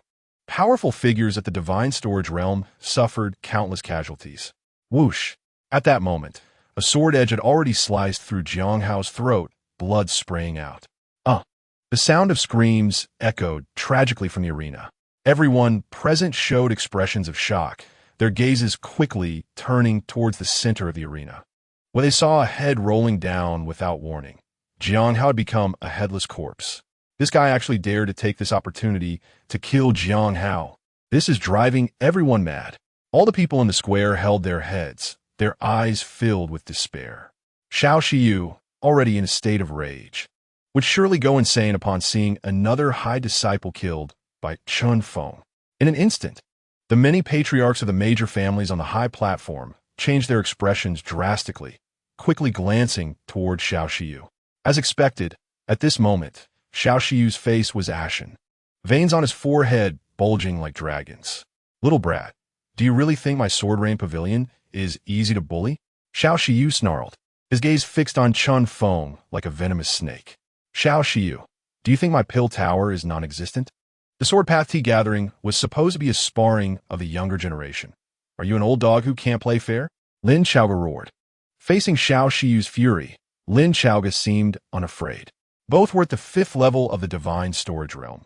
Although Xiao Xiu had an advantage in swordsmanship, Lin Chaoga, due to his title as the Pill King, had equally terrifying connections within Ning country. Once both sides fought without any reservations, it would be a disaster for Ning country. Do you Pill Tower want to tear the face and completely decide to engage in a life and death battle with my Sword Rain Pavilion? Xiao Xiu narrowed his eyes and asked, If your Sword Rain Pavilion dares, my Pill Tower will dare as well, swearing to accompany you to the death. Lin Chaoga's eyes contained a chilling light. Dean, on the high platform, Wu Su looked at the vice president of Yunhai Academy with a hint of expectation. However, the vice president shook his head.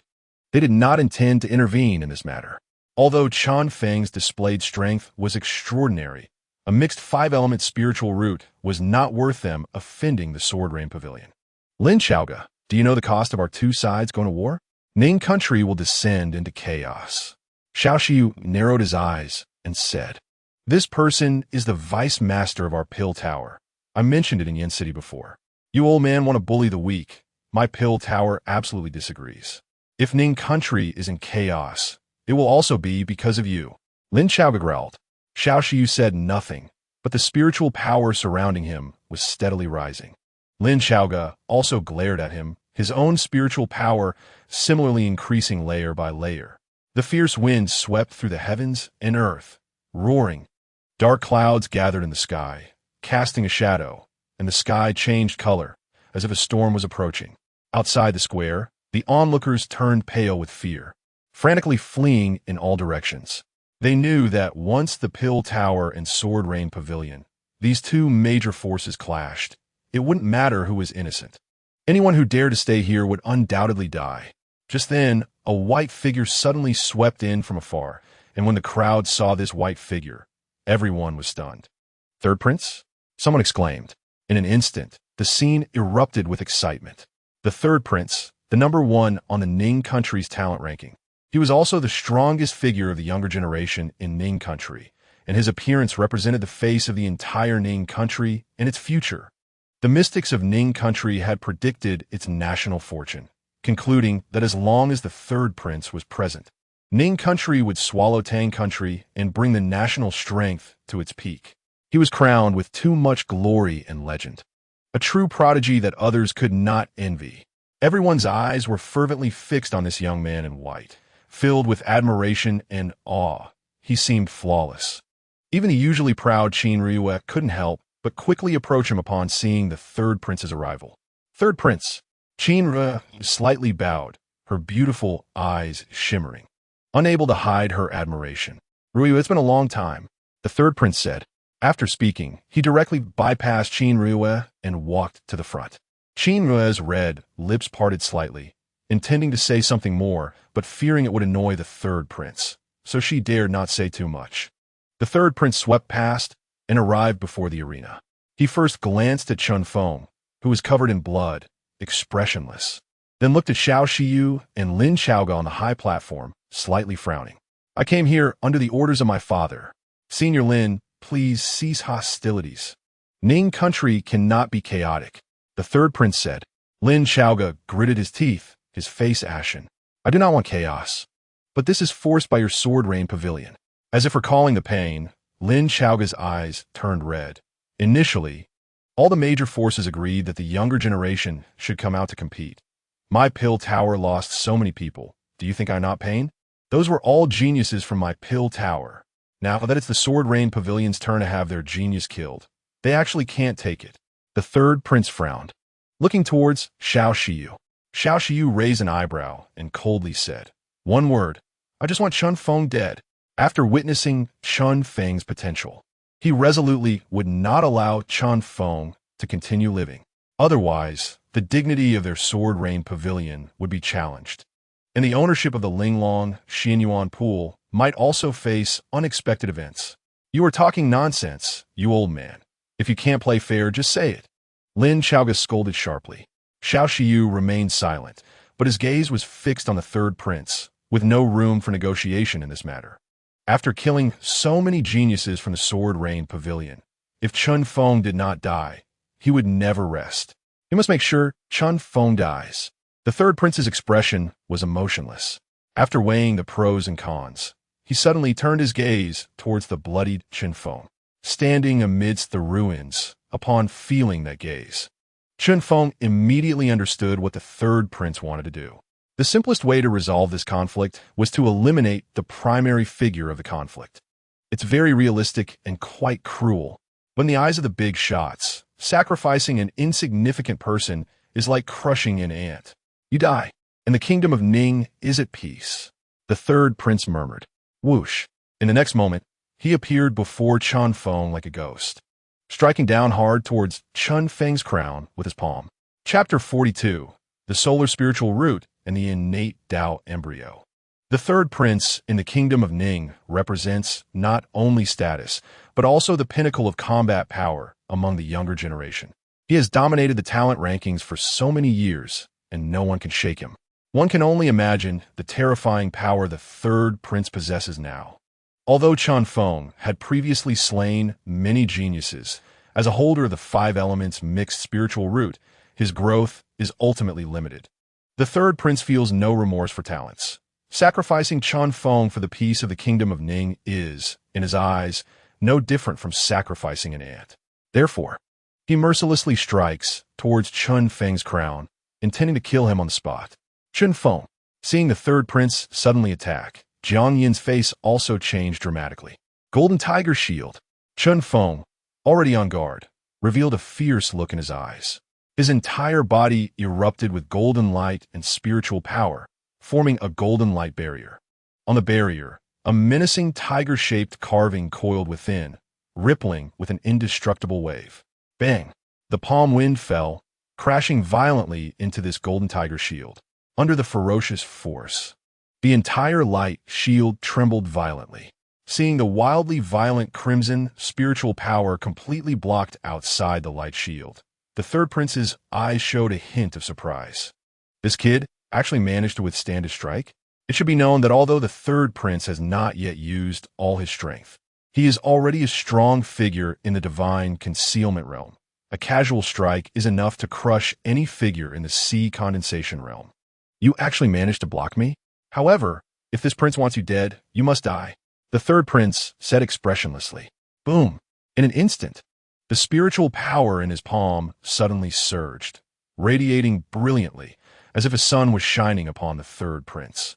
This dazzling sun was so bright that it was blinding. This is the true solar spiritual root, dozens of times stronger than that so-called sword soul spiritual root. Under the manifestation of the solar spiritual root, the power of fire seemed to carry an extremely high temperature, shattering the golden tiger's shield instantly. Bang! The sound of the explosion echoed. Endless shards of light scattered like fireworks, and waves of energy surged violently around. Within the explosion's aftermath, Chun Feng was violently sent flying. His dragon scales on his arms burst apart, blood gushing out, and at a glance he had already turned into a blood-soaked figure. The crowd gasped in shock, all eyes wide open, unable to believe what they were seeing. Just moments ago, the invincible Chun Feng was now unable to withstand a single blow from a third prince. He has become stronger than he was 2 years ago. Wu's expression was grim as he murmured, "It's normal. 2 years is enough for him to ascend to another level." The vice dean said, "Unfortunately, a genius has fallen like this." Wu remarked, "If he doesn't die, the Sword Rain Pavilion won't rest. To prevent turmoil in the kingdom of Ning, he must die. I have said before, too strong is easy to break. Weapons are like this, and so are people." The vice dean said solemnly, "This world is that cruel. If you do not have enough value, you will not be reused. Similarly, you will not be looked at more than once." Although Chun Feng has just shown stunning swordsmanship and powerful abilities, his growth is bound to be limited by his spiritual root. Amidst the ruins, Chun Feng struggled to stand up, his body swaying. He looked at himself and saw that the dragon scales had burst open, flesh and blood gushing out, looking quite tragic. Ahead, the third prince continued to walk forward, engulfed in flames, resembling a fiery war god, unstoppable, with the sun following behind him. Wherever the light shone, the intense heat turned the ground bright red and scorching hot. This is the terrifying aspect of the solar spiritual root, the vice dean murmured, filled with shock. It is a rare opportunity to witness the solar spiritual root in action. But what surprised him even more was that the third prince would use such a spiritual root phenomenon against a mere sea condensation realm kid. This left the older generation in utter astonishment. On the high platform, Lin Xiaoge showed a shocked expression, then gritted his teeth and rushed down to try to stop everything. However, the third prince seemed to have anticipated that Lin Xiaoge would intervene and acted first, as the latter stepped forward, carrying the overwhelming flames of destruction. He charged towards Chun Feng. From outside the square, it appeared extremely shocking, like a massive fireball crashing toward a young boy. Bang! The attack arrived in an instant. But the next moment, an astonishing scene froze everyone in place. The overwhelming flames did not land on Chun Feng. Instead, they stopped 3 feet away from him, as if no matter how the sun approached, it could not burn Chun Feng. Huh! The third prince showed a look of suspicion, looking up to see something resembling a maternal placenta swirling above Chun Feng's head, with 5 distinctly different colors surrounding it, full of vitality. Under this placenta, the sun above Chun Feng seemed to be experiencing unprecedented suppression, unable to descend no matter what. My solar spiritual root is being suppressed? The third prince felt a bit incredulous. Chun Feng, Jiang Yin's face revealed urgency, her silver teeth biting hard.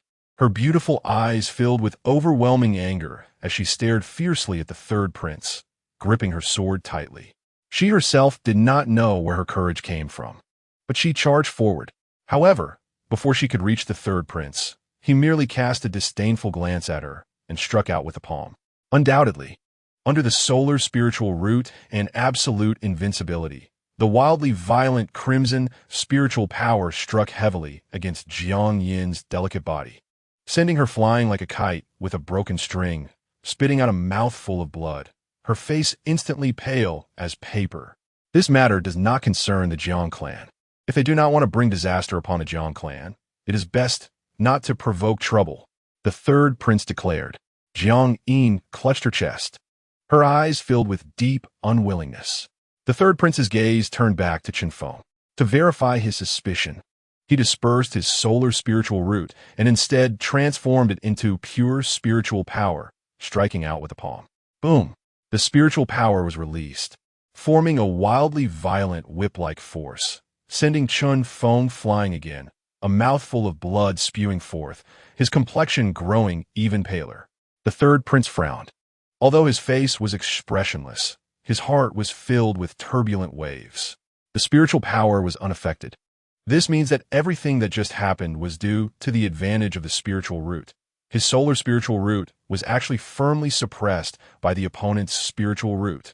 This kid isn't a 5 elements mixed spiritual root. Outside, everyone only saw Chen Feng being sent flying by the third prince's palm, and their eyes filled with awe. This is the current genius. Even an outstanding talent like Qin Ruyue cannot compare. The third prince walked up slowly, increasingly perplexed. If the opponent really possesses a more rare spiritual root than the solar spiritual root, then why is his strength so weak? But if not, how could he suppress his spiritual root? To verify his inner suspicion, the sun behind the third prince rose again, radiating scorching flames filled with destructive power, sweeping across the land. Stop! He cannot die. However, before he could act, a woman in a green dress appeared silently, like a ghost on a piece of wasteland. Her gaze fixed on the third prince as she coldly shouted. No one knew when she had appeared, but her presence immediately caused an unprecedented stir at the scene. Xiao Zhilan? Jiang Yin looked at the woman in the green dress with some shock. Xiao Mansion? Lin Chaoge and Xiao Shiyu also looked stunned. As the family of a legendary military god, Xiao Mansion was undoubtedly one of the top forces within the imperial city. They might not have the extensive connections of Sword Rain Pavilion and Pill Tower, but the latter held a terrifying level of influence in the military that no one else possessed. Even the royal family was wary of Xiao Mansion's power, let alone Sword Rain Pavilion and Pill Tower. Fortunately, Xiao Mansion had always maintained a neutral stance in the conflicts between the major forces, never getting involved in any side struggles, even in the royal battles for succession. However, this time, Xiao Zhilan suddenly intervened, leaving everyone shocked. Standing on a large stone in the ruins, Xiao Zhilan coldly said, "You cannot kill him." The third prince looked up, somewhat surprised that the usually neutral Xiao Mansion would break its long-standing stance for a mere boy in the Condensing Sea realm. This was very unusual. But the third prince did not immediately show any emotions, only asking lightly, "Why?" "No reason. He cannot die." Xiao Zhilan replied, "Is this your intention, or the intention of your Xiao Mansion?" The third prince asked. "This is the will of Lady Xia Fei," Xiao Zhilan said. The third prince's expression darkened. Even Lady Xia Fei was brought into this. "What if I insist on having him dead?" The third prince said. Xiao Zhilan did not speak, but clenched her palm, and an ice-blue spear appeared in her hand. When she raised her head, there was no fluctuation of emotion in her eyes, only a fighting spirit that embraced death. The meaning was clear. If you want him dead, you must first step over her corpse. Facing the world's pride, she did not lack the courage to fight. The third prince narrowed his eyes, his amber pupils shimmering with light, seemingly contemplating something.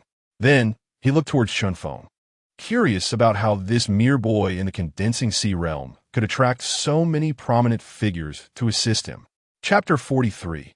Qinghua Building. Although Xiao Mansion's power was great, it could not surpass that of the royal family.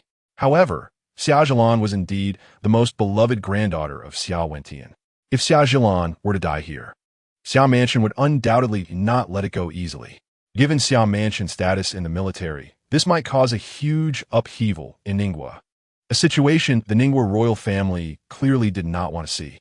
Thinking of this, the third prince frowned, and his expression gradually became serious. He did not expect that this mere boy in the condensing sea realm would involve so many big names. Third prince, Lin Xiaoge, also descended from the high platform. His eyes filled with seriousness. The third prince glanced at Lin Xiaoge, then at Xiao Shiyu in the distance, whose face was now so dark it seemed ready to drip water. Even Xiao Mansion and Lady Xia Fei had intervened. Just how many trump cards did this guy have? Why do so many people want to help him? After a moment of silence, the third prince finally smiled lightly. I can give Lady Xia Fei a favor in this matter. However, just this once, the spiritual power around the third prince dissipated, and the killing intent hidden in his eyes also receded. Then, he turned to look at Chen Feng, his eyes narrowing with great interest, before turning and walking out of the square.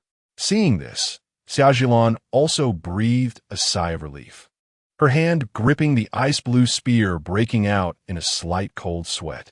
Even though she was prepared for death, facing such a proud figure of the world, she still felt immense pressure. That bastard!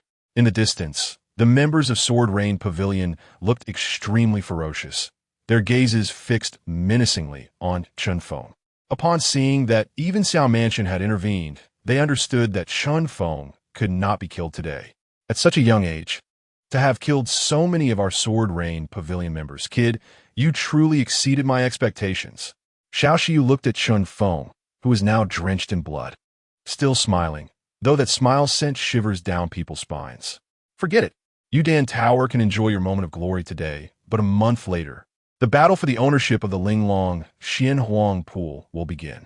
At that time, let us see how many of you Dan Tower will survive. Xiao Shiyu said coldly with a smile, then waved his hand, turning to leave with the others from Sword Rain Pavilion. Before leaving, Qin Ruiyue glanced at Chen Feng, especially upon seeing his blood-soaked appearance, a smirk of ridicule appearing at the corner of her mouth. No matter how much of a genius Chen Feng had shown himself to be before, in front of the third prince, he was still like an ant. The gap between them was like a different world. Cherish the remaining time you have to live, for at the Linglong conference, I will personally slay you. Qinra left this sentence before heading out of the square. Qin Ruiyue, stop. Just as Qinra was about to leave, Chen Feng turned around, coldly staring at her. Everyone's expression changed drastically. This guy still wasn't planning to back down? Where's my little maid? Where did you take her? Chen Feng's eyes turned crimson, his killing intent chilling. Young Master Chen, we found Bauer. Suddenly, a light voice came from outside the square as two maids from Jiang Mansion rushed in urgently. Chen Feng was momentarily taken aback. Qin Rue turned back, sneering. I wouldn't bother with such small tricks. If we fight, I will do it openly with you at the Linglong Xianhuang pool conference. After saying this, Qin Rue no longer lingered and left directly. Sir, are you all right? Xia Zhilan hurriedly ran over to support Chen Feng. I'm fine. Chen Feng waved his hand, turning to look in the direction where the third prince had left, silent. But his deep eyes held a chilling coldness. Lin Xiaoge also descended from above, and upon seeing that Chen Feng was unharmed, he breathed a sigh of relief, patting the latter's shoulder and smiling. Kid, you really are something, managing to take down so many geniuses from Sword Rain Pavilion. I didn't misjudge you. Then, he glanced at Chen Feng, who was covered in blood, and frowned. Let us go. I'll take you back to Dan Tower and personally treat your injuries. How about going to my Xiao Mansion? Xia Zhilan hesitated before speaking. If she could bring Chen Feng into Xiao Mansion, her grandfather would surely be overjoyed. Lin Xiaoge looked at Xia Zhilan with some displeasure. This young girl was clearly trying to snatch someone away. I have something to take care of. After I finish, I will go to Dan Tower and Xiao Mansion. Chen Feng waved his hand, helplessly saying, Miss, we found Bao. The two maids came before Jiang Yin, looking serious. Where is she? Jiang Yin hurriedly asked. At Qingfang Building. One of the maids replied. Qingfang Building? How could she go to such a place? Jiang Yin's face changed dramatically. Do you know this place? Chen Feng walked over at this moment. Jiang Yin nodded, a hint of embarrassment crossing her cheeks as she said, It's a well-known brothel in the imperial city, and it's easy to find. Take me there. Chen Feng said immediately. All right. Jiang Yin nodded, but Lin Xiaoge and Xia Zhilan exchanged glances and stepped forward together. We're going to. Lin Xiaoge, After witnessing Chun Feng's terrifying potential at the Sword Dao Tea Party, had already made up her mind that she would never let Chun Feng escape again. If this guy got away, who else could support their pill building? Meanwhile, Xia Jilan hoped to get closer to Chen Feng, so she naturally wanted to follow along to see what was happening. Upon seeing such a scene, Jiang Yin opened her mouth in disbelief. With a pill king from the pill building and a young lady from the Xia family, such a setup going to a brothel was bound to cause trouble. However, since Lin Chaoga and Xia Jilan were determined to follow, she had no choice but to go with them. After they left, Wusa looked at the vice president and asked, "President, they're going to the brothel. Should we go take a look too?" The vice president's face showed a hint of embarrassment, and he blushed, saying, "Get lost, we're not going."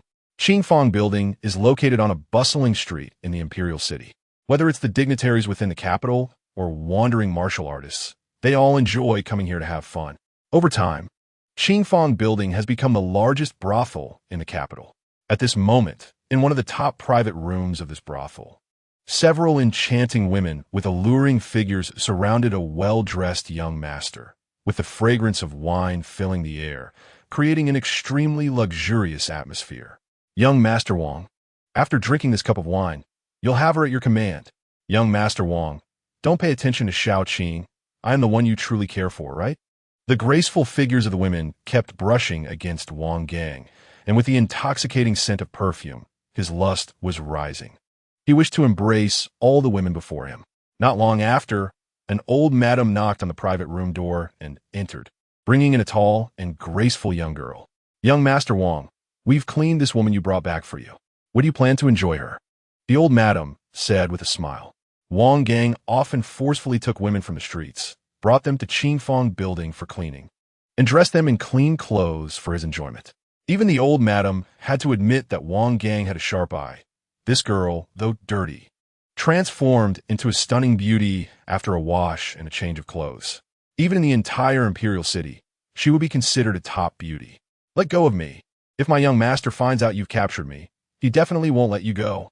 Bauer was struggling desperately. However, her resistance was clearly ineffective against Wang Gang's strength. Upon seeing Bauer in such a state, Wang Gang's eyes nearly popped out, compared to Bauer's pure and lovely face. The so-called beauties around him suddenly seemed like mere painted dolls. "Beauty, I'm coming." Wang Gang couldn't wait any longer and pounced on Bauer, pinning her to the ground. Seeing this, the old madam wisely turned around and quietly left, closing the door behind her. "Beauty, let me make you a real woman." Wang Gang licked his lips, eagerly starting to tear off Bauer's clean dress, his movements becoming frantic and uncontrollable. "Don't! No!" Bauer cried in pain, struggling desperately, but with her ordinary strength. How could she possibly resist a martial artist like Wang Gang? "What are you doing? Do you know where this is?" Noisy sounds came from outside the door. Before long, the private room door was kicked open, and Chen Feng, Jiang Yin, and others walked in. Upon seeing the unbearable scene in the room, Chen Feng and Jiang Yin's expressions turned extremely grim. "Who are you?" Wang Gang's face turned livid with anger at being interrupted during such a moment, and he growled. However, as he turned his head, he saw a familiar figure and exclaimed in surprise, "Jiang Yin? Wang Gong?" Jiang Yin was also slightly taken aback upon seeing this young master, and her beautiful eyes were filled with anger. She never expected that the person who had captured Bauer was actually her betrothed, the son of the Minister of Revenue, Wang Gang. She had heard that Wang Gang often committed crimes in the imperial city, forcefully taking women. But she never imagined he would be so audacious as to not spare people from the Jiang family. "Young master." Bauer climbed up from the ground and rushed into Chun Feng's arms, crying, "It's okay." Chun Feng comforted her. He then turned to Jiang Yin and said calmly, "Do you want to make a move, or should I?" This matter left no room for negotiation, no matter who Wang Gang had backing him. He would not let him go. Jiang Yin sighed and said, "I'll do it." She knew that if Chun Feng made a move, Wang Gang would undoubtedly die. If she handled it, there might be a slim chance of survival for Wang Gang. Although this scum did not deserve to live in this world, the influence of the Minister of Revenue's family in the imperial city could still cause some trouble. "What do you want? Do you know who I am?" "My father is the current Minister of Revenue. If you dare touch me, you will definitely die a miserable death." Wang Gang continued to shout. Chapter 44. The True Strength of the Xia Family. Ignoring Wang Gang's shouting, Jiang Yin walked directly up, releasing her spiritual energy, and a blue light enveloped her, radiating a heart-stirring violent wave. Behind her, the enchanting women in red gauze trembled, their beautiful eyes filled with fear as they looked at Jiang Yin. They were just ordinary women, and facing a powerful martial artist like Jiang Yin, they naturally had no power to resist. However, Jiang Yin's gaze remained fixed solely on Wang Gang. In just a few steps, her graceful figure arrived in front of him, her beautiful eyes filled with icy coldness. Sensing the chill emanating from Jiang Yin, Wang Gang felt a bit uneasy. He gritted his teeth and shouted, "Jiang Yin, don't forget, we still have a marriage contract. Are you trying to commit husband killing?" "Husband killing?" Jiang Yin sneered coldly. "I have never signed a marriage contract with you, so how can I talk about killing a husband?" To her, an unsigned contract was just waste paper. Jiang Yin's gaze was piercing as she stared at him, saying, "Wang Gang, as the son of a high-ranking official, you should know the law and abide by it. Yet you engage in heinous acts, forcefully taking women, committing heinous crimes, relying on your father's power. You have been acting lawlessly in the imperial city, and the people are already voicing their grievances. Today, you are getting what you deserve." Wang Gang's face twisted with rage, his eyes burning with fury. He no longer remained passive, unleashing his spiritual energy and throwing a punch. Jiang Yin slightly sidestepped, easily avoiding his attack. With Wang Gang's strength at the second level of the transformation realm, he posed no threat to her. While dodging, Jiang Yin spread her jade hand, unleashing a powerful palm strike infused with immense spiritual energy, which struck Wang Gang's abdomen directly. Bang! A loud explosion echoed as Wang Gang's body flew out, crashing heavily into the wall behind, the terrifying force causing the wall to crack, and he spat out a mouthful of blood. His spiritual energy instantly dispersed. His spiritual sea shattered. He had become a cripple. "You actually dare to cripple me?" Wang Gang struggled to lift his head, blood pouring from his mouth. Staring incredulously at Jiang Yin, his facial features twisted in madness. "I was saving you," Jiang Yin said indifferently. If she made a move, Wang Gang could still live. If Qin Feng acted, the other party would undoubtedly die. "Be wise and stop your lawlessness," Jiang Yin said. After her words fell, she turned to leave, and Qin Feng and the others merely glanced back at Wang Gang without making another move, following her out. "Wait for it. I will make my father and the entire Jiang family pay a painful price." Wang Gang's roar, filled with fierce killing intent, echoed throughout the private room, causing everyone's hearts to tremble. Perhaps thinking that he would never step onto the martial path again, Wang Gang, overwhelmed by his emotions, spat out another mouthful of blood and collapsed, unconscious.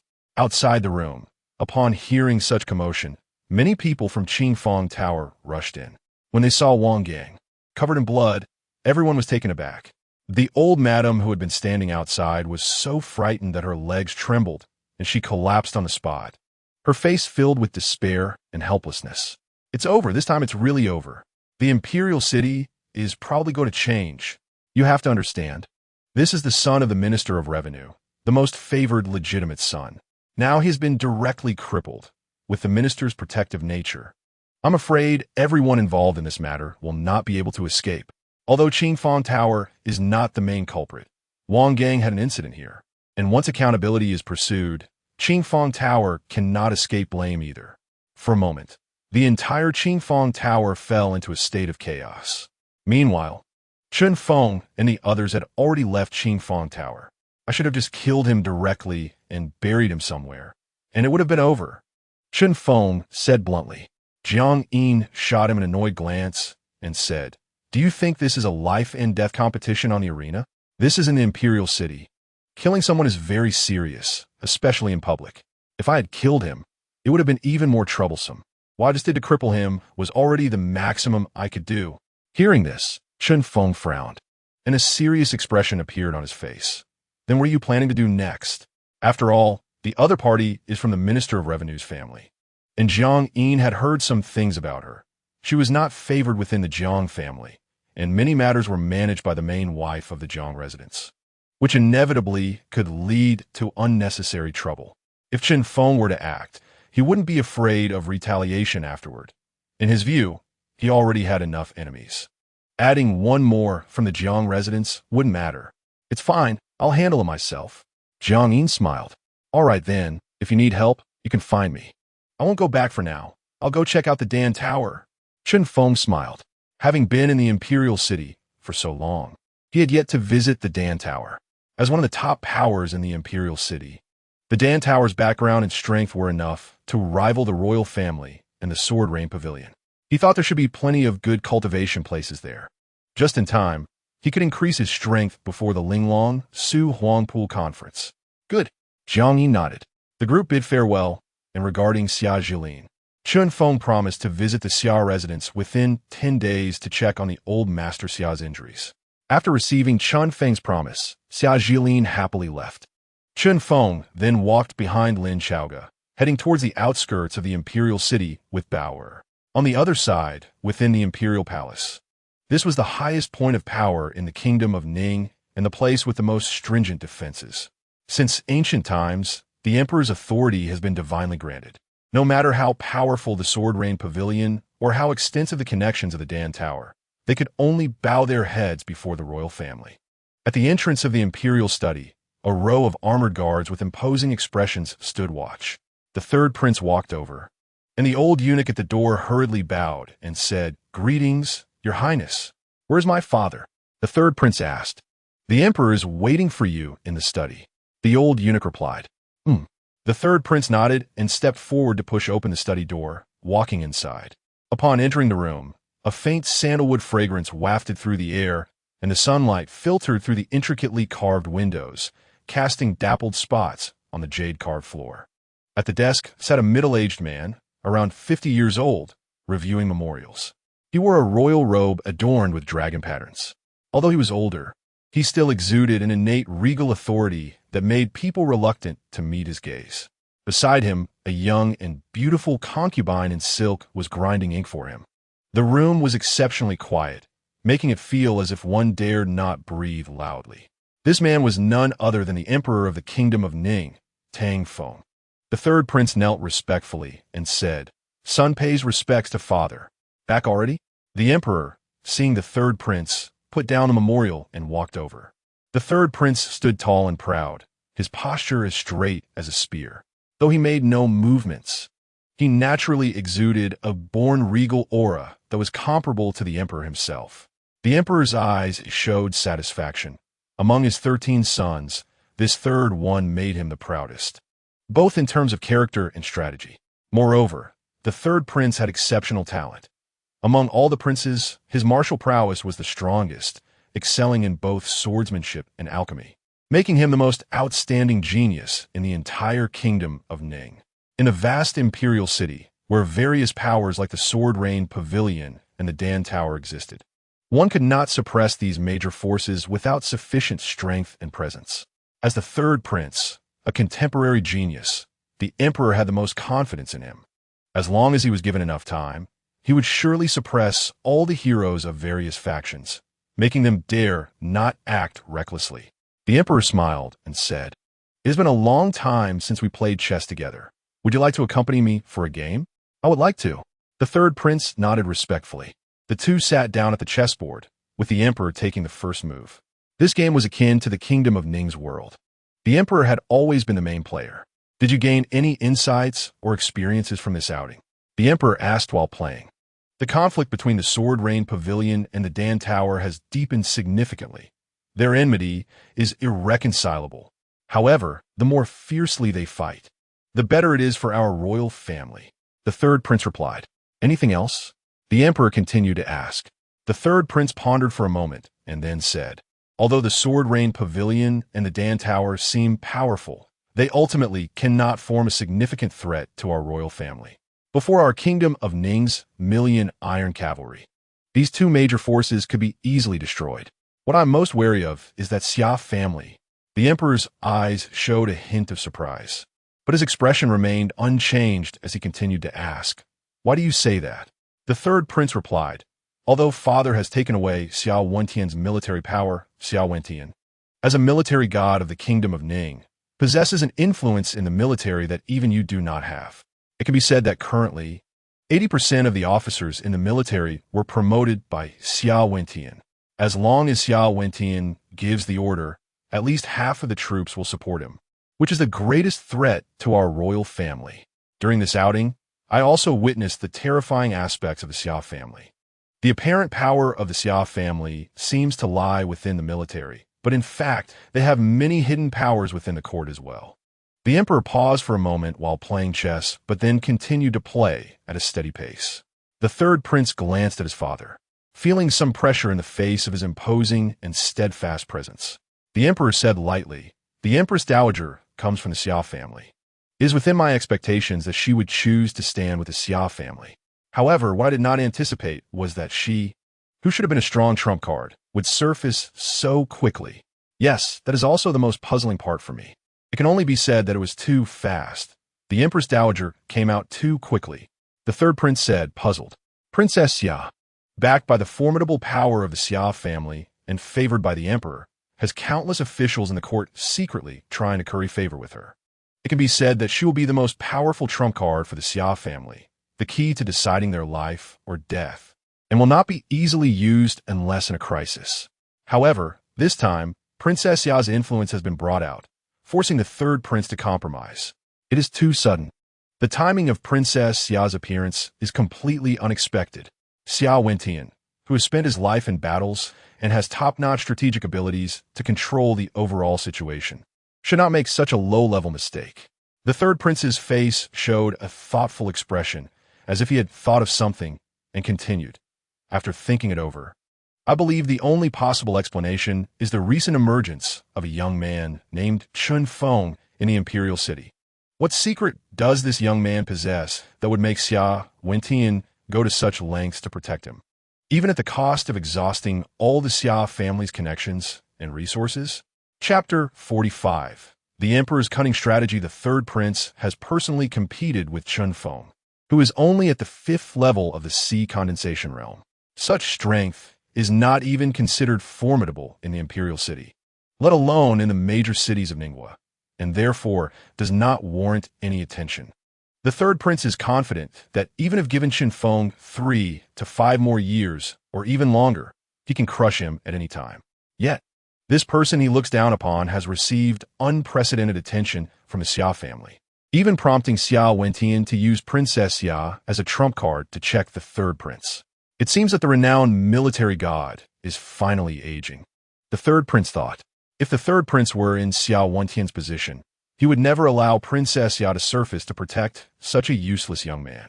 This can only mean that Xia Wentian has truly become muddled, taking a step that no one expected as a useless move. This move not only exposes the Xia family's potential power, but also places them at the center of the storm in the imperial city, giving the royal family an excuse to target them, and thus diminish their strength. Unfortunately, no matter how excellent everything Xia Wentian has done before was, he is now lost in this move. One wrong step leads to total defeat. Do you think Xia Wentian made a wrong move? The emperor, seeing the third prince's expression, understood what he was thinking and spoke up.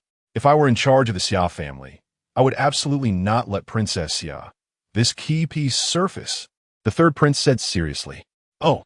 The emperor smiled in surprise and then asked, what would you do if it were you? The third prince paused slightly, then pondered for a moment and replied, if it were me, I would continue to sit back and watch the tigers fight, letting the Sword Rain Pavilion and the Dan building fight to the death, keeping myself out of the storm in the imperial city. Though Xia Wentian no longer holds military power, the Xia family still has many outstanding talents serving as generals in the military. Moreover, many old generals in the military still have feelings for Xia Wentian, and as long as these veterans are around, the Xia family will remain safe. At critical moments, Princess Xia will still be a pillar for the Xia family. If there is any movement in the palace, the Xia family can know at the first moment, and there is no need to waste the best trump card for a useless young man. The third prince said as a matter of course. The emperor smiled slightly and continued. Have you considered why Xia Wentian would take such a great risk, even putting the Xia family at the center of the storm? To protect a young man you consider useless? The third prince pondered, but could not come up with a reason. He truly could not understand why Xiao Wentian would do this. The emperor said expressionlessly, "As far as I know, Xiao Wentian has been seeking medical help everywhere for the past 6 months, rarely returning home, while his granddaughter, Xia Zhelan, has been by his side at all times. However, since Xiao Wentian returned to the Xia family more than half a month ago, he has not gone out again, nor has he appeared in front of anyone. Do you know why?" The third prince frowned, pondered for a while, and then sighed. "I do not know. Either Xiao Wentian is prepared to wait for death, giving up hope for survival, which I have always suspected. However, since he made this move, I am certain he is not waiting for death. He is waiting to live." The emperor replied, "Waiting to live? What does that mean?"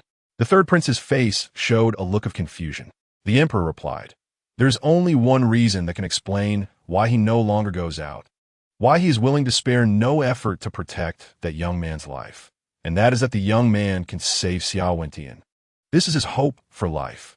The emperor's eyes sparkled with authority. The third prince's expression changed drastically, filled with disbelief, and he exclaimed, "How is that possible? That is the northern border's corpse poison, the most incurable poison in the world. The poison Xiao Wentian has contracted can be hidden from many people, but not from the royal family. The northern border's corpse poison is the most incurable poison. Even the old imperial physicians in the palace are helpless. How could a 17-year-old boy possibly cure this northern border's corpse poison? This is completely a fantasy."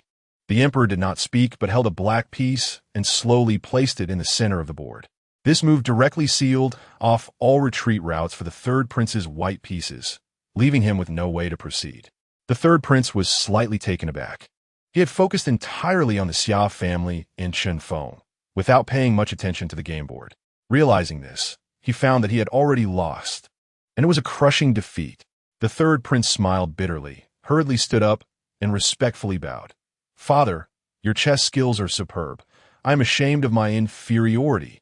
The emperor said expressionlessly, "It is not that my chess skills are superb, but that your strategy is aggressive, focusing solely on attacking the central position without considering the overall layout of the board. The most careless move for a player is to have a short-sighted vision. Moreover, your white pieces in this game are scattered. You must know that every piece played by the player has its significance. Sometimes, the piece you underestimate the most can often become the key piece that leads to your total defeat." The third prince's face showed a thoughtful expression, as if he was grasping every word the emperor said. "Xiao Wentian has fought on the battlefield all his life, killing more people than you have eaten rice. Whether it is judging people or strategizing, he is not someone you can underestimate. Do not underestimate him." The emperor admonished, "I have learned my lesson." The third prince hurriedly bowed respectfully. He considered himself quick-witted and gifted, but compared to the emperor before him, he still felt inferior. The previous emperor had 17 sons, and the current emperor was able to stand out among these 17 and ascend to the throne, symbolizing supreme power, not relying on flattery, but on true strategy and ability, able to suppress the other princes and ultimately claim the throne. Compared to everyone in Ningguo, the emperor is the true old fox. The art of being an emperor is the most difficult to fathom. After the emperor finished his admonition, he did not say much more, stood up, stretched, and showed a hint of fatigue on his face, saying, "I am tired. You may leave." "Yes, I take my leave." The third prince responded and left. The emperor watched the third prince's departing figure, his eyes flashing with a barely perceptible regret, and sighed. Although clever and gifted, he still has the youthful arrogance, underestimating others in the world. "Your Majesty, the third prince is still young. He needs your guidance." A concubine beside him smiled slightly and tactfully added a sentence. He could tell that the emperor was extremely optimistic about the third prince. Otherwise, he wouldn't be so meticulous in his teachings. Take it slow." The emperor chuckled, then took out a royal edict and said to the concubine beside him, "Continue to assist me in refining it. I need to draft an edict." "All right." The concubine smiled slightly and continued to sit beside him, serving the emperor. After the third prince left the study, he did not return to his own palace, but instead exited the imperial palace and arrived at the current chancellor's residence. The current chancellor, who had been the third prince's teacher when he was young, was someone he would consult whenever he encountered something he did not understand. If one were to discuss who in the world could rival the military god Xiao Wentian, it would only be the current Chancellor Wei Zhong, who also rose to fame at a young age, having read extensively and won the top scholar title at the age of 12. Now, 50 years old, he had become the foremost civil servant of Ningguo. At this moment, in the grand hall of the Chancellor's residence, Chancellor Wei Zhong had a pensive expression on his face, full of confusion. "Your Highness, are you saying that your solar spiritual root has been suppressed by that young man?" Wei Zhong asked incredulously. "Yes." The third prince nodded and said, "I clearly investigated. He has a chaotic mix of the 5 elements, which is clearly a mixed spiritual root, but for some reason, he can suppress my solar spiritual root, which I find difficult to understand. Since you are well-read, Chancellor, I would like to ask you if you know of any other spiritual roots that are extremely similar to a mixed spiritual root, but surpass it countless times?" Wei Zhong stood up and paced back and forth in the hall, a thoughtful expression on his face. "I know of a type of spiritual root that is very similar to a mixed spiritual root, but it should not appear in our Ningguo." "Chancellor, what kind of spiritual root are you talking about?" The third prince hurriedly asked. "That is the spiritual root of the innate Tao emperor from back in the day, known as the innate Tao embryo of the 5 elements. It has balanced 5 elements, with a lotus body as its foundation and the 5 elements as its lotus heart, forming a Tao lotus in chaos, naturally close to spiritual energy. This is a type of spiritual root that is rarely seen in 10,000 years. I have only seen a few records of it in ancient books, and I do not know more information about this spiritual root. However, the innate Tao embryo generally only appears in places of dense spiritual energy in the upper realms. With the spiritual energy of our lower realm, it is impossible for it to appear. Moreover, if it were to appear, given its innate closeness to spiritual energy, it would not have taken 10 years to cultivate and still be at the 5th level of the condensation sea realm. I must have guessed wrong. Perhaps it is some other spiritual root that I do not know about." Wei Zhong sighed. The third prince showed a thoughtful expression on his face. "The innate Tao embryo, the spiritual root possessed by the innate Tao emperor back in the day? How could this be possible? This is impossible. It must be a mistake. His solar spiritual root is undoubtedly the strongest spiritual root in Ningguo." Chapter 46. The Headquarters of the Dan Tower. 3-pattern returning spirit Pil, Chun, Feng followed Lin Chaoga and stepped onto the vast mountain, where behind this majestic mountain there was a magnificent landscape of mountains and rivers. The Dan Tower is located in the outskirts north of the imperial city, a vast palace complex surrounded by several peaks. If one were to discuss which profession is the most lucrative in the world, it would undoubtedly be the alchemist. Just a single pill can be regarded as a treasure by people. Looking at Ningguo, apart from the royal family that occupies vast territories and the Holy Dragon Chamber of Commerce that spans the world, the Dan Tower is also among the wealthiest.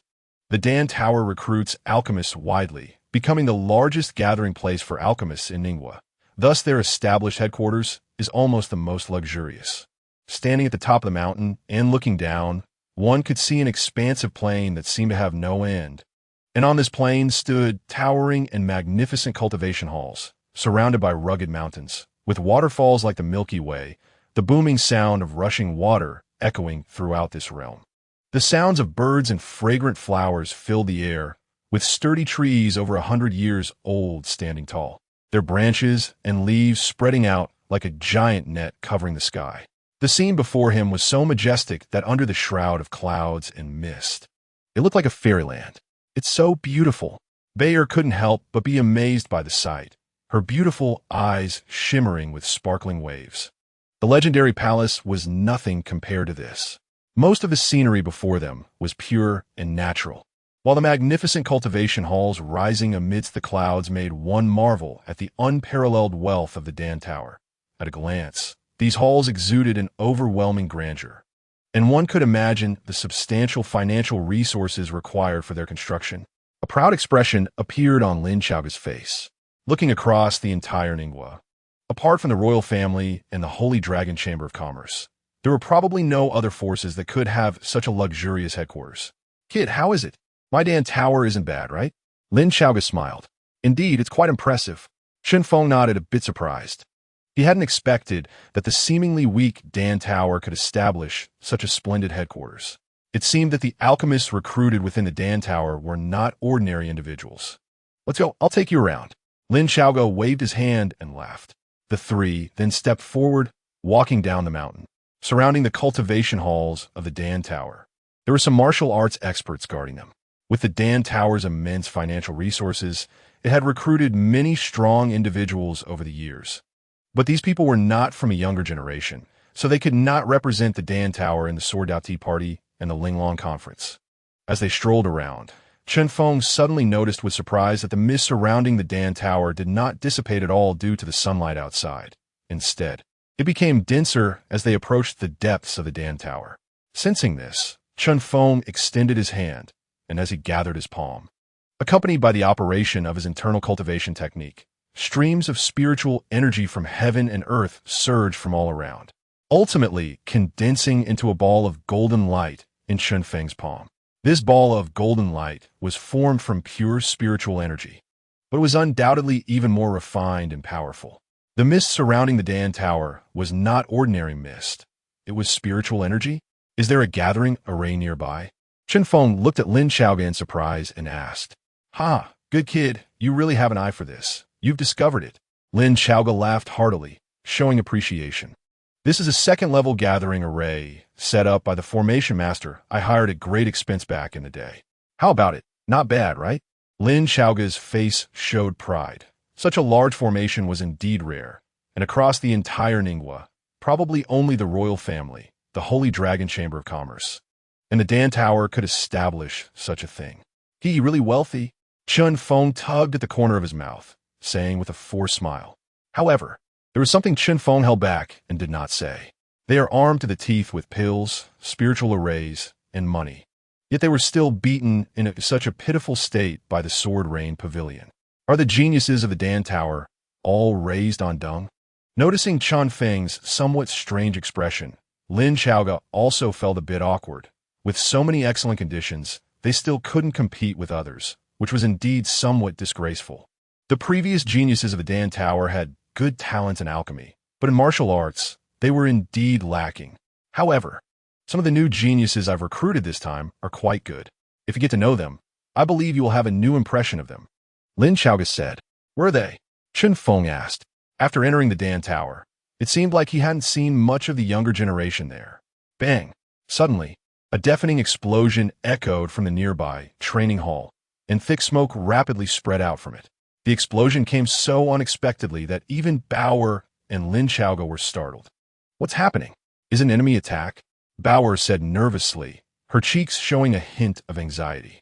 Chen Feng also turned back in surprise, noticing a thick black smoke drifting out from the training hall not far away. From the smell of the smoke, he seemed to detect some medicinal fragrance. Instead, Lin Xiaoge's face immediately darkened upon hearing the explosion, his forehead bulging with veins out of anger. "That damn fatso. He actually blew up my training hall again." Lin Xiaoge cursed angrily and immediately walked toward the source of the explosion, prompting Chen Feng and Bauer to quickly follow. The three of them arrived at the explosion site, where the grand hall had a huge hole blown into its wall, and a chubby, dirt-covered boy stumbled out, coughing violently. "Spit, spit, spit." The fat boy cursed while still coughing out black smoke, as if he had been choked quite badly. The boy looked to be only 18 or 19 years old, with a body full of fat that shook as he moved. His green robe was also stained black, and his hair was disheveled, making him look extremely disheveled. "Damn fatso. Didn't I tell you not to refine pills in this training hall?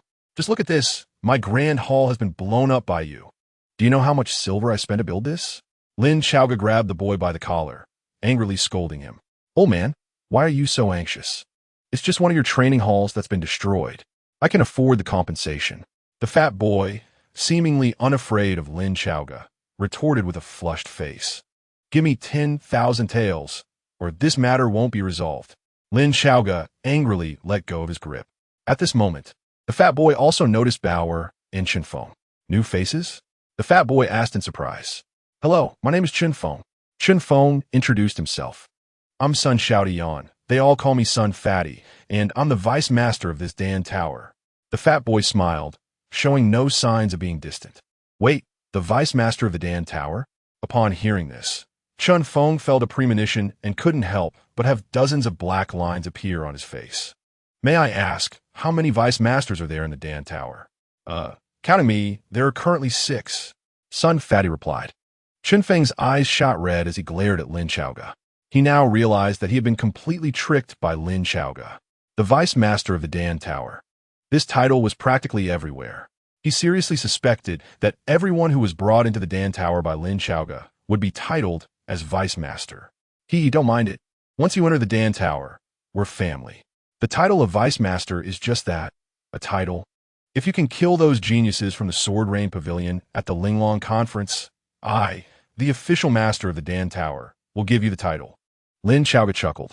Chun Feng turned his head away and stopped arguing with Lin Xiaoge. After all, he didn't care much for the title of vice master of the Dan Tower.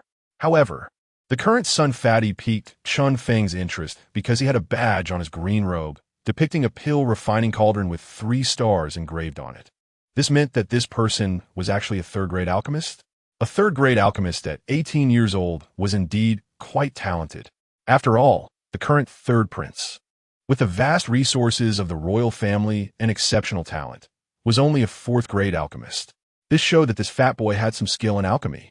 Fatty, were you just refining that 3-pattern revitalizing pill again? I told you that the formula is wrong, yet you still refined it. Lin Xiaoge said. In fact, this wasn't the first time Sun Xiaodian had blown up a furnace.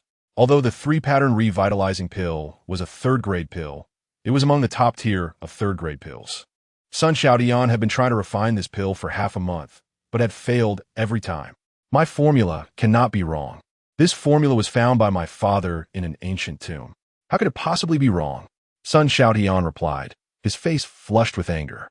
Although he was also puzzled as to why he kept blowing up the furnace while following the formula's ingredients. He believed that since the formula was obtained by his father from an ancient tomb and had not been modified by anyone, it couldn't be wrong. Stop refining. Be careful, or you might blow yourself up, Lin Xiaoge said, rolling his eyes. Chun Feng glanced at the hole in the wall and walked through the big hole. Inside the hall, it was in complete disarray. A large human-shaped alchemical furnace had been blown to pieces, and some black residue remained at the bottom of the furnace. Emitting a foul medicinal smell, Chun Feng squatted down, sniffing the air, and a contemplative expression appeared on his face. Your formula is indeed correct, but your refining technique has problems, Chun Feng said. What do you mean? Are you questioning my alchemical skills? Sun Fatty immediately became displeased upon hearing this. Chun Feng replied, Tianyuan grass, Qinlin wood, San Sheng Kue, 5 fragrance flower, Chiyu fruit, and 2 ice spirit grasses. These are the ingredients needed to refine the 3-pattern revitalizing pill. Unfortunately, your ice spirit grass was too slow, which is why the furnace exploded. Chapter 47, Yin-Yang Balance. Earthcore Flame Dragon Saliva, what do you mean by too slow? Sun Xiaoyan's face froze slightly, a bit confused. But soon he began to realize that he seemed to have overlooked something important, and his expression changed dramatically. Wait a minute. How do you know the formula for the 3-pattern revitalizing pill? I haven't shown this formula to anyone. How do you know all the ingredients needed to refine this pill? Since Sun Xiaodian saw Chun Feng, he had never mentioned what ingredients were needed to refine the 3-pattern revitalizing pill. And Chun Feng couldn't have learned it from Lin Xiaoge since he hadn't even told Lin Xiaoge. But now, Chun Feng accurately listed the ingredients needed to refine the 3-pattern revitalizing pill, which shocked Sun Xiaodian.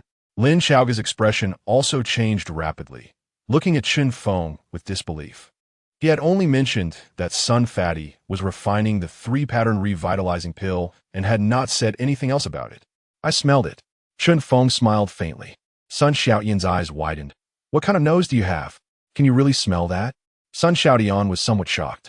He had heard of top alchemists who could identify various medicinal materials just by smell, but those alchemists had perfected their alchemical skills to an extraordinary level and had long been in contact with various spiritual medicines, honing a super-sensitive nose that could detect any herb with a single sniff. But those top alchemists were all in their 70s or 80s, and someone like Chun Feng, who was only 17 or 18 years old, already had such an amazing sense of smell It was simply absurd. Just like Lin Xiaogan now. If you asked him to identify the names of some herbs based on some residues, he might be able to guess one or two, but he absolutely wouldn't be able to do it like Chen Feng, naming them all in one breath. Are you also an alchemist? Sun Xiaodian looked Chen Feng up and down, asking in surprise. It seemed that Chen Feng was even younger than him. What else? Chen Feng replied. Then you continue. How exactly did my ice spirit grass become too slow? Sun Xiaodian became interested. He wanted to see what reasoning Chen Feng could provide. Behind him, Lin Xiaoga also looked at him with a curious gaze. It was one thing for this guy to have terrifying mastery in swordsmanship, but to have such profound understanding in alchemy as well was truly surprising to him. Do you know the function of ice spirit grass? Chen Feng asked. I know. Ice spirit grass contains ice spirit qi, which can be used to dissolve the accumulated fiery energy in the bodies of martial artists practicing fire techniques. In alchemy, it has another function, which is to balance the temperature of the flames. Sun Xiaodian replied. The function of ice spirit grass isn't a secret. Many alchemists understand this, and it's considered common knowledge. Exactly, balancing the temperature of the flames. Think about it. In the materials for refining the 3-pattern recovery pill, there's a type of wood called Qinlin wood, which burns at a very rapid increase in temperature. So when you put in Qinlin wood, you must also add ice spirit grass to balance the temperature in the alchemy furnace. But you didn't. You only added ice spirit grass after burning the Qinlin wood for 15 minutes, by which time it was already too late. When Qinlin wood burns, it rapidly releases high temperatures, and during that time, the ice spirit qi released by ice spirit grass isn't enough to neutralize the temperature of Qinlin wood, so naturally, the furnace will explode. Chen Feng explained. Yin and yang principles emphasize balance, and the same applies to alchemy. If either side is too strong or too weak, it won't work. Any matter cannot escape the changes of yin and yang. This is true for everything in the world, and alchemy is no exception. In his previous life, Chen Feng advocated the yin-yang alchemy method and pioneered some advanced theoretical concepts, so he had some unique insights into various alchemical techniques.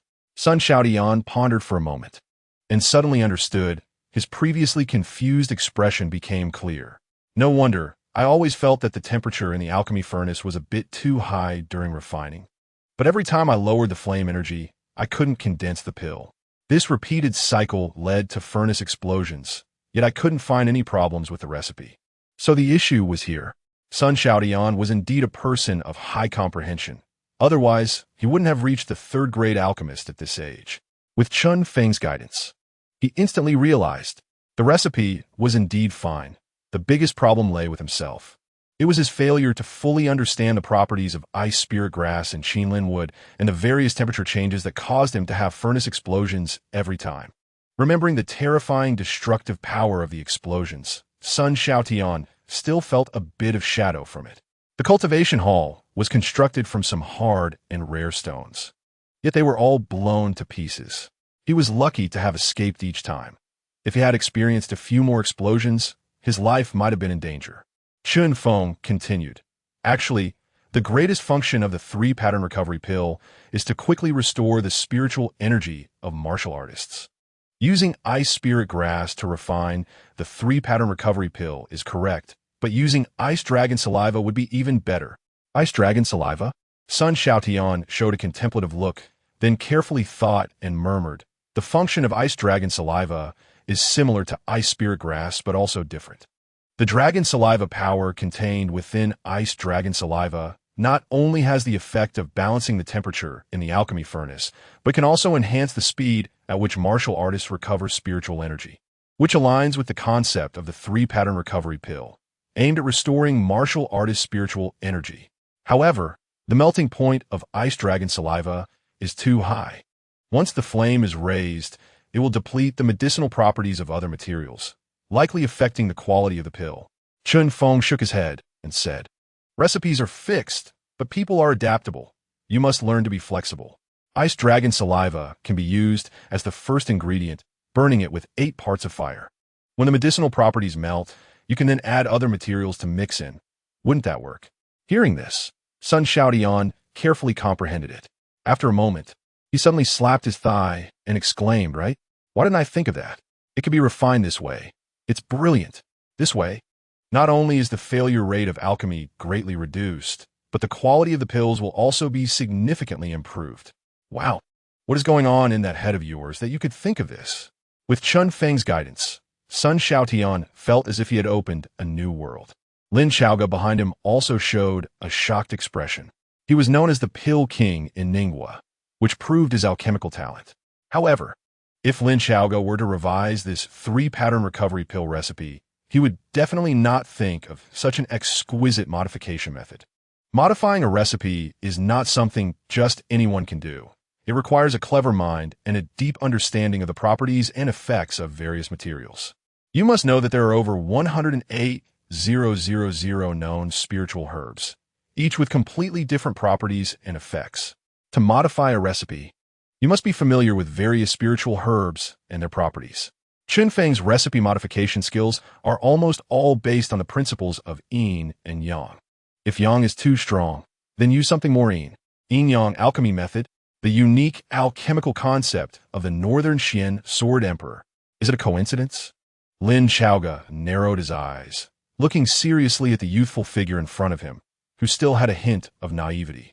Earlier, he had taken out a recipe from the Northern Xian Sword Emperor, and now he had easily pointed out Sun Xiaotian's alchemical mistakes.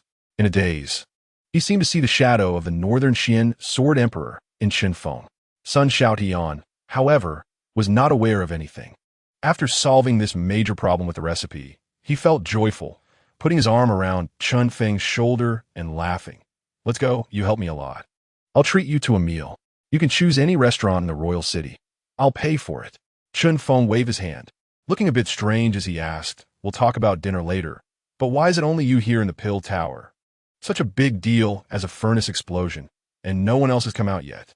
There are 5 other deputy tower masters, but they went to find Earth Core Flame Dragon Saliva and haven't returned yet. Sun Xiaotian replied, Earth Core Flame Dragon Saliva? This Earth Core Flame Dragon Saliva is a rare spiritual herb born from the Earth Core Flame Dragon crocodile, extremely valuable and hard to come by even with money. Swish! As they spoke, several urgent sounds of breaking wind suddenly rang out in the distant sky. Then, wrapped in brilliant light, several visible figures rushed toward them. They're back. Sensing the familiar aura, Lin Xiaoga turned around, finally feeling relieved. Qinfeng also looked over. After the few figures landed, their surrounding spiritual energy dissipated, revealing 5 different figures. 3 women and 2 men. Each of the 5 had some blood stains on them, their faces pale, as if they had just been through a great battle. Did you find the Earth Core Flame Dragon Saliva? Lin Xiaoga asked with a smile. The leading white-dressed girl nodded her head. We did not fail our mission. Then, she opened her hand, and amidst the shimmering light, a delicate, transparent, small jade vial appeared in her palm. Inside the vial were several drops of blood-red liquid that rolled like magma, exuding an extremely domineering energy, the color far more intense than other spiritual herbs. It really is Earth Core Flame Dragon Saliva. Both Lin Xiaoga and Sun Xiaotian showed expressions of shock. The Earth Core Flame Dragon Crocodile is indeed a rare and powerful monster, and the adult Earth Core Flame Dragon Crocodile even reaches the peak of the heavenly realm in strength. When the Earth Core Flame Dragon Crocodile gives birth, it produces a companion liquid known as the Earth Core Flame Dragon Saliva, which is meant for the young Earth Core Flame Dragon crocodiles. To obtain this companion liquid, one must kill an adult Earth Core Flame Dragon crocodile. Lin Xiaoga and the others did not expect that in this life-and-death adventure, Lu Qingxin and the others actually succeeded. The girl in the white dress tightened her grip on the exquisite small jade bottle, and a cold, killing intent burst forth from her frost-covered cheeks. With this, she would be able to break through to the celestial realm. Qin Ruiyue, I will definitely avenge my sister at the Linglong Conference. Chapter 48. Good advice, oh my goodness. You guys are really amazing. You actually managed to steal back the companion liquid of the Earth Core Flame Dragon Crocodile. Sun Xiaotian stared at the dozen drops of fiery red liquid inside the exquisite small jade bottle, unable to hide his greedy expression. How did you do it? Sun Xiaotian curiously looked at the 5 of them and asked. The adult Earth Core Flame Dragon crocodiles have already reached the peak of the celestial realm. While the five of them are only at the peak of the transformation realm, such strength could not possibly achieve this easily. Among the five, a sturdy man with a bear-like build laughed honestly and said, "There was no other way. We had to use a large amount of pills and bounty to hire a group of strong experts to surround and attack that Earth Core Flame Dragon Crocodile. However, that battle was also extremely bloody. Almost 90% of the strong experts we hired were lost, and the cost this time was indeed enormous." Upon hearing this, Lin Xiaoge and Sun Xiaotian exchanged glances with the five of them, noticing that they all bore severe injuries, with several gruesome wounds piercing through their shoulders. Impressive. Sun Xiaotian could not find other adjectives and could only give him a thumbs up. If it were him, facing that Earth Core Flame Dragon Crocodile, he would have only fled. How would he dare to hunt it down? Hee. The sturdy young man chuckled, his dark face appearing quite friendly.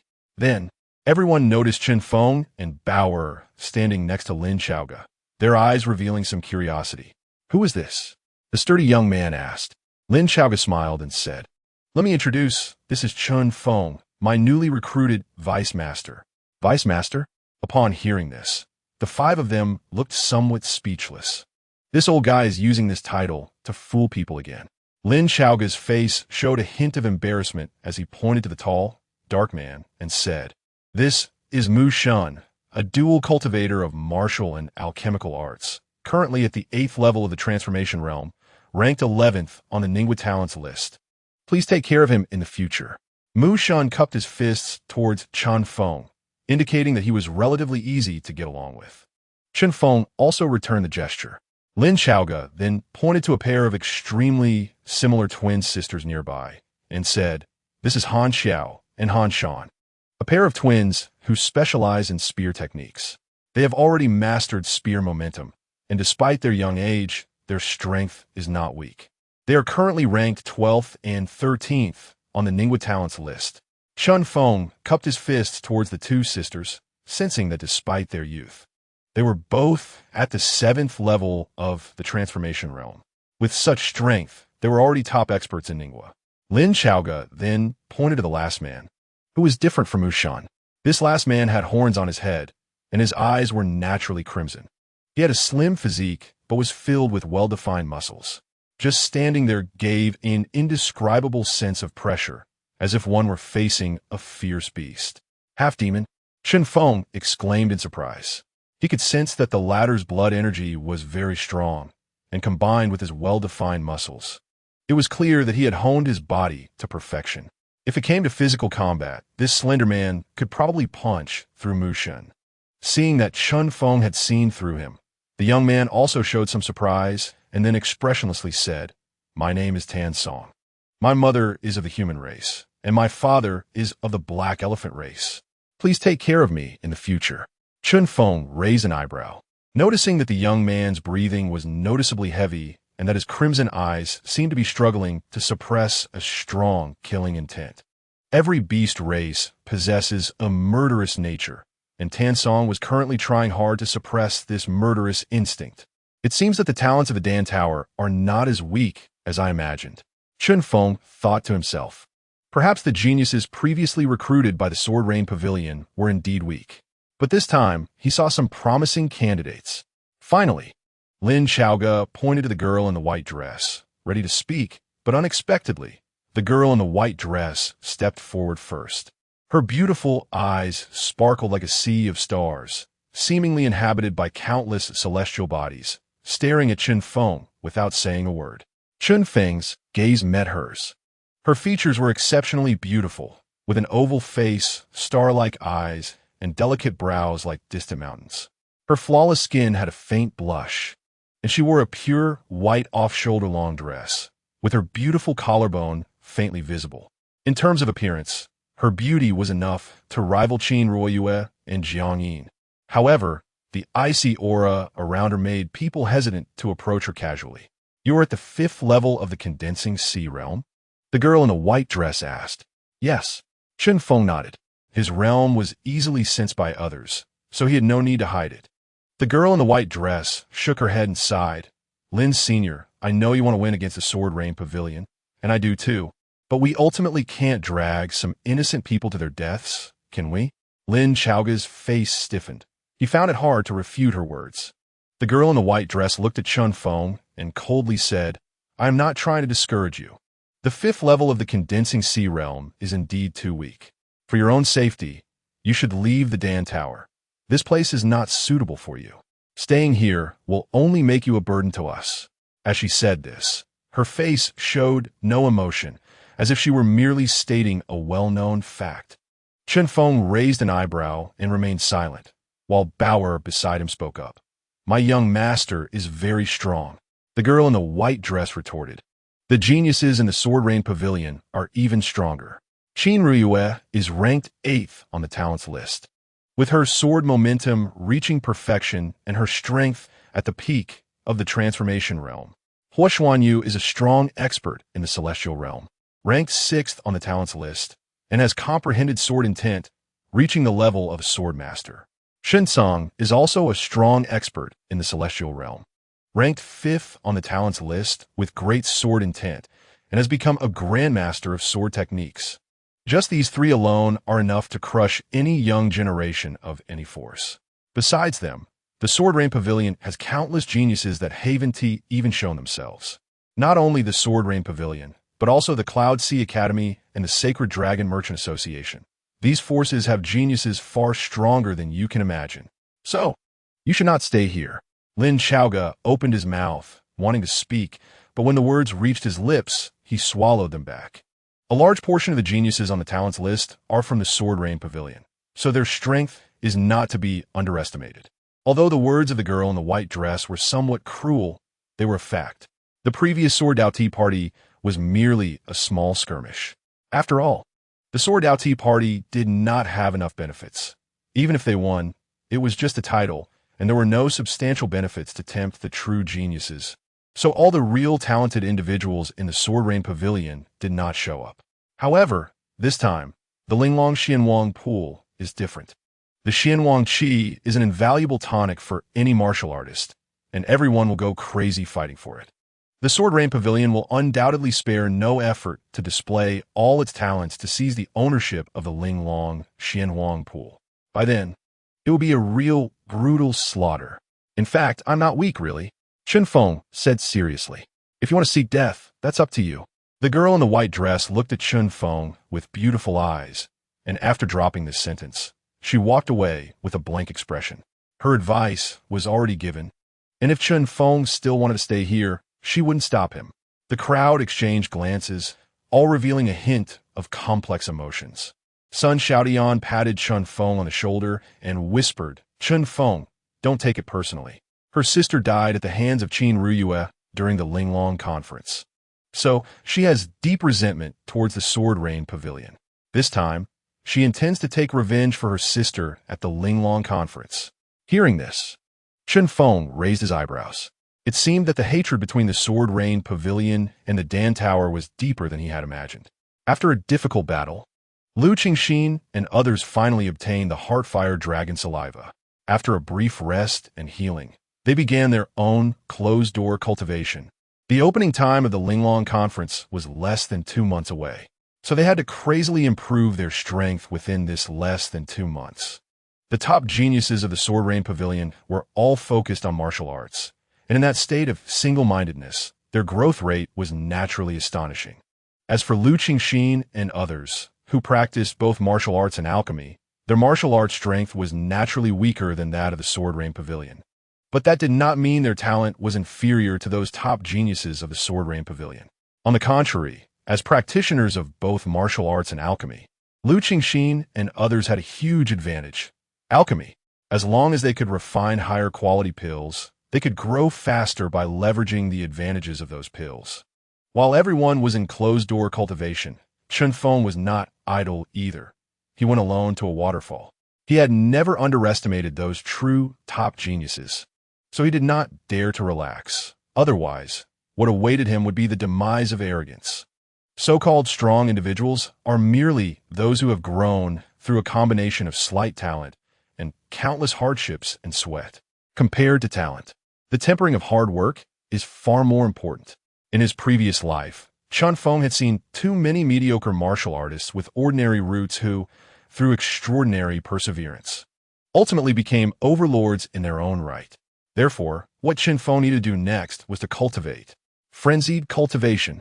He understood a lot about alchemy, but merely relying on pills to raise his realm would only lead to an unstable foundation. So Chun Feng planned to refrain from swallowing any pills and instead prepare to temper his martial arts foundation and physique through hard work. This was a natural waterfall, about 10,000 feet high, magnificent and spectacular. From a distance, Chun Feng could hear the thunder-like roar of the water crashing down. The water flowed like thousands of galloping horses, surging down after a tumultuous churn, and finally crashed violently onto a rock below, creating a sound like thunder, stirring up waves at the foot of the mountain, with mist rising. The terrifying waterfall, with a drop of 300 feet, had a force comparable to a hammer strike. The rocks below had been battered by the waterfall for hundreds of years, already cracked and riddled with crevices. This natural waterfall was the location Chun Feng chose for his hard training. Chapter 49. No self forgets self. Although this waterfall was natural, under the special modification of the Dan Tower, the impact force contained in the water spring when it cascaded down had increased by several dozen times. And the pool beneath the waterfall had also become bone-chillingly cold, like a 1,000-year ice cellar. When the Dan Tower initially modified this waterfall and cold pool, they spent a significant amount of money. In the entire Ningwa, apart from the royal family and the Holy Dragon Chamber of Commerce, probably only the Dan Tower could afford such a high modification fee.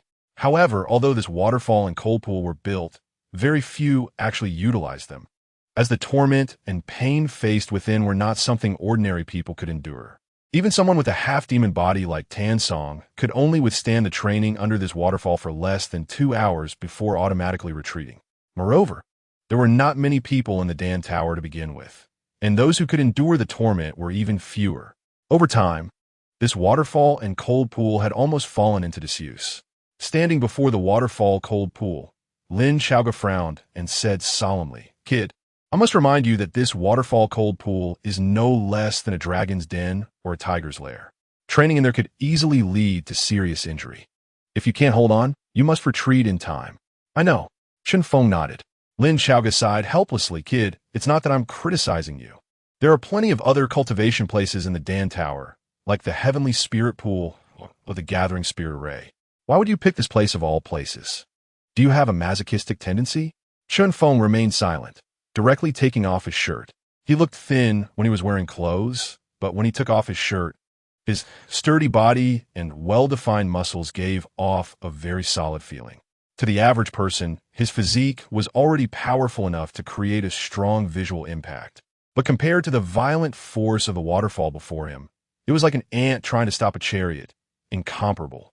Seeing this, Lin Xiaoga no longer tried to persuade him. "Be careful." With his upper body bare, Chun Feng walked towards the waterfall cold pool. There is no such thing as an easy cultivation. Having prepared mentally, Chun Feng would not back down. Upon reaching the waterfall, the impact he faced became increasingly real. Looking up, he could see the massive curtain of water pouring down like thousands of galloping horses.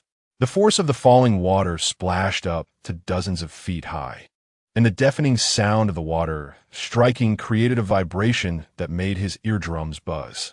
In his previous life, he had seen far too many such harsh training places. And compared to them, while this waterfall cold pool might not match those he encountered before, it was already enough to torture him given his current realm. Step by step, Chun Feng entered the water pool below. The icy cold air pierced like tiny needles, sharply stabbing at his ankles. The cold pool before him was about 10 zhang in diameter, with a thin layer of ice forming on the surface, while deeper down, a layer of mist rose. This was not ordinary mist. It was the cold air condensed to a certain density. Hiss! The moment his bare feet stepped into the cold water, Chun Feng's body trembled violently, and he gasped at the cold, but he did not stop his steps and continued to drag his heavy feet, gradually submerging his entire body in the cold pool. Ice cold, bone-chilling. This was Chun Feng's most profound feeling at the moment. Not to mention withstanding the impact of the waterfall falling from a height of 100 feet. Even the bone-chilling cold air in the pool before him was enough to make most people hesitate. Chun Feng understood that every practitioner who wanted to walk far on the path of martial arts must possess enough willpower and courage. If one could not even endure this level of hardship, how could they discuss striving for the extremes of martial arts? Boom! The powerful sound of the water crashing echoed throughout the valley, and amidst the splashing mist, a youthful figure could be seen gradually approaching the center point where the water fell. As he ventured deeper into the cold pool, the chilling air pressed against him even more intensely. Looking straight ahead, it was already visible that some visible ice crystals were forming on Chun Feng's chest. Chun Feng did not mobilize any spiritual power, but chose to bear this cold air with his pure physical body. So cold, Chun Feng clenched his fists, his body trembling uncontrollably as his legs became somewhat stiff from the cold, making it difficult to move. He could only slowly make his way to the base of the waterfall. Boom! High in the sky, the vast water source, after rolling and condensing, formed a violent wave that swept down from the 100-foot-high cliff, crashing into the pool below with roaring waves. Standing beside the waterfall, Chun Feng's body wavered unsteadily. To avoid being pushed away by the crashing waves, he had to use all his strength to steady himself. But even so, the raging water had already shaken him quite violently. At this point, Chun Feng finally took a deep breath, activating the 9 Dragons' Annihilation secret art within him. The majestic golden light and spiritual power quickly enveloped his entire body, forming pieces of dragon scales. Now, without any rare heavenly materials to refine this dragon-scaled skin, he could only use the most primitive method to temper it. Although he had already cultivated the first layer of the dragon scale skin in the 9 Dragons' Annihilation secret art to a small success, it was still not a particularly strong technique. Chun Feng thought to himself. Previously, his dragon scales had been sufficient to withstand the attacks of a transformation realm expert, but under the pressure from Xiao Shiyu, they immediately crumbled without any blocking power. Ultimately, his current dragon scale skin was still only at a small success. Only by refining it to perfection could he truly achieve something. Taking a deep breath, Chun Feng stepped slowly under the waterfall. The immense water flow crashed down on him like giant hammers, hitting his body hard and making a thunderous sound. This impact instantly tore apart the dragon scales he had just condensed. Although the crashing waterfall did not contain any spiritual power, even the purest force was extremely violent. The moment the dragon scales were torn, Chun Feng's body was violently pushed back by the torrent of the waterfall, letting out a muffled groan as a mouthful of blood spewed out, his face paling slightly. Impressive. The impact of this waterfall is no less than 3,000 pounds. Chun Feng exclaimed. Such force, if it were an ordinary consolidation realm martial artist, would probably be crushed to death on the spot by this waterfall impact. Fortunately, Chun Feng was not an ordinary consolidation realm martial artist. Wiping the blood from the corner of his mouth, Chun Feng gritted his teeth, revealing a stubbornness in his eyes, and charged forward again without any hesitation. The 9 Dragons' Annihilation secret art activated once more, covering his body with another layer of dragon scales. However, not even a minute passed before he was again forced back by the waterfall. The dragon scales were torn once more, and his flesh was already splitting, blood gushing everywhere. The force of the waterfall's impact showed no signs of diminishing with time. Chun Feng took a deep breath, the dragon scales continuing to cover him, and charged in again. Back and forth, he stubbornly endured the relentless onslaught. The dragon scales were torn again and again, then reformed. As he repeatedly withstood the waterfall's impact, the bone-chilling cold of the pool constantly stimulated Chun Feng's nerves, especially when his skin was torn open. The cold felt like countless needles piercing into his flesh, both cold and painful. However, while enduring this intense, icy stimulation, Chun Feng could feel his skin and flesh becoming harder under the refining effects of the cold. What a reckless guy! In front of the waterfall's cold pool, Lin Chaoga had not left. He stood on the shore, watching Chun Feng repeatedly torture himself. Especially when he saw the latter's bloodied body, he revealed a look of complexity in his eyes. Time quietly passed. An hour had already elapsed since Chun Feng entered the cold pool, which meant his time in the pool was already sufficient to match that of the pool Espine. Under the waterfall, the heavy water flow, like mercury, crashed down after rolling, and Chun Feng, bare-chested, felt his well-defined muscles twitching slightly. The bone-chilling cold, combined with the waterfall's impact, assaulted his nerves. Compared to the previous impact that lasted less than a minute, Chun Feng could now withstand the impact for 2 minutes after dozens of rounds of relentless training. Although it was only 2 minutes, its significance was entirely different, proving that Chun Feng's physical body was strengthening at an abnormal speed. Taking a deep breath, Chun Feng gradually closed his eyes, and his restless heart completely calmed down. The sound of the water's impact still echoed in his ears, but the flow of the pool seemed to slow down dramatically in his world. He felt as if he could remember every trajectory and speed of the water flow. Although his eyes were closed, that formless vision allowed him to perceive all the changes in the world. At that moment, it seemed as if Chun Feng's soul had left his body, free of any burden or heaviness. The rhythmic sounds of flowing water, like the laws bestowed by nature, flowed in an orderly manner within his perception. Gradually, Chun Feng became completely immersed in this state of selflessness. The pain, the chill, and even the heaviness of his body had completely vanished. The Nine Dragons' annihilation secret art operated entirely beyond Chun Feng's control, as if nature had given it life. And the route of its spiritual power's flow was far more precise than when driven by Chun Feng's will. In this state of selflessness, the spiritual energy of this world gradually fluctuated, and streams of spiritual energy, like torrents, converged towards Chun Feng. His body seemed to transform into a super vortex of nature, wildly devouring the surrounding spiritual energy. Chapter 50, Holy Dragon Chamber of Commerce. 7th rank pills. The impact of the waterfall continued.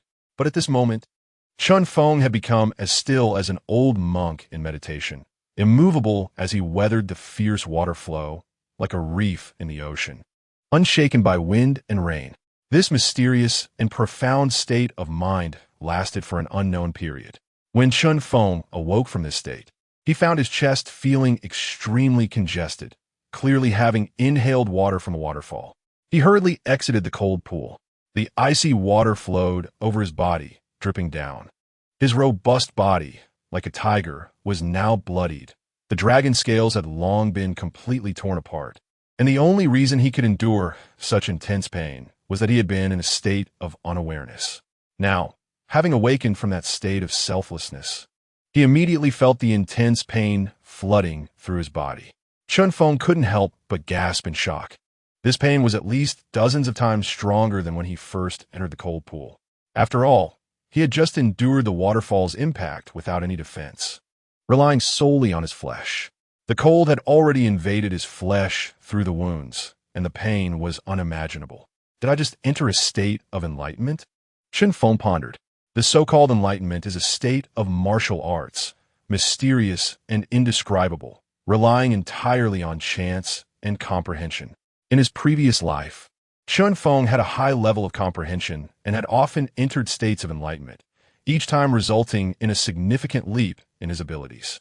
In the path of martial arts, the early stages focus on martial cultivation, while the later stages focus on the way.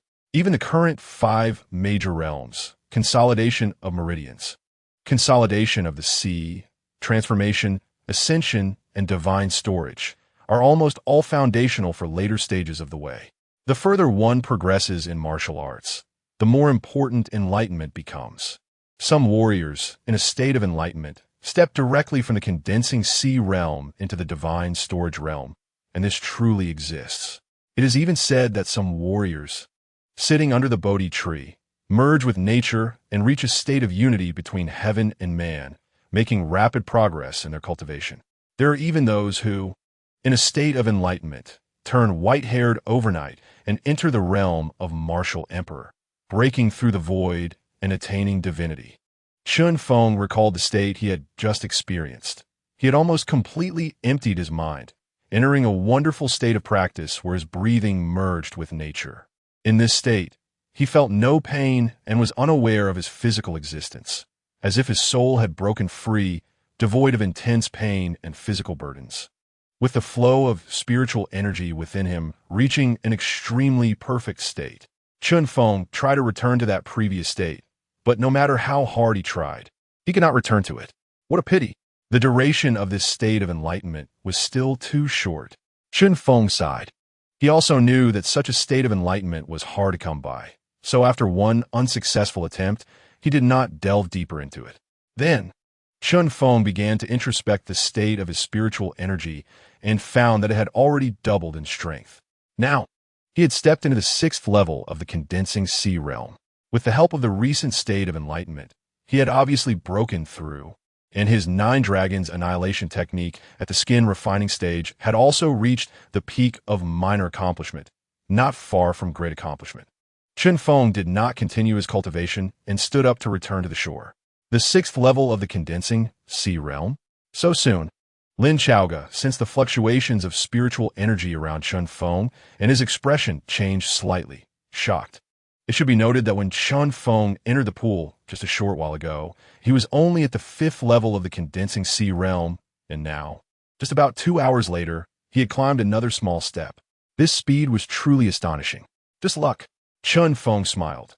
This time, he really was just lucky, as this breakthrough occurred in a state of enlightenment. If he had followed the normal cultivation path, even with such a heaven-defying technique, it would have taken at least a week. Time to go back. Chun Feng waved his hand and did not linger. The days of hard cultivation were bound to be monotonous. In the following days, Chun Feng spent almost every day in the pill building, sitting alone in the yard in the early morning to absorb the purest spiritual energy from heaven and earth. By the afternoon, he endured the harsh cultivation in the cold pool beneath the waterfall, starting from initially persisting for 2 hours to gradually extending it to 3 hours. Although it was only a 1-hour increase, the cultivation results were visibly apparent. Now, not only had Chun Feng's realm stabilized at the 6th level of the condensing sea realm, but his physique had also reached a stronger stage. His first layer of the technique, skin refining stage, was already faintly touching the stage of great accomplishment. According to Chun Feng's estimates, he needed to cultivate this first layer of the technique to great accomplishment before the Linglong Conference. He had never underestimated his opponents, especially the Sword Rain Pavilion. Those who could become outstanding in the imperial city filled with talents were truly skilled. Moreover, Chun Feng had only been cultivating for 3 months since his rebirth. He had to muster all his strength to catch up with those geniuses who had cultivated for about 20 years. Otherwise, if he relaxed, he would surely be suppressed by others. These days passed one after another. Lu Qingxin and Tan Song, after greeting Chun Feng that day, disappeared without a trace. Chun Feng guessed that they were probably also in a closed-door cultivation state. The Linglong Xianhuang pool was an opportunity that any martial artist could hardly seek, even for alchemists. Chun Feng did not interfere with their cultivation and continued this hard training for about 10 days. One day, while Chun Feng was sitting in the yard cultivating, the usually unseen fatty son suddenly appeared, running excitedly, chuckling, "Brother Feng, after cultivating for so long, aren't you planning to go out and relax a bit?" Since Chun Feng helped Fatty Son revise a pill formula, Fatty Son had developed a deep admiration for him and would call him Brother Feng whenever they met in the pill building. Chun Feng opened his eyes, looking at him in surprise. In less than a month, the competition for the Linglong Xianhuang pool will begin. You don't want to cultivate well, but are thinking about going out to play? Do you want to be beaten to death at the conference? Fatty Son's face turned red as he hurriedly explained, "Brother Feng, you misunderstood me.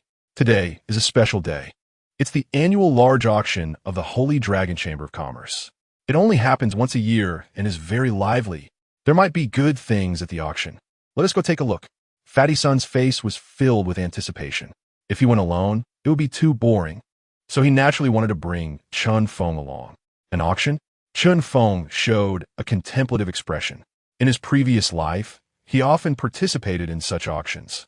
They were the largest events for the circulation and trade of goods. At auctions, many rare items could be seen, such as martial arts techniques, spiritual herbs, treasures, and various strange items. There were many auctions held within Ning country, but the largest one belonged to the Holy Dragon Chamber of Commerce, which was the biggest merchant association in Ning country, rich enough to rival nations. The auctions they held were also the most valuable. I heard that many geniuses and big figures in the imperial city will attend. It only happens once a year. It would be a pity to miss it. Let us go take a look. Who knows, we might have unexpected gains? What do you think? Fatty's son asked again, clearly eager to go. Young master, shall we go? Bayer looked at Chun Feng, her pretty big eyes showing expectation. Do you really want to go? No, if the young master wants to cultivate, Bayer will accompany you here. Bayer said. Chun Feng smiled slightly, rubbing her little head. During these 10 days in the pill building, he had been focusing on cultivation, and the tasks of cooking and laundry were mostly done by Bayer, which was a bit hard on her. It was rare to have such a grand event, and he could see that Bayer really wanted to go. In that case, let us go out for a bit. Chun Feng nodded in agreement, calculating the time. He also needed to visit the Xia residence in the next couple of days, and it was on the way. Fatty Sun's face also showed joy, and just as the group left the yard and came outside the pill building, they happened to run into Lu Qingxin and Mu Shun, whom they hadn't seen for 10 days. Perhaps because they were both from the pill building. Mu Shun had a good impression of Chun Feng and took the initiative to nod at him, asking, "Are you going out too?" "Yes." Fatty Sun said today is the annual large auction of the Holy Dragon Chamber of Commerce, which will be very lively, so we want to go take a look. Chun Feng replied. Mu Shun tapped Fatty Sun's forehead playfully and said with a smile, "You lazy fatso, I haven't seen you so dedicated to cultivation, but you've been so focused on this instead." Fatty Sun rubbed his head and then asked in surprise, "Brother Mu, Sister Lu, are you going too?" Mu Shun nodded, his expression serious. "I'm not interested in other auctions, but this Holy Dragon Chamber of Commerce is different. I heard that at last year's auction, a 7th grade pill was sold, causing a sensation throughout Ning country." A 7th grade pill? Chun Feng felt a bit surprised, because looking at the entire Ning country, the highest ranking alchemist was only Lin Chaoga, a 6th grade alchemist, known as the Pill King. The 7th grade elixir above requires a Dan Emperor level alchemist to refine, and currently, there are no such alchemists in the Ning kingdom. Mu Shun explained, "I heard that this 7th grade elixir was found in an ancient tomb of a predecessor and was auctioned off at an astronomical price, ultimately acquired by someone from the royal family. I wonder if there will be any elixirs of this level appearing this time. It was getting late. Let's go." The usually silent Lu Qingxin clearly had no intention of wasting more time talking with Chun Feng and Sun Fatty.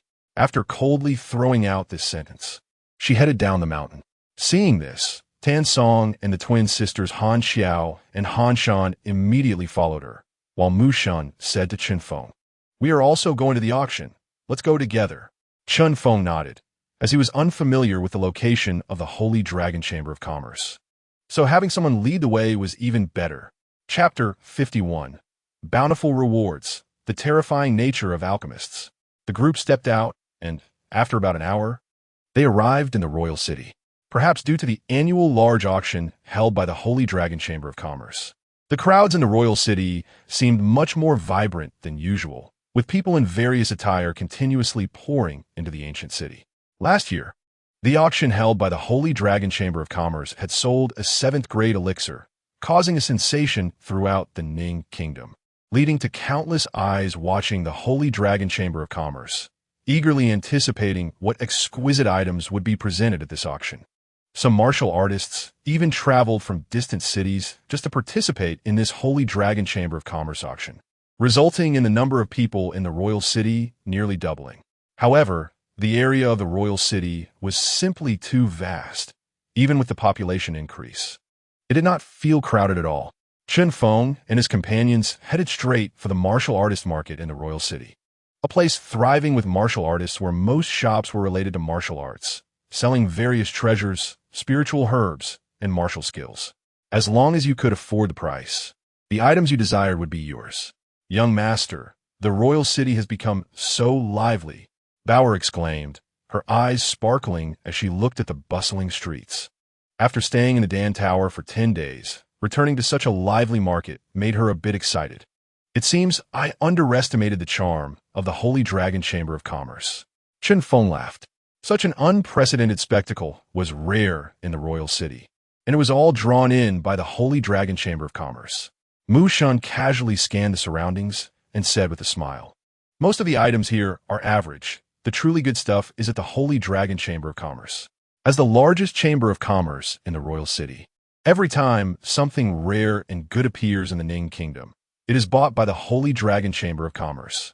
So, if you want to find some good items, we still have to go to the Holy Dragon Chamber of Commerce. Chun Feng nodded. After Mu Shun's introduction, he became even more interested in the Holy Dragon Chamber of Commerce.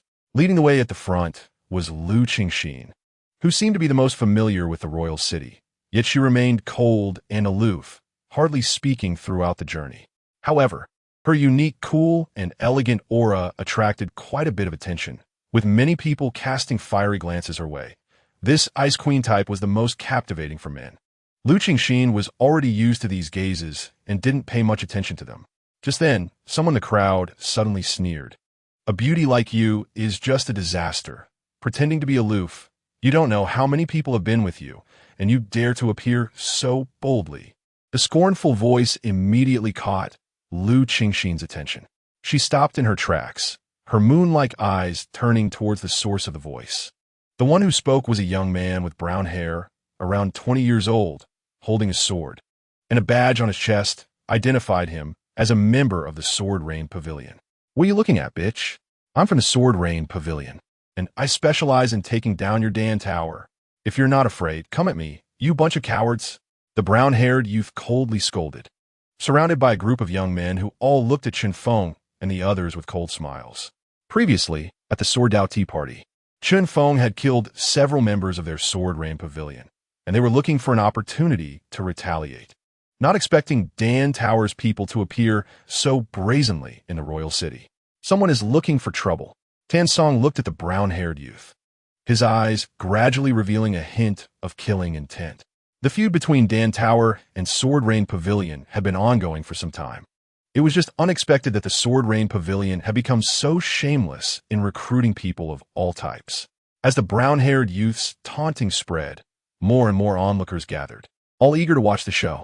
In less than a month, the competition for the Linglong Xian Huang pool would begin. And it was surprising that Dan Tower's people were not focused on training, but instead came here to stir up trouble. Indeed, Dan Tower was like unmanageable mud, deserving to be torn apart by the genius of Sword Rain Pavilion. In the midst of the crowd, discussions erupted, and those present were all martial artists. The talents of Dan Tower posed little deterrence to them, so they had no reservations whatsoever. Lu Qingxin's cheeks were covered with a layer of frost as she coldly stared at the Sword Rain Pavilion disciple who had just spoken, her eyes glimmering as a green sword appeared in her jade hand. "Bitch, dare to move me and see? Today, I'll cripple everyone from your Dan Tower." The brown-haired youth sneered. Lu Qingxin remained silent, only raising her sword as she suddenly stepped forward. However, just as she was about to take action, Mu Shin reached out to stop her, shaking his head at her and saying, "Don't be impulsive. This is the royal city." The reason the other side dared to be so reckless was precisely because it was the royal city, as long as they dared to fight in public. The law enforcement troops of the royal city would immediately arrive, and at that time, without lifting a finger, Dan Tower would lose its chance at competing for the Linglong Xian Huang pool. They might be aiming to provoke Chun Feng and his group and set them up to be thrown into jail. "What? Are you scared? A bunch of cowards, come at me, try it." The brown-haired youth continued to shout. Bauer, her cheeks flushed with anger, pointed at the brown-haired youth and said, "Don't go too far. Sister Lu hasn't offended you. Why do you insult her?" The brown-haired youth chuckled mockingly. "I'm insulting you stinking bitches, what? If you're not happy, come bite me. Come on, ha!" As the crowd was about to explode with anger, Chun Feng took out 2 large silver notes from his pocket. "This is 10,000 taels of silver. I want to buy this guy's head, so he can never speak again. Who dares to take it? This 10,000 taels will belong to whoever does." Chun Feng announced to the crowd. Everyone in the area fell silent, their mouths agape, staring intently at Chun Feng. 10,000 taels. You should know that for some ordinary families, their monthly living expenses do not exceed 10 taels of silver. What does this 10,000 taels mean? Even for some large forces recruiting transformation realm martial artists, the offered reward is only 5,000 taels for a year, which is equivalent to 2 years' worth of pay. "What are you doing?" Even the brown-haired youth, who had just been shouting, was stunned. looking at Chen Feng's bold move in disbelief. A public bounty for murder. And the target was actually him. However, Chen Feng's words did not provoke any hidden powerful martial artist to take action. As while the brown-haired youth was easy to deal with, the Sword Rain Pavilion behind him was not someone to offend. Seeing that no one was speaking, Chen Feng continued. 20,000 taels for a head. The silence was palpable. 20,000 taels, this is already an exorbitant amount. Yet no one responded, still dead silence. 30,000 taels. Chen Feng continued to raise the bid. At this moment, the brown-haired youth gradually understood what Chen Feng was trying to do. Under heavy rewards, there must be brave men. There is no one who cannot be killed, only whether the money is enough. At this moment, the brown-haired youth began to panic. You little brat. What are you trying to do? Shut up immediately. Chen Feng seemed to not hear his words and shouted, 40,000 taels. 50,000 taels. Stop it, shut your mouth. The brown-haired youth was completely flustered. Swish. Finally, a cold light, moving at lightning speed, pierced directly through the brown-haired youth's throat. The head was severed. Blood sprayed everywhere. Everyone was shocked. One strike killed, the opponent didn't even have a chance to react. This was a strong expert of the sky-reaching realm, and everyone could feel the opponent's strength through the momentary pressure of spiritual power. A scar man, after killing the brown-haired youth, took 5 silver notes from Chen Feng's hands and turned to leave without staying a moment longer. And on the spot, the previously shouting brown-haired youth had already become a headless corpse. Chen Feng slowly walked forward, looking at him with a cold gaze. Do you know the difference between an alchemist and an ordinary martial artist? Alchemists have money, and very much money. Just a single pill or a recipe can exchange for countless wealth.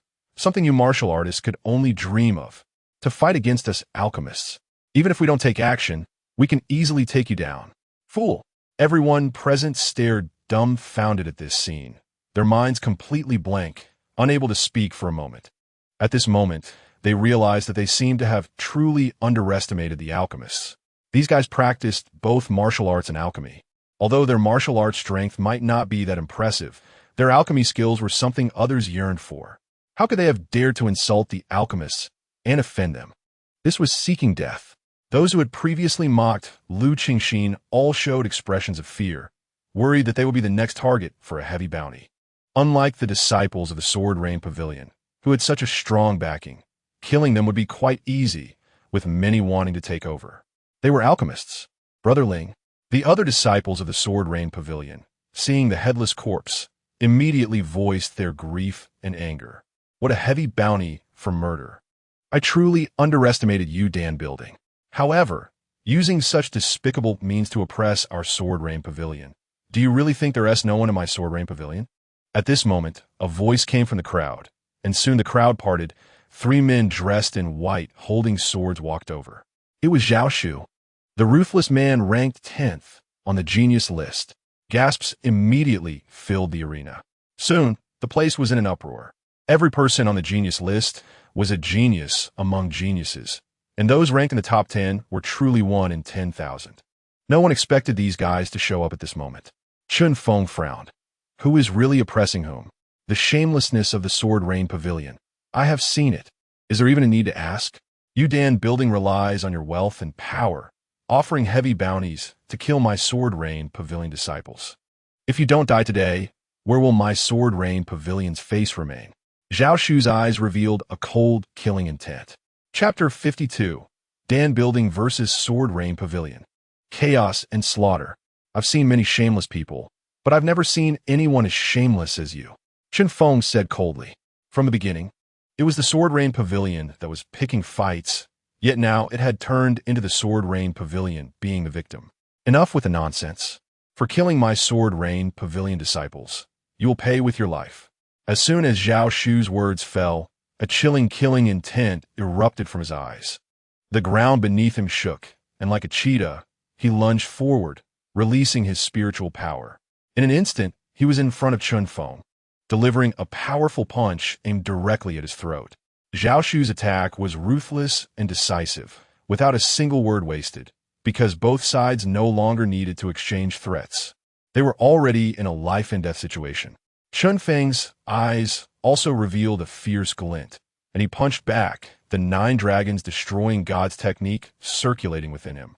A vast dragon power entwined in his fist, directly colliding with the incoming spiritual power. Boom! The sound of the explosion resonated. Golden light and azure light clashed with wild, unmatched waves, followed by both of them simultaneously kicking out, resulting in a muffled sound as they both stumbled backward. 7th layer of the transformation realm? Chun Feng looked up, raising an eyebrow. 6th layer of the condensing sea realm? Zhao Shu's eyes also showed a hint of shock as he could feel the power of Chun Feng's recently unleashed spiritual power, which was merely at the 6th layer of condensing sea. Yet the domineering strength contained within the spiritual power was already comparable to him, a 7th layer transformation realm expert. This completely overturned his understanding. He had never encountered such a strange opponent. No wonder the teacher told us that once we encounter you, we must kill you at any cost. It seems the teacher's prediction was not wrong. A person like you cannot live in this world, Zhao Shu said coldly. Chun Feng raised an eyebrow. Although I can tell you're complimenting me, this kind of praise seems a bit uncomfortable. Zhao Shu's killing intent surged violently, suddenly shouting, "Let's all attack and kill them. If anything happens, the teacher will take responsibility for us. No need to be afraid." The disciples of the Sword Rain Pavilion behind him, without any hesitation, revealed fierce expressions, drawing their swords that glimmered with a cold light, and then simultaneously charged towards Chun Feng. "Are we doing this?" Mushin looked at Tan Song, asking gravely. He hadn't expected to encounter such troublesome matters even before reaching the Holy Dragon Chamber of Commerce. "Wait here to die." Tan Song rolled his eyes at him. The opponent had already come to their door. Did he expect them to stick their necks out for them to be killed? Swish! While the two were talking, Lu Qingxin, who had been silent, had already rushed out first, her icy, beautiful face showing no emotional fluctuations. With spiritual power surging, the sword light struck like thunder, instantly severing the head of one of the Sword Rain Pavilion disciples. Her actions were extremely decisive and ruthless. Blood sprayed, and the stench of blood instantly permeated a 100-meter radius. Wow, when did the Dan building people become this fierce? This girl has so much personality. The onlookers all exclaimed. In the past, people from the Dan building would avoid the disciples of the Sword Rain Pavilion, but now they actually dared to kill in broad daylight. Mu Shun and Tan Song looked at her, both astonished. Among the people in the Dan building, Lu Qingxin probably harbored the greatest hatred towards the Sword Rain Pavilion. Junior brother Yang, a disciple of the Sword Rain Pavilion, upon seeing the young man whose head had been severed, immediately cried out in grief and anger. His eyes filled with a fierce glare directed at Lu Qingxin. Lu Qingxin didn't waste words with him. She coldly glanced at him and continued to charge forward with her sword, filled with killing intent. Seeing this, Mu Shun and Tan Song hurriedly followed. "Kill them." Zhao Shu's eyes revealed immense rage, letting out a fierce growl. For so many years, when had the Sword Rain Pavilion ever been bullied like this? Now, they were not only being attacked on the street, but their opponent was also the Dan building, which they had always suppressed. This was simply a great humiliation. The Dan building was supposed to be trampled underfoot by them, a monkey for their entertainment. Now, these dead monkeys actually dared to draw swords against them. Today, if we do not bloodily wash away this Dan tower, what face would they have left in the Sword Rain Pavilion? The disciples of the Sword Rain Pavilion all had ferocious expressions, brandishing sharp swords as they fought fiercely with Lu Qingxin and the others. Zhao Shu charged to the front, his face twisted into a snarl like a mad beast, rushing straight towards Chun Feng, determined to kill this little brat and establish their authority in the Sword Rain Pavilion. However, just as Zhao Shu's body surged forward, Tan Song stepped in front of him first. "I will be your opponent," Tan Song said expressionlessly, and then Brown's spiritual power, like the blood of a magical beast, coiled around his arms, rippling with an extremely fierce and domineering wave, before he threw a punch. The fierce wind was so intense that it caused the surrounding air to hum ominously in a moment of panic. Zhao Shu had no time to execute any techniques and could only throw a punch in retaliation. Bang! The two clashed, fist against fist, without any extra techniques. However, at the moment their fists met, Zhao Shu felt as if his punch had struck a piece of tempered steel, and the powerful recoil actually sent him staggering backward. Damn it, what kind of strength is this? A look of shock appeared on Zhao Shu's face, and the arm he used to counter felt an unbearable pain and numbness. Although Zhao Shu was a terrifying existence at the 8th level of the transformation realm, and Tan Song was only at the 7th level, in this clash, it was Tan Song who held the absolute advantage. Why? Because Tan Song was a half-demon, with half of his blood being from the Black Elephant Clan. The Black Elephant Clan is inherently powerful, with an adult black elephant capable of punching through a mountain thousands of feet high. This is the difference between the Beast Clan and the Human Clan in terms of bloodline. Tan Song formed ancient seals with his hands. A blood-red ancestral pattern burned between his eyebrows, and then his body gradually grew larger, his clothes torn, revealing a terrifying physique as strong as an elephant. Half-demon, Zhao Shu's face showed rage, and then his eyes flickered with a ferocious malice. He drew his sword, and the momentum erupted. An astonishing sword pressure layered upon the sword body. Immediately, he charged forward, the sword light fierce, carrying an ancient sword style, attacking Tan Song. Tan Song did not retreat either, his eyes revealing fierce battle intent, charging forward to engage Zhao Shu. The violent spiritual energy fluctuations swept across the field, and the scene began to grow chaotic, the sounds of battle echoing continuously. The onlookers all wore anxious expressions, quickly retreating, fearing to be caught up in the conflict. One disciple of the Sword Rain Pavilion suddenly leaped up, unleashing the spiritual energy of the 5th level of the transformation realm, erupting like rolling thunder about to destroy the world, raising his sword, carrying the momentum of thunder, and slashing towards Chun Feng not far away. "Little brat, I'll slaughter you." However, before his sword could reach Chun Feng's head, Chun Feng had already reached out with one hand. Dragon scales covered his arm, making it over twice its normal size. Like the hand of a magical beast, the disciple's face immediately turned red. He never expected that Chun Feng, a mere 6th-level condensation Sea Realm brat, would possess such terrifying strength. Fighting across 2 levels, it felt like child's play. "Stop!" Zhao Shu, who had been battling Tan Song, immediately changed his expression upon seeing the scene ahead, delivering a punch that sent Tan Song staggering back before quickly rushing forward. "If you dare kill him, I'll kill your entire family," Zhao Shu bellowed fiercely. This disciple was a recent genius recruit of the Sword Rain Pavilion, only 18 years old, yet already at the 5th level of the transformation realm, a rare talent. If he were killed by Chun Feng, they would lose a potential powerful figure in the Sword Rain Pavilion. "Come on, who is afraid of whom?" Chun Feng shouted fiercely. Threats? The thing he feared the least was threats. With a crack, Chun Feng exerted force in his palm and instantly crushed the disciple's throat. Then, he forcefully tossed the young man's corpse toward Zhao Shu. Zhao Shu immediately caught it, but at that moment, the boy's eyes were wide open, dead beyond revival. Even divine medicine could not save him. "I'll kill you." Zhao Shu's eyes flashed with a blood-red ferocity as he raised his sword and charged forward. Tan Song glared, his body like a giant elephant, charging forward. "Get out of the way."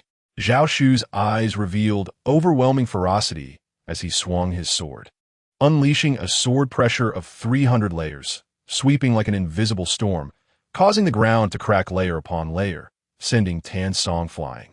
In a contest of physical strength, 10 Zhao Shus would not be Tan Song's opponent. However, Zhao Shu was a genuine sword cultivator, and his understanding of sword momentum had reached a mature stage. This sword contained pressure exceeding 100 layers, extremely terrifying. After sending Tan Song flying with one sword, Zhao Shu immediately charged towards Chun Feng like a leopard, swinging his sword down from the sky. Boom! That sword seemed to transform into a Tinzhong giant sword, descending with a shocking momentum as the furious wind howled, as if some powerful force was pressing down invisibly. The ground beneath Chun Feng cracked instantly, and the fierce wind whipped his hair. It must be said that the Sword Rain Pavilion had unique aspects in cultivating talent. Zhao Shu, at this moment, was already capable of crushing countless geniuses in Ning country in terms of sword cultivation. However, Chen Feng was not someone he could easily crush. Whoosh! Chen Feng drew the Tian Song Yun sword, and all the blood-red light patterns on the demonic sword lit up in an instant. The fierce malice covering the sword body like blood. Holding the Tian Song Yun sword, Chen Feng's sword momentum surged wildly, and the sword emitted clear and bright sounds of ringing. In just 2 breaths, the sword momentum reached a terrifying level, and Chen Feng swung down fiercely. Chapter 53. Sword Down Master, Mei Chanlin. Chen Feng's sword struck down, as if splitting space in half, with the furious wind howling. 2 enormous swords, each about 10 zhang long, collided fiercely in mid-air, and at that moment, the 2 sword forces crashed like meteorites, producing a deafening explosion that resonated through the air. Boom! The shocking sword pressure crushed the nearby air, the rolling waves raging outward like a tide. Boom! In that moment, everyone felt an incredibly violent force shaking from the air, and those who were closer to the scene were immediately sent flying, coughing up blood. In mid-air, Zhao Shu witnessed his unleashed sword force being torn apart, and then the violent malice surged like a fierce tiger, crashing violently into his body. Instantly, Zhao Shu was sent flying, landing on the ground and retreating dozens of steps.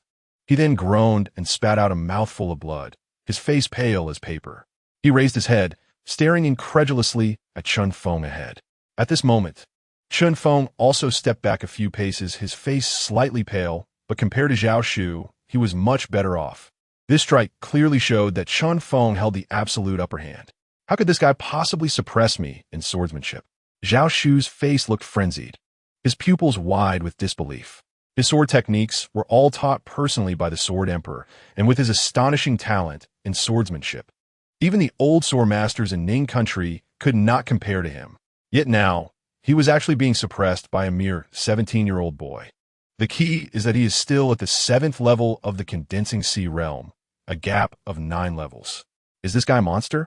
A cold light burst from Chen Feng's eyes as he gripped his sword, charging forward without giving Zhao Shu a chance to rest. Determined to take his life, while he was down, Zhao Shu's expression changed, and without a moment's hesitation, his spiritual power erupted, wielding his sword like a bolt of lightning, aiming directly for Chen Feng's throat. Chen Feng swiftly shot out a sword strike. It was still a sword star. This strike had nothing special about it, but it was fast enough that no one could react. Before Zhao Shu's sword could reach Chen Feng's throat, Chen Feng's sword had already arrived beneath the opponent's throat. In that moment of lightning speed, Zhao Shu quickly raised his arm to block in front of his throat. Swoosh! The sword light sliced through his arm, sending one arm flying off, drenched in blood. I concede, we concede, we concede! Zhao Shu screamed in despair, clutching his severed arm, sweating profusely. Concede? Chen Feng sneered. This isn't a spar, it's a life-and-death battle. Do you think a simple concession can save your life? Not a chance. Chen Feng kicked out, knocking Zhao Shu to the ground. Then, under the brilliant eruption of golden spiritual power, he swung his sword down hard towards Zhao Shu's head. From the moment the opponent drew his sword, both sides were in a fight to the death. If it were Chen Feng who had been knocked to the ground this time, he believed Zhao Shu would undoubtedly kill him without hesitation. So why waste more words? Just kill. He intended to slaughter everyone in the Sword Rain Pavilion. No.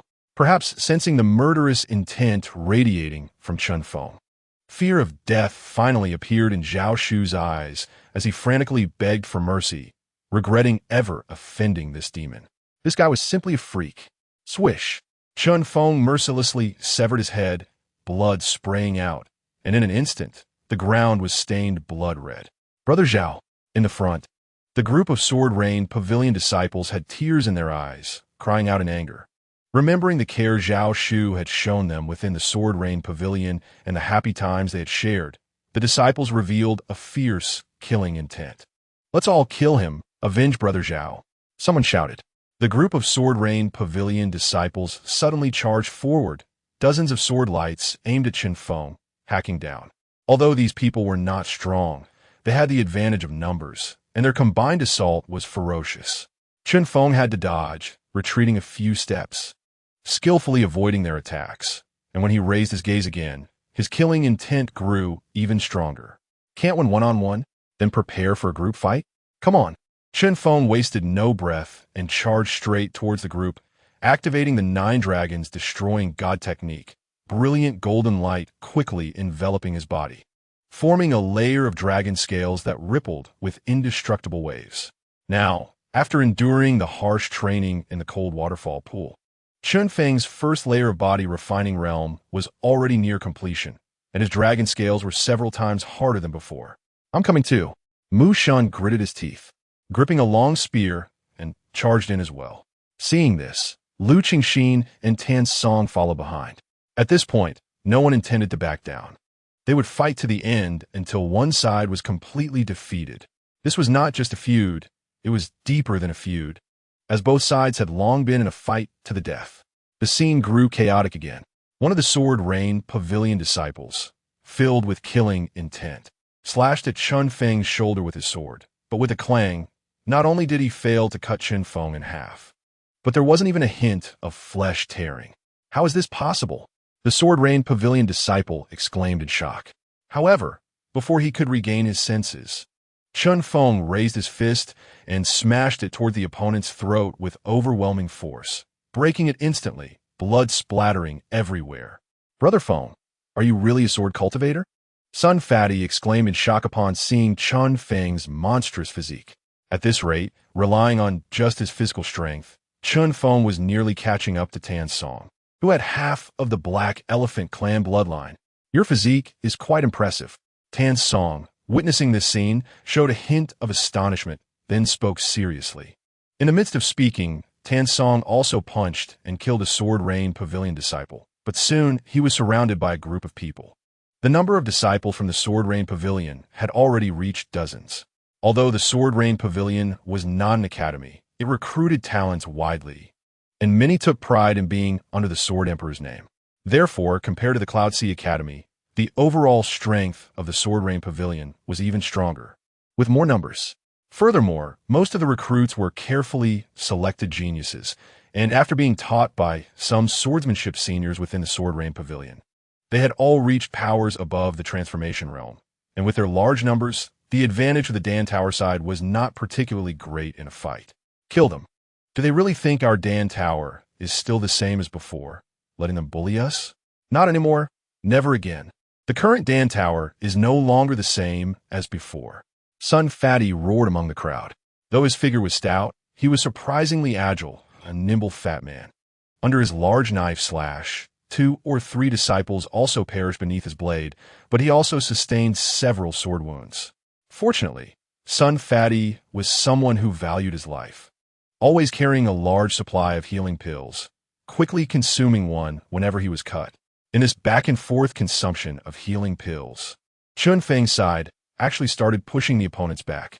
Meanwhile, Chen Feng was like a tiger entering a flock of sheep, continuously slashing with his sword, the sword light shining like stars, as fast as thunder. In just half a stick of incense's time, 5 or 6 disciples had already perished under Chen Feng's sword. Brother Ling, Brother Tian, Brother Wang, voices filled with grief and anger echoed through the street. Kill for me. Today we must annihilate the Dan Tower.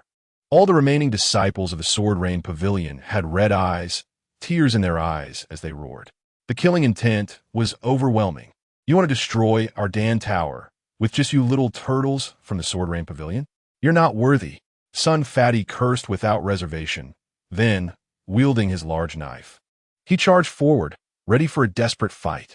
Just as both sides were about to begin their final bloody clash, a middle-aged woman suddenly appeared in front of the Sword Rain Pavilion, her hand grasping tightly around the charging Sun Fatty, lifting him effortlessly with one hand.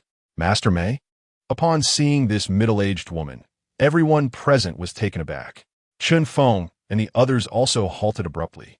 The middle-aged noblewoman was dressed in resplendent purple garments, with the Sword Rain Pavilion's insignia on her left chest. She stood there, exuding an overwhelming sense of pressure that seemed to dominate everyone. Can't beat the young ones. So it's time for the old ones to come in? Lu Qingxin stared at her with a serious expression, snorting coldly. Within the Sword Rain Pavilion, besides the Sword Emperor Xiao Shiyu, There were also 3 great swordsmanship masters. These 3 masters were responsible for teaching the disciples swordsmanship, and the woman in front of them, in her 30s or 40s, was one of those 3 masters, Mei Chonglin. "Let go of me, you old witch, let me go. Do you believe I will kill you?" Sun Fatty's face turned red as he struggled madly. He exerted all his strength, but Mei Chonglin's hand was like an unmovable vice, firmly locking around his throat. "Junior, have you ever heard that a master cannot be insulted?" Mei Chonglin's face revealed a chilling aura, her fierce eyes glaring at Sun Fatty, her palm tightening as if she intended to snap his neck. Upon seeing this, Tansong immediately rushed out, his ancestral pattern burning at his brow. The bloodline of the Black Elephant clan fully unleashed, transforming him into a giant elephant as he delivered a powerful punch directly at Mei Chonglin's face. Chapter 54, Tian Biao. Law Enforcement Team. Mei Chonglin's eyes narrowed, and she instantly unleashed her spiritual power, a majestic blue light condensing into a giant bell that enveloped her, impenetrable and indestructible. Bang! The punch struck the giant bell, and the deafening bell toll reverberated. The blue bell remained unshaken. "Let go of me!" Lu Qingxin, Mu Shun, and the pair of twins rushed forward simultaneously, their sword light, spear shadows, and knife images merging into an overwhelming offensive aimed at Mei Chonglin. Bang bang! A series of bell tolls rang out, yet the giant bell still remained unmoved. The gap was simply too vast. The Mei Chonglin before them was not only a sword-down master, but also a genuine god concealment realm expert. Her cultivation level far beyond what these juniors could compare to. "Juniors, with just you few, you cannot break this master's blue bell shield." Mei Chonglin sneered. Then, she exerted a slight force with her palm, and Sun Fatty immediately felt death approaching. Whoosh! At that moment, a sharp sword light, like a beam of starlight piercing through the deep starry sky, suddenly shot in from a distance, approximately 900 layers of sword pressure transforming into a point of starlight, striking the blue bell shield. Mei Chonglin's pupils constricted sharply. She could hardly believe her eyes as she saw that the originally indestructible blue bell shield had actually been cracked open with a tiny gap, a cold light shooting through. In the blink of an eye, Mei Chonglin released her grip on Sun Fatty, her body leaning to the left, but that sword light still grazed her cheek. A drop of blood fell. The entire scene fell into silence. Mei Chonglin raised her jade finger, gently touching the sword mark on her cheek, her face instantly turning ominous. A sword-down master, actually injured? And by a little brat who hadn't even stepped into the elephant transformation realm yet. How could this be possible? The gap between the condensing sea realm and the god concealment realm was akin to the difference between an adult and a child. Mei Chonglin could easily crush a multitude of condensing sea realm warriors, yet now she was injured by one. What a disgrace! Mu Shun and Tansong looked at Chun Feng in shock, genuinely not expecting that this kid was actually quite formidable. "You little brat, I truly underestimated you. You're the Chun Feng who has a marriage contract with Qin Ruyue, right?"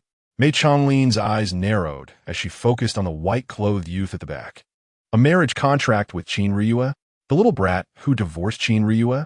In an instant, the gazes of everyone present turned to Chun Feng, as the sensational events that had occurred in Yin City had evidently reached the imperial city as well. That generation's proud girl was unexpectedly divorced by a boy with mixed elemental roots. This incident had stirred up quite a debate in the imperial city. But no one had anticipated that this white-clothed youth was the very Chun Feng. Even Lu Qingxin looked at Chun Feng in surprise, her moon-like, beautiful eyes slightly rippling with waves. "Can't beat the young ones, so you come for the old ones? Does your Sword Rain Pavilion still have any face left? If you have guts, let the younger generation come out for a duel." Chun Feng shouted angrily. Mei Chonglin smiled eerily. "You want to challenge the genius of my Sword Rain Pavilion? You won't have the chance." Cold, killing intent burst from her eyes as her body suddenly vanished like a ghostly shadow. Boom! At the same time, a surging killing intent, accompanied by a fierce wind, swept in from the front. The earth cracked layer by layer, as if doomsday had arrived. "Damn it, this old witch is about to get angry," Sun Fatty whispered with a grim expression. This killing intent was directed straight at Chun Feng. Clearly, Mei Chonglin had made up her mind to kill him. In a mere step, Mei Chonglin had already appeared in front of Chen Feng, a cruel smile on her face. Boy, meet the king of hell. A palm came crashing down. There were no moves, but just this palm was enough to instill a sense of despair and helplessness in everyone present. After all, a god concealment realm expert was among the top-tier powers of Ning country. The gap in realm could no longer be compensated by any sword techniques or means. Can't beat the young ones, so you come for the old ones? Do you really think my Dan Tower has no one? A cold snort suddenly came from afar. Just then, an 8-foot-long heavy spear shot out, carrying a terrifying wave that pierced the heavens. At that speed, if Mei Chonglin dared to kill Chen Feng, this spear would simultaneously pierce her head. Mei Chonglin raised an eyebrow, her body retreating immediately to avoid the spear. Then she lifted her gloomy gaze, looking resentfully ahead, where a figure in a green robe slowly walked into view. The newcomer was about 9 feet tall, incredibly robust, standing among the crowd. He resembled an insurmountable wall, evoking a sense of reverence in people's hearts. Tian Biao. Mei Chonglin's eyes were filled with a chilling coldness. Senior Tian. Lu Qingxin's face lit up with joy upon seeing the middle-aged man. There were 3 Sword Dao masters in the Sword Rain Pavilion, and Dan Tower also had its share. As a number 1 alchemy force in Ning country, Dan Tower had also recruited many top experts. The Tian Biao before them was one of the 3 most renowned offerings in Dan Tower, a genuine god concealment realm expert. I've seen the shamelessness of your Sword Rain Pavilion. Tian Biao roared, can't beat the young ones, so you bring out the old ones. Do you really think our Dan Tower is easy to bully? Come, old witch, if you want to fight, I'm here to accompany you. With that, Tian Biao's imposing aura erupted like a surging sea. The ground cracked beneath his feet, spiritual power like a mountain, surrounded by terrifying light, pressing down so heavily that the air produced a piercing sound. As a god concealment realm expert, even facing a Sword Dao master, he showed no weakness in his momentum. The expressions of everyone present turned grave. Was a major battle about to break out? Once a god concealment realm expert started fighting, countless lives would be lost. Mei Chonglin's face darkened like water, her gaze fixed on Tian Biao, her jade hand slowly resting on a long sword at her waist. However, just as both sides were about to engage in a fierce battle, a rapid sound of horse hooves, carrying a cold, killing intent, burst into everyone's view. Who is causing trouble here? A group of armored cavalry charged into the crowd, their murderous aura making everyone quickly evade. The Imperial City Law Enforcement Team? Upon seeing these people, everyone's hearts trembled. No one expected that the Imperial City's law enforcement team would arrive at this moment. Among the Iron Cavalry, the leader, also a strong middle-aged man, dismounted in front of everyone, exuding a formidable presence. He was the leader of the Imperial City Law Enforcement Team, Long Shao. This is the Imperial City, under the Emperor's feet. What do you two mean by this? Do you think our law enforcement team doesn't exist? What? Has Dan Tower and Sword Rain Pavilion become so arrogant that they no longer regard the royal family? Long Shao growled, his bloodlust from the battlefield almost materializing, his cold shouts frightening everyone around into silence. Even when facing 2 powerful beings from the god concealment realm, Long Shao, despite being merely a Tongtian realm martial artist, showed no signs of backing down, as he represented the emperor's authority. In Ningguo, strong warriors were abundant, but in front of the royal family's 100,000 iron cavalry, these strong ones could only bow their heads in submission. Mei Lin was silent, her eyes filled with extreme resentment, especially towards Chen Feng, her gaze carrying a chilling intensity, as if she wished to devour him alive. We're leaving. The law enforcement team was present. Even if she was a master of the sword path, she dared not cause trouble and could only huff coldly before turning to lead the remaining disciples of the Sword Rain Pavilion away. She said nothing harsh because it was unnecessary. The conflict between the 2 sides had long become one of life and death. Thank you, Senior Tian. Lu Qingxin and the others stepped forward, respectfully cupping their fists towards Tian Biao. Tian Biao was a friend of Lin Chaoga and also one of the 3 great offerings within the Dan Tower, so they were quite familiar with each other. It's a small matter. Our Dan Tower can lose, but it must be a fair loss. If it's about bullying the weak, I will never stand by and watch. Tian Biao said coldly. If it was a battle among the younger generation, even if they lost, the Dan Tower couldn't say much. After all, it was a matter of skill. But if some elders were to kill them, the Dan Tower would not be pleased. Disperse, disperse. Long Shao dismissed the crowd, then cast a shadowy glance over the scene, his expression darkening. Old Xiao, long time no see. Seeing Long Zhao's grim face, Tian Biao stepped forward to greet him. I say, you old ghost, are you just looking for trouble? Always finding things for me to do. Long Shao cursed angrily. Haha, I don't want to either. It's that old witch who came looking for trouble first. I'm just defending myself. Tian Biao laughed heartily, patting Long Shao on the shoulder. The relationship between the two seemed like old friends who had known each other for many years. The iron cavalry behind them looked astonished at Long Shao. Normally, he was a man of few words, yet now he was joking around with a stranger. Noticing the expressions of his comrades, Long Shao sighed and explained, "This is a general under the command of the Summer War God for back then. You could say he is your senior." "Hello, senior." Hearing this, the Iron Cavalry respectfully cupped their fists at Tian Biao. Tian Biao also smiled and returned the gesture, then looked Long Shao up and down, saying, "You're quite impressive now, even mixed in with the law enforcement army of the Imperial City. I remember the first time I brought you to the battlefield. You were so scared by the enemy's killing intent that you wet your pants." Long Zhao's face turned red, glaring at Tian Biao. "If you and brought me to the front, I wouldn't have been scared. I was a rookie, not a vanguard." Ha ha. Tian Biao burst into loud laughter. Bringing up old stories felt like a nostalgic return to the battlefield days. Enough, enough, the auction is about to start. We can catch up later. We need to leave now." Tian Biao waved his hand and took Chen Feng, Lu Qingxin, and the others away. Time was already running short. He didn't plan to waste time here with Long Shao. Old messy hair. Long Shao continued to curse as he got back on his iron cavalry and patrolled the Imperial City. This small setback could not affect the auction of the Holy Dragon Chamber of Commerce. As time passed, more and more people rushed towards the auction venue of the Holy Dragon Chamber, like a swarm of locusts entering the country. From afar, everyone could feel an intense atmosphere coming from the direction of the Holy Dragon Chamber. This annual Holy Dragon auction was bound to attract a crowd of heroes. Chapter 55. The President's Daughter, Wen Shixian. The main reason Tian Biao came to the Imperial City this time was also for the auction of the Holy Dragon Chamber. So the group moved along together. On the way, Tian Biao couldn't help but glance at Chen Feng with surprise, smiling. "You kid have some skills. You actually managed to kill Zhao Shu with just the 6th level of the Condensing Sea Realm. It seems Lin Old Man has found quite a good seedling this time. Just luck." Chen Feng smiled faintly, not saying much.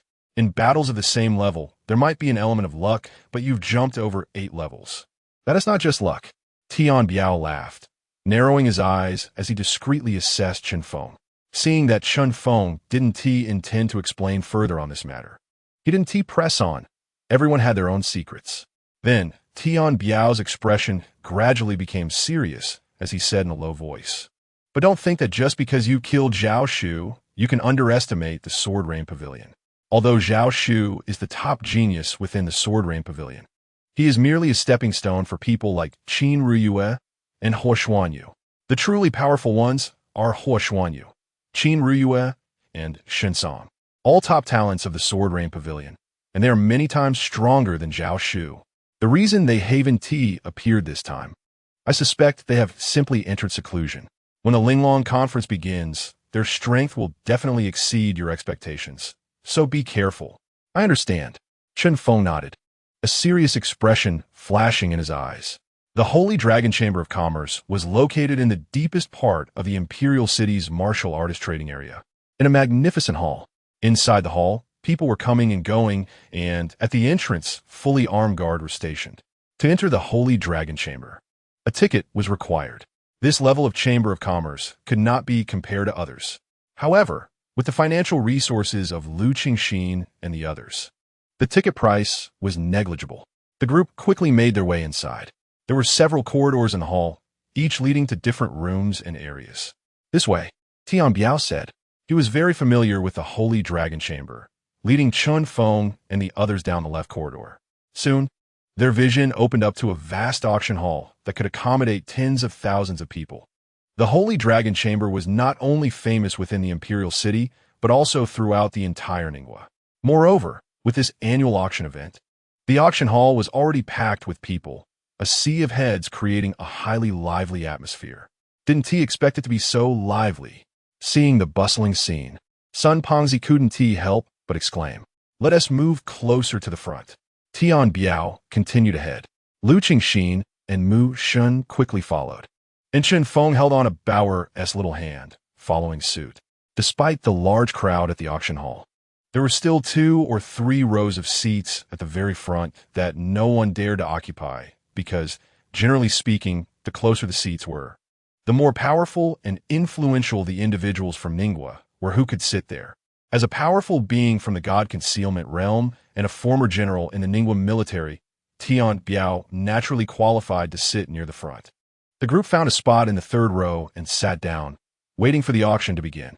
Inside the venue, the crowd continued to pour in, consisting not only of major figures from the Imperial City, but also powerful individuals from various major cities in Ningwa. The sounds of discussions and chatter merged into a loud clamor. Chun Feng's gaze casually swept across the front, and soon he locked onto a familiar group on the left, which included Mei Chonglin and others, whom he had just fought against. "This old, which is indeed here for the auction," Mu Shun said coldly. When Chen Feng and others noticed Mei Chonglin and his group, Mei Chonglin and the others also sensed it, turning their heads to stare at Chen Feng and his group, their eyes filled with coldness. There's no need to pay them any mind. Even if Mei Chonglin had 10 times the courage, he wouldn't dare to make a move within the Holy Dragon Chamber of Commerce. Tian Biao said, although the Holy Dragon Chamber of Commerce usually keeps a low profile and rarely gets into conflicts, their foundation is such that even the royal family must regard them with caution. Such a hidden power, akin to a lurking dragon, is not something the Sword Rain Pavilion would dare to provoke lightly.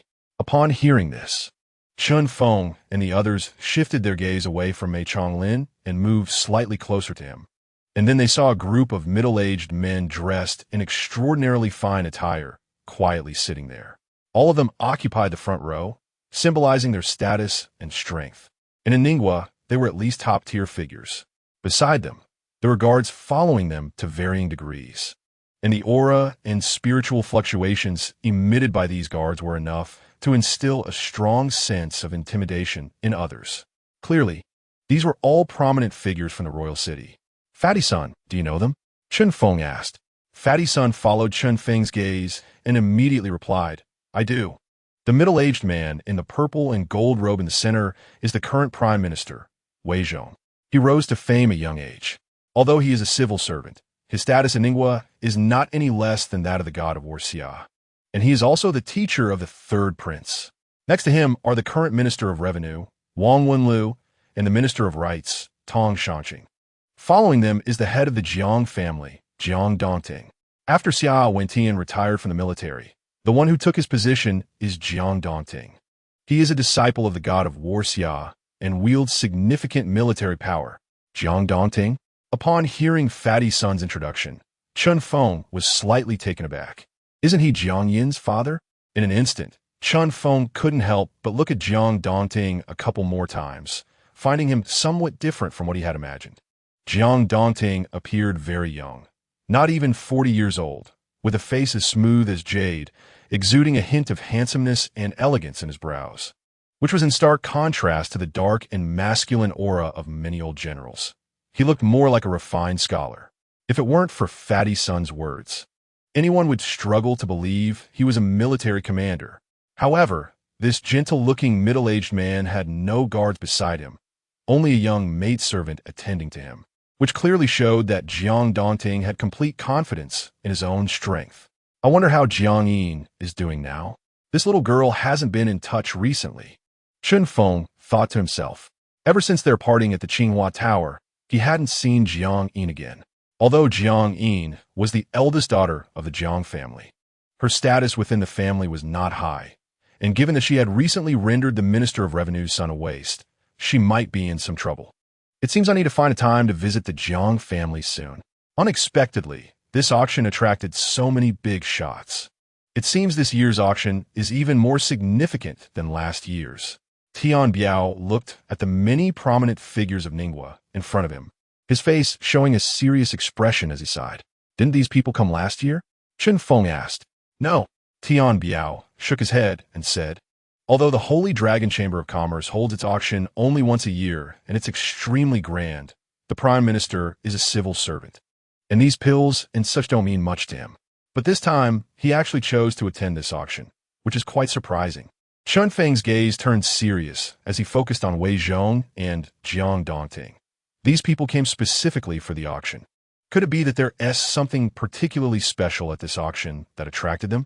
Suddenly, as everyone's thoughts became somewhat disordered, a sound of bells and drums abruptly echoed through the noisy venue.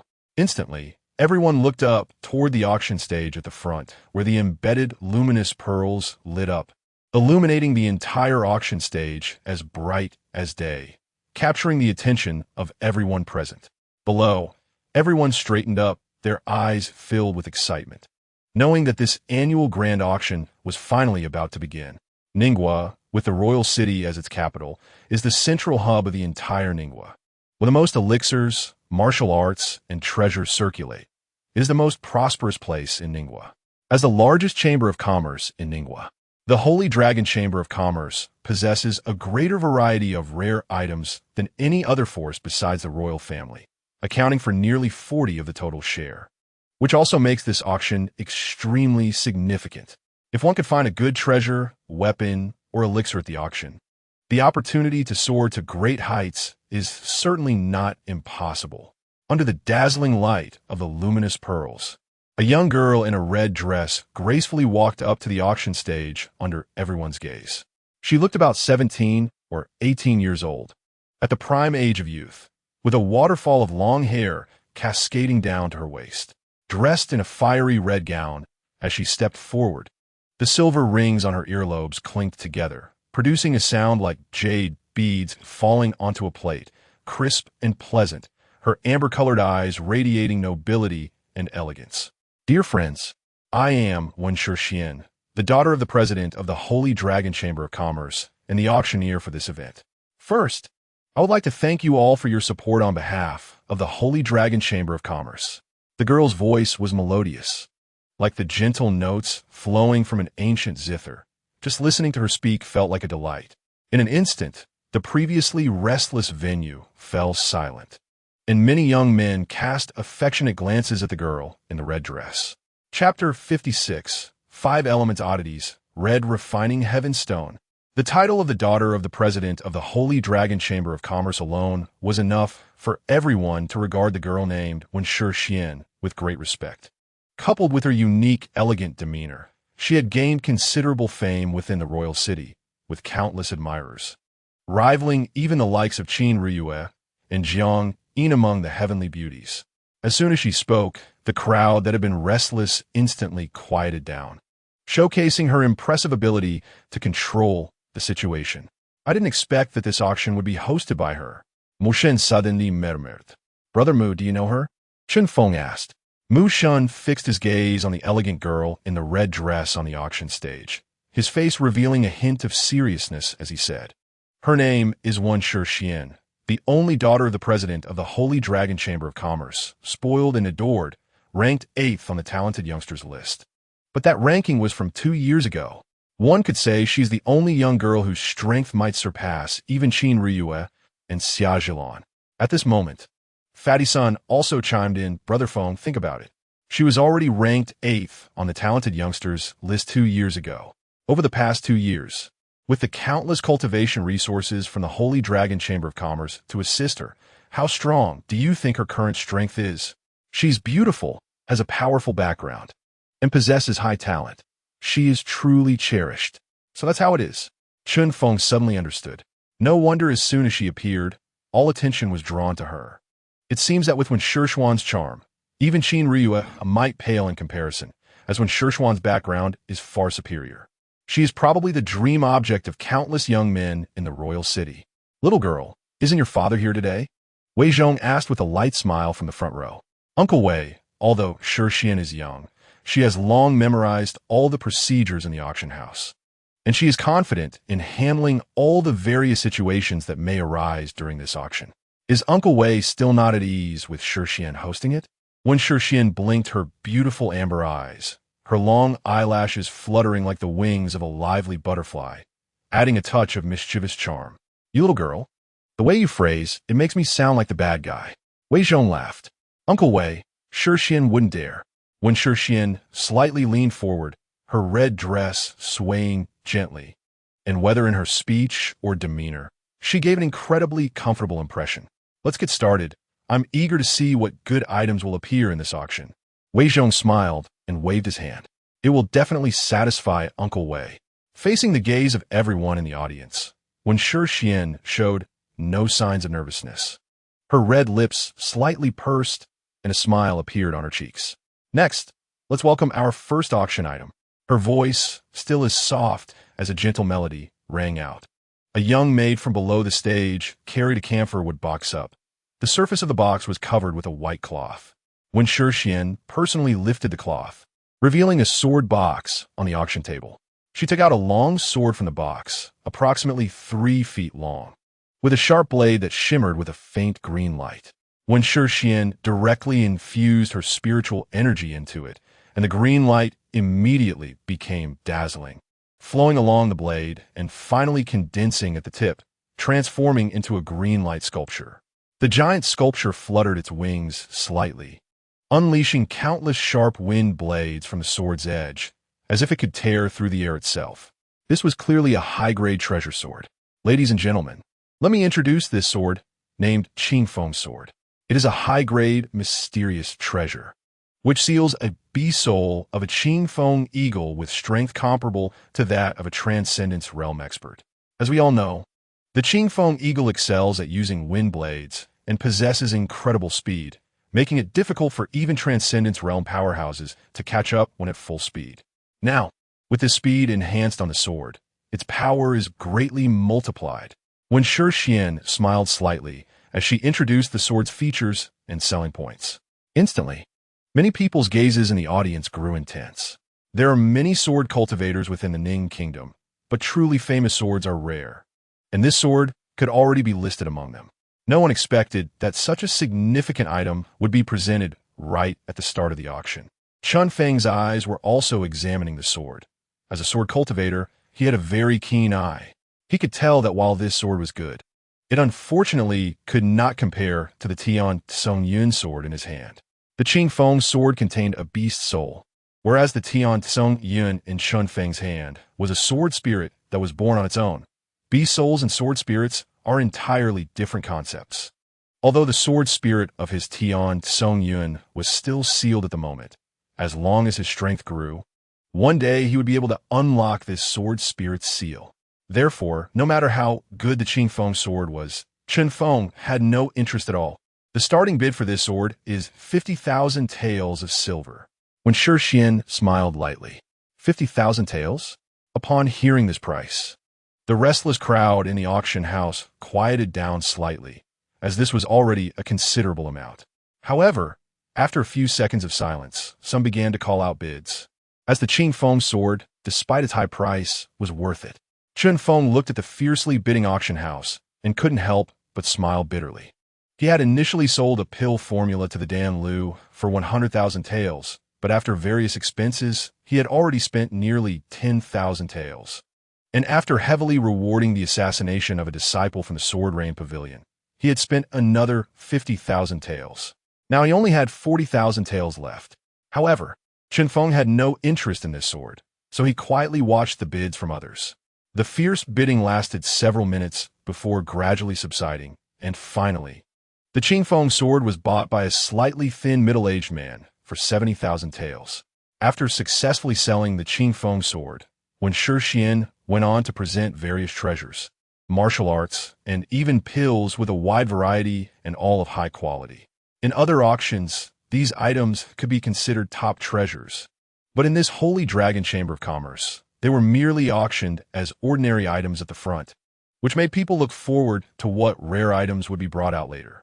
Of course, although these items were just ordinary ones, their prices were not low, all starting above 50,000 taels, with some even fetching high prices of 100,000 taels.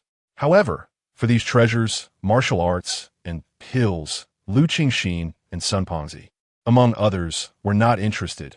As alchemists, they truly did not lack these things. Instead, the Sword Rain Pavilion side frequently made bids to snatch them up. It seems this auction doesn't have what we want. Sun Pongzi couldn't help but complain. He was somewhat dissatisfied with this annual grand auction. Don't worry, there will still be good items coming up. Tian Biao laughed. Lu Qingxin, Mu Shun, and others were patiently waiting, as what had been sold earlier were just ordinary items. They were looking forward to the later items. Chun Feng's gaze quietly shifted to the first row of seats at the front, where the big shots of the Ning Kingdom were seated.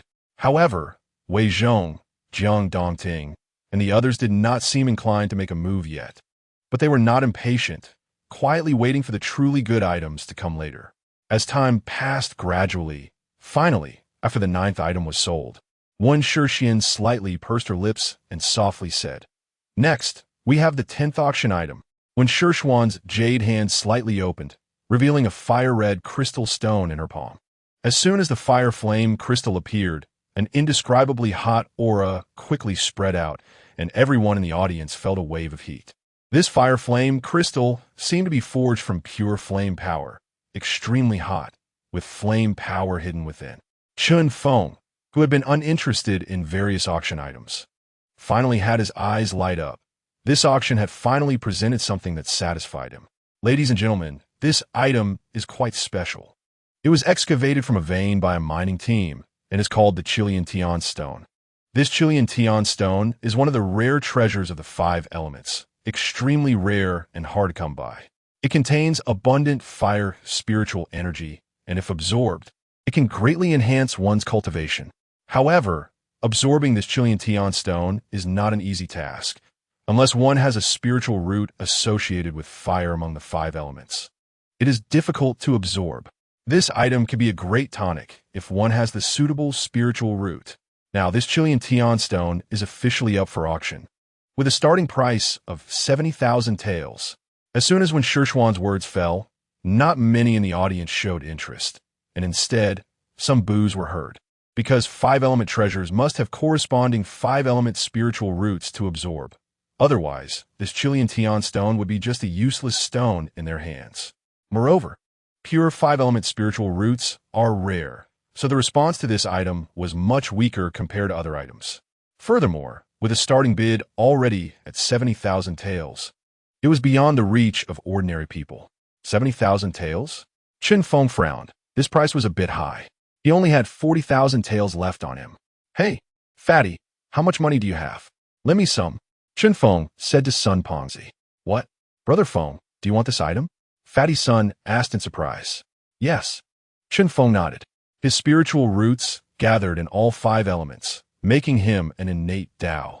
As long as it was a rare item related to the 5 elements, he could absorb it. Absorbing this red refined heavenly stone would significantly enhance his cultivation. "All right, Brother Feng, leave this auction item to me. I'll bid for you and gift it to you." Fatty Sun said generously. He still remembered how Chan Feng had helped him revise a pill recipe before. After the revision, he had refined and sold quite a few pills, earning a considerable sum. 800,000. The fat man immediately called out the bid. The auction hall, which had been quiet for a moment, suddenly attracted everyone's attention with the bid call. Soon, all eyes were on them, including those prominent figures in the front row, who also turned their gaze to Chen Feng and the others. Dan Tower? Upon seeing the group, led by Tian Biao, everyone showed a surprised expression. When Shixian also looked over, upon seeing Chan Feng sitting next to Fatty Sun, a hint of surprise appeared in her eyes. "It's him?" Chapter 57, the last auction item, the coiling dragon jade pillar. The moment she saw Chan Feng, a look of surprise flashed in Wen Shixuan's beautiful eyes. She was already familiar with Chen Feng. On the cloud ship, she had seen the young lady from the Xia family kneel before Chen Feng. Although she didn't understand how Chan Feng, with his condensed sea realm strength, could earn such respect from Xia Zhilan, she remembered him ever since that moment. He actually came too. One Shishuan's lips curled slightly in an amused arc, her beautiful eyes blinking as she looked around the hall and smiled lightly. 800,000. Is there anyone else willing to bid? The auction hall fell into a brief silence. Compared to other auction items, the red refined heavenly stone was clearly not very popular, as its value depended on the attributes of one's spiritual roots. However, just when everyone thought that no one would compete with the fat man for the bidding, a somewhat hoarse and deep voice suddenly rang out. 1 million. At this bid, all eyes in the hall turned to Wei Zhong in the front row, filled with surprise. No one expected that the chancellor, who had remained silent until now, would also start bidding. This old guy didn't want so many good things before, but specifically wanted this stone. Is he trying to go against me? Fatty Sun's face turned red. Lu Qingxin shook her head and said, it's a normal thing. Wei Zhong is not only the chancellor of Ningguo, but also the teacher of the third prince, a well-known prince's tutor. The third prince has a solar spiritual root, which is a pure fire attribute spiritual root among the 5 elements, perfectly fitting this red refined heavenly stone. I think Wei Zhong intends to buy this stone to gift it to the third prince. In the hall, upon seeing Wei Zhong bid, everyone understood that although he was a civil servant and did not cultivate martial arts, he favored the third prince as his teacher. However, the price of 1 million was already beyond what ordinary people could afford, especially since Wei Zhong was a prominent figure in Ningguo, making it hard for others to dare to compete with him. After Wei Zhong's bid, those who had initially shown interest in the red refined heavenly stone all retracted their hands, sighed, and gave up the bidding competition. Only Fatty Sun was still unwilling to give up. He had promised to buy the red refined heavenly stone for Chen Feng. So he raised his hand and shouted, 1 million won. The hall fell silent for a few seconds, and Wei Zhong continued to speak expressionlessly. 1 million 2. 1 million 3. Before Wei Zhong's hand could even fall, Fatty Sun raised his hand again and shouted loudly. Once again, the auction hall was in an uproar, with many people watching this scene with interest. It seemed that this little fat man planned to compete with Wei Zhong. Is he looking for trouble? As expected, the 2 middle-aged guards standing beside Wei Zhong turned their sharp and cold gazes towards Fatty Sun, containing a hint of warning. However, with Fatty Sun's reckless character, he showed no fear. He directly locked eyes with them, unafraid. He had dared to confront the sword master of the Sword Rain Pavilion. What was a chancellor to him? He was single and free. If he could fight, he would fight. If not, he would run. How could they eat him? Wei Zhong shook his head with a light smile. Having seen many storms, his mindset was beyond what others could compare to, and he naturally didn't want to bother with a junior like Fatty Sunday. He raised his hand again and called out, 15 million. As soon as this was said, the entire hall changed color in an instant. No matter how high the value of the red refined heavenly stone was, it clearly could not reach the price of 15 million. This was almost a 30% markup. Fatty Sun's face turned ashen. This old man appeared low-key, but he was actually wealthy. Even for him, it would be difficult to come up with 15 million at once. Brother Feng, Fatty Sun's face showed a hint of bitterness and helplessness. It's okay. Let him have the red refined heavenly stone. Chen Feng patted Fatty Sun's shoulder and comforted him. 17 million. At that moment, a light and graceful voice suddenly rang out beside Chen Feng. Everyone in the hall was slightly stunned. Even Wei Zhong looked a bit surprised. 17 million was already a high price. Interesting. Wei Zhong smiled and finally lowered his raised hand, clearly giving up on the competition for the red refined heavenly stone. It would be unworthy to raise the price further, especially since the thing he truly wanted was still to come at the end. In the third row, Chen Feng looked at the pair of twin sisters beside him with some surprise. The one who had just called out the bid was the elder sister named Han Shan. These twin sisters were also from the Dan Tower, but their presence was so low that Chen Feng had almost forgotten about them. Han Shan smiled at Chen Feng and said softly, Brother Feng, I'll gift you this red refined heavenly stone. Really? Chen Feng was surprised. Fatty Sun was willing to bid for him because he had helped him with a pill recipe, but he didn't seem to have much connection with these two sisters. Lu Qingxin explained, Don't misunderstand. Han Shan and Han Xiao are very pure-hearted and kind. We have received help from them before, and besides, they come from a family of alchemists. Their parents and grandparents are all alchemists, so they're the richest little ladies in our Dan Tower. For them, This 10 million isn't a burden at all. So that's how it is. Chun Feng nodded, but he still felt a bit grateful and clasped his fists. Thank you. Hee hee. Han Shan and Han Xiao both smiled, revealing two small dimples on their cute faces, which was quite adorable. The auction continued. However, after the red refined heavenly stone, nothing else piqued Qin Feng's interest, and the prominent figures from Ningguo in front also did not bid for anything. Everyone was waiting, as if they had a strong purpose. All there for the same item, which made Qin Feng even more curious about what these people were waiting for. Gradually, the auction reached its climax, and the originally bustling venue began to quiet down. Despite the thousands of people gathered here, not a single person left, and all eyes were fixed on the auction stage, seemingly waiting for the appearance of the last treasure. Last year's auction treasure was a 7th grade pill. I wonder if there will be a 7th grade pill this year. Finally, after an excellent top grade treasure was auctioned off, when Xian looked around the crowd at the auction venue with her beautiful eyes, slightly opening her palm, a shimmering golden brocade box appeared in her hand. Now, let us begin the auction for the 16th treasure. When Xian smiled faintly, her jade fingers lightly pressing the switch of the brocade box, which was engraved with some noble patterns, and it was immediately opened. The moment the box was opened, a misty aura rose, and an extremely rich medicinal fragrance immediately dispersed.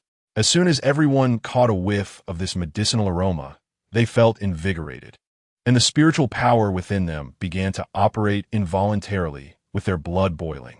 Inside the brocade box lay a round, fiery red spiritual pill, adorned with various complex and obscure light patterns, intertwining and outlining like an ancient, ferocious dragon, emanating a majestic aura of the pill dragon.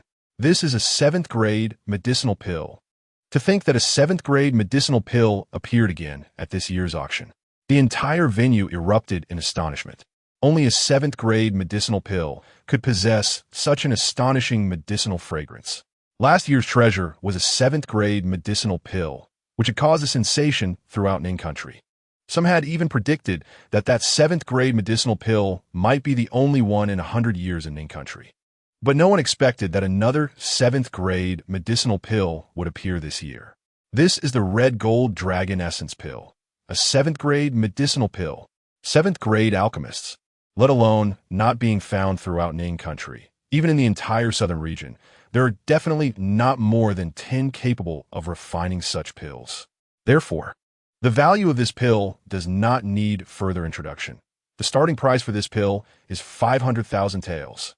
When Xian said with a faint smile, the breaths of everyone in the venue became noticeably rapid, their eyes filled with fiery fervor. There are many alchemists in Ning country, ranging from 1st to 6th grade. However, 7th grade medicinal pills cannot even be produced by Dan Wang Lin Chaoga. This is an unparalleled spiritual pill that is hard to come by. However, despite the pill's excellence, the price left many people dumbfounded.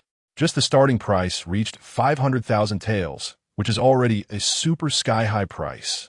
Even a wealthy sacred dragon chamber of commerce cannot just casually take out 500,000 taels of silver. The venue suddenly fell into an eerie silence. Those who had thoughts about the red gold dragon essence pill could only shake their heads and helplessly withdraw their hands upon hearing this price. They knew that such a level of medicinal pill was no longer something ordinary people could obtain. 550,000 taels, 600,000 taels, 650,000 taels. One after another, bidding voices echoed in the venue. However, the bidding voices were mostly from the patriarchs of prominent families in the front row, while others did not have the qualifications to participate in this competition. Vice President Yun, last year's 7th grade medicinal pill already fell into your Yunhai Academy's hands, right? How about this year's 7th grade medicinal pill? The head of the Zhang family joked, such a rare 7th grade medicinal pill. Who would be willing to let it go? During the bidding and competition, those big figures also began to secretly vie with each other, not giving way to one another. This 7th grade medicinal pill is ours in the Yang family this year. No one can snatch it from us. A middle-aged man snorted coldly, then stretched out his hand and shouted grandly, 70,000 taels. The Yang family is known for making weapons. Nearly 80% of the weapons in Ning country come from their hands, so in terms of family background, they're not inferior to others. Of course, who among the others present is a simple character. They're all powerful forces with profound backgrounds. 75,000 tales. The vice president of Yunhai Academy whispered. 80,000 tales. The Yang family roared again. Jiang Dongting and Wei Zhong, upon seeing this scene, also shook their heads and smiled, not raising their hands again. 80,000 tales is indeed too large a sum. Their annual salaries as civil and military officials are just that, and naturally, they cannot compete with these wealthy gentry. So they withdrew from the bidding. After a fierce competition, the 7th grade medicinal pill ultimately fell into the hands of the head of the Yang family. Impressive. Son Fatty couldn't help but exclaim, 80,000 taels, how many pills would it take for him to exchange for that? Chun Feng remained expressionless. He had never been tempted by this 7th grade medicinal pill, because he could also refine 7th grade pills, but it would require time. With his current strength, he was not enough. Why are Jiang Dongting and the others still not leaving after the last item has been sold? Tan Song suddenly spoke up. At this time, others also noticed this point. Logically speaking, the 7th grade medicinal pill was the last item for auction. Once it was sold, the auction should have ended. However, it did not seem like it was going to end at all. Chun Feng's gaze also sharpened as he looked towards the auction stage, where Wen Shixian still wore a crescent-like smile, her palm open, and another golden brocade box appeared in her hand. This time, Wen Shixian did not sell any suspense. She directly opened the brocade box, revealing a jade pillar about 2 inches tall, upon which coiled a uniquely shaped, ferocious dragon totem. Vaguely, one could also see a blurry figure sitting cross-legged at the top of this coiling dragon jade pillar. Indeed, those fellows were waiting for this. This is the real treasure of this auction. Chapter 58. The Fountain of Life of the Witch God. The moment this coiling dragon jade pillar appeared, it burst forth with a dazzling light. In the vague light, there was a deep dragon roar and tiger howl resonating from it. A powerful pressure that was indescribable surged through the auction venue like a tidal wave. All the people in the auction hall, regardless of whether they were in the transformation phase, heavenly phase, or even the divine concealment phase, turned pale, feeling as if the flow of spiritual power within them was suppressed. This pressure made them feel fear from the depths of their hearts. What is this? Such terrifying pressure. The venue erupted with various exclamations. This coiling dragon jade pillar was even more shocking than the previous 7th grade medicinal pill. Is this the ultimate treasure of this auction? What is this? Son Fatty's gaze also quickly focused on the auction stage, his face filled with shock. This level of pressure is no longer something a divine concealment phase can possess. Lu Qingxin's beautiful eyes shimmered as she looked at the coiling dragon jade pillar, her expression becoming unprecedentedly serious. Chun Feng's gaze also fixed on the coiling dragon jade pillar as he softly said, I think this can only belong to a powerful being of the 10,000 laws phase. The 10,000 laws phase? Upon hearing this, Mu Shun and Tan Song's expressions changed simultaneously. Items left behind by a 10,000 laws phase? How could such a precious thing appear in Ning country? The 10,000 laws phase is already a super powerhouse in the entire southern region, able to extinguish any divine concealment phase with a wave of their hand. How could the relics of such a powerful being appear in Ning country? Finally, it has appeared. Jiang Dongting revealed a bloodthirsty smile upon seeing the coiling dragon jade pillar. Mei Changlin raised her eyebrows, a rare fiery look appearing in her eyes, clearly determined to obtain this coiling dragon jade pillar. Whether it was the various rare treasures before or the 7th grade medicinal pill, they were merely a prelude. This coiling dragon jade pillar is the true core of this auction. Ladies and gentlemen, I believe everyone is curious as to why there have been frequent appearances of 7th grade medicinal pills in the past 2 years. In fact, these 2 7th grade medicinal pills were not refined by our alchemists in Ning country, but rather, we picked them up. When Shishuan's eyes lowered slightly as she chuckled, the scene immediately erupted into chaos. Picked up? What does this mean? In the auction hall, everyone looked puzzled, their gazes simultaneously focused on Wen Shixian. Wen Shixian, however, calmly took out the coiling dragon jade pillar from the brocade box and placed it on the auction stage. I believe everyone has heard of an incident that happened 10 years ago when the Grand Elder of the Beixuan sect in Nanzhou mysteriously vanished without a trace. The Beixuan sect sent numerous disciples to search for him, but none could find him. Some rumors suggested that he was pursued and killed by enemies.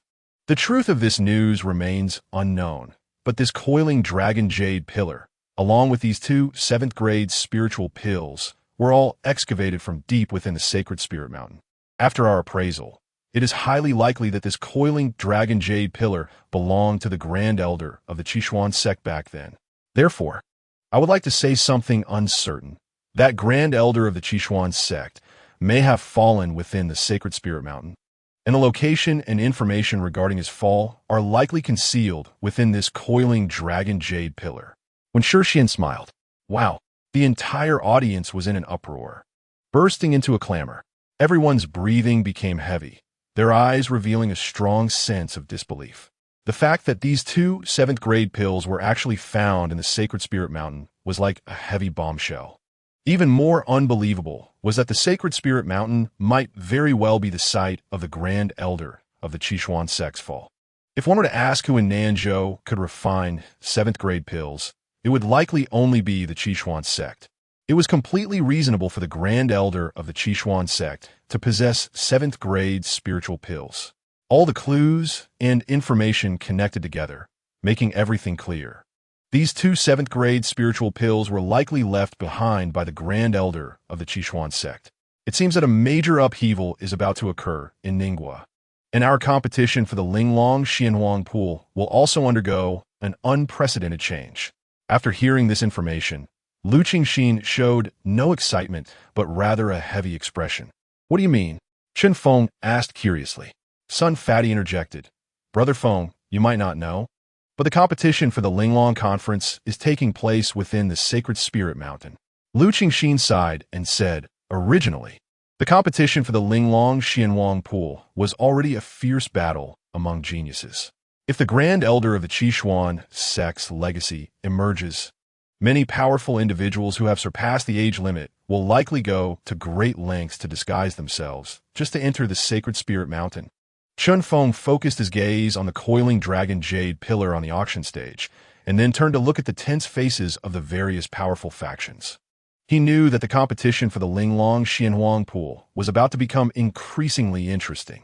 Ladies and gentlemen, a strong individual of at least the 10,000 Laws realm, and the Grand Elder of the Beixuan sect, the treasures he left behind are incredibly important, and I need not elaborate further.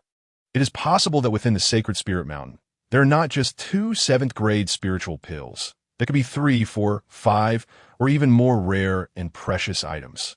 After all, how much foundation does the Beixuan sect have? I believe everyone has some understanding. From now on, how to compete for this great treasure depends on your fortune and strength. One Shixian wore a harmless smile, but her words seemed to provoke a devilish temptation, constantly stimulating everyone's inner greed. This little girl is clearly eager to make things as big as possible, seeing when Shixian's devilish words. Wei Zhong raised an eyebrow and spoke helplessly. Now, the auction for this coiling dragon jade pillar officially begins. The coiling dragon jade pillar will not be exchanged for silver, but for items of equal value. When Shixian said, when it comes to treasures left behind by such powerful predecessors, they cannot be measured in silver. One must offer equally valuable treasures in exchange. Our Yang family offers 10 high-grade treasures. The head of the Yang family shouted first, his crimson eyes seemingly indicating his determination to obtain this treasure. However, as soon as he spoke, someone immediately mocked him. You Yang family's broken copper and iron. How dare you flaunt it? That is truly laughable. I, the Song family, offer 2 crystal mines. Crystal mines? The Song family must be crazy. Upon hearing this, many people were dumbfounded. This was truly extravagant.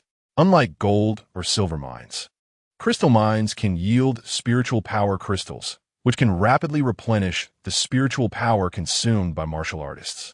If one has a continuous supply of spiritual power crystals, they can fight tirelessly even without depleting their blood energy, standing alone against thousands of troops. A high-quality spiritual power crystal is worth a third-grade spiritual pill, and now 2 crystal mines can at least yield 8,000 high-quality spiritual power crystals. In the auction hall, the mention of the Song family's 2 crystal mines stunned everyone, plunging the atmosphere into a brief silence. The head of the Yang family clenched his fists, gritting his teeth in frustration, but compared to the Song family's 2 crystal mines, the gap became immediately apparent. The Sword Rain Pavilion, offer a volume of the Tongue Snake Sword Classic, along with the Sword Emperor's Sword Technique Manual. Mei Chonglin said slowly. The Tongue Snake Sword Classic is the most top-tier sword technique within the Sword Rain Pavilion, and the Sword Emperor's Sword Technique Manual contains all the insights the Sword Emperor has gained regarding swordsmanship. The 2 complement each other, worth their weight in gold. No amount of silver could possibly buy them. Even the royal family was refused when they attempted to borrow them from the Sword Rain Pavilion. The Pill Tower offered 10 6th-grade spiritual pills. Tian Biao also spoke up at this moment. He had also come for the coiling dragon jade pillar, and before coming, he had received Lin Chaoga's authorization. These 10 6th-grade spiritual pills would all be refined by Lin Chaoga. The title of Pill King is not given lightly, and this bid even made Wen Shixian a little tempted. After all, not everyone can casually have Lin Chaoga refined pills. The Prime Minister's mansion, do not have anything particularly valuable, but the Emperor once gave me a vial of soul liquid, and I can offer it for exchange. Wei Zhong spoke. Soul liquid is an extremely rare divine medicine that can enhance a person's soul. It is known that soul power is inherently determined and cannot be cultivated through later efforts. However, consuming this soul liquid can indirectly enhance one's soul power. Once the soul power is strengthened, one's mind becomes extraordinarily agile and wise, leading to a qualitative leap in both talent and comprehension. It can be said that this is a priceless, extraordinary medicine. My Jiang family does not have anything valuable either, but we do possess a treasure that I captured on the battlefield when fighting against the enemy troops of the Tang Kingdom, a pair of deep-sea dragon whale fangs. Dragon whales are ferocious beasts that live in the deep sea, reaching the divine storage realm, and their numbers are extremely rare. There are likely no more than 10 throughout the entire deep sea territory, making them incredibly hard to capture. The teeth of such dragon whales are extremely sharp and carry a lethal poison. Even the strongest famous swords of Ningwa cannot compare, making them deadly weapons that can seal a person's throat with blood. The whole hall fell silent. All the truly powerful and influential figures took out their most precious items, hoping to exchange for this coiling dragon jade pillar. The bids left everyone dumbfounded, as any item they presented was enough to cause a sensation throughout the entire Ningwa. At this moment, even Wen Shixian found herself in a difficult position, unsure of how to choose. After pondering for a moment, Wen Shixian smiled faintly, her beautiful eyes looking towards Wei Zhong, and said, "Our Holy Dragon Chamber of Commerce is willing to exchange for that soul liquid. Compared to other treasures, this soul liquid clearly aligns more with the interests of the Holy Dragon Chamber of Commerce. With it, who knows how many highly perceptive geniuses the Holy Dragon Chamber of Commerce can cultivate?" Wei Zhong smiled slightly. The other party's decision was within his expectations. After all, no one could resist the temptation of rising from mediocrity to genius. However, just when everyone thought the auction had come to a conclusion, Mei Chonglin suddenly stood up and said, "Wait a moment." All eyes turned to Mei Chonglin, who looked serious and said in a low voice, "Miss One, our Sword Rain Pavilion can offer another item in exchange for the Panlong Jade Pillar." As she spoke, Mei Chonglin opened her delicate hand, revealing an ancient pot that appeared in her palm. The surface of the pot was engraved with various mysterious patterns, indicating it had a long history. This was a pot of the life spring of the witch god, obtained from the witch clan of the northern frontier, capable of reviving the dead and healing bones. Chapter 59. Chun Feng, come and marry into our family. The life spring of the witch god? How could the Sword Rain Pavilion possess such a thing? At this moment, not only Wen Shixian was shocked, but even Tian Biao, Jiang Dongting, and even Wei Zhong were astonished. No one expected that the Sword Rain Pavilion had such a rare treasure hidden. Was the life spring of the witch god? Sun Fatty looked confused. Lu Qingxin and Mu Shun were equally puzzled, not understanding what the life spring of the witch god was. Chun Feng's expression turned serious as he explained. In the extreme north of the Tianwu continent, there is a mysterious race called the Witch Clan, and the so-called life spring of the witch god is their sacred object. It is said that no matter how severe the injury, even if one has lost limbs, it can heal completely. Moreover, when one's lifespan is nearing its end, this life spring of the witch god can extend life by 10 years, making it extremely valuable. Unexpectedly, the Sword Rain Pavilion could obtain such a sacred object, which truly surprised me. Chun Feng sighed. To be honest, he realized he had underestimated the Sword Rain Pavilion. Who would have thought that a small Ning country could acquire a sacred object from the Witch Clan? It seems that the Sword Emperor Xiao Shiyu is indeed not as simple as I imagined. The life spring of the witch god is revered as a sacred spring by the Witch Clan, and even a country's wealth could not exchange for a pot. Yet the Sword Rain Pavilion managed to do so. I didn't expect that your Sword Rain Pavilion could hide such a good thing. Wei Zhong also looked at Mei Chonglin in surprise. Back then, the royal family of Ning country sent countless rare treasures to the Witch Clan, but none were accepted. All returned, which shows how proud the Witch Clan is. But the Sword Rain Pavilion was able to obtain a pot of the life spring of the witch god, which truly caught him off guard. What surprised him even more was that the Sword Rain Pavilion was willing to use this life spring of the witch god for exchange. Is it worth it? I don't know. At least if it were Wei Zhong, he would definitely not take it out for exchange. Wen Shixian stared at the life spring of the witch god in Mei Chonglin's hand, and her eyes also revealed an indescribable fervor. Although the soul liquid was good, it was still too inferior compared to the life spring of the witch god. All right. Our Holy Dragon Chamber of Commerce is willing to exchange with your Sword Rain Pavilion. When Shixian nodded heavily, her eyes filled with astonishment.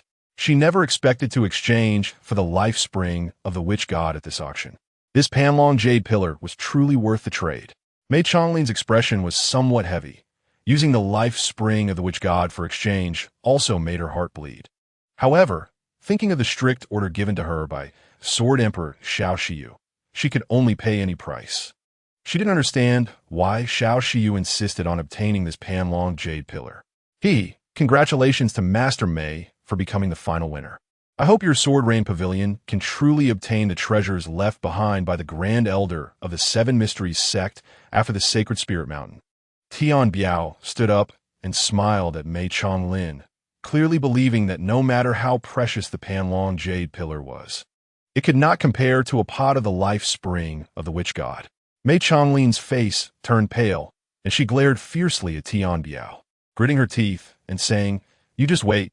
There will be a time when you cry." The auction came to an end. The attendees began to leave the venue one by one. However, everyone could predict that after today, the entire Ning country would be thrown into a commotion, as the emergence of a treasure would make everyone start to covet it, including the royal family. Those who purchased treasures began to go backstage to settle their accounts. Chun Feng was among them. He, along with Lu Qingxin and others, arrived at the backstage, only to see Wen Shixian come out to greet them. "Young Master Chun, here is the red refining heavenly stone you wanted." Wen Shixian handed over a fiery red stone. Han Shan then took out a banknote of 170,000 taels and handed it to Wen Shixian. After the two exchanged, Chun Feng planned to leave, but at that moment, Wen Shixian called out to him, "Wait a moment. Does Miss Wen have something else?" Chun Feng turned in surprise and asked, "My father wants to meet you. I wonder if you have the time?" Wen Shixian asked with a gentle smile. The president of the Holy Dragon Chamber of Commerce? Tian Biao and the others were taken aback. The Holy Dragon Chamber of Commerce usually maintained a neutral position, rarely forming close ties with others, and had a lukewarm relationship with the Dan Tower. Why would they specifically want to meet Chun Feng this time? Even Chun Feng was puzzled. He didn't know this president of the Holy Dragon Chamber of Commerce at all. "My father means no harm. He just wants to meet you. Is that okay?" When Shixian asked again, her attitude very sincere. Chun Feng pondered for a moment and nodded. All right. Although he didn't know what the Holy Dragon Chamber of Commerce wanted from him, he had no grudges against them, and when Shixian showed no hostility, so he didn't need to worry too much. Besides, with Tian Biao, a powerful figure in the divine concealment realm present, even if there was hostility. Chen Feng could leave without being stopped by the Holy Dragon Chamber of Commerce. Soon, under Wen Shishuan's guidance, they arrived at the conference hall of the Holy Dragon Chamber of Commerce. Inside the hall, Chen Feng saw a middle-aged man who was quite different from the wealthy merchants he had in mind. The president of the Holy Dragon Chamber of Commerce was tall and strong, with rugged and fierce features, wrinkles on his forehead, silver strands in his hair, and wearing a spotless white robe. Although he tried to appear restrained, he still exuded an imposing presence. Upon seeing Chen Feng and the others arrive, the middle-aged man stood up to greet them and smiled. "Everyone, sorry to disturb you." "Oh, I didn't expect General Tian Biao to be here as well." One honored guest, Tian Biao, seemed to be an old acquaintance of the president of the Holy Dragon Chamber of Commerce, and replied with a smile, "President Wen, long time no see. You look well. It seems you've been living quite comfortably these past few years." "Ha, that's just flattery. It's all thanks to you old friends. Please, have a seat." Wen Zhenghua welcomed them, and had some maidservants bring in tea and pastries, showing great courtesy. Wen Zhenghua's gaze swept over Lu Qingxin and the others, and upon seeing Tan Song, a hint of surprise flashed in his eyes, clearly noticing the half-demon bloodline of the latter, as it was quite rare. Then, he turned his gaze to Chen Feng, and upon noticing that the latter was only at the 6th level of the Condensing Sea realm, he showed no discrimination, smiling lightly and saying, "I assume this is Mr. Chen?" Lu Qingxin and the others were slightly taken aback, clearly not expecting the president to speak so respectfully. "President Wen, you flatter me. Just call me Chen Feng." Chen Feng cupped his hands and said softly, "Haha, I have heard many stories about Mr. Chen. It's the first time I've heard of someone at the Ninghai realm who can leap across the 8th and even the 9th heavens to kill enemies. Such a prodigy deserves to be called a master." Wen Zhenghua laughed. "No, just call me Chen Feng," Chen Feng said with a bitter smile. Although the other party's words were meant as flattery, the slightly aggressive look in their eyes made him feel a shiver run down his spine. If the person were a woman, it would be understandable, but since he was a man, that kind of aggressive gaze was quite uncomfortable. This guy must be a normal person, right? "You old fox, just say it directly. What are you really plotting?" Tian Biao said, feeling a bit displeased at the sight of Wen Zhenghua's demeanor. He and Wen Zhenghua were old acquaintances. When they were younger, Wen was clever and resourceful, full of ideas. Otherwise, he wouldn't have established such a large business association. Besides the business of the association, Wen Zhenghua rarely paid much attention to young people. There were not many who could catch his eye, and in the whole of Ningguo, perhaps only the 3rd prince was worthy of his attention. Even geniuses like Qin Ruyue couldn't make someone as proud as Wen Zhenghua looked twice. Now, he repeatedly praised the young boy at the Ninghai realm, which made Tian Biao suspect Wen's intentions. "Can't I just invite you over to sit for a while?" Wen Zhenghua's face turned red, and then he decided to get straight to the point. "Chen Feng, would you like to join my Shenglong Business Association? Don't worry, I'll one-tea treat you like old Lin does, giving you a worthless deputy position. You come to my Shenglong Business Association, and I'll make you the vice president. Whatever cultivation resources you want, I have them all." As expected, as soon as Chen Feng heard this, he immediately understood Wen Zhenghua's intention. He wanted to recruit him into the Shenglong Business Association. Unfortunately, he had no interest at all. Chen Feng shook his head and said, "I appreciate your good intentions, President Wen, but I have no interest in business." He was focused on martial arts, pursuing the ultimate in martial arts. The so-called wealth and glory had no attraction for him. "Don't be so quick to refuse, Brother Chen. You're not married yet, are you?" Wen Zhenghua suddenly asked. Chen Feng frowned, feeling an inexplicable sense of foreboding, and replied, "Not yet." "Do you think my daughter, Wen Shixian, is beautiful?" Wen Zhenghua suddenly asked. Chen Feng turned to look at Wen Shixian, who was in a red dress, her fair skin and beauty accentuated by her 17 years of youth. Her cheeks were white and translucent, untouched by any dust, her voice gentle like jade, resembling a melody. Whether it was her noble and elegant temperament or her stunning looks, Wen Shixian was only above Qin Ruyue and never below. "Beautiful," Chen Feng said seriously. "Then how about you join our Shenglong Business Association? I'll marry my daughter to you, and you can be my successor." With the immense wealth of our Shenglong Business Association and marrying my daughter, you 1T refuse, right? When Zhenghua said, "What?" Sun Pongzi, who had just taken a sip of tea, spat it out immediately. Chen Feng was also shocked. Are you serious? Chapter 60. The Big Gamble of Shenglong Business Association. As a young lady of the Shenglong Business Association, Wen Shixian not only had stunning looks, but also possessed high martial talent, making her one of the few outstanding women in Ningguo. Countless people pursued her, whether they were noble young masters or top talents of the younger generation, all enamored with her. Such a girl was destined to be an object of admiration. However, no one expected that when Zhenghua would actually plan to betroth her to Chen Feng. This statement was completely unexpected for Chen Feng. He knew he was a potential stock, capable of leaping across the 8th heaven and even the 9th to kill peers. In the whole of Ningguo, it would be hard to find another person as talented as him. However, it shouldn't make Wen Zhenghua so eager to recruit him as a son-in-law. If Wen Shixian were a 200-pound girl, it would be understandable for Wen Zhenghua to worry about his daughter not being able to get married. But Wen Shixian was an extremely beautiful girl, with looks, wealth, and potential. It was surprising that Wen Zhenghua was so eager to marry her off.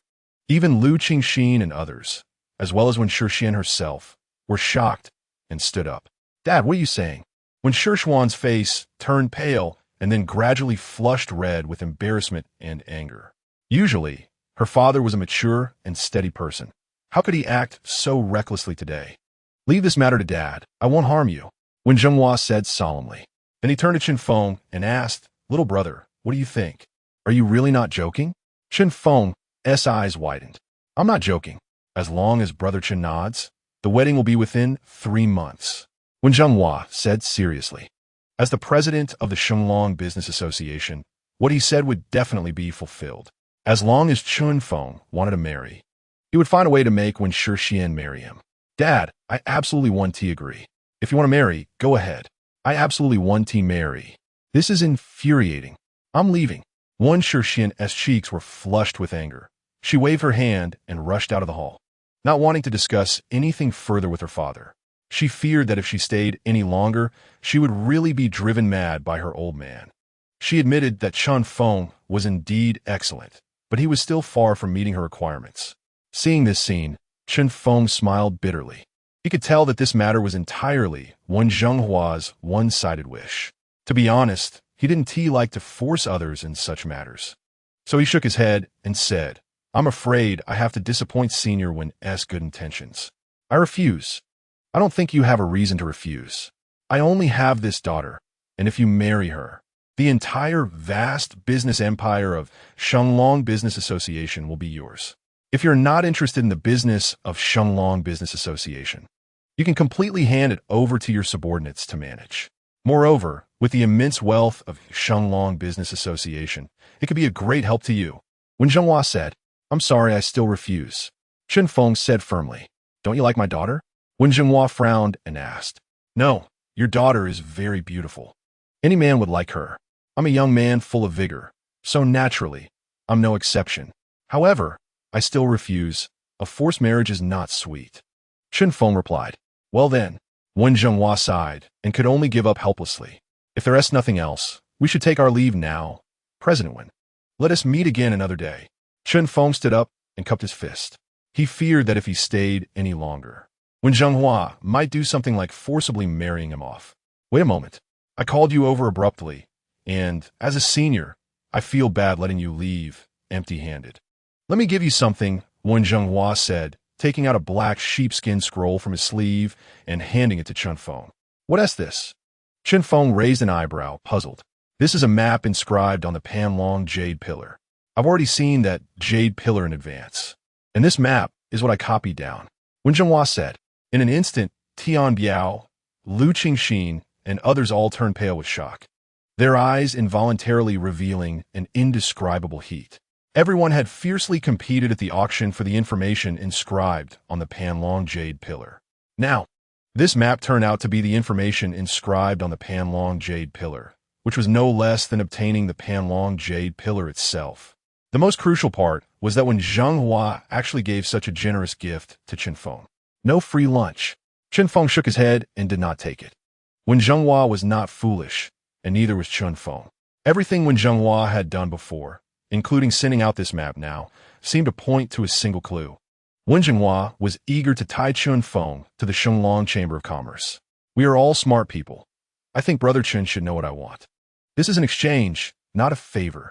As long as you protect our Shenglong Chamber of Commerce when you are strong enough, I will not force anything else. Wen Zhenghua said. Chun Feng pondered for a moment, then reached out to take it, making a promise. All right, it's a deal. As he turned around, Chun Feng and his group finally left the Shenglong Chamber of Commerce. After stepping out of the Shenglong Chamber of Commerce, everyone seemed to have their own thoughts and remained silent. Only Sun Fatty looked confused and asked Chun Feng, Brother Feng, why does the Shenglong Chamber of Commerce treat you so well? Tian Biao also looked at Chun Feng. Even he, a rough man, could not understand Wen Zhenghua's intentions. These old fellows were all deep-minded, always calculating 3 steps ahead. So sometimes he couldn't comprehend the other party's intentions. Chun Feng hesitated for a moment, but thinking that this matter also concerned the future fates of Lu Qingxin and Sun Fatty, he began to explain. It was actually not difficult to understand. Although Ningguo appeared calm on the surface, there were actually hidden storms.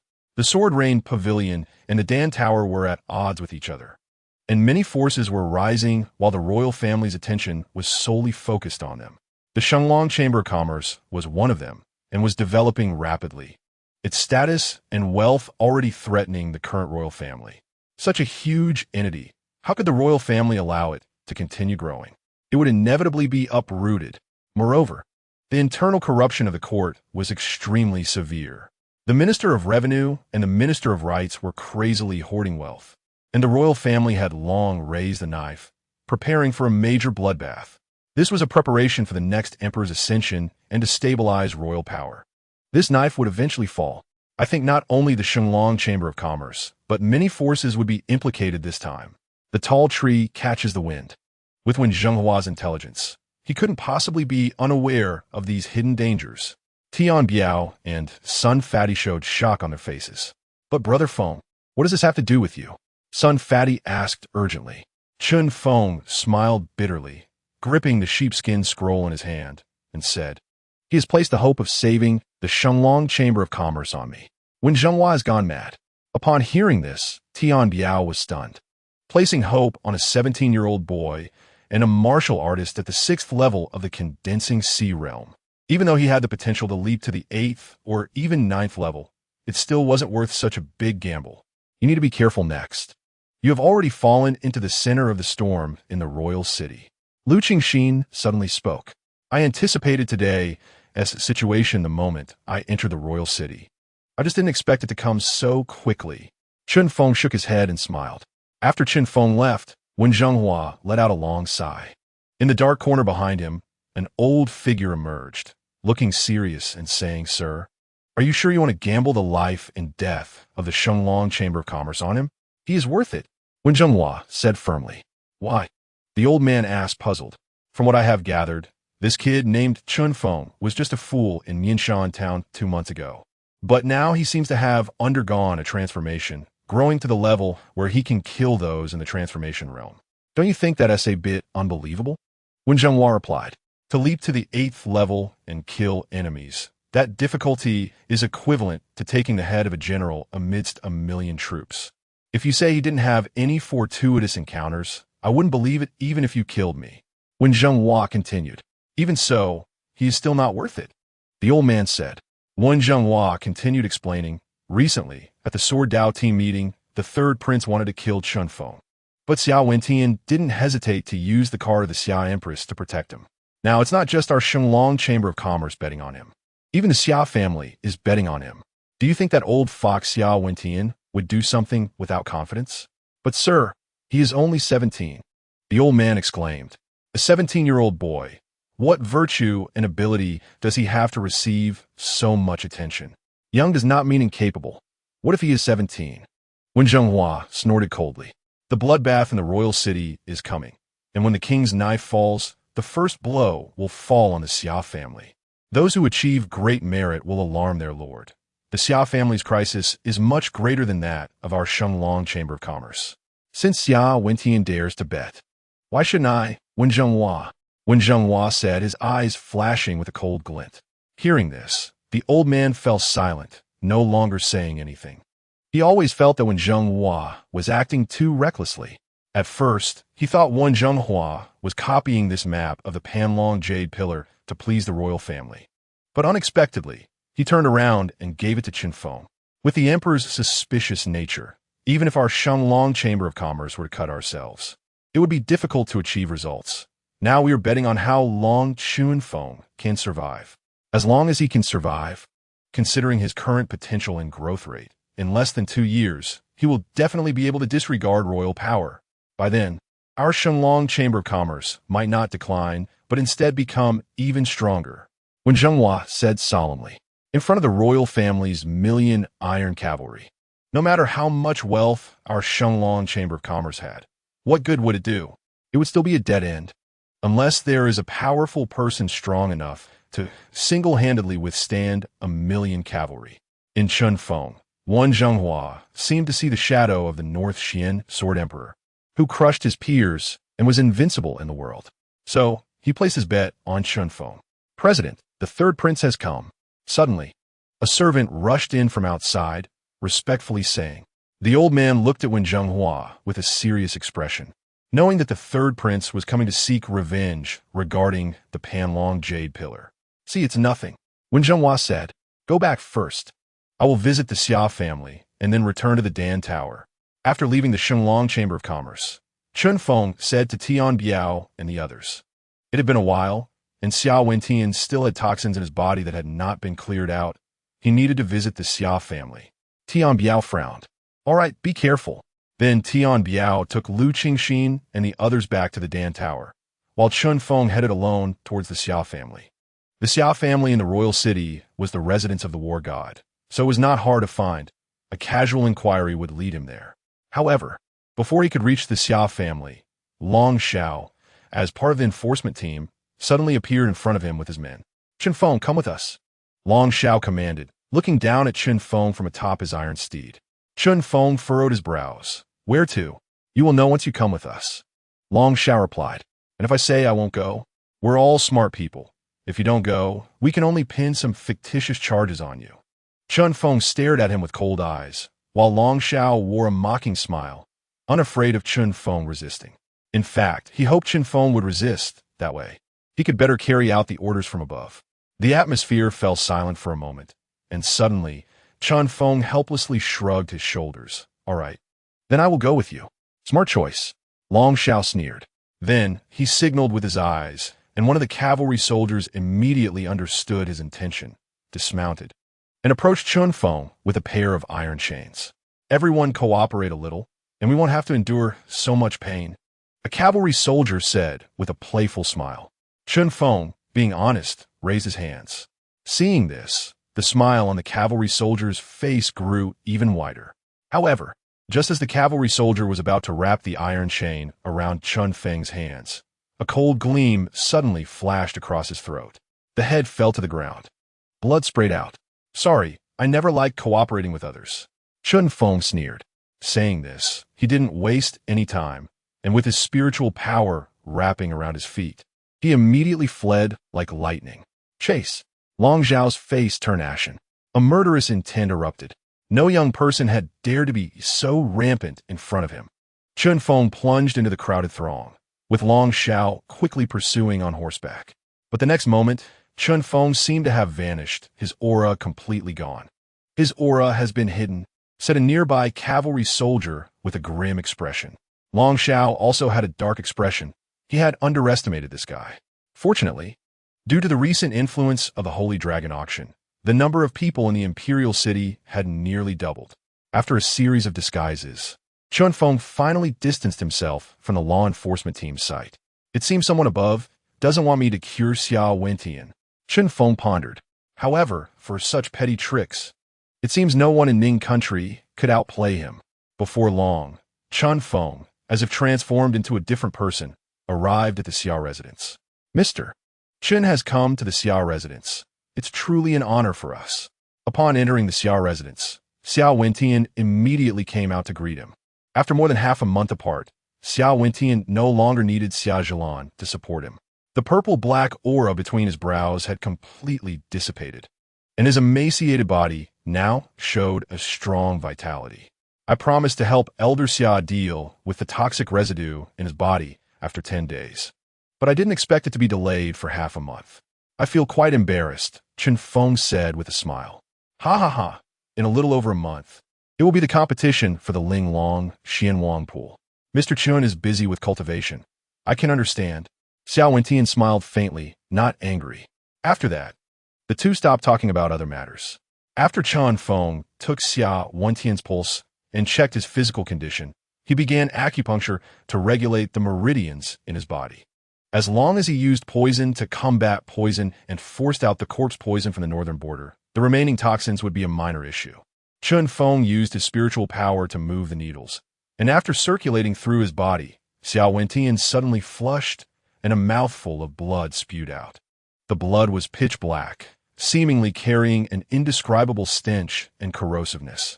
All right, Chen Feng put away the silver needles and said, the poison in your body has been forced out, but your body is still very weak. Your Xia residents should have second-grade recovery pills, right? Take a few more. It will help your body recover faster. Thank you, Mr. Chen. Xiao Wentian hurriedly expressed his gratitude again. Xia Zhilan also cast a grateful glance at Chen Feng. Over the past 6 months, they had searched for all the famous doctors in Ning country, but to no avail. Unexpectedly, by chance, they met Chen Feng on the cloud ship, which saved Xiao Wentian's life. Although we, the Xia residents, never intended to drag Mr. Chen down, we still involved you in this innocent storm. After glancing at Chen Feng's attire, Xiao Wentian realized that the latter must have encountered some trouble, and he frowned helplessly. I anticipated this. Chen Feng replied indifferently. With the Xia residents' influence, how could the imperial family allow Xiao Wentian to come back to life so easily? Sigh. Xiao Wentian sighed deeply. My Xia family has served as generals for generations. How many young men have gone to battle before the age of 16? Protecting Ning country for nearly 100 years. I still remember my older brother, who entered the army at 15 and died on the battlefield at 19. His body was even chopped into several pieces by the enemy, leaving him with a fragmented corpse. My second brother entered the army at 16 and had his head cut off by the enemy at 18, displayed on the city wall as a warning. My third brother also entered the army at 16. He had innate divine strength and fought against 3,000 cavalry soldiers of the Tang Kingdom without defeat. That year, the 10th prince entered the army for training and, against my third brother's advice, fell into Tang's encirclement. My third brother, disregarding the danger, broke into the enemy camp to rescue Ning country's 10th prince, but died in the breakout battle. None of these people were over 20 years old. Which general's family in Ning country could be as loyal as my Xia residents? We, the Xia residents, have no regrets, even if we bear the blood of countless sacrifices. Our sons will still be the first line of defense for Ning country. But now, just because of our great merits, the imperial family of Ning country intends to annihilate my Xia residents. How ridiculous is that? As he spoke, tears streamed down Xiao Wentian's aged face. At his age, he should have seen everything clearly, but he was unwilling. He was unwilling to accept that the Xia residents had sacrificed so much for Ning country. Yet the emperor treated him like this. Grandpa, please don't. Xia Zhilan, who was by his side, couldn't help but tear up. Sigh. Chen Feng sighed. The emperor was suspicious and had a heavy heart. Moreover, with great merit comes great suspicion. There would be no more time for the Xia residents. Human hearts are the most complex things. In his previous life, he sacrificed so much for the fairy Qi Yao, yet in the end, he was betrayed by her. Elder Xia, would you be willing to listen to me? Chen Feng suddenly spoke up. Please, Mr. Chen, go ahead. Xiao Wentian hurriedly raised his head, as if grasping the last straw of hope. Holding military power can shake mountains and rivers, and trampling the imperial capital determines life and death. Chen Feng said. The wild wind howled. In that instant, a surge of murderous intent erupted fiercely from Chen Feng. Xiao Wentian's expression changed drastically, and he hurriedly spoke. Mr. Chen, please don't say such things. Even Xia Zhilan couldn't help but feel her heart racing. The meaning of Chen Feng's words was already very clear. This was to change the ruler of Ning country. My Xiao residence has served as generals for generations, loyal to Ning country. How could I, Xiao Wentian, do such ungrateful and disloyal things? Xiao Wentian said excitedly. Chen Feng stared at Xiao Wentian. After a moment, he shook his head. Others were preparing to kill. Yet Xiao Wentian remained unyielding. In Chen Feng's view, this was foolish loyalty. Forget it. You and the Xiao residents can decide for yourselves. Chen Feng replied indifferently. Being dragged into the Xiao residence's troubles, he felt somewhat helpless, and it seemed that he now had even more enemies. However, he wouldn't stay in Ning country for long. As long as he had enough strength, he would leave quickly. The power struggles of the secular world, in Chen Feng's view, were really just child's play. Only the ultimate martial way was his pursuit. Those true powerhouses standing at the pinnacle of the Void God realm could wipe out not just Ning country, but the entire Tianwu continent with a mere snap of their fingers. That kind of supreme power was what Chen Feng sought. If there's nothing else, I'll take my leave. Chen Feng clasped his fists and was about to leave. Mr. Wait. Xiao Wentian called to Chen Feng, then took out a few communication talismans from his sleeve and handed them to Chen Feng, saying, I know that you are sincere to the Xiao residents, so we will not treat you unfairly. This is a communication talisman. When you crush it, you can quickly contact Xia Zhilan. For this Linglong Xianwang pool event, I will have Xia Zhilan participate as well. She will be a strong assistant for you, and you can instruct her to do things. Is that necessary? Chen Feng frowned. Don't worry, my granddaughter Xia Zhilan is very capable. She will only help you and won't become a burden. Xiao Wentian laughed. Xia Zhilan stepped forward, and her spiritual power erupted instantly. Then, she slightly gathered her palm, and the overwhelming spiritual power surged toward her palm like a rolling tide. That feeling was as if she possessed the ability to control the heavens and the earth. Transcendent realm? Seeing this scene, a look of surprise appeared on Chen Feng's face. This level of strength was far above Qin Ruyue. Sir, I will become your sharpest blade. Xia Zhilan knelt down on one knee and said respectfully. Chapter 62. Chen Feng's self-destructive behavior. Chen Feng looked at Xia Zhilan with a serious expression, and after seeing her earnest face, he finally nodded. All right. Chen Feng no longer refused. A genius martial artist at the Heavenly Connection realm would be a great help to him, at least able to fend off quite a bit of trouble. After that, Chen Feng did not linger in the Xiao residence. With Xia Zhilan's escort, he disguised himself and successfully avoided Long Shao and others, exiting the imperial city and returning to the Pill Tower. Now, only a little over a month remained until the competition for the Linglong Xuanquan pool. Qin Ruyue, Huashuanyu, and the others were all in seclusion, striving to improve their strength in the remaining short time. As geniuses, they understood the importance of perseverance. Without consistent effort and daily practice, no matter how good their martial talent, it would ultimately be difficult to achieve anything substantial. Although Chen Feng had lived an extra life and had deeper experience in martial cultivation than them, he was not arrogant enough to ignore all geniuses. Therefore, in preparation for the upcoming battle, he did not indulge in leisure, but began his own rigorous training day after day. His method of training was simple. He did not use pills to quickly raise his realm, but planned to endure the impact of the falling water from 300 feet beneath the cold pool waterfall every day, tempering his body and bones to lay a solid foundation for martial arts. The cold pool waterfall was currently the most suitable training place for Chen Feng in the Pill Tower. One day, Chen Feng arrived at the cold pool waterfall with 4 heavy iron stones. He tied a 50-kilogram iron stone to each of his legs and arms before slowly submerging his body into the water. With 4 iron stones weighing 50 kilograms each, that added up to 200 kilograms. Are you crazy?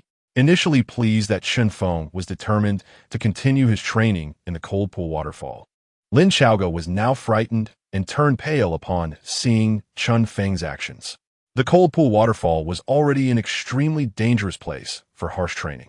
The icy cold air and the impact of the 300 feet high waterfall could easily kill a martial artist in the cold pool. Now, Chen Feng had added more difficulty for himself. If he exhausted his strength and was pulled to the bottom of the cold pool by the 200 kilograms of iron stones, he would likely drown. Chun Feng was pushing himself to the limits of life and death, ignoring Lin Chaoga's scolding from behind. Chun Feng's eyes were filled with firm determination as he focused on the cold pool waterfall and gradually walked down. The cold was biting. Immersed in the cold pool, the cold air from the rushing spring water was violently impacting Chun Feng's nerves. The cold air in the cold pool could not only temper a martial artist's body defenses, but also enhance the circulation speed of their internal energy. This cold force could slow down the martial artist's spiritual energy operation speed. Once accustomed to and overcame these harsh conditions, their spiritual energy circulation speed would naturally increase after leaving the cold pool. Chun Feng stepped into the cold pool, then took a few steps and leaped onto a rock. His bare upper body, subjected to the intense stimulation of the cold pool, was also violently hit by the water pouring down from 300 feet high, with a terrifying force equivalent to 3,000 pounds. With a tearing sound, the dragon scale skin covering his body was ripped apart, and under the impact of the spring water, Chun Feng sank directly to the bottom of the cold pool. Compared to the biting cold air above the cold pool, the cold air at the bottom was even more astonishing and dense. As his skin tore open, the cold air instantly seeped into Chun Feng's wounds. Hiss! Even with Chun Feng's resilient willpower, he couldn't help but gasp in cold air. The intense pain was like a torment worse than death. Cold, both cold and painful. It was as if he were in a 1,000-year-old ice cellar, and if he wasn't careful, he could freeze to death. Instinctive survival reactions, combined with the torturous pain, made Chun Feng desperately circulate his internal energy to swim up towards the surface.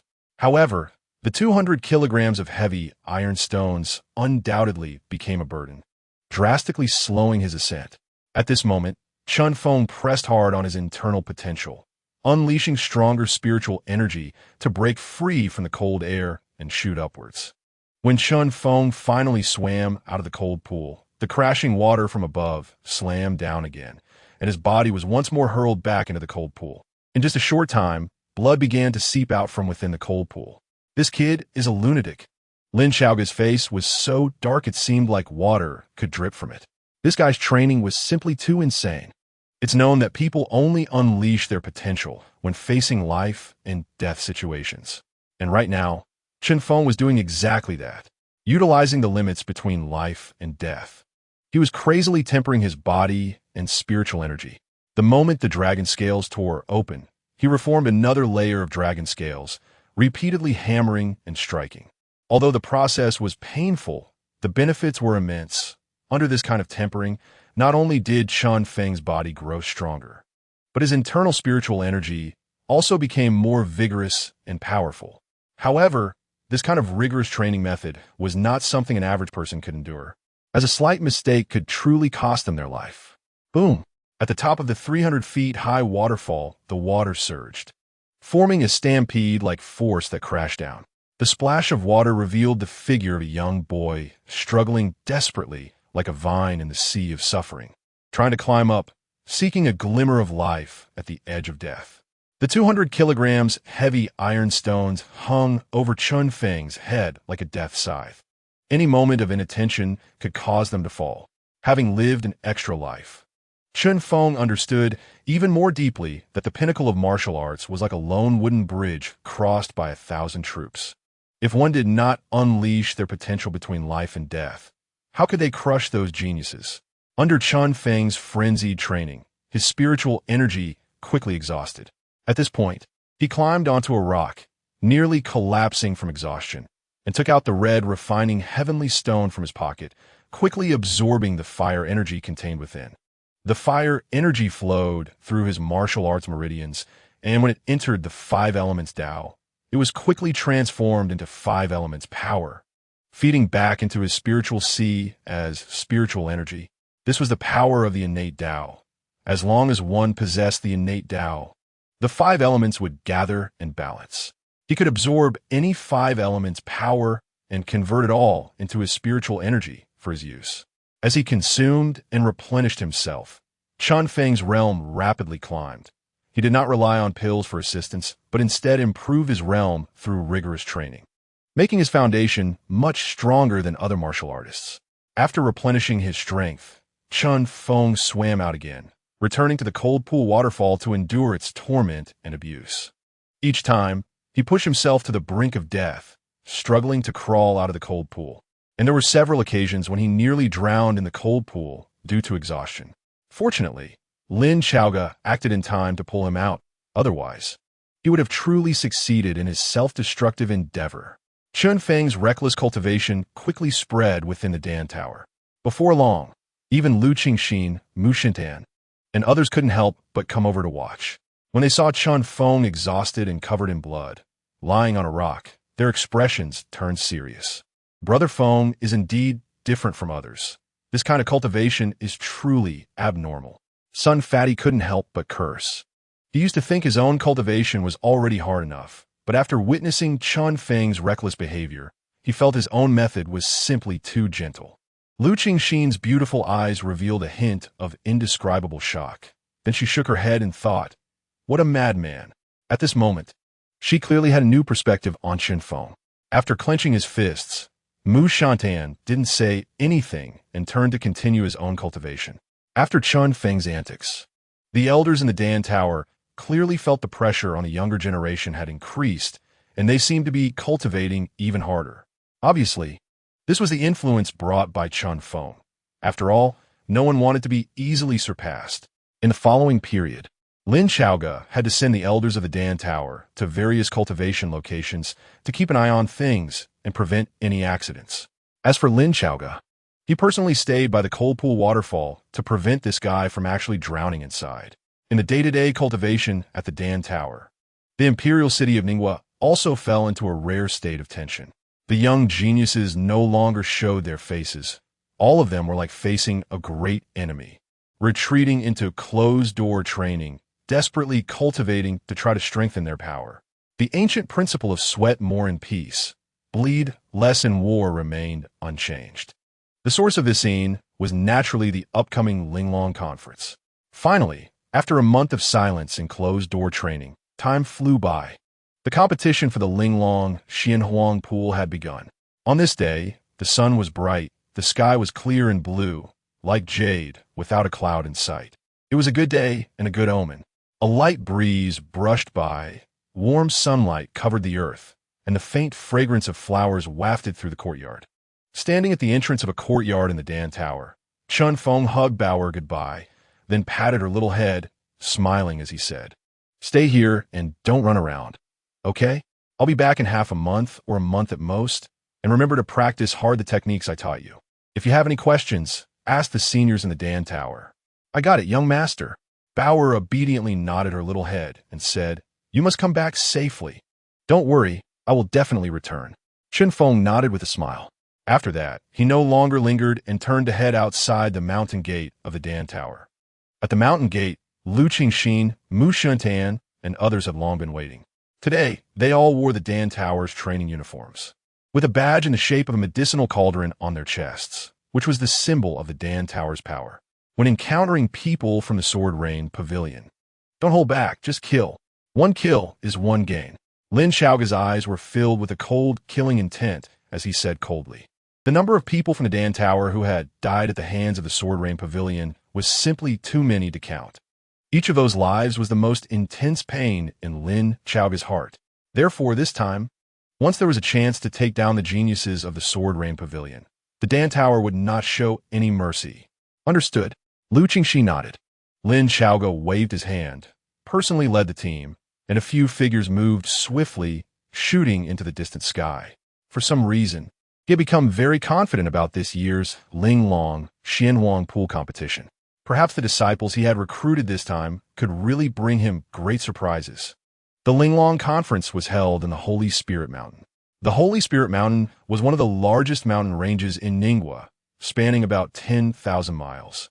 With countless ancient forests thousands of years old, the lush branches and leaves cast dark shadows, and fierce beasts roamed freely, with dangers lurking everywhere. From time to time, the howl of ferocious beasts echoed through the heavens and earth. Compared to the battles on the arena, this kind of lawless forest slaughter was even more appealing to the young geniuses. Here, they could fully unleash their strength and cunning. and no one would question any despicable means they used, even if they attacked in groups, because here, only results mattered, not the process. Whoever could kill to the end would be the ultimate winner. Within a few minutes, Lin Xiaoge and his group arrived at the top of the Holy Spirit Mountain. It was a vast and endless plain with countless figures. At a glance, there were nearly 10,000 people. All of these were the young powerhouses of Ningwa, and this place was about to become their arena of death. It should be known that the cultivation resources in Ningwa were limited and could not be provided endlessly to everyone. So it was necessary to select the true geniuses through life and death battles. Large-scale slaughter competitions like the Linglong Conference existed for this very reason. The world is cruel. Those who died in the Holy Spirit Mountain would only become silent corpses. Only by stepping on others' corpses and reaching the end could one be considered a true genius, worthy of enjoying high-quality cultivation resources that others could not. Therefore, for those precious cultivation resources, everyone would fight desperately. The people from Adan Tower have arrived. As Lin Xiaoge led the team to the Holy Spirit Mountain, many people's gazes quickly focused on Chun Feng and the others, followed by playful smiles on their faces. In every session, about 80% of the Dan Tower's people had died at the hands of the geniuses of the Sword Rain Pavilion, and everyone held a mocking attitude towards this pitiful force. Lin Xiaoge ignored the mocking gazes of others. After descending onto the plain, he looked forward. Now, the people from the Sword Rain Pavilion had also arrived, led by the first-generation Sword Monarch, Xiao Shiyu. Long time no see. You brought fewer people from the Dan Tower this year. What's wrong? Did the others all die? Xiao Shiyu sneered. How many people I bring is none of your business. Rather, are you all ready to buy your coffins? If not, I can lend you some. Lin Xiaoge replied coldly. The confrontation between the two immediately attracted the attention of everyone present. Xiao Shiyu smiled ominously. You can keep boasting. When all your people from the Dan Tower are dead this time, let's see how you, a lone commander, will cry. Oomph. Lin Xiaoge snorted coldly and chose not to respond. On the contrary, Chun Feng took more interest in some of the people standing behind them. Among the disciples who came this time, most were unfamiliar faces, with only one or two that Chun Feng recognized. For instance, Qin Ruyue and Zhu Gaoming. Among the crowd, Chun Feng also noticed a familiar figure, which was Chun Tianlang. However, now Chun Tianlang stood at the very end of the group, seemingly receiving lower treatment within the Sword Rain Pavilion. After being surpassed and humiliated by Chun Feng time and again, he had long been looked down upon in the Sword Rain Pavilion, with many considering him to have a sword spirit root, but no real strength, essentially a waste. When Chun Feng's gaze fell on Chun Tianlang, Chun Tianlang also turned his gaze to Chun Feng, with a deep resentment showing in his eyes. His status within the Sword Rain Pavilion should have been on par with Qin Ruyue, and all of this could be blamed on Chun Feng, who took away all his glory. His hatred for Chun Feng had reached an uncontrollable level. Looking at the resentful gaze of Chun Tianlang, Chun Feng merely smiled and paid him no mind. The current Chun Tianlang no longer drew his attention. Instead, the two handsome young men standing next to Qin Ruyue made Chun Feng's expression slightly serious. Brother Feng, those two are Hua Xuanyu and Shun Song. They are the 5th and 6th strongest on the talent ranking. Sun Fatty said from the side. I know. Chun Feng nodded. The pressure emanating from the two of them was enough to sweep away countless people present. It seemed they were indeed the top young generation of the Sword Rain Pavilion. Next, Chun Feng's gaze shifted to other areas. He noticed when Shi Xian from the Holy Dragon Chamber of Commerce had also arrived, accompanied by a group of people, as well as Xia Zhilan from the Xia family, and even other figures Chun Feng had seen before but did not know. This time, it could be said to be a gathering of the young generation's talents. Suddenly, while Chun Feng was surveying the surroundings, a heavy cough echoed across the plain. Everyone quickly turned their attention to the front of the plain, where a middle-aged man suddenly appeared, standing next to a stone tablet. Ladies and gentlemen, I am Wu Kuan, the person in charge of this Linglong conference, the middle-aged man said. Wu Kuan's appearance immediately stirred up quite a bit of discussion among the crowd. Sun Fatty, do you know him? Chun Feng asked. I do. Wu Kuan is one of the strong practitioners loyal to the royal family. and he basically presides over the Linglong Conference every year. He holds a lot of prestige, Sun Fatty replied. After a brief moment of commotion, Wu Kuan raised his hand to signal for silence. Next, I will explain the rules of the Linglong Conference. He continued. As in previous years, the Linglong Conference operates on a point system. Each of you will come to this stone tablet, which will assign you points based on your strength. Then, you will all enter the Sacred Spirit Mountain for unrestricted battles. 1 month later, the person with the highest score will represent their faction as the final winner of this Linglong Xianwang pool. Do you understand? The rules are quite simple. It's a points-based competition where you increase your score by hunting others, and whoever has the most points wins. No one present had trouble understanding this, as such rules were quite common. Next, all the young talents began to line up one by one to touch the stone tablet. Immediately, the stone tablet would emit a beam of spiritual light based on their current realm, and a stone plate would appear in their palms. Looking at the scores on the stone plates, many people's expressions were emotionless, covering their scores tightly, as if they did not want others to see. Because if others saw their scores, those with higher scores would easily become targets right from the start. When it was Chun Feng's turn, he placed his palm on the stone tablet, and a stream of light shot out. The stone plate fell into his palm. 19 points. This was Chun Feng's current score. Lu Qingxin, Mu Shun, and the others also took their turns to receive their score plates. Once the last person finished collecting their score, Wu Kuan spoke up. All right, now that the score plates have been distributed, you may enter the Sacred Spirit Mountain. Remember, this competition has no rules. It only cares about the result, not the process. Forming alliances or going solo, as long as you have the highest score, you're the winner. In an instant, everyone's expression turned grave, no longer hesitating. They turned and rushed into the mountain. No one wanted to become the first target of others. Everyone was preparing to quickly enter the Sacred Spirit Mountain to find a safe place to hide and gradually increase their scores through assassination. We should move too, Chen Feng said. Immediately, the few of them did not linger and turned to charge towards Sacred Spirit Mountain. Unrestricted slaughter. The killing belonging to the young generation had begun. Chapter 64. Why should I give you face in the vast, boundless mountain range? Towering trees stood like spears, and their sprawling branches formed a massive web that cast a shadow below. The scorching sunlight shone down, but under the thick canopy of the ancient forest. The light struggled to penetrate, leaving the forest dim as if it were still night. At the moment the Linglong Conference began, countless figures surged into this vast mountain range like locusts. No one wanted to stay behind and become a target. Only by entering the mountains first could they find a better hiding spot and gradually increase their scores through careful hunting. Lu Qingxin, Chun Feng, and others were naturally among them. At the start of the Linglong Conference, they quickly surged into Sacred Spirit Mountain along with the crowd. Not far away, several cold gazes were fixed on them. Qinru clenched her jade hand, her beautiful eyes particularly focused on Chun Feng, revealing a deep hatred. She had promised to kill Chun Feng at the Linglong Conference, and she would definitely do it. Senior brother Hua, let us kill the people from the Dan Tower first. Qin Ruoyue said. No need to rush, junior sister Qin. None of the Dan Tower people can escape. The most important thing now is to find the treasure of the Grand Elder of the Seven Xian sect first. Once we find that treasure, the lives of those from the Dan Tower can be easily reaped. Beixuan Yu sneered. The lives of the Dan Tower seemed insignificant compared to the treasure of the Grand Elder of the Seven Xian sect. The Sword Rain Pavilion had gone through great pains, even using a pot of the witch god's life spring to obtain a treasure map, and they could not waste it easily.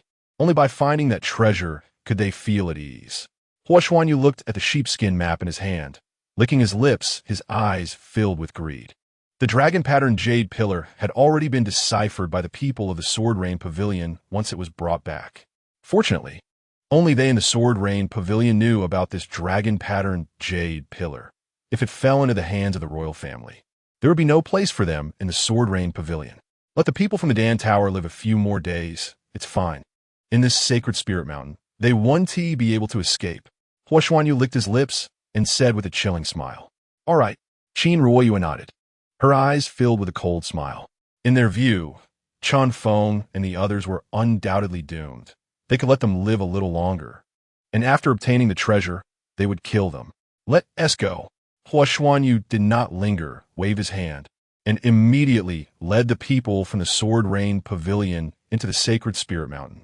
As this massive crowd surged into sacred spirit mountain within the vast, seemingly boundless forest, there were also occasional howls from beasts filled with ferocity and violence echoing out.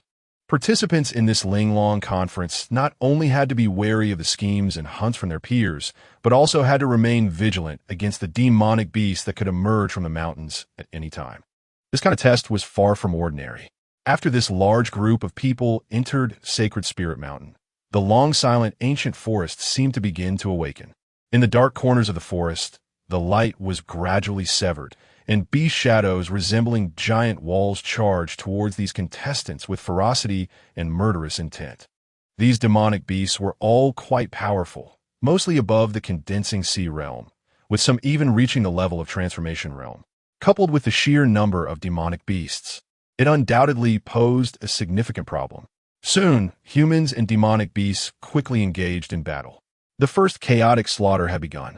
Many young powerhouses, upon entering the mountains, faced wave after wave of beast attacks, with explosive spiritual power erupting, accompanied by the sounds of tragic screams. Chun Feng and others quickly traversed through the forest, moving at a speed like thunder, leaving many competitors behind. However, just as they were about to delve deeper into the mountains, they encountered obstacles from the beasts. In a certain part of the forest, Chun Feng and his group looked on in surprise at several beasts that appeared before them. These beasts were entirely black, resembling bulls with two horns on their heads, and had stripes on their backs that looked like the black and white patterns of tigers. With their sharp black claws sweeping through the air, several unfortunate souls in front of Chun Feng had barely managed to escape a short distance before being torn to pieces by the beast's claws. Blood sprayed like a fountain, staining the forest, and the brutal lethality made Chun Feng's group feel a chill. What kind of beasts are these? So ferocious. They look neither like bulls nor like tigers. Sun Fatty's face changed immediately, and he stopped in shock. These are black gold tigers, intermediate-level beasts, their bodies covered in skin as hard as black gold stone. Difficult to destroy, but it's fine. These beasts' bloodline power isn't very strong, and their strength is around the second level of the transformation realm. So they shouldn't be hard to deal with. Tan Song explained. As a member of the demon race, he was very familiar with such beasts. Beasts with mixed bloodlines like these are incapable of transforming into human form. Only those with noble bloodlines can do so. Let's finish this quickly, Chun Feng said calmly. The Linglong conference has just begun, and he didn't want to waste too much time on these beasts. All right. Mu Shun and the others nodded. Chun Feng charged first, his spiritual power erupting, and dazzling golden light enveloped him like a diamond shield. He then threw a punch, carrying a fierce and violent force, directly smashing towards one of the beasts. Boom! A gust of wind howled, and this punch was enough to shatter any mountain rock. Roar! The black gold tiger saw Chun Feng charging and immediately let out a fierce roar. Its claws, covered in black gold skin, swept violently towards Chun Feng, the sharp claws slicing through the air, colliding with Chun Feng's fist. Bang! A tremendous sound echoed as their powers clashed. Without any suspense, the beast was sent flying, crashing through several large trees before finally hitting a massive rock. The beast's paw that collided with Chun Feng became a bloody mess, a sight too gruesome to behold.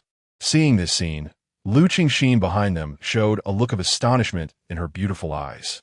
Without using any sword techniques or martial arts, this punch was purely based on his physical strength and spiritual power. His body has become stronger. Tan Song frowned, his face showing a serious expression. As a half-demon relying on the bloodline of the Black Elephant clan, he possessed an abnormal physique that surpassed all his peers. But now he realized that Chun Feng's body was not any weaker than his. Clearly, after his recent reckless training, Chun Feng's growth rate was extremely terrifying. After knocking the black gold tiger to the ground with one punch, Chun Feng stepped forward, his body disappearing from the spot, and the next moment, like a ghostly shadow, he appeared in front of the black gold tiger, delivering a sweeping kick that directly exploded the beast's head. Blood splattered everywhere, and the bloody, pungent smell filled the air. Lu Qingxin bit her lip, her beautiful eyes showing a complex expression. Back when Chun Feng had just entered the dam building, she had mocked him, but now looking back, it seemed there was a significant gap in strength between them. This feeling of being gradually surpassed was not pleasant. Stop looking, let's move quickly. Lu Qingxin gritted her teeth and immediately charged out. Under the flickering sword light, she rushed towards the few black gold tigers, and Tansong, Mushun, and the others did not hesitate either, quickly following suit. Under the fierce assault of Chun Feng and his group, in just a short while, the several black gold tigers had turned into corpses lying in pools of blood. After a period of hard training, their strengths had greatly improved, and killing these black gold tigers was naturally not difficult. After finishing off the black gold tigers, Chun Feng checked the direction of the forest and looked north. According to the sheepskin map given by Wen Zhenghua, the relic of the Grand Elder of the Beixuan sect was located to the north. Here is the plan. We'll first find the relic of the Grand Elder of the Beixuan sect, and then we'll hunt for points. After all, the map to the Grand Elder's relic is not unique to us, and it's quite important. What do you think? Chun Feng turned to Lu Qingxin and the others and asked softly. I'll follow Brother Feng. Son Fatty grinned. Now if Chun Feng told him to go east, he would firmly refuse to go west. When did you become so obedient? Mu Shun glanced at him, surprised. It should be noted that previously, Son Fatty dared to confront anyone in the Dan building, even disregarding Lin Chaoga. But now he was completely submissive to Chun Feng. What is it to you? I'm happy to. Son Fatty pouted. What about you guys? Chun Feng looked at Lu Qingxin and the pair of twin sisters. No objections. Lu Qingxin shrugged. We'll follow Brother Feng. The twin sisters smiled gently. They had great faith in Chun Feng. Mu Shun and Tan Song also expressed their agreement without needing to say more. Then let us keep moving. Chun Feng smiled lightly, and with a movement of his body, he continued forward. Lu Qingxin and Mu Shun quickly followed behind. Chun Feng naturally wanted to obtain the relic of the Grand Elder of the Beixuan sect. As the Grand Elder, he would have significant power and likely possess many cultivation resources. If they could acquire these resources, it would allow their team to enhance their strength once again in a short time.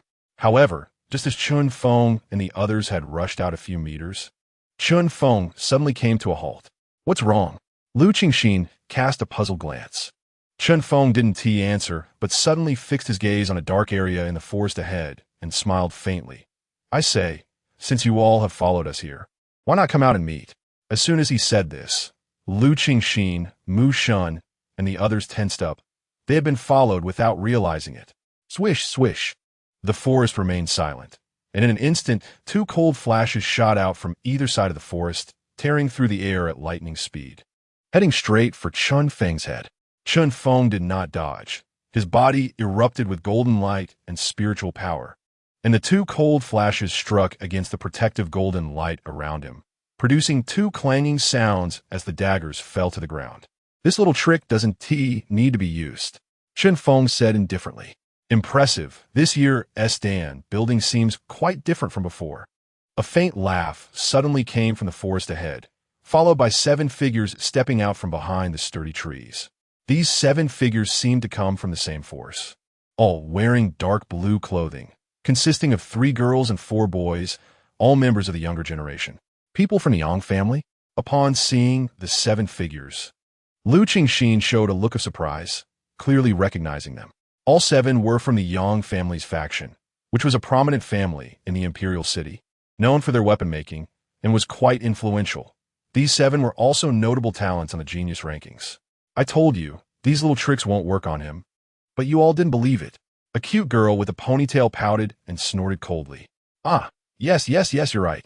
A dark-skinned man spoke helplessly. Then, he turned to Chun Feng with a serious expression and said, Let me introduce myself. My name is Yang Ding, from the Yang family. Although I don't know how you came to possess the map of the Elder's hidden treasure of the 7 profound sect, we can make a deal now. Your Dan Tower wants to win against the Sword Rain Pavilion, right? We give you this opportunity. We will give you our points, and you give us that treasure map. How about it? That way, we won't have to fight to the death. What do you think? The dark-skinned youth smiled faintly, flipping his palm to reveal a stone tablet that appeared in his hand, showing the number clearly to Chun Feng and the others. 28 points. Such a score is already extremely high. Lu Qingxin and the others' expressions turned serious. It was clear that their previous conversation had been overheard. Otherwise, they wouldn't know they had the map of the hidden treasure. I have 28 points in my hand, and with the scores of some of my relatives combined, we have about 100 points in total. This is already quite a substantial score. It's more than enough to exchange for the map in your hand, Yang Ding said with a smile. He showed complete goodwill. After all, Chun Feng and his group were not easy to deal with, especially this Chun Feng, who he had heard could even defeat talents like Zhao Shu, which was no small feat. It was naturally best to obtain the map without resorting to violence. I don't think it's worth it, Chun Feng said expressionlessly and indifferently. These people really know how to joke. The map on the Panlong Jade Pillar was exchanged for a pot of the witch god's life spring. And these people actually think they can trade it for such a small amount of points? Dream on. Yang Ding's face stiffened. Then he forced a smile. Bro, why bother? Give us some face, and everyone will get along better in the future. Besides, even if you have the map, are you sure you can fight against the Sword Rain Pavilion? Rather than going to your death, isn't it more practical to exchange for points? Chun Feng replied indifferently. First, I don't need you to exchange points. We will go and seize them ourselves. Second, I don't know you. Why should I give you face? Get lost. Hearing this, Yang Ding's face turned stiff, gradually transforming into a sullen expression. His teeth clenched as a cold glint flashed in his eyes. No peer had ever dared to speak to him like this. A mere Dan Tower actually dared to be so arrogant. The Yang family was also a major family in the Imperial City, although they couldn't compare to the Holy Dragon Merchant Association and the Sword Rain Pavilion. They had deep roots that no one dared to look down upon. These small fries in front of him were completely clueless. See? I told you they're a bunch of lowly people. How could they really exchange with us? It's better to just kill them. Then we can have both the map and the points. Isn't that great? The ponytailed girl sneered. A slightly thin youth behind her also said, Looks like we really have to do, as Xiao Xiao said, and just make a move. After all, this is a no-rules brawl. Even if we kill everyone from a Dan Tower here, no one will know. Yang Ding's expression was extremely gloomy. After a long time, he slowly suppressed his anger, a cruel smile appearing at the corner of his mouth. He looked at Chun Feng, his eyes filled with regret, shrugged his shoulders, and cruelly said, Well, I was hoping to resolve this without violence, thinking we could still be friends.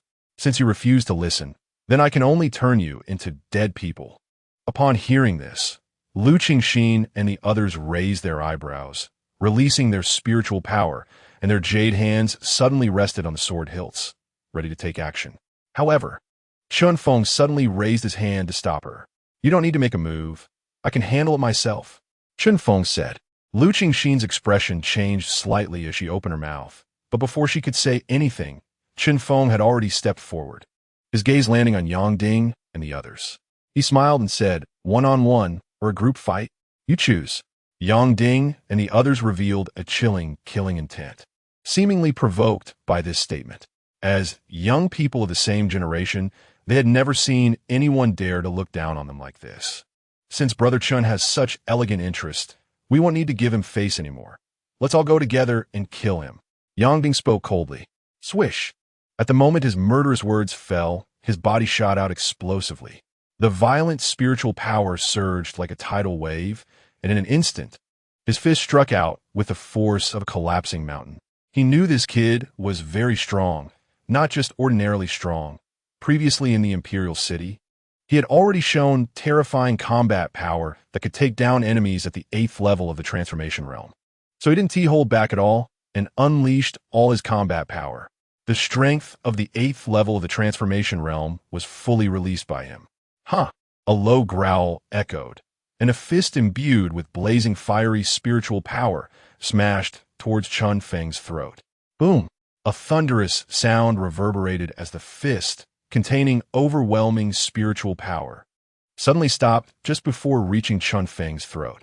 It turned out that a golden light shield had covered Chun Feng's body without anyone noticing, and the surface of the shield displayed astonishing patterns of dragons roaring and tigers howling. Yang Ding's fist landed on this golden light shield, but failed to inflict any damage whatsoever. How is this possible? Yang Ding's face changed drastically. This completely overturned his understanding. Even if there was a gap, it shouldn't be this large. He was a strong practitioner at the 8th level of the transformation realm. Yet he couldn't even shatter the other's simple spiritual power shield. Behind him, Lu Qingxin and the others were also stunned, their eyelids twitching. This scene was undoubtedly too shocking. With this little ability, you want to learn from others to rob things? Chen Feng smiled slightly. His 5 fingers formed a fist. Chun Feng's body moved, and he punched fiercely, the majestic golden spiritual power carrying an indestructible feeling, smashing towards Yang Ding's head. In the blink of an eye, Yang Ding's face changed drastically, and he hurriedly raised his hand to strike back. Crack! As their fists collided, a sound of bone fracturing echoed immediately. The spiritual power, in a domineering manner, shattered his entire arm. In an instant, the latter's body was sent flying backward like a cannonball, crashing awkwardly to the ground. Yang Ding, the other 6 members of the Yang family all revealed shocked expressions, shouting in unison. After hitting the ground, Yang Ding immediately spat out a mouthful of blood. The arm that had collided with Chun Feng had turned completely bloody and mangled. He widened his eyes, staring at Chun Feng, a storm of shock surging in his heart. 9th level of the condensing sea realm? This guy's strength has actually grown to the 9th level of the condensing sea realm in just over a month. How is this possible? He recalled that just over a month ago, during the battle in the imperial city with Zhao Shu and the others, Chen Feng was only at the 6th level of the condensing sea realm. In just over a month, his strength had surged again, but this rapid increase in strength was unbelievable to him. This guy was simply a freakish monster. Stop fighting alone. Let us all go together and kill him. The ponytail girl said with an ugly expression. The other 5 also showed ferocious expressions, their violent spiritual power continuously erupting. The 6 of them simultaneously drew their swords. And under the coverage of their spiritual power, the swords immediately emitted a buzzing sound, like dragons roaring and tigers howling, resonating with an extremely powerful wave. As a Yang family known for their weaponry, they possess numerous extraordinary treasures. Clearly, the weapons in the hands of these individuals are all of extremely high rank. With a swift motion, the 6 individuals simultaneously propelled themselves forward with a sharp sound, charging towards Chun Feng. The glint of blades and the shadow of swords, carrying astonishing sharpness, slashed down simultaneously. However, Chen Feng did not dodge or evade, remaining standing in place. Just as the blade light and sword edge were about to strike him, they passed through him as if there were no obstacles at all. The figure before them became ethereal, the brilliance dissipating like some kind of firework. A residual shadow? The ponytailed girl exclaimed in shock. She never dreamed that this guy's movement technique could be so bizarre and unpredictable. Xiao Xiao, be careful. One of the slender youths seemed to notice something, his face changing dramatically as he shouted. A sturdy arm, covered in dragon scales, suddenly tore through the air and attacked from behind. The ferocity and violence seemed capable of tearing a person apart on the spot. The ponytailed girl immediately reacted. Without hesitation, she turned and fiercely swung her sword behind her. Clang! The sword light struck violently against Chun Feng's shoulder, without any blood splattering. All that could be heard was the sound of metal against metal. How could this be? The ponytailed girl's eyes widened, her cheeks flushed with disbelief. At that moment, Chen Feng was not only enveloped in a layer of protective golden light, but also had an extremely tough and indestructible dragon scale skin. She saw him reach out with one hand and directly grasp her neck, revealing a sinister, murderous intent on his face. The girl's cheeks turned red, her beautiful eyes widened.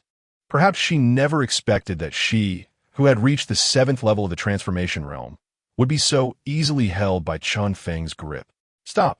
The others, seeing this, showed panic on their faces and rushed over. Chun Feng did not hesitate to snap her neck, and with a crack, the girl instantly lost her life. He forcefully threw the ponytailed girl's corpse, sending it crashing into the slender youth who was rushing back.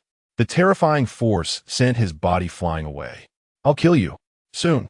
A tall and robust young man turned red with rage, his eyes filled with murderous intent as he charged forward, swinging his sword fiercely towards Chen Feng. At that moment, Chun Feng abruptly drew his sword. The Tian Tsung Yun's sword glowed with a hint of deep red blood under the twilight. 900 layers of sword pressure condensed on the blade in an instant. And then Chun Feng stepped forward, his body shooting out like an arrow released from a bow. There was nothing flashy about it, but the speed of the sword light was so fast that everyone couldn't react in time. The sword light swept past the throat of the tall young man like a fleeting star in the night sky. A head fell like a brocade ball, dropping to the ground. Yang Ming. A mournful roar echoed through the air as the remaining young members of the Yang family turned red-eyed at the sight. They never expected that after they surrounded Chun Feng together, in less than the time it takes for a stick of incense to burn, 2 of their young members had already died at his hands. Kill for me. The remaining 5 gritted their teeth and roared. Without holding back, they all unleashed their overwhelming spiritual power, their bodies charging at Chun Feng like cannonballs from 5 different directions. Chun Feng slightly bent his body, preparing to draw his sword. Boom! The unmatched spiritual power rapidly released from him. Endless golden light surged like a flood, gathering on the sword's edge. The sword pressure crazily inflated layer by layer. The furious wind howled, swirling in the forest, stirring up gusts of sand. The treetops around shook violently. An unmatched sword momentum reached its peak. At this moment, Chun Feng also displayed his astonishing swordsmanship talent. Facing the combined assault of the 5, Chun Feng's body shot out, spiritual power enveloping him. Like a fierce tiger entering a flock of sheep. The flowing light and shadow of the sword saw a streak of starlight tearing through the air, shooting past. A stunningly beautiful girl was raising her sword, stabbing fiercely towards Chun Feng, but before her sword could reach him, the star-like sword had already sliced through her throat in the blink of an eye. The sharpness of the sword was such that it severed several large trees behind her in half. The cross-section was as smooth as a mirror, seemingly crafted by heavenly hands. Without any flaws. Not far away, Lu Qingxin and Mu Shun, who were watching the battle, felt a shudder in their hearts. They had never seen such exquisite swordsmanship. Not even from the Sword Emperor. This kid's talent in swordsmanship is so monstrous. Mu Shun couldn't help but exclaim. The sword techniques displayed by Qin Ruoya, who prided herself on having awakened the sword soul body, were simply as inferior as dirt compared to Chun Feng.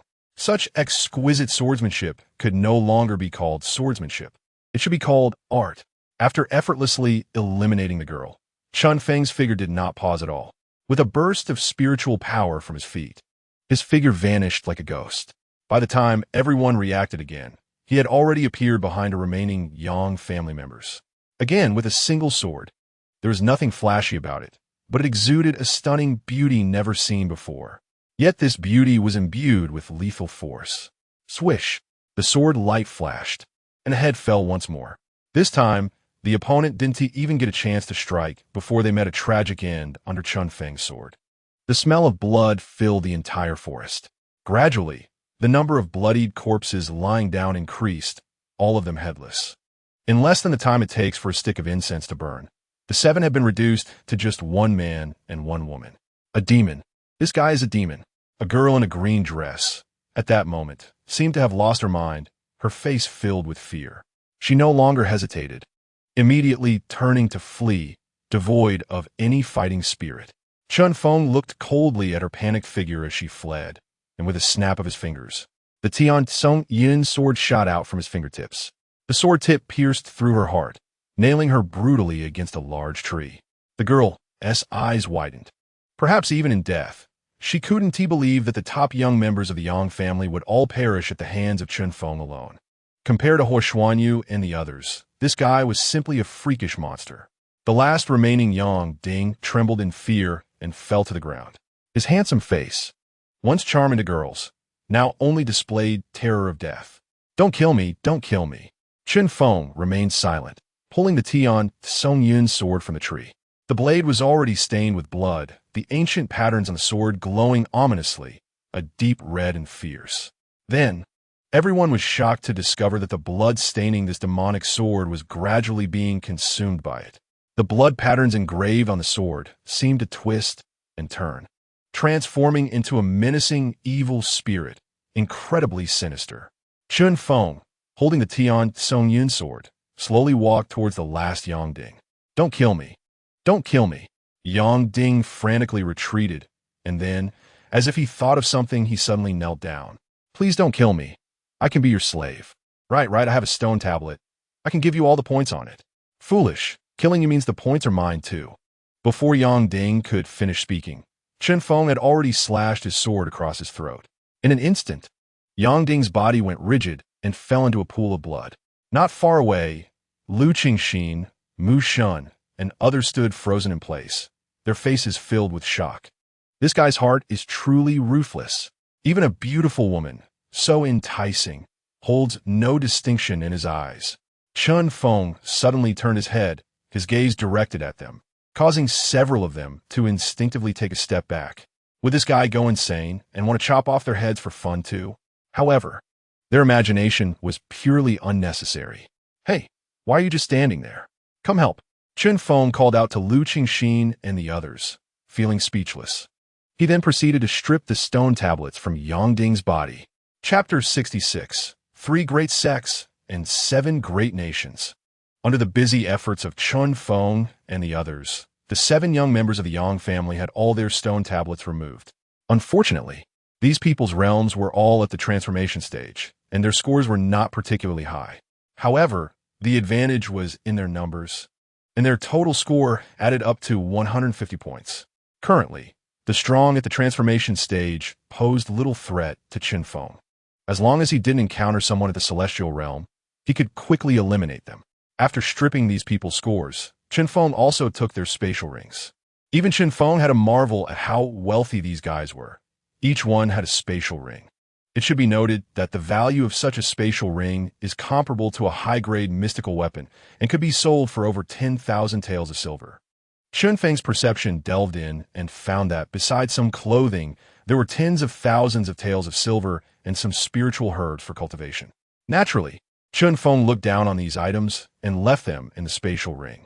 Brother Feng, it seems our harvest is quite rich, 150 points. Sun Fatty grinned. He had initially thought this would be a hard fight, but he didn't expect Chun Feng to handle it so easily by himself. They're just some transformation stage guys. Chun Feng shook his head and smiled. Those selected to participate in the Linglong Xianyuan pool competition were basically the talented individuals within their clan, and all of them were at least at the transformation stage. So, in reality, among all the participants in the Sacred Spirit Mountain, Yang Ding and his group would only be considered average. The truly top-tier geniuses had yet to show themselves. After the Linglong conference ends, I want to cultivate with you, Tan Song said earnestly as he looked at Chun Feng. This battle seemed to have had a significant psychological impact on him. Previously, when dealing with the demon beasts, he only felt that Chun Feng's physical body was almost comparable to his. But now it seemed that Chun Feng's physical body was likely to surpass his, which made him feel somewhat complicated, as the advantage of a strong body was his greatest pride, and now someone was about to surpass him in that regard. Chun Feng smiled calmly. Sure, but you have to be able to endure my training methods. If you can, I can too, Tan Song said seriously. He dared to push himself to the limit. Seeing Tan Song and Chun Feng about to compete, Lu Qingxin frowned and said helplessly, Can you men set your pride aside for a moment? The people from the Sword Rain Pavilion should be rushing towards the location of the Grand Elder's treasures. We should hurry and leave. All right, we need to hurry. Tan Song finally reacted. Yes, it's not suitable to stay here for long. Let's withdraw. Chun Feng nodded and did not linger, swiftly moving out first. Lu Qingxin and the others quickly followed behind. The scene was a mess. The bloody scent left by the battle still lingered in the forest. Some powerful demon beasts lurking deep in the woods seemed to have caught the scent of blood and began to approach. Just then, several dark figures suddenly rushed in from a distance, and upon arriving at the bloody scene, the leader abruptly stopped, looking around in surprise. The others also followed suit and stopped. What a cruel method of killing, said a young man dressed in black, his eyes revealing a hint of shock. There were a total of 7 corpses at the scene. Aside from the girl nailed to the tree, the other 6 had all been decapitated. A gruesome and inhumane way to die. Looking at these heads, the group was not unfamiliar with them. These were the young members of the Yang family. However, As far as they knew, the young generation of the Yang family was not weak, all being strong at the transformation stage, and now they had all been slaughtered. Not a single one left. Suddenly, the leading young man walked to the side and picked up a section of tree trunk from the ground.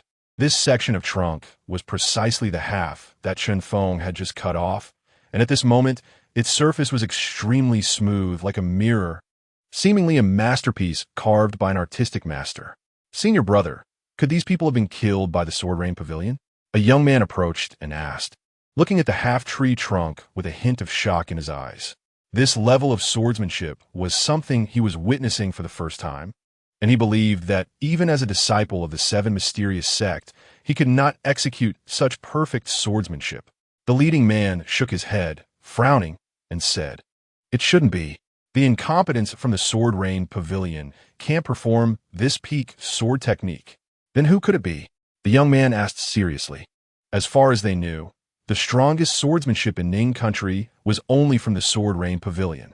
It seems that there is a peerless genius in Ning country that our Seven Mysterious Sect is unaware of. The leading man said heavily.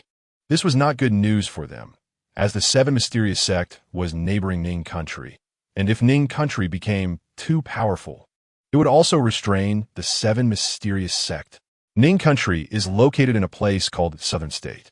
Southern State is extremely vast, divided into 3 major sects and 7 major nations. Among these 3 sects and 7 nations, no single force is particularly outstanding. They balance each other out. Having experienced countless wars of varying sizes, and to this day, the 10 top existences still maintain a peculiar balance.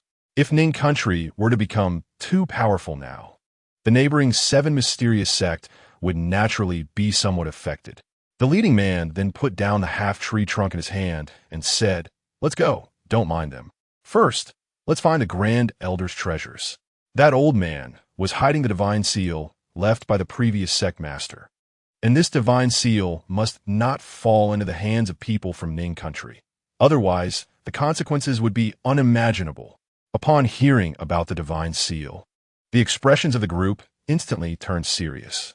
Subsequently, they did not waste any more time here. Their bodies moved, transforming into streams of light as they quickly shot off toward the north. In the front, Chen Feng and his group were unaware of the situation with the 7 Mysterious Sect. Under the cover of spiritual energy, they traversed through patches of forest, reaching the location marked on the map with increasing speed. However, during the journey, Sun Fatty's face had been looking rather grim, filled with worry, as if he harbored some concerns. After a long while, he finally couldn't hold back and asked Chen Feng, "Brother Feng, how many people do you think know about this map?" Currently, the only known parties are the Sword Rain Pavilion and us. But I estimate that the Holy Dragon Chamber of Commerce also has a copy of the map, probably in Wen Shuan's hands. But I don't know if she would be interested in this treasure. Chen Feng replied. Upon hearing this, Sun Fatty frowned. For some reason, he felt an unsettling premonition in his heart, as if there were some unknown enemies lurking around. Chen Feng seemed to have noticed Sun Fatty's unusual expression and continued. Although there are currently 3 forces that know about this map, I think there must be more. Perhaps there are unknown enemies that we are not aware of. So we need to be mentally prepared. We may have to fight some tough battles ahead. In the previous life, every time ancient relics surfaced, no matter how tightly the secret was kept by those who knew the locations, various unexpected ways would still leak the information. Therefore, if it were said that only 3 forces knew about this relic, Chen Feng would absolutely not believe it. There must be others who know about it, but for now, those people are still hiding in the dark, not showing themselves. Be cautious and prepare yourself mentally, Chen Feng reminded. Sun Fatty forced a smile. The competition for the Linglong Xianhuang pool was already brutal enough. All the participants were carefully selected geniuses from Ningguo, each possessing considerable skills. And now there might be other external forces mixed in. He truly couldn't imagine it. Lu Qingxin, Mu Shun, and others also turned serious. Cultivation resources are always scarce. No one can have too much, so the fighting between warriors will never cease. Everyone wants to become stronger, and who can obtain better cultivation resources depends on their own abilities. The law of survival of the fittest is applicable everywhere. As night fell, the light in the forest grew darker. Roars of fierce and savage beasts echoed incessantly in the dark forest, intimidating everyone. Chen Feng and the others stopped rushing and set up camp in a clearing to rest. After all, if they kept rushing and exhausted all their spiritual power, if someone attacked at that moment, it would only bring disaster upon themselves. The bonfire blazed, crackling as it burned. Chen Feng and the others sat around the bonfire. Lu Qingxin was in charge of roasting meat, while keeping an eye on their surroundings. As for Mu Shun, Tan Song, Sun Fatty, and the twin sisters, they began meditating to recover their spiritual energy. Aside from the occasional beast roar, the surroundings were silent. Chen Feng took out his Tian Tsongyin sword, unsheathed it, and examined it carefully. This Tian Tsongyin sword had many ancient blood patterns carved on its blade, intertwined like some kind of ancient seal. Now, after Chen Feng's repeated killings and bloodshed, the seal on the sword had changed somewhat. At the tip of the sword, a blood pattern resembling a tiger's mouth appeared, as if a corner of the seal had been torn open, causing a continuous outpouring of fierce and malevolent energy that could no longer be contained. Chen Feng spread his hand and saw a visible mass of malevolent energy, clinging tightly to his palm like a maggot. Furthermore, this malevolent energy had a corrosive effect, seeping through his skin into his veins. Is this what the boss referred to as a curse? Looking at the blood-patterned tiger mouth on the sword, Chen Feng murmured solemnly. Chapter 67. Sword Spirit Mutation. This sword was something he stumbled upon in the Baibao building in Yen City, and at that time, the boss had warned him countless times. This was a demon sword. Furthermore, all previous owners of the sword had suddenly died. Therefore, the boss believed it was a curse. This demon sword was a cursed sword, and whoever took it would encounter ominous events. As for curses, Chen Feng naturally did not believe in them. The so-called curse was merely some secret methods and forbidden techniques unknown to ordinary people. Everything has a source, and as long as the source can be found, the so-called curse can be resolved. However, finding this source in a short time might not be possible, because according to Chen Feng's estimation, the source of the malevolence should come from the sword spirit of this sword. Sword spirits are not something every sword can